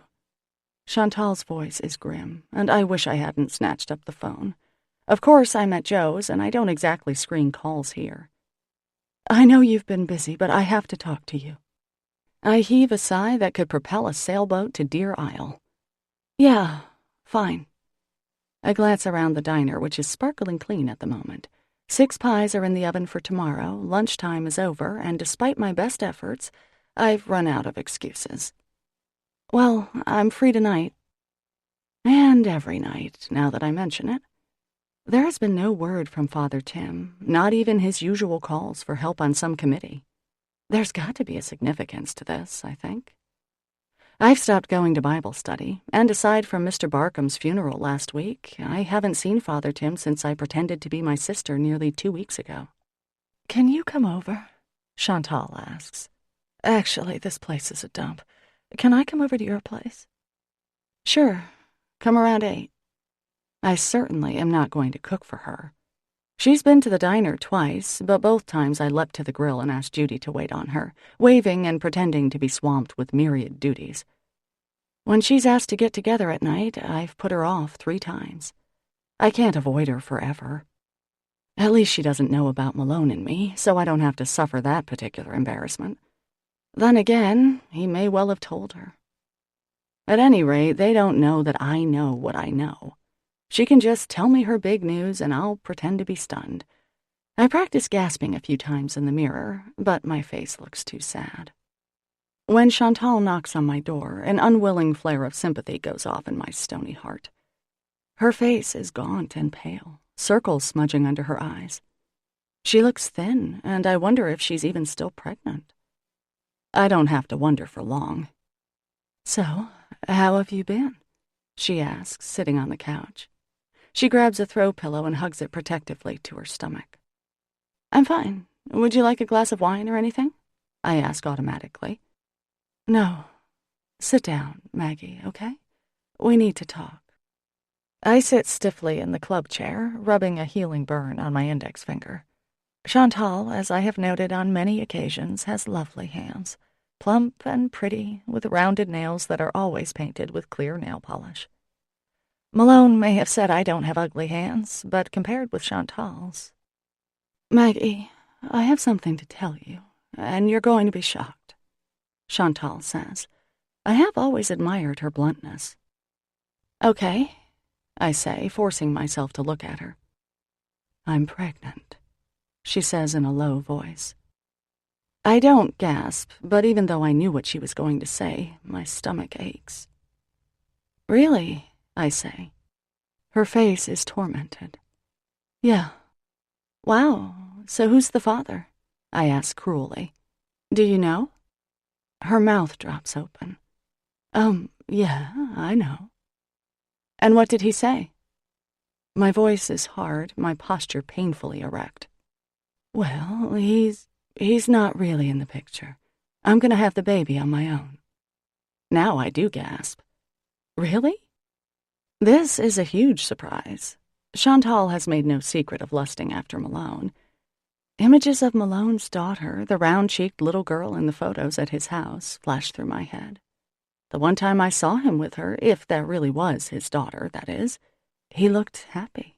He'd been smiling. I can't believe he wouldn't care.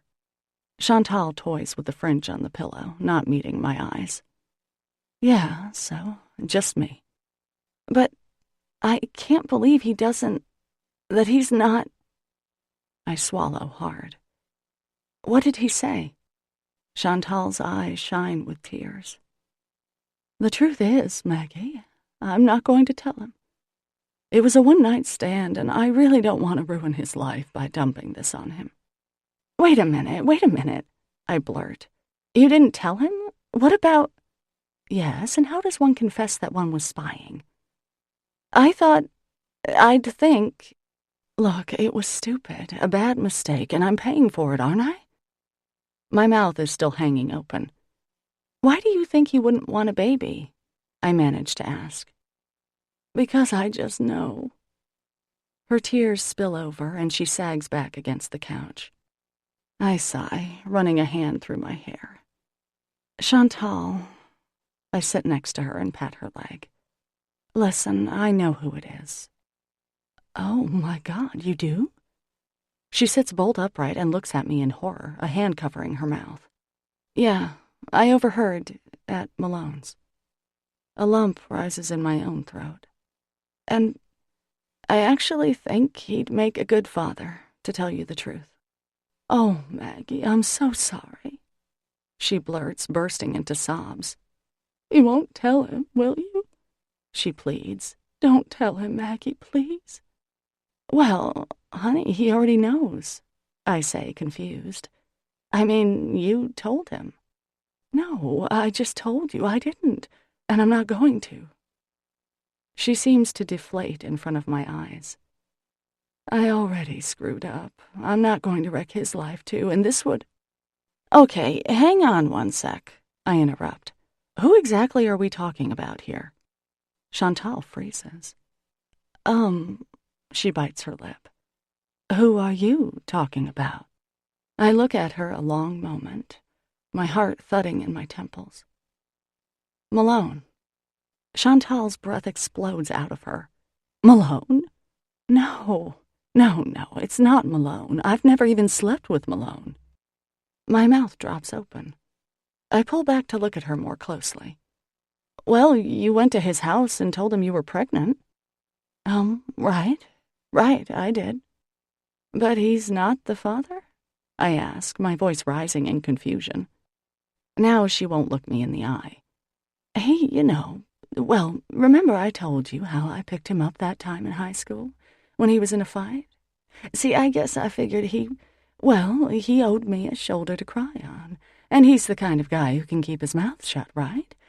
I didn't know who else to tell. Why not me?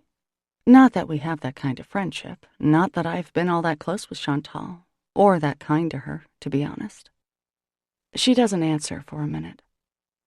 I'm telling you now, she finally says. I slump back against the cushions. So Malone's not... You didn't... Okay. It's starting to dawn on me in a slow rise of panic that I've mentally accused Malone of something he didn't do. That I broke up with him over something that didn't happen. That for weeks now I've been hating him, condemning him. That I said some rather hateful things to him to save my own stupid pride. Who is the father, Chantal? I ask through numb lips. Listen, Maggie, that doesn't matter, does it? I mean, the fact remains that I'm pregnant. I'm 39 and a half, and I'm going to have a kid. Is it Chief Tatum? No, definitely not him. She looks away. He's, can't have kids. Didn't you know? I wince. No, I didn't know. Then it comes to me. Oh, my God. I whisper, the blood draining to my feet. Oh, Chantal, tell me it's not Father Tim. Her head jerks back in surprise. Father Tim? Jesus, no. As if he would ever... Come on, Maggie. I might be a little flirty, but I wouldn't, with a priest. Weak with relief, and yes, definitely shame, I swallow a few times, then stand up. I need some water. Want some water? How about some water? I get the water. Okay, so it's not Malone, thank God, and it's not Father Tim. Again, thank God. I gulp down a glass of tap water and bring another to Chantal. I'm sorry, Chantal, I tell her. This is all... well, hell. I've been thinking it was Malone. She takes the water gratefully.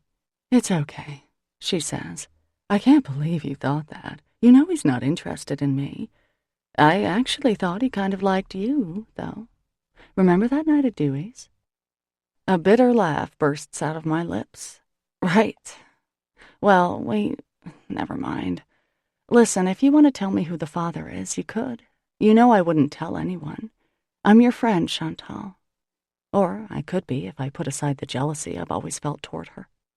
Her eyes grow sad again. No, it's just somebody from away. No one local. She forces a smile.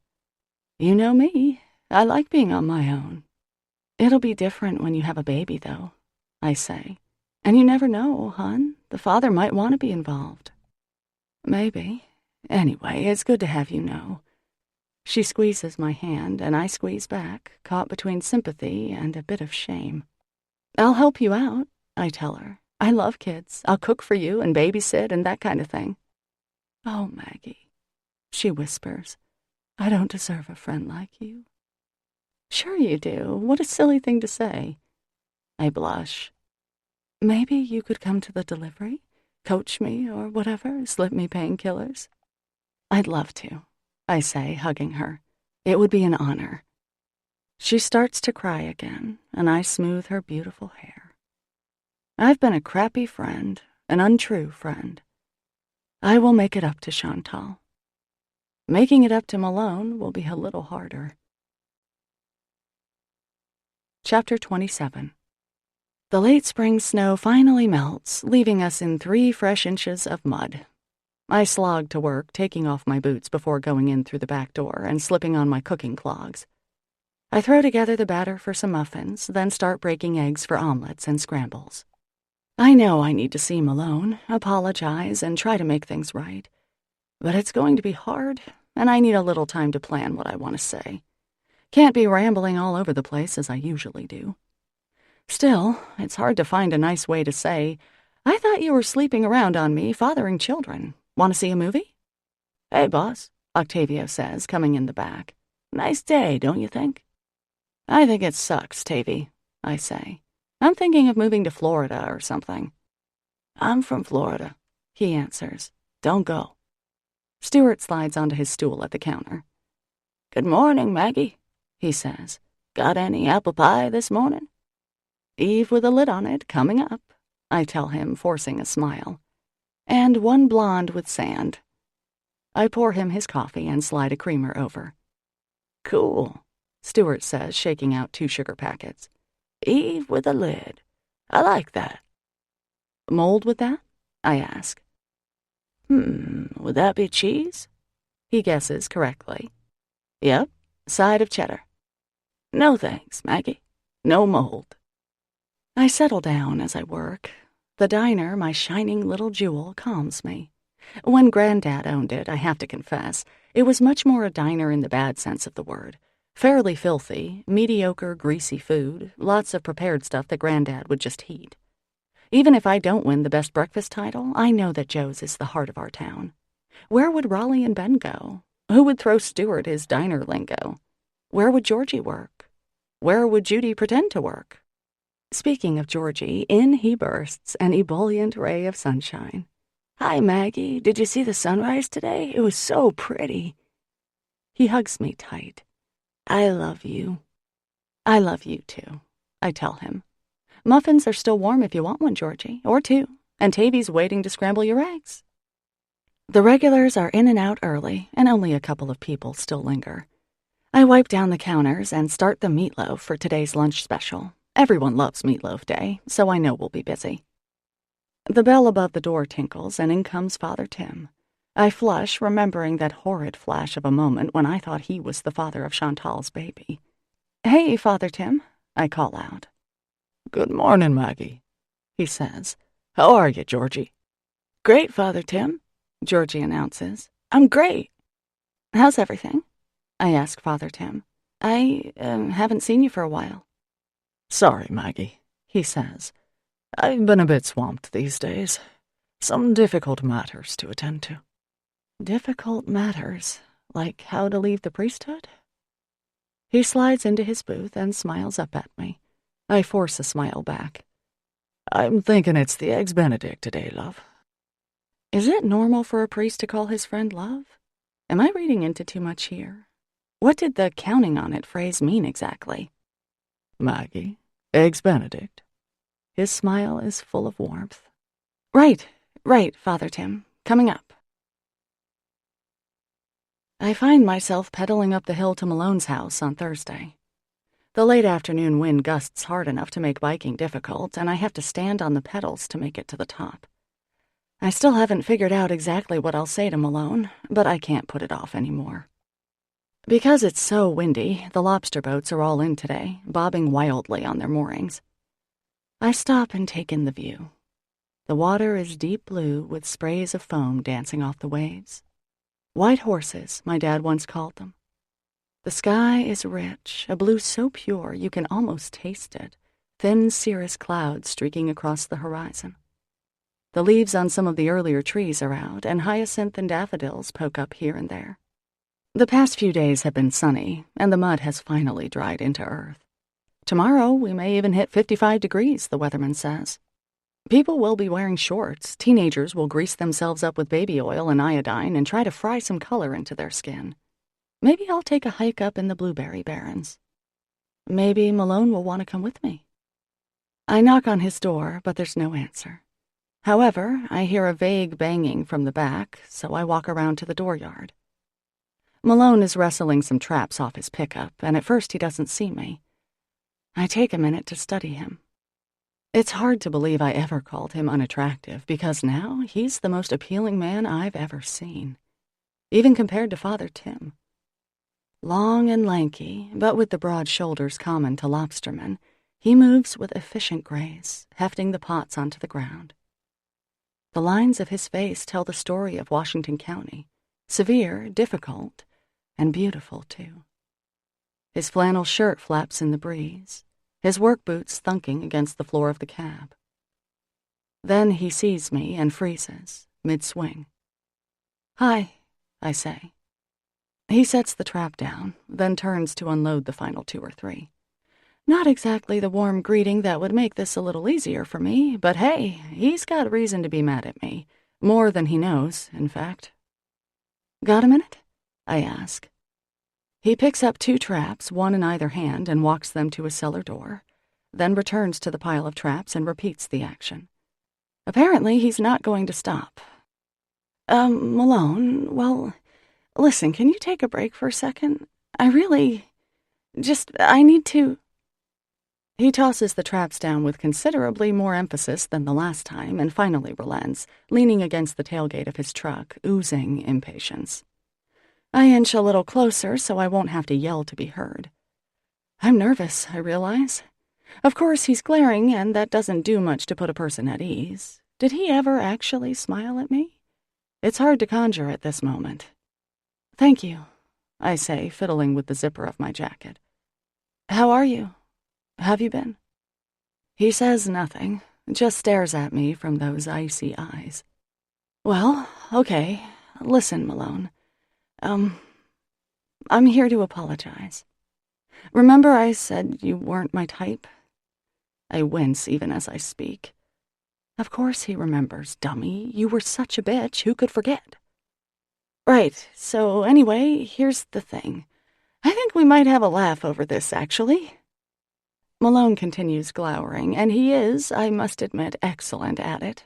A true skill. I sigh. "Malone, look, I thought you were the father of Chantal's baby. That's why I broke up with you." His eyes widen slightly, then narrow dangerously. My nervousness grows, and my mouth picks up velocity. "Yeah, I just misunderstood something. See, I was there that night that Chantal told you she was pregnant. I was listening to you play the piano, and God, his scowl could make an Al-Qaeda terrorist wet himself. Okay, I guess I should have stayed and heard the whole thing, but I didn't. But I know that I was wrong, and I'm wicked sorry." Malone considers me for another long moment. "You thought I slept with Chantal," he states, as if for clarification. Yes. Sorry." Adrenaline makes my feet prickle. I tuck some hair behind my ears and try not to look at that scowling face. "Ever think about asking me?" Should have, but no. I realize I'm compulsively zipping and unzipping my jacket. Zip, zap. Zip, zap. You can be, a little, hard to talk to. Zip, zap. "That's great, Maggie. So you thought I was two-timing you, with Chantal, no less, and didn't bother saying anything about it. Great. Thanks for coming over." He picks up 2 traps and starts stacking them in the dooryard. "Malone." "What?" He barks, and I jump. I kind of thought... "What? What did you think, Maggie?" He drops the pots with a crash and puts his gloved hands on his hips. I wince. Well, maybe you could, forgive me? Because I was thinking the wrong thing. That's why I broke... No thanks, Maggie, he snarls. I don't want the priest's leftovers. Youch, direct hit, like a blow to the head. My mouth drops open. Leftovers? Yeah, He says, coming over to me. I have to force myself not to look away. you spend half your time drooling over that guy, dropping everything when he crooks his finger. You don't want to be with a real person. Think it's an accident you picked a priest to fall in love with? My head jerks back. I'm not... Don't bother. Any relationship you and I might have had was a joke anyway. You were just killing time with me. I wasn't killing time, I yelp. You never... You didn't want anyone to know that we were together, did you, Maggie? Malone asks. He jerks another trap off the truck and I jump out of the way. Think I didn't notice that? Well, neither did you, Malone. I snap, feeling my face heating with anger. It's not like you were falling over yourself to see me. You never came into the diner. You never came over for dinner or lunch or anything. We were sleeping together. We didn't do much more than that. His jaw clenches and I continue. What about that day you went overboard? I wanted to see how you were doing, and you practically kicked me out of your house. That's not what happens in a real relationship, Malone. Malone hurls the traps onto the pile and turns to face me, folding his arms across his chest. The anger shimmers off him in waves, and I feel my own rising to match it.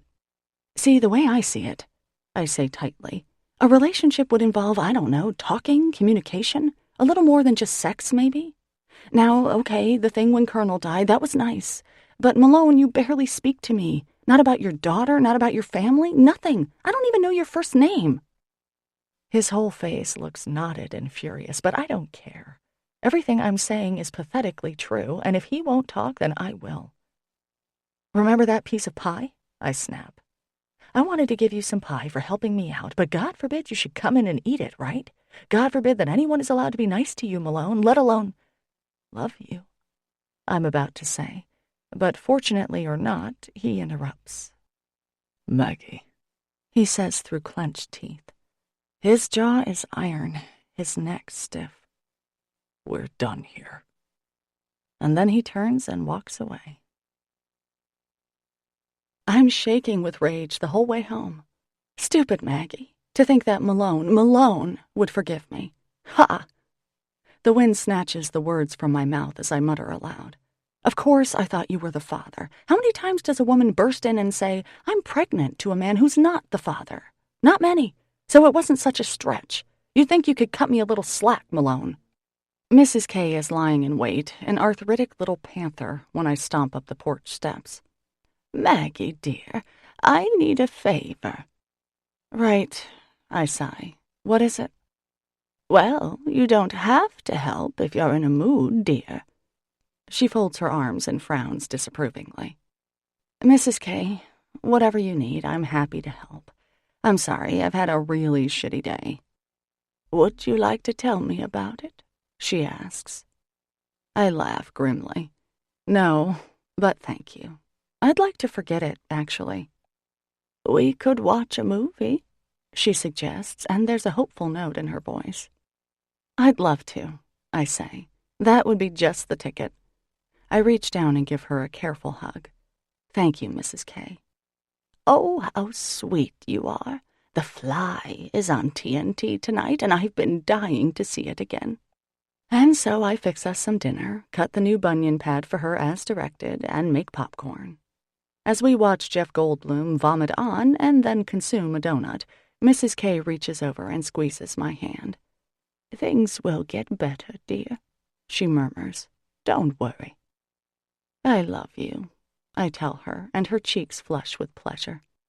I love you too, honey, she says. The Fly goes into commercial break. Now tell me, dear, when is that handsome man coming back, Macduff? Malone, I correct automatically. We broke up. Oh, dear, she says. Well, I'm sure you'll work things out. I don't think so, Mrs. K. He's a little too busy hating me to work anything out right now. Well, then, too bad for him, right, my dear? You'll meet someone else, and he'll be sorry. Sure. I'm quite certain she's wrong. Chapter 28. The next day, Jonah drags himself into the diner. My God, you look awful, I say. Hungover? Jonah's groan of misery answers for him. Just coffee today, Megs. Sure, baby boy. I take pity on him and set the cup gently on the counter. What's new, buddy? Oh, nothing.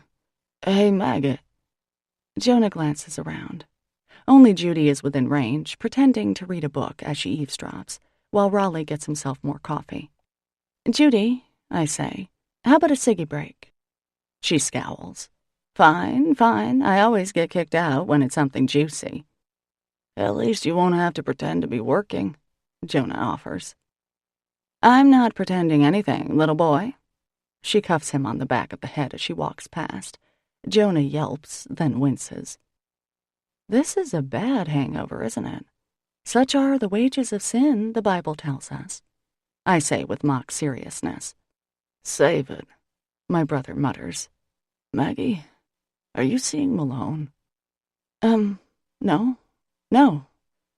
My face warms and I grab a few ketchup bottles for refilling. Why do you ask? I don't know. Jonah sighs morosely. I thought you guys were hanging out lately. Anyway, I heard something about him the other day. His voice trails to a mutter. Oh, really? What was that? I ask, hoping for and failing to achieve a casual tone. He and Chantal are having a baby. No, they're not. Where did you hear that? Down at the dock, Jonah answers. He takes a listless sip of coffee, then shudders. Well, it's not really my business to talk about this, Joe, but shit, what is the protocol on this? See, actually, Chantal told me that the father is some out-of-towner, not from here. Oh. Jonah stares into his coffee. Who told you it was Malone? I can't help but ask. I mean, does everyone know Chantal's, pregnant? Yeah.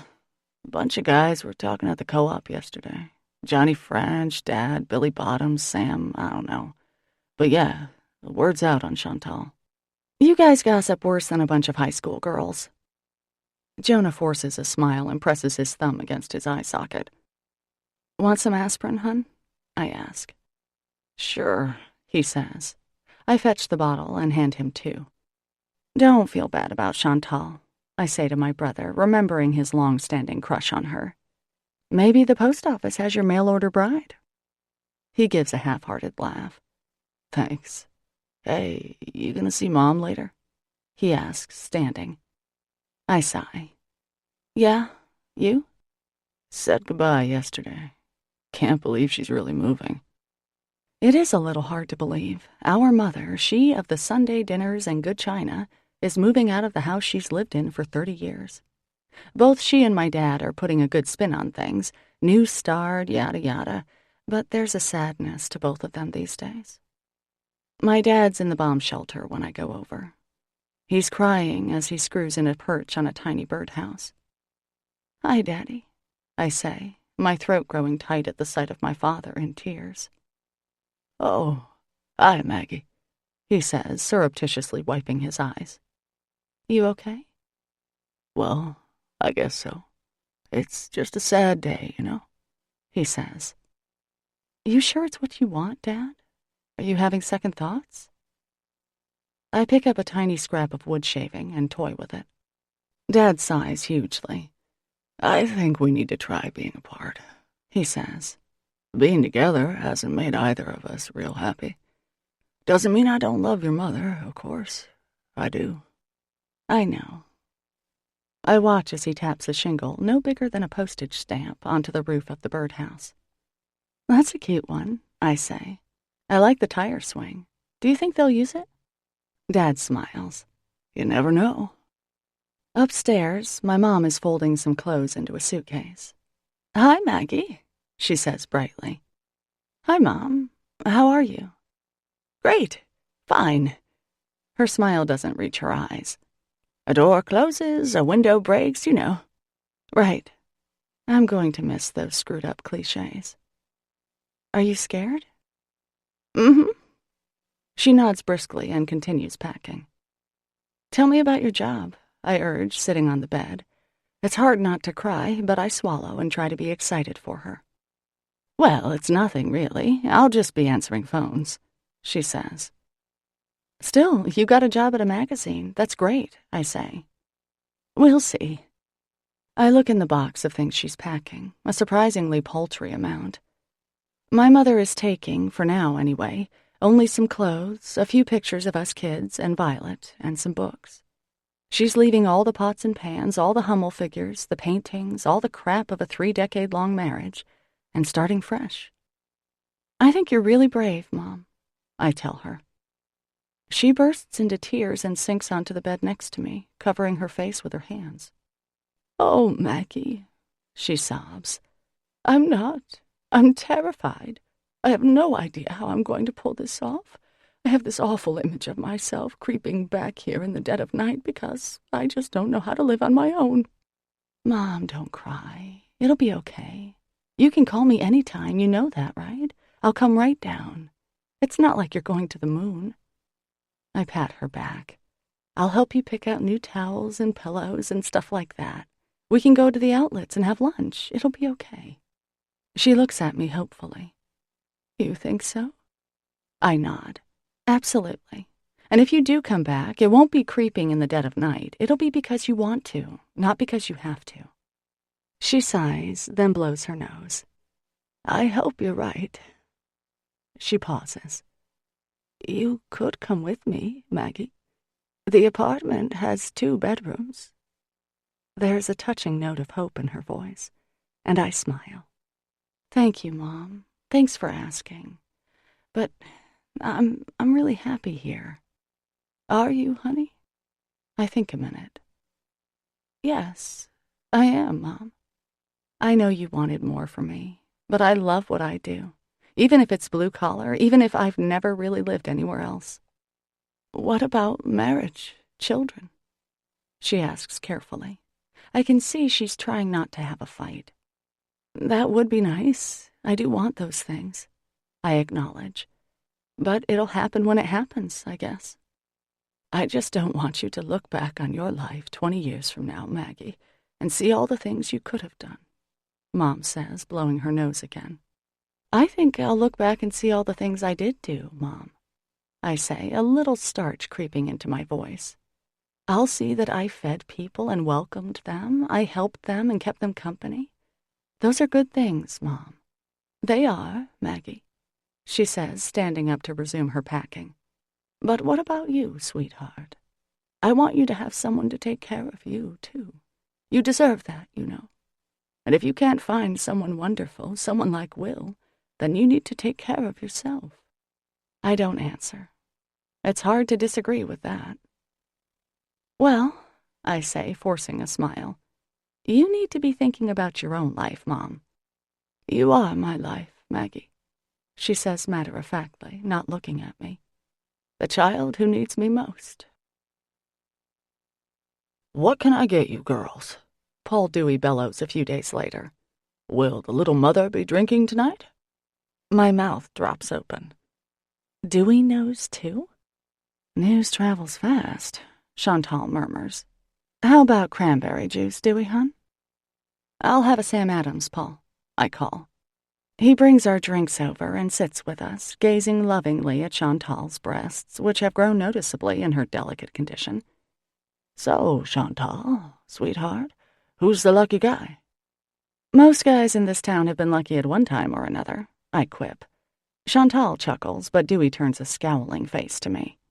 That's no way to talk about a lady in her condition, Maggie. Shame on you. I am so sorry, Chantal, I say. Please forgive me for stating the truth. She laughs, and I feel a rush of more affection than I've ever felt for her before. Chantal has never pretended to be anything other than what she is, and for that I admire her. So, Chantal, you gonna come clean with old Dewey? Who knocked you up, girl?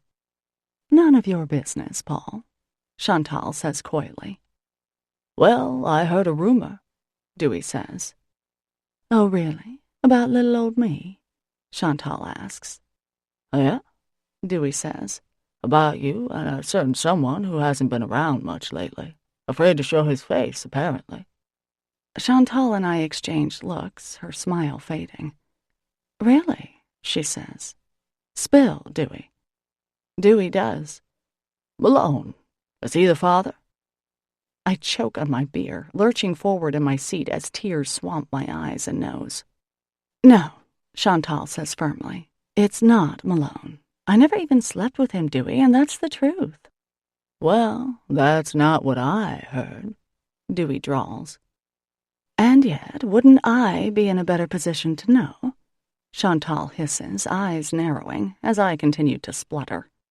Word on the street is that Malone won't own up to being the daddy. That he won't take a DNA test so he can avoid paying child support. Well, don't you worry, Chantal, honey. We'll make sure. Dewey, this is the stupidest thing I've ever heard. I wheeze, still coughing. If Chantal says it's not Malone, it's not Malone. And it's not Malone, she confirms. Sure, darling, if you say so.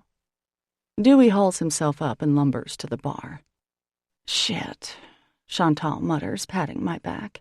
With her uncharacteristically straight answer, Chantal has cemented the idea that Malone is indeed the father of her baby. Where did he hear that? Maggie, you didn't.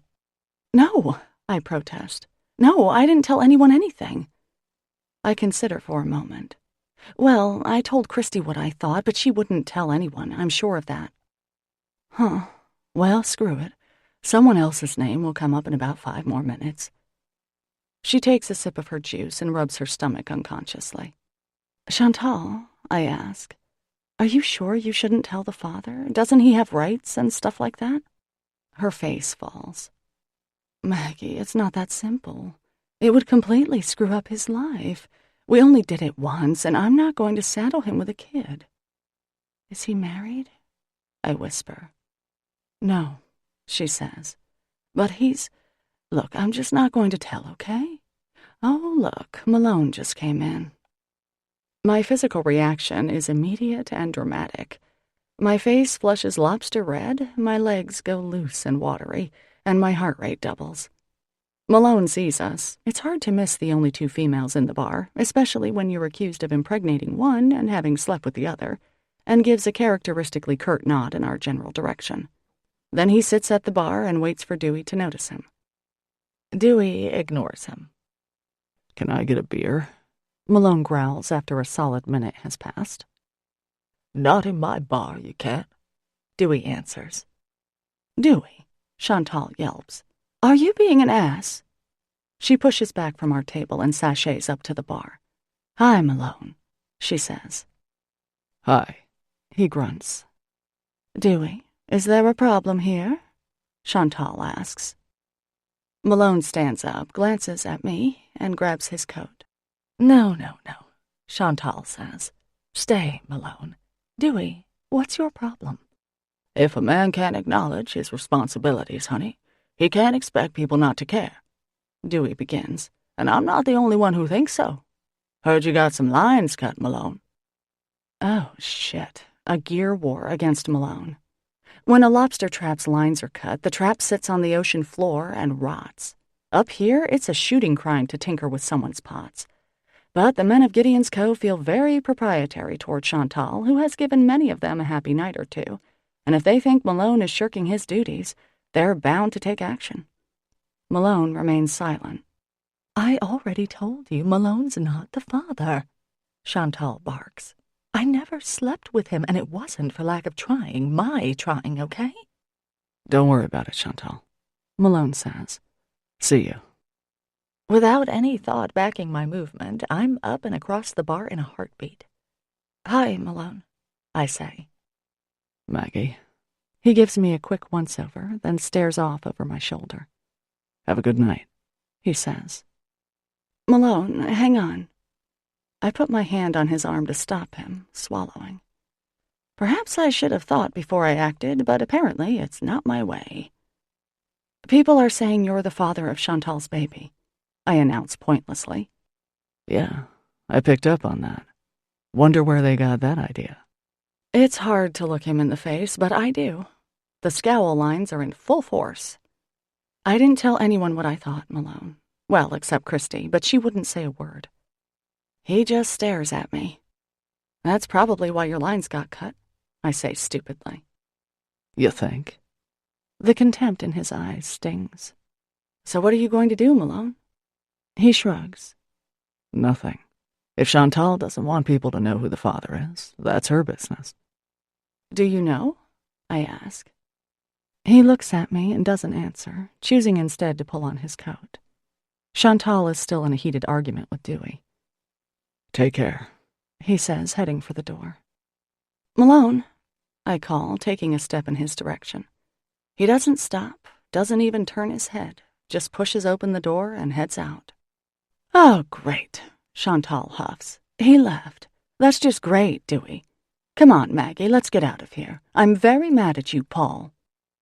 Chantal, honey, I was just... Dewey attempts, but Chantal is riding a wave of moral outrage, and out we go. Poor Malone, she murmurs as she takes out her keys. Well, I'm kind of tired anyway, Maggie. See you Thursday? Her day for lunch at the diner. Sure. I go back to my lonely, too empty apartment. It's looked strange since I purged my little collections. Dad's birdhouses and pictures of Violet are the only decorations I have left. Colonel dying has left a huge void, too. I click around the television, too distracted to think about any one thing in particular. At 2 a.m., I jolt awake. I did tell someone. By accident, of course, Billy Bottoms. That day at the dock, I was talking to myself. I didn't realize he heard me. Shit. Sleep is ruined for the night. I assure myself that Billy didn't hear me that day. And this is a tiny town. Malone and Chantal have spoken at Dewey's any number of times, so there's no reason to think that this rumor is my fault. Chantal is generous with her affection. She flirts with Malone, as much as it's possible to flirt with Malone anyway. So there you go. Billy didn't hear me, I'm sure. I still can't get back to sleep. Chapter 29. A few days later, I walk to St. Mary's in a gentle, steady, cozy rain. I miss Colonel so much it aches. The past few days have been so quiet, both at the diner and in my personal life, that I'm a little stir-crazy. The diner is closed for the day, the baking done. It's not my night for Meals on Wheels, and I've spent so much time at Christie's lately that she told me outright to give her a little space. Clearly, it's time for me to find another dog. So, the high school had a dance in the church basement this past weekend, and I decide to go over and clean the kitchen, which always suffers during this type of event. As I cross the street, I see Bishop Tranturo walking out of the rectory.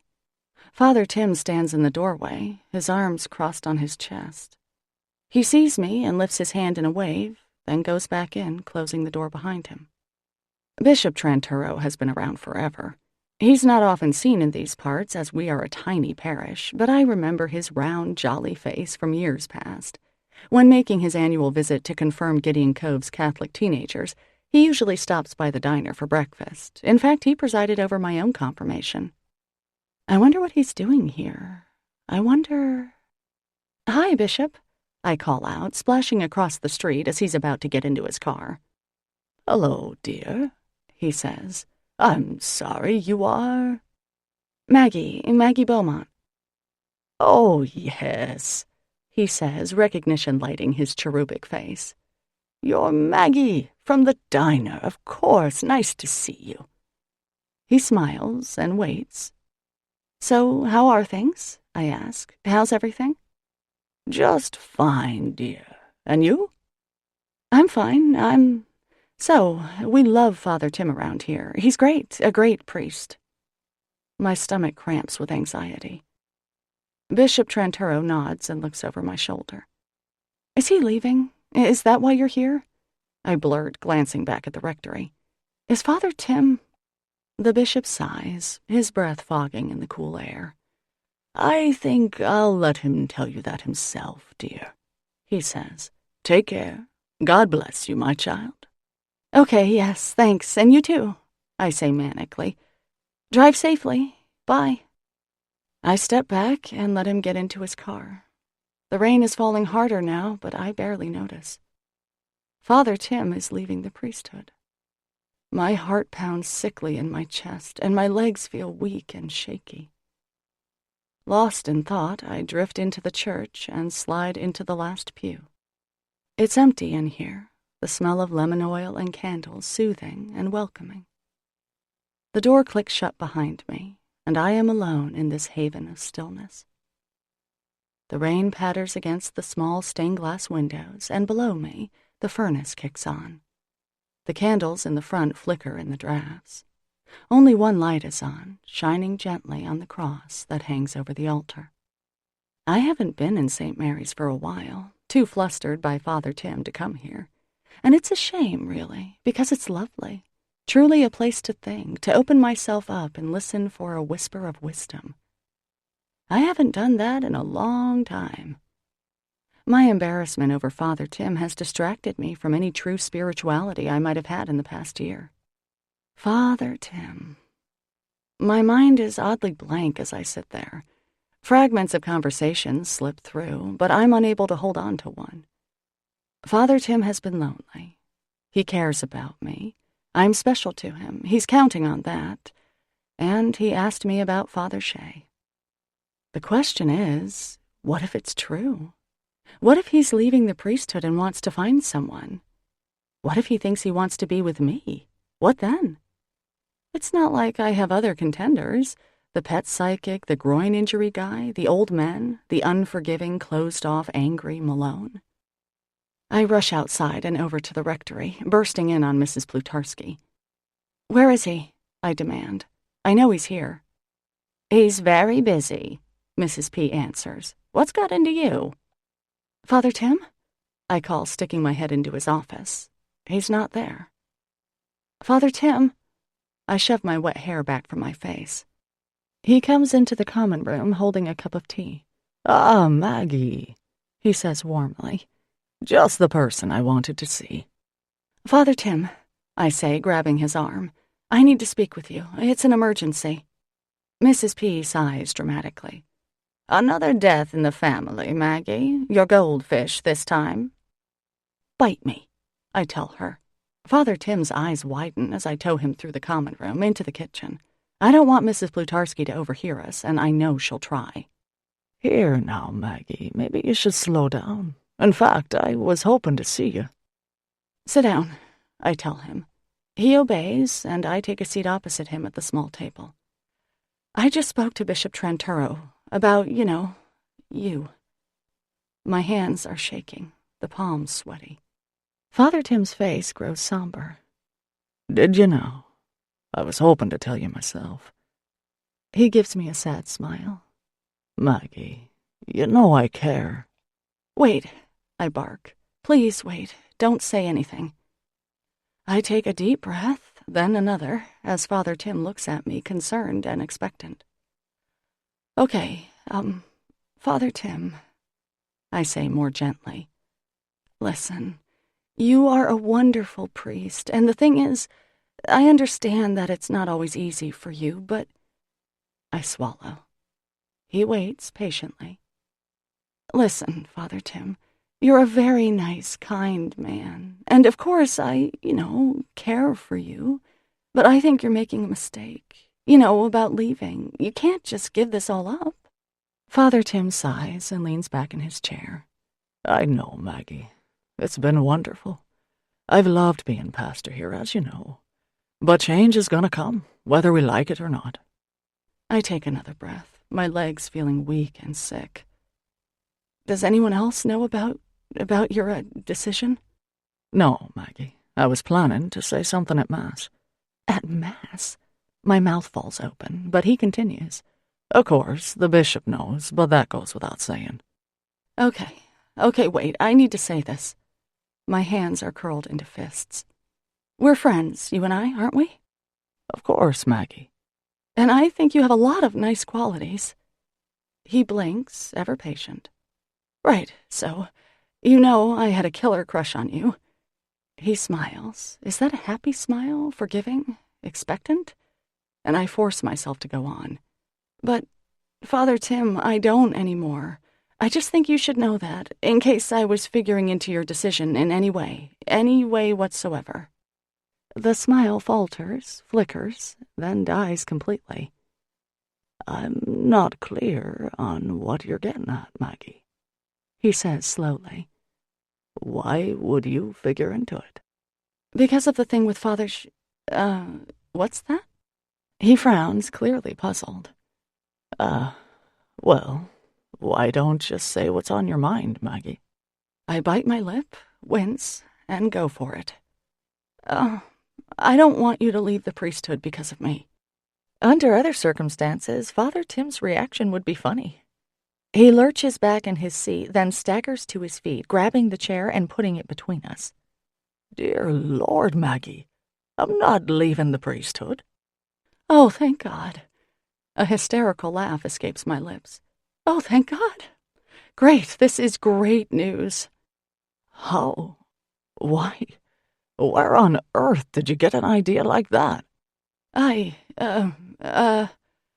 Breathe, Maggie, breathe. He's not leaving the priesthood. Well, Bishop Tranturo, he said you were leaving." "I'm being transferred to another parish." "Right.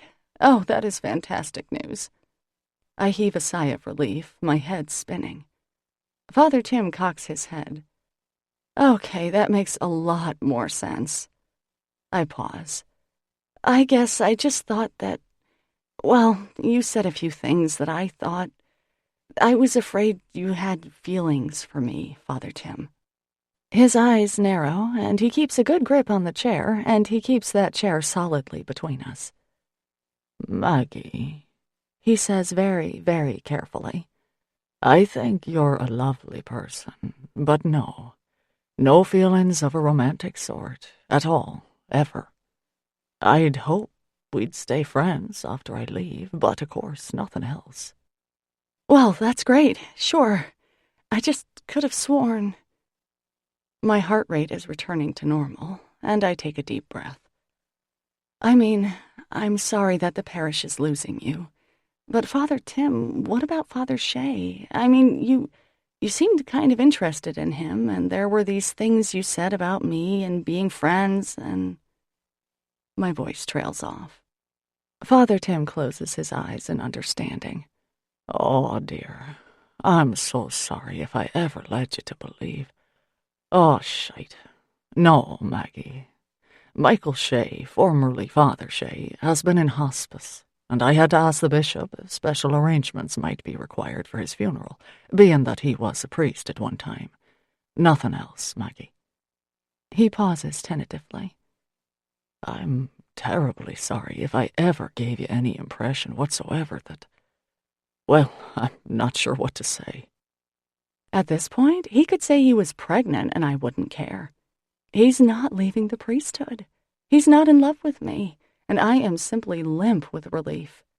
No doubt other feelings are going to make themselves known sometime soon, but right now, all I feel is utter, beautiful reprieve. "Let's not say anything, okay?" I offer.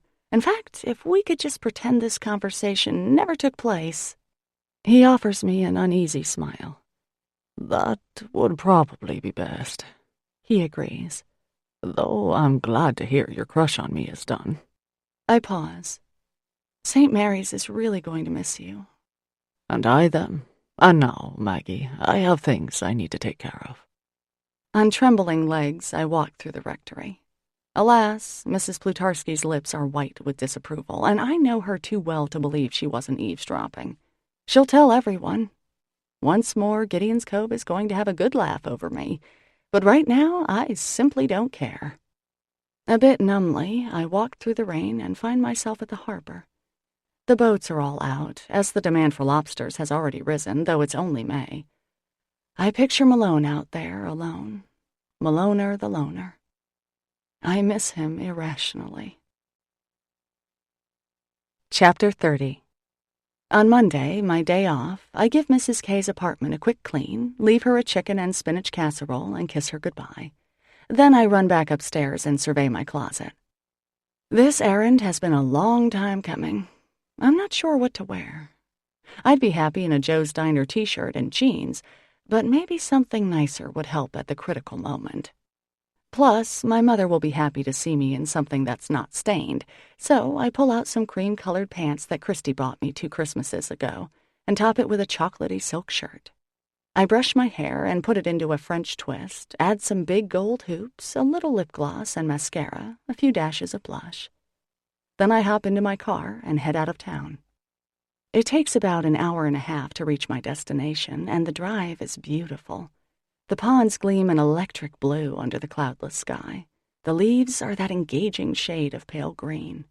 The sun beats through the windshield, and I crack my window a little, turn up the radio, and sing along. I haven't heard from Father Tim since our last conversation a week ago. He hasn't come into the diner, but the word is out that he's leaving. Most of Gideon's Cove is devastated. As for me, my feelings are still a bit mixed.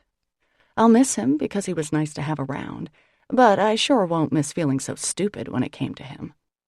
The directions I got off the internet last night are fairly accurate, and I find the car dealership with no trouble, right next to McDonald's, as promised on MapQuest. I pull into the lot in my battered Subaru, a lump of coal among diamonds.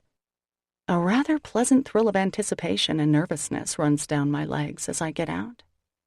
I glance at my reflection in the car windows, then turn and go inside. "May I help you?" asks a pretty woman behind the desk. "I'd like to see Skip Parkinson, please," I say pleasantly. "Of course." She presses a button on the phone.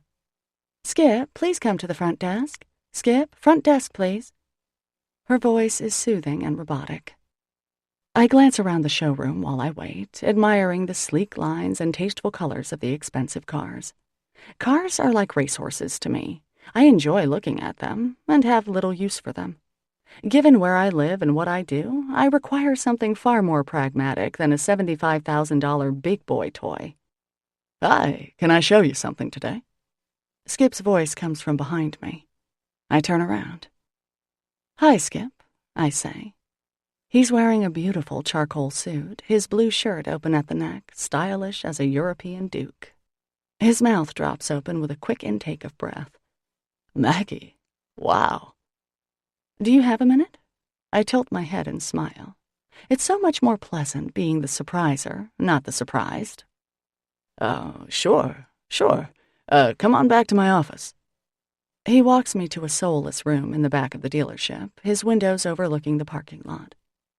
A chrome and glass coffee table holds some expensive-looking sales brochures. There's a matching bookcase along one wall, a large desk covered with papers. I sit in a leather chair and look around. Scattered on the walls and shelves are pictures of the Parkinsons, Annabelle, their children, even one of his snobby parents. "So, Maggie, what a nice surprise," Skip says carefully, lowering himself into the chair opposite me. "Are you looking for a car?" I chuckle. No car, Skip. I'm just here to see you." He tugs on his shirt sleeves and tries to look pleasantly interested, but a flush is creeping up from his collar. "Well, how nice." I cross my legs and just look at him.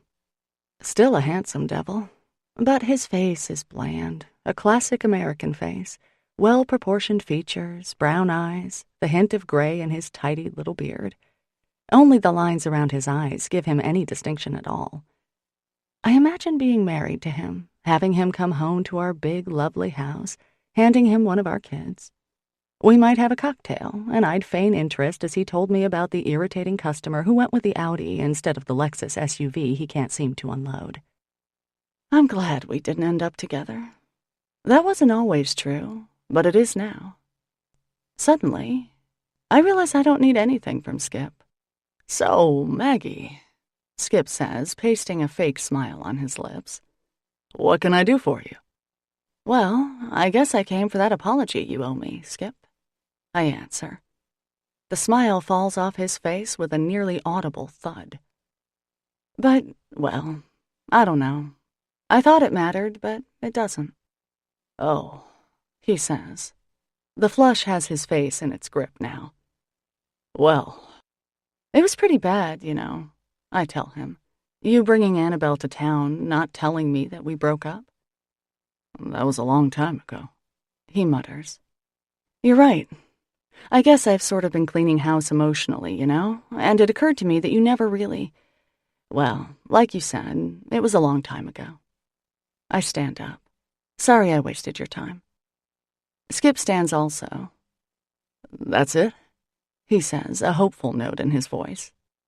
I laugh a little. Yeah, kind of anticlimactic, isn't it? I stick out my hand. Take care. Your wife seems very nice. His hand is softer than mine, smooth and pampered. Thank you, Maggie, he says carefully. Take care of yourself. He makes a movement to the door, but I wave him off. I'll see myself out. Goodbye, Skip. When I've just reached the door, his voice stops me.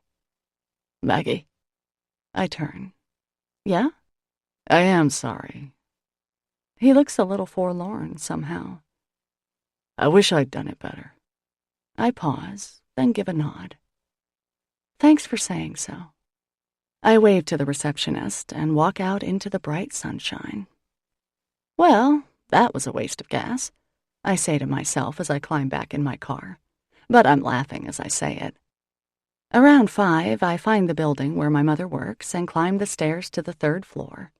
For a second, I just watch her from the doorway. She sits behind the reception counter, wearing a headset, talking animatedly. The wall behind her has Maina Magazine painted in large green letters.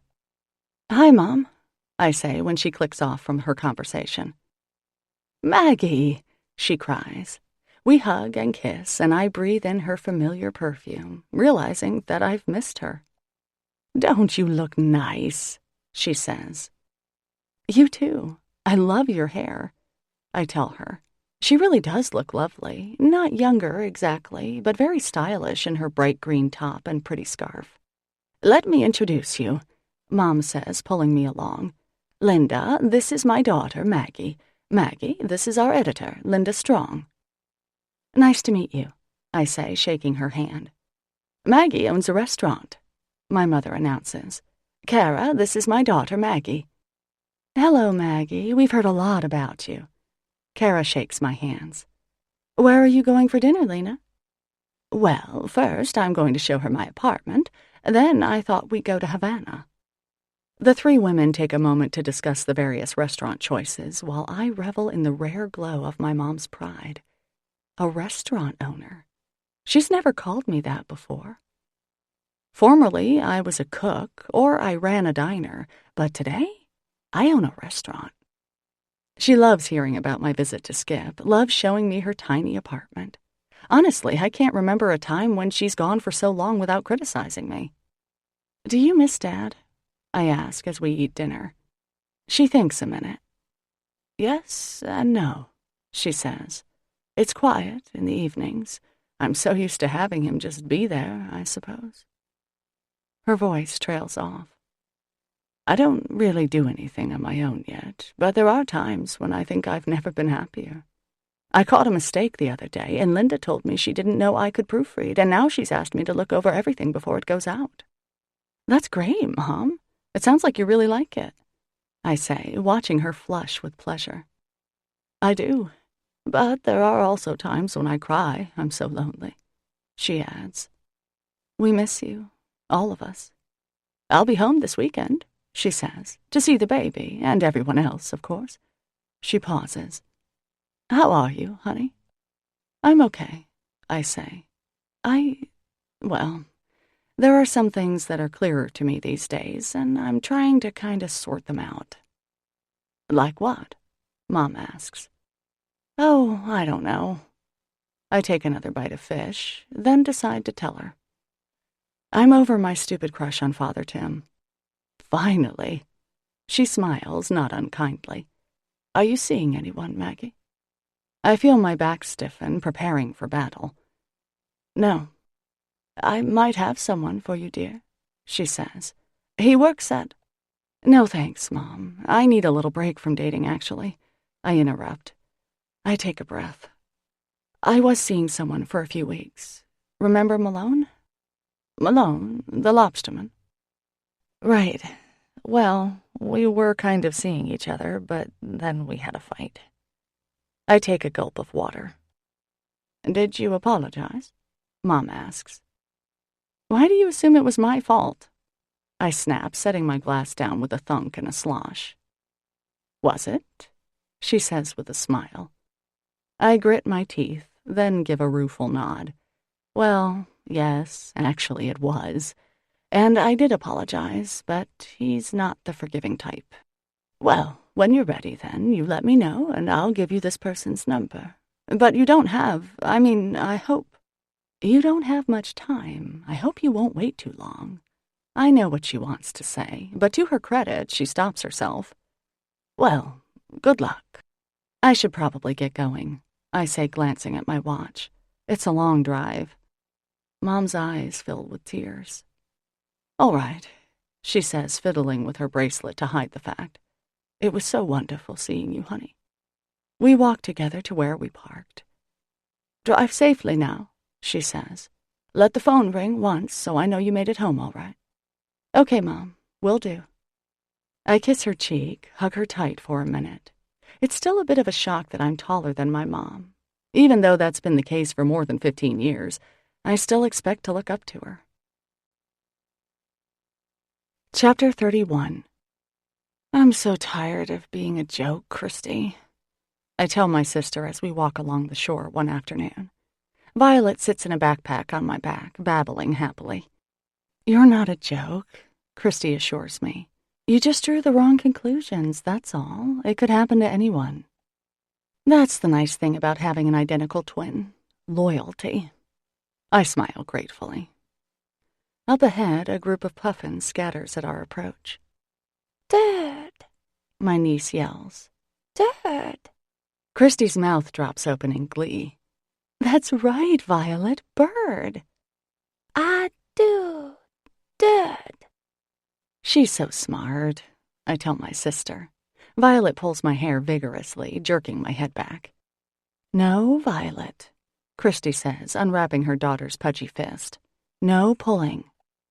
The air is cool and damp, clouds blowing in from the east.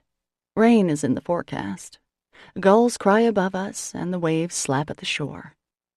So what's wrong with Jonah these days? Christy asks. I don't know, I admit. He's been a real sad sack, unlike him. Woman trouble? Christy guesses. Maybe, I answer. I saw him with some cute young thing a while back. They were kissing. He hasn't named names, though, so I really don't know. What about you? Christy asks, bending down to pick up a piece of sea glass. She studies it for a moment, then slips it into her pocket. What about your love life? I sigh. I think I'm just gonna sit tight for a while, I say.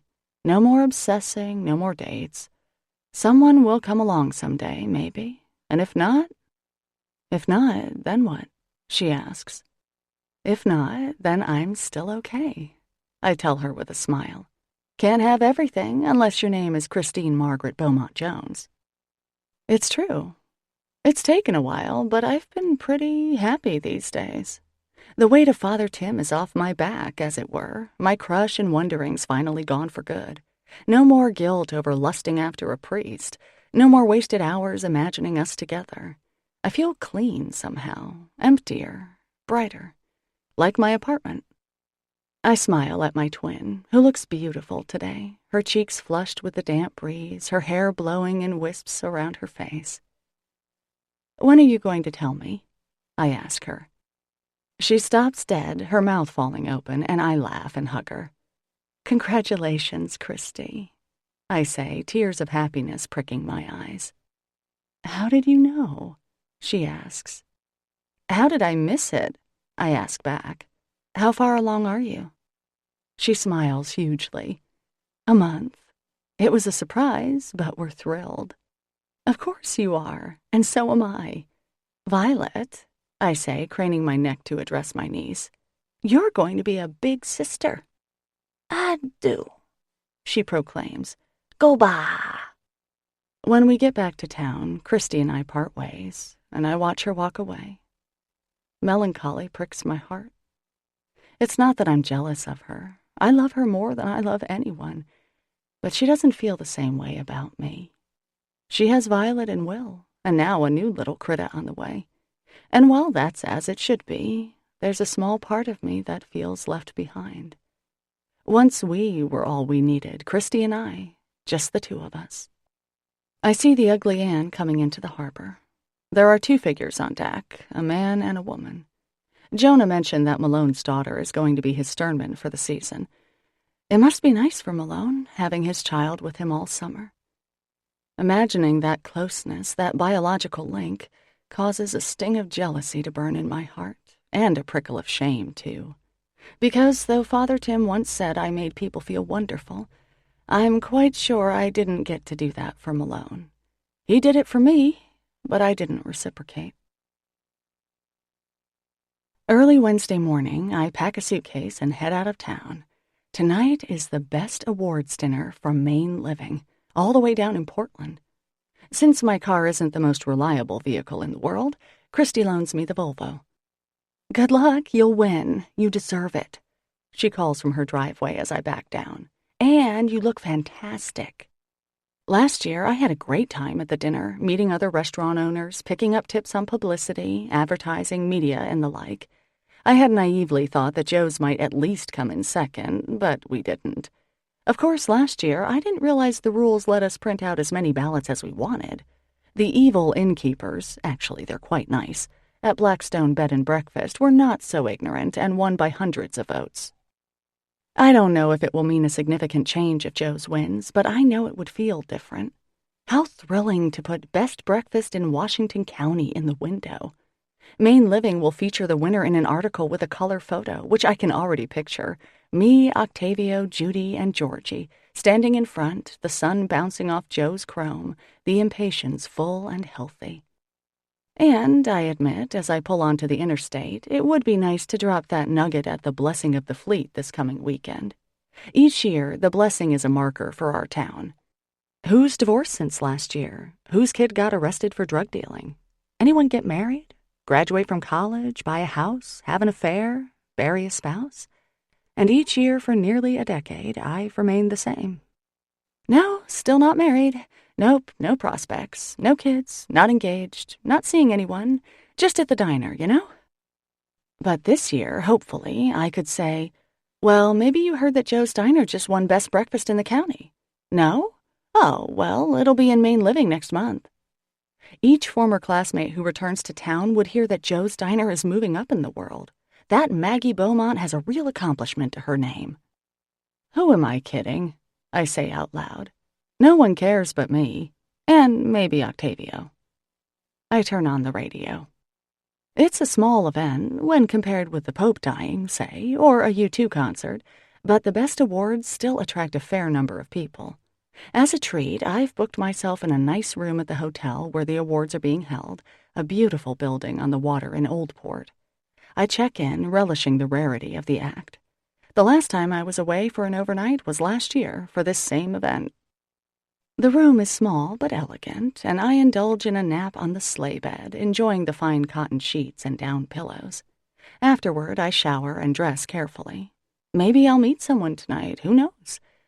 But the thought holds little appeal, oddly enough.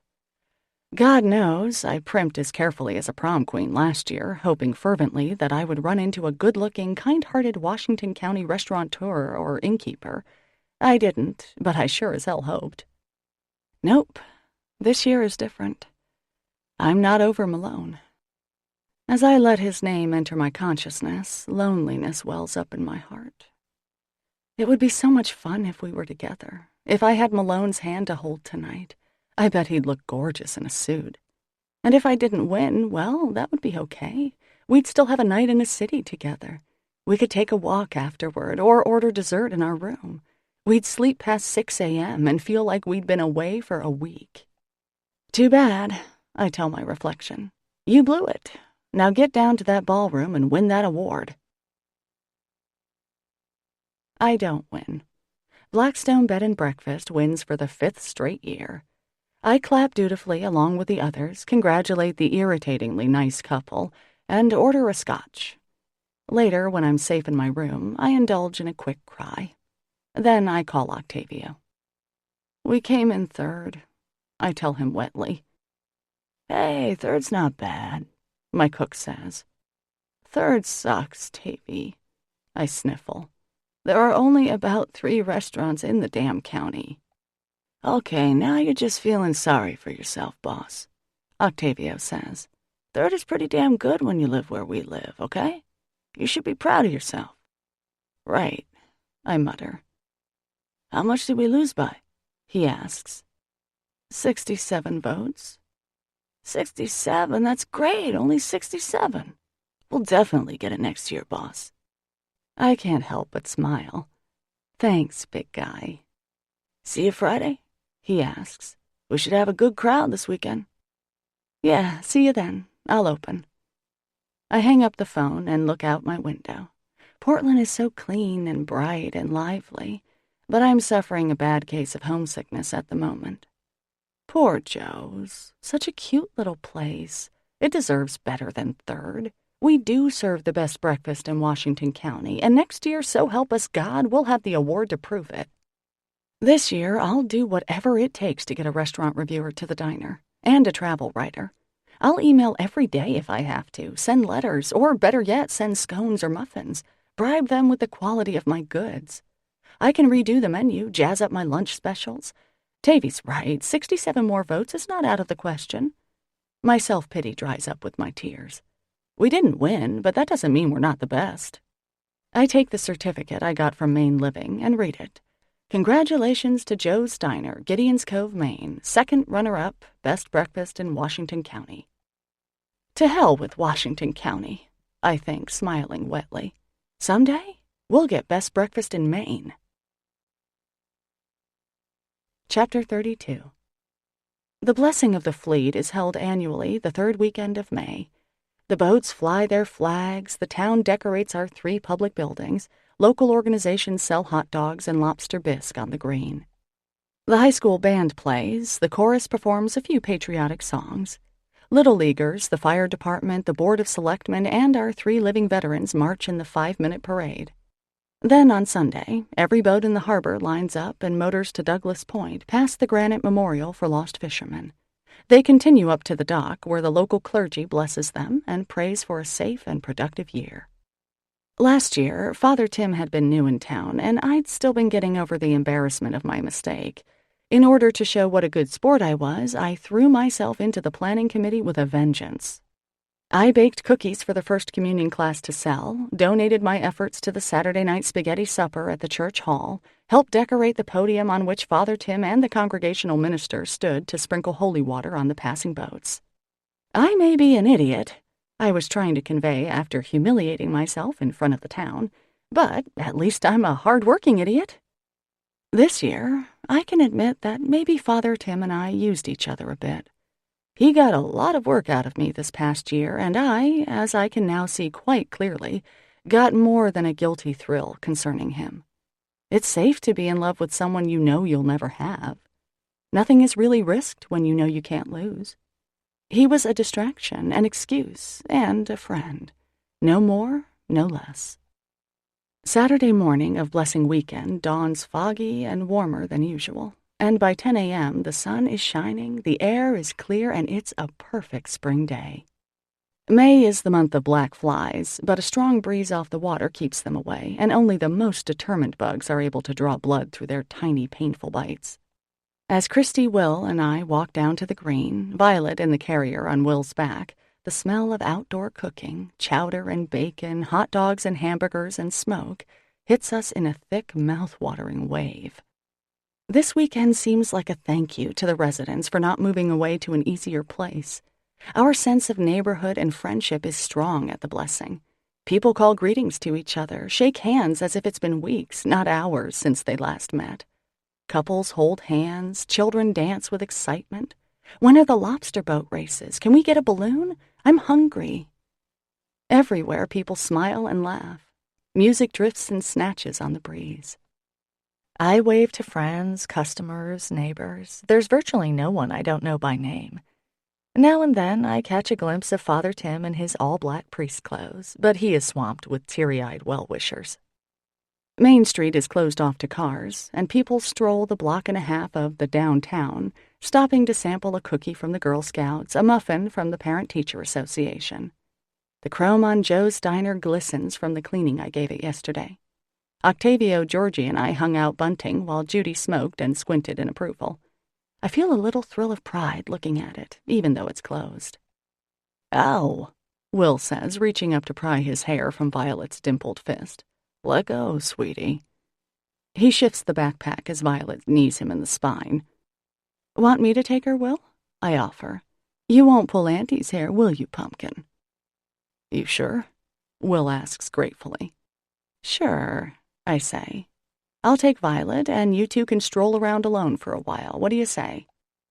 "I say thank you," Christy says, unsnapping the harness. "You're the best, Maggie." She holds the pack with Violet still in it as Will slides his arms out and then straps it on me. Aga, Violet says. aga bwee. "She just said Aunt Maggie clear as day," I say. "Did you hear? What an honor." Violet takes a fistful of my hair and tugs in affirmation, I'm quite sure. Will and Christy laugh. "Meet you in an hour," Will says. "We'll buy you lunch at the fire department." "Sounds great," I say. With Violet on my back, I don't feel so obviously single. We stroll around, stopping to admire the display of art projects from the first-grade students, and I brace for the inevitable assessment that is an integral part of Blessing Weekend. Hey, Maggie. And here we go. It's an old high school classmate, Carly Carlton. She went to college in Vermont, as I recall. She also had a wicked crush on Skip. "Hey, Carly," I say. Oh my God, you had a baby? She shrieks, her eyes popping. She never was that attractive. No, this is my niece, Violet," I tell her. "Oh, sure, Christy's baby. That makes more sense." Carly's smile is full of smugness and condescension. "I have 3 myself. Are you still working in your grandfather's diner?" What she means is, are you still stuck in the same job you've had since high school, since Skip dumped you? Haven't you gotten married yet, Maggie? Don't you know the statistics for a woman over 30? "Yep," I say. "And what about you, Carly?" I pretend to listen as she tells me of her fabulous life, which is probably not nearly so fabulous in reality. But that's what Blessing Weekend is for, in a sense. Pretense. Leaving Carly, who has gained another 15 pounds or so since last year, I note with deep satisfaction, I wander through the crafts tent on the green. There are a few more Carly types, mostly women who nod sympathetically when I tell them, yes, I'm still at the diner. "Poor Maggie," they seem to be saying. "I may have married an abusive drunk, had to file a restraining order, and gotten divorced before I was 23, but at least I got married." I refuse to feel inferior. Screw 'em, I think. My life is just fine. I make a difference in this town. Violet knees me in the back, and I continue in a fog, absent-mindedly waving here and there. A familiar name jerks me out of my daze. And that Malone person won't admit that it's his. The hideous Mrs. Plutarski stage whispers to one of her wrinkled old cronies, Mrs. Lennon. "Why not?" Mrs. Lennon asks. "Because he doesn't want to be saddled with child support," Mrs. Plutarski says, as if she had actual information on the subject. "Well, that woman had it coming, if you ask me. All those years of—" "Excuse me, what are you talking about?" I ask, shoving in between them, a tugboat between 2 tankers. "Oh, Maggie, how are you, dear?" Mrs. Lennon asks sweetly.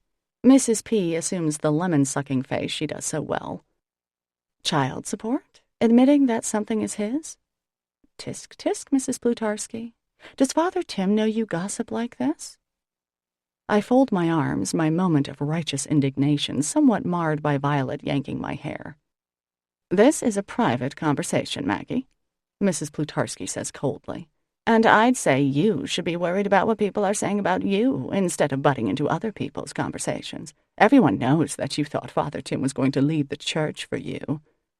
She smirks and cuts her eyes to Mrs. Lennon. "You know what, Edith?" I say. "You're a nasty, gossiping, eavesdropping busybody, and no amount of ass-kissing of priests is going to change that. Mrs. Lennon, you have a nice weekend." Enjoying Mrs. P's squawking rage, I walk away. "How was I?" I ask my niece. She doesn't answer. Glancing back, I see that she's fallen asleep.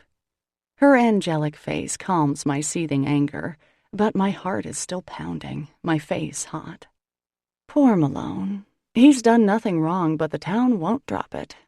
All day I hear snatches of damning conversation. Chantal and Malone are the hot topic. During the trap hauling race, when everyone crowds the dock to see which boat will make it in fastest, Christy and I stand there with the firemen to cheer on Jonah and Dad. "Why do you think Malone's not here?" Fred Tendry asks as he leans against a post. "Ashamed to show his face, I'd guess." "Why should he be ashamed, Fred?" I ask. "He hasn't done anything wrong. He's not the one standing around looking down women's blouses. Maybe he doesn't want his daughter to hear a bunch of idiots gossiping about him, huh? Ever think of that?" My protestations fall on deaf ears. Malone's boat is conspicuously absent from the festivities. Or maybe he never comes to the blessing. I can't say I ever noticed before. "She doesn't want Malone involved," I overhear Leslie McGuire murmuring to her neighbor as they buy cups of chowder. "You know the rumors about his first wife, how she left in the middle of the night." "Oh, that's right," the neighbor murmurs. My jaw clenches, but I say nothing. There's no point. By 4 o'clock, I can't take any more. "Guys, I'm heading out," I tell my sister and Will. "I've got a headache." "You okay?" Christy asks, tilting her head. "Yep, just tired. Though I have a ticket for the spaghetti supper and the rest of my family, including Mom, will be there, I walk away from town. Climbing the hill to my apartment, I glance back at the harbor. The lobster boats are done with racing for the day, bobbing on their moorings like cheerful seagulls, clean and freshly painted for the new season. The Twin Menace gleams, one of the newer boats, made more noticeable because the Ugly Ann is out. My heart squeezes almost painfully, imagining him off with his daughter. In another few weeks, it will be illegal to pull pots after 4, but for now, Malone is within the rules, if he's actually working, that is. And it doesn't seem as if he misses a chance to work very often. Except for that one day when he took me to Linden Harbor. I trudge down my street, spying Mrs. Kandinsky sleeping in her chair through the window. Peeking inside, I make sure her chest is still rising and falling with breath. Then, assured that she's not dead, I go upstairs to my dark apartment. The next morning, the smell of frying bacon and coffee welcomes me to my parents' house. Each year, we have a special breakfast before the actual blessing of the fleet, and we're all going to church since it's Father Tim's last Mass. Jonah is slumped in a corner, pale and shaky, timidly nursing a cup of coffee. I lean over and kiss him loudly on the cheek. "Is my little brother a little hungover?" I ask merrily, ruffling his hair. He moans and turns to the wall. "Hi, Mom." "Oh, Maggie, is that what you're wearing?" she asks. I look down at my outfit. Tan pants, red sweater, shoes that match each other. I raise an eyebrow at my mother, who sets the spatula down on the counter.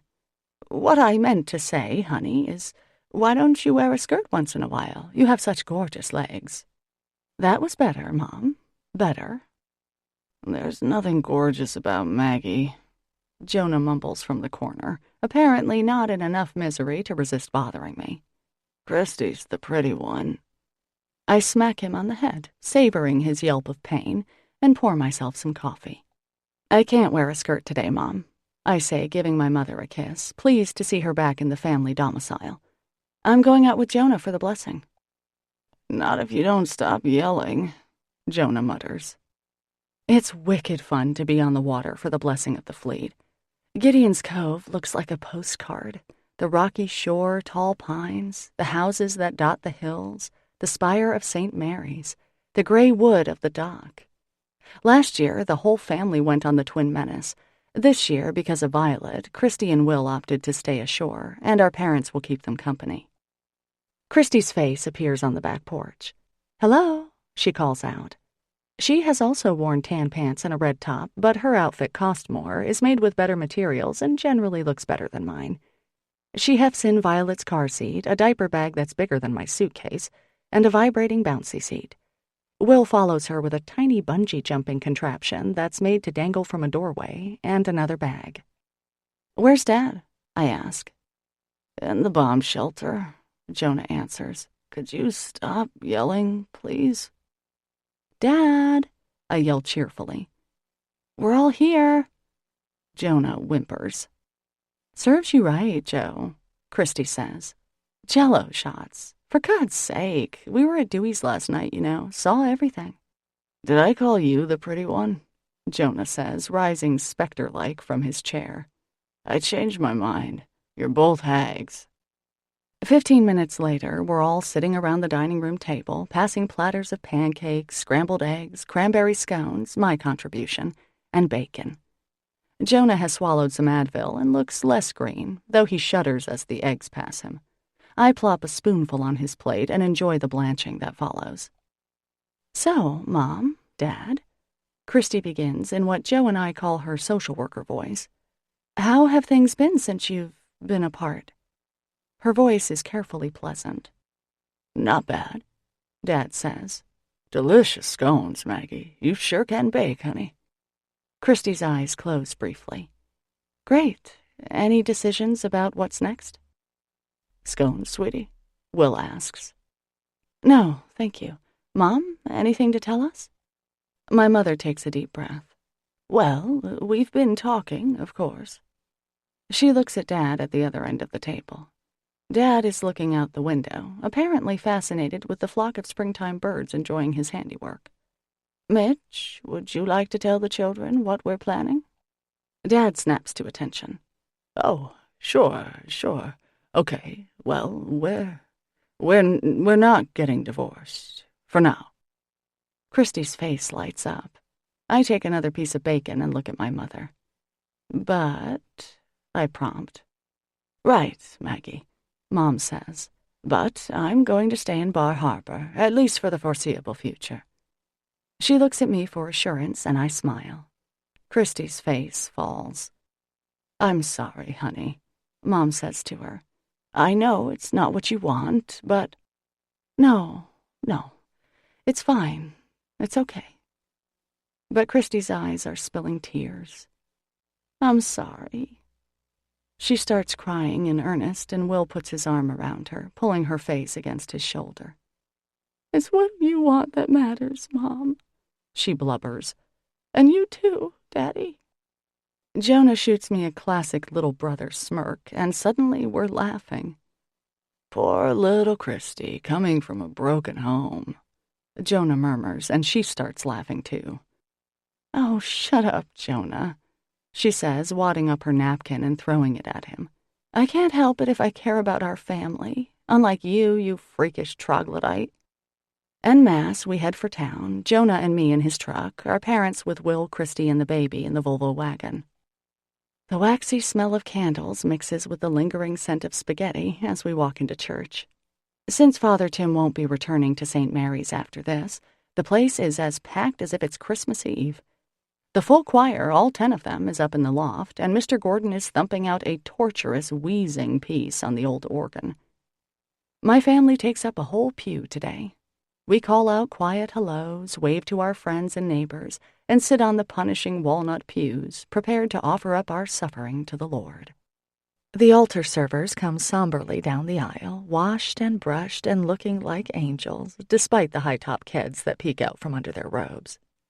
Tanner Stevenson holds up the crucifix, and Kendra Tan carefully swings the incense burner. Father Tim comes in last, resplendent in purple and gold, handsome as a movie star.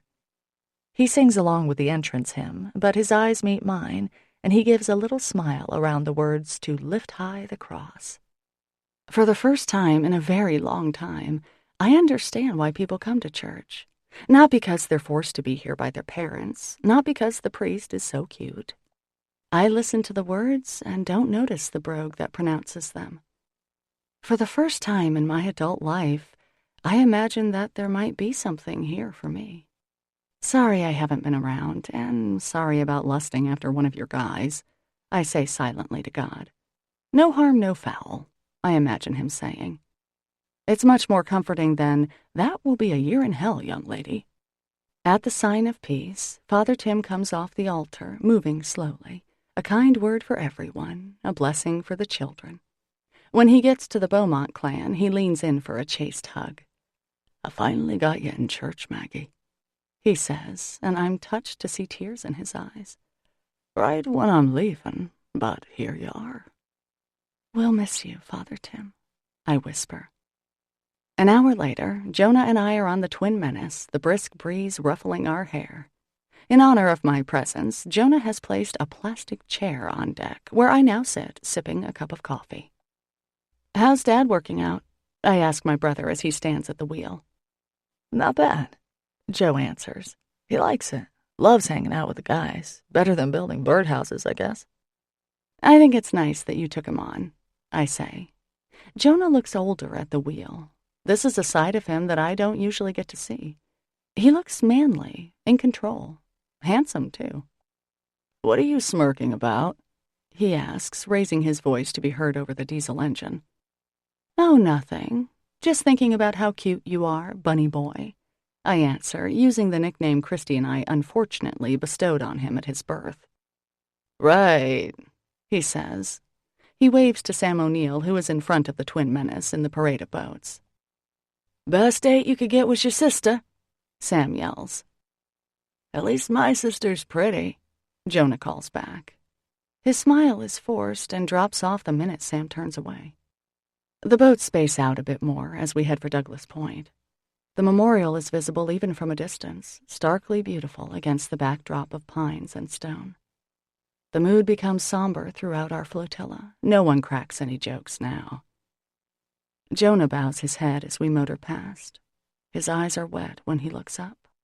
"Jonah," I ask, "is everything okay, buddy?" "Oh, sure," he says, wiping his eyes on his sleeve. He adjusts course a bit, then shoots me a glance. "Not really," he admits.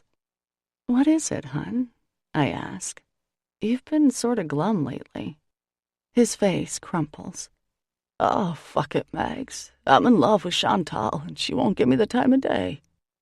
My eyes pop. "You're what?" I know. She's pregnant with some guy's kid, and... It takes him a minute to get the words out. And it's just that I thought... I've always had a thing for her, Maggie, and now I think I'm in love with her. Uh-oh. Oh, boy. Oh, shit on a shingle. "Jonah," I say carefully, "you didn't sleep with Chantal, did you?" He swallows, looks at the deck of the boat, then nods. "I know you told her not to hook up with me, Mags. It was just one time, and afterward she wouldn't return my calls or anything. I wanted to start seeing her, make it more than a one-nighter, you know, but she wasn't interested." "You gotta be kidding me," I mutter, looking skyward. "It has to be. No wonder she wouldn't tell me. After all those threats, she actually went ahead and did it. With my brother, my baby brother, whose diapers I changed." The wind blows my hair across my face and makes whitecaps on the water. We're close enough to the town dock that I can see the crowds, catch slips of sound. There's the podium. There's our bear-shaped dad. Father Tim, still in his vestments, flicks holy water and makes the sign of the cross. Reverend Hollis from the Congregational Church stands next to him, doing whatever Protestants do at these things. I heave a sigh, then get up and go stand next to my brother and rub his back. He chokes out a small sob. "Listen, sweetie," I say. "Did you ever ask Chantal if you were the father of her baby?" "Yeah, of course I did," he says, wiping his eyes on his sleeve. "She said I wasn't. Said she was sure about it." "I think she's lying." Jonah's head snaps back. "What? Why? Do you know something?" I sigh. "No. She said it was an out-of-towner, but, well, she just might be trying to protect you." "Why? Why would she do that? Doesn't she?" "Because, honey, you're 26 years old, and she's what, 39? She said a few things." My voice trails off. "I bet it's you, Jonah. I think you need to ask her again." My brother's face lights up in a sudden burst of joy. "Oh my God, Maggot, holy shit!" He claps his hands against his head. Holy shit! Hold the wheel, will you, Max? He shoves me against the wheel, then goes aft. Jonah, Joe, come on, you know I'm stupid around boats. Chantal! Chantal! Jonah bellows, cupping his hands around his mouth. In front of us, Sam's head jerks around. Jonah, I bark. The boat! I don't know what I'm doing here. We're gonna hit Sam. Chantal! Jonah yells again, his voice breaking. Heads start turning on the dock. Chantal! Sure enough, we can make her out, her red hair as noticeable as a lighthouse beacon. Jonah, I warn, trying to figure out which lever will slow us down. This is not the time. He ignores me. The baby's mine, isn't it? He bellows. Jesus, Jonah, I yelp. Mom's gonna kill you. People are pointing and talking, then shushing each other. I love you, Chantal, my idiot brother shouts. We're about 30 yards from the dock now, close enough that people definitely hear him. The crowd turns to look at Chantal, who is frozen like a moose about to be hit by a pickup truck. Chantal, the baby's mine, isn't it? I love you. I want to marry you. Shut up, Jonah, Chantal yells back. Oh, to see my mother's face at this moment. I can't help it. I start laughing. I hear a splash, and sure enough, my brother has jumped overboard and is swimming to the dock. If the water is 50 degrees, I'd be surprised. Jonah, you fucking idiot, yells Sam. Sam, I think I'm gonna hit you, I call out. Steer out to sea, dumbass, he barks. Okay, no need for names. I obey, turning the wheel east. The Twin Menace cruises away from the parade. I decide to just turn the damn engine off and bob there, safer than anything else I can think of. Besides, now I can watch. The blessing has been put on hold as Jonah, always a good swimmer, works his way toward his lady love. He makes it to the dock and someone, Raleigh, it looks like, pulls him up.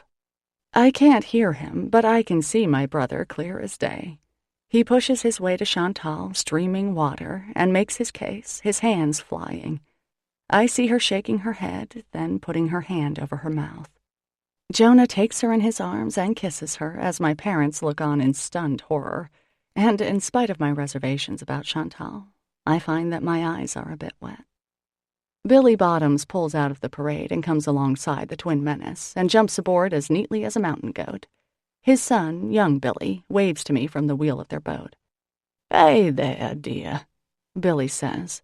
Looks like your brother's gonna be a father.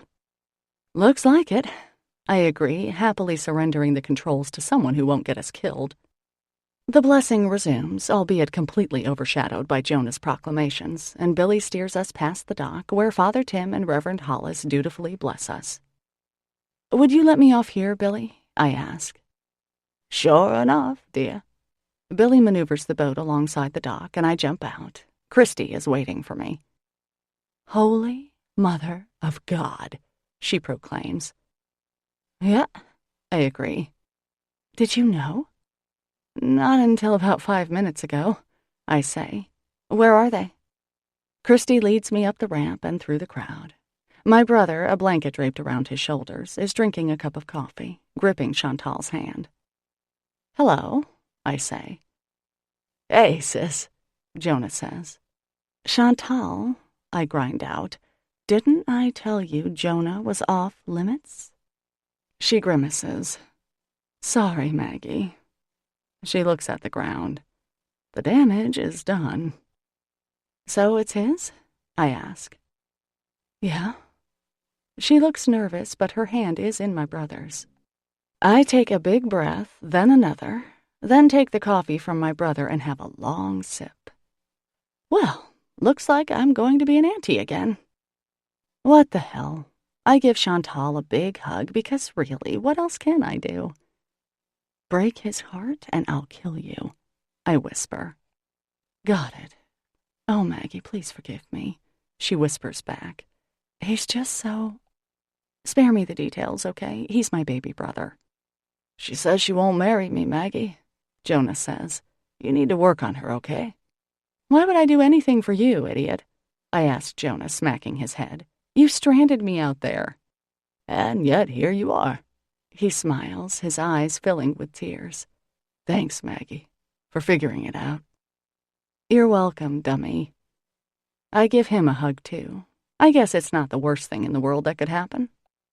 And then, aware that just about every single member of Gideon's Cove is standing around us, my vocal cords start doing their special thing.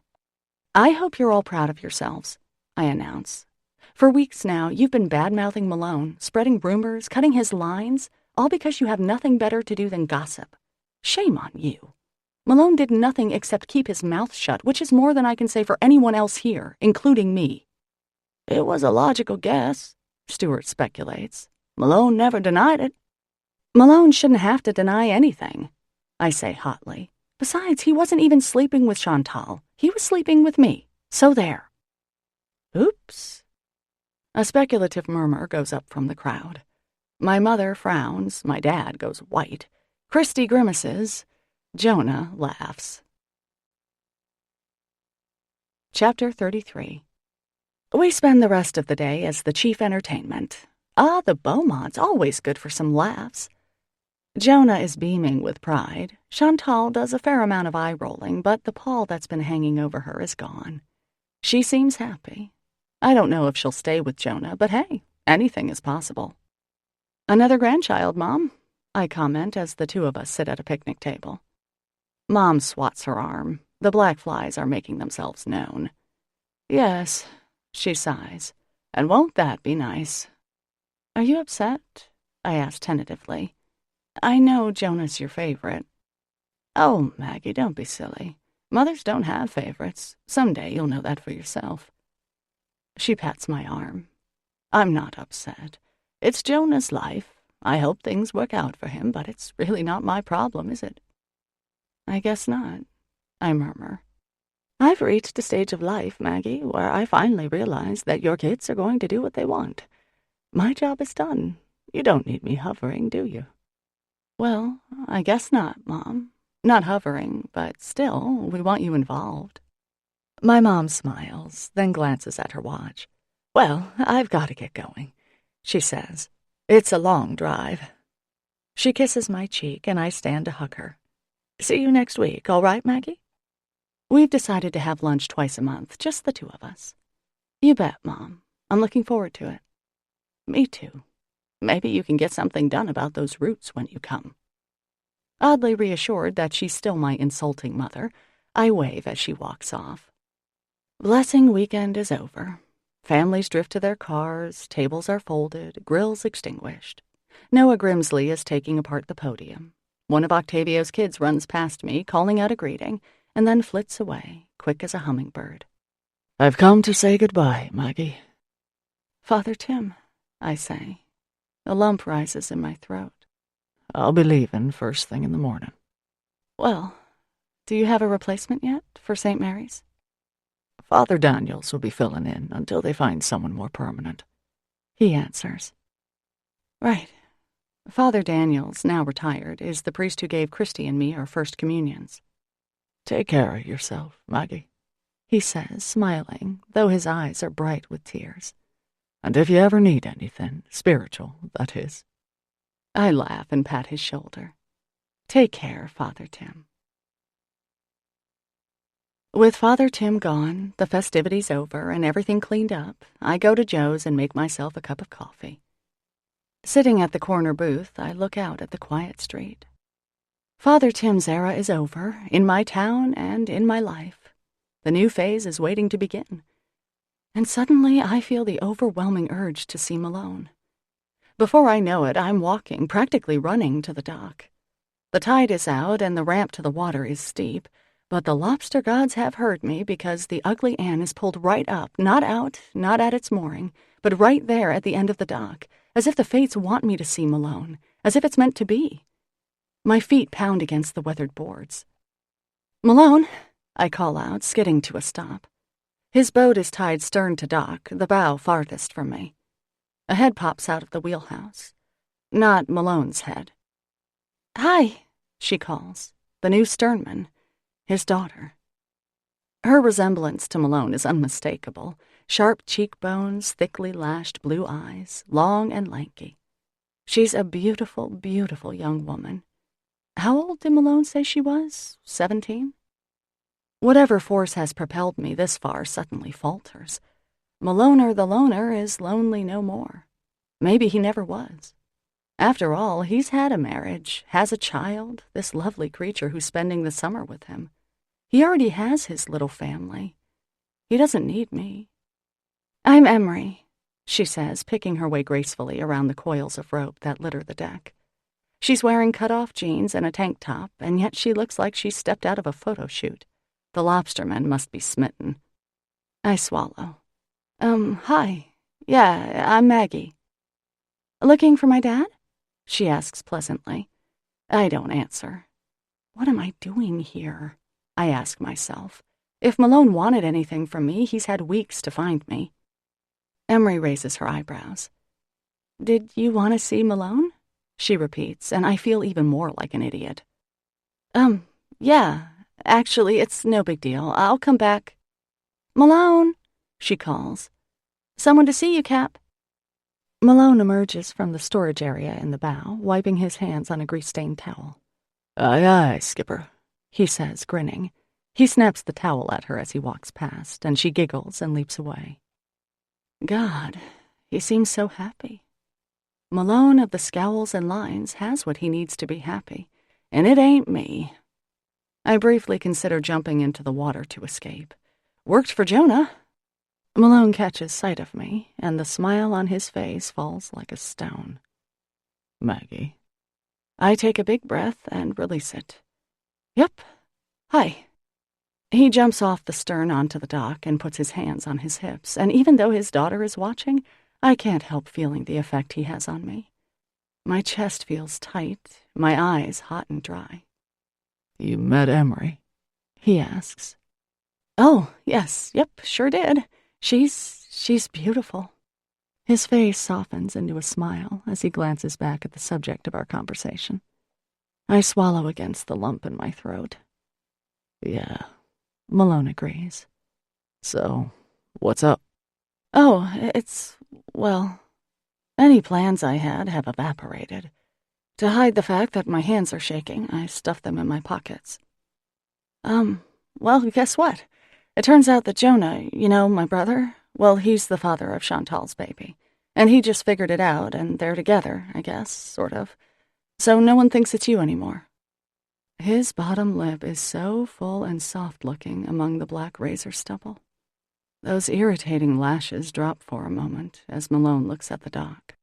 You knew, didn't you? I ask. About Jonah. Yeah. You could have told me, Malone. My voice sounds soft and trembly. He sighs. Chantal didn't want me to. I thought you should know, but, well, not my call. He frowns and looks back at his boat. He starts to say something, then apparently changes his mind. I give in to my urge to flee. You know what, Malone? I have to run, but, nice seeing you and all. Have a good night.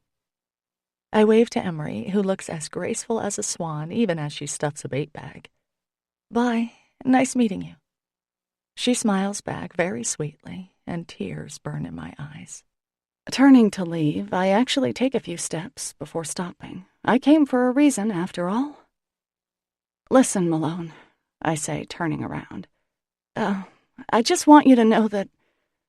Listen, I accidentally helped spread that rumor about you and Chantal. I'm sorry for that, and I'm sorry I never gave you the benefit of the doubt. You deserved better. I force myself not to look away.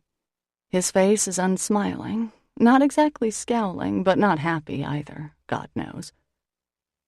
I've been thinking about what you said, too.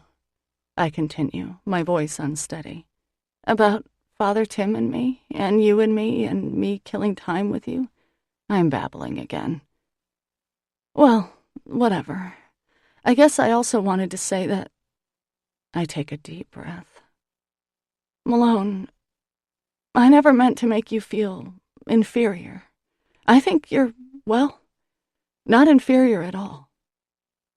I swallow. Pretty superior, actually. If he were to give me anything at that moment, I'd say more. If he smiled, if he took a step toward me, if he said something.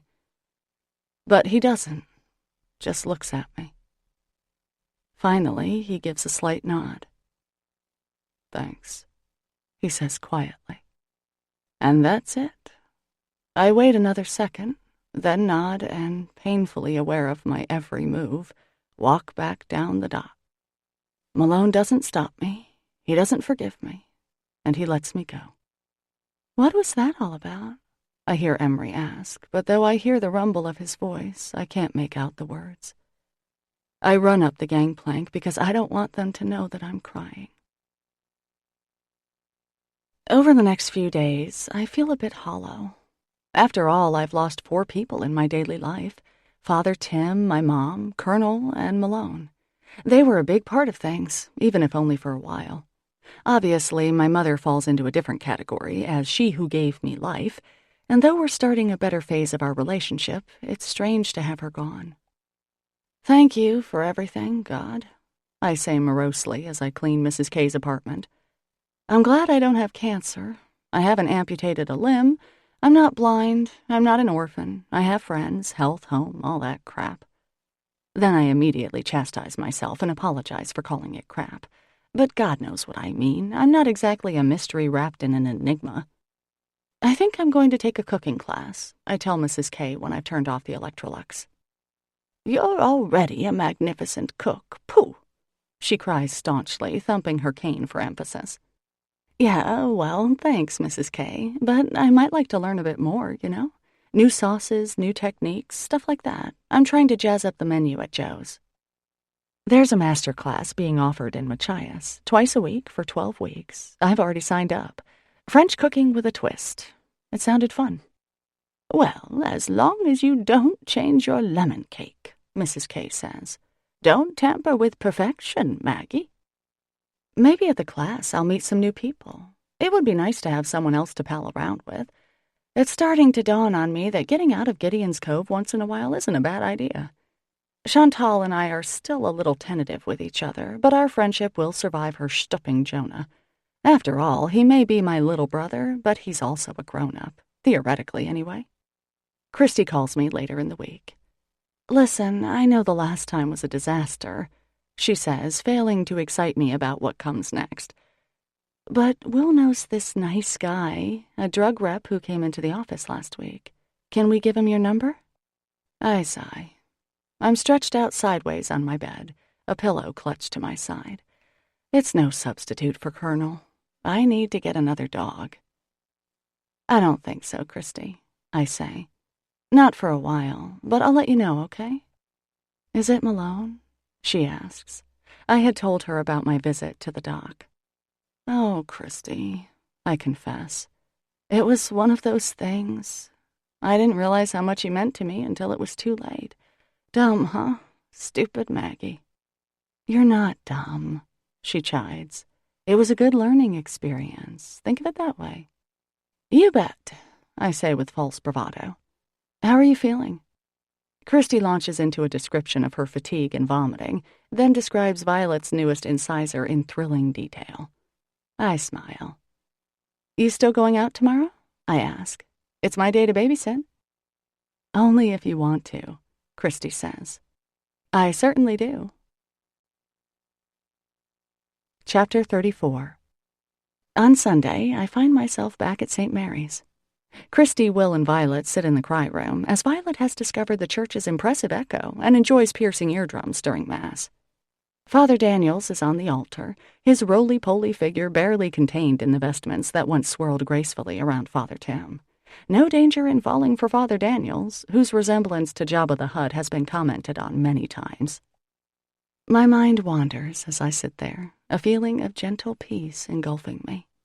The stained-glass windows, the flickering candles, the rock-hard pews and cracked kneelers seem familiar and dear to me. I'm glad I'm here. This is my church, I think. Father Tim was just a temp here, but the church belongs to me. Or it could, if I showed up once in a while. Dear God, I pray as Father Daniels lifts the host high. Please look after my family, and Octavio and his gang, and Georgie and Judy and Chantal and all the rest. And thanks for everything. And this time, I'm sincere. Mrs. Plutarski gives me the evil eye during the recession, but I don't care. I smile at my neighbors and wait for Christy and Will to fight their way out of the cry room. Nice mass, wasn't it? I ask. Was it? Christy returns. I couldn't hear a word. The Robinson twins were screaming the whole time. We go outside, and I stop dead in my tracks, causing Ruth Donahue to crash into me. Sorry, I mutter. Malone is leaning against the back of a bench, watching the door. Waiting, it seems, for me. Oh, it's Malone, Christy murmurs. What's he doing here? Hi, Malone. Hi, Christy, He says, then his eyes shift to me. Maggie. Adrenaline pricks at my joints, making my hands tingle almost painfully. Hi, Malone, I say, and my voice squeaks. I clear my throat. Hello. His hands are cupped over his coat in a rather strange way, I notice, and the lines around his eyes crinkle as I come closer.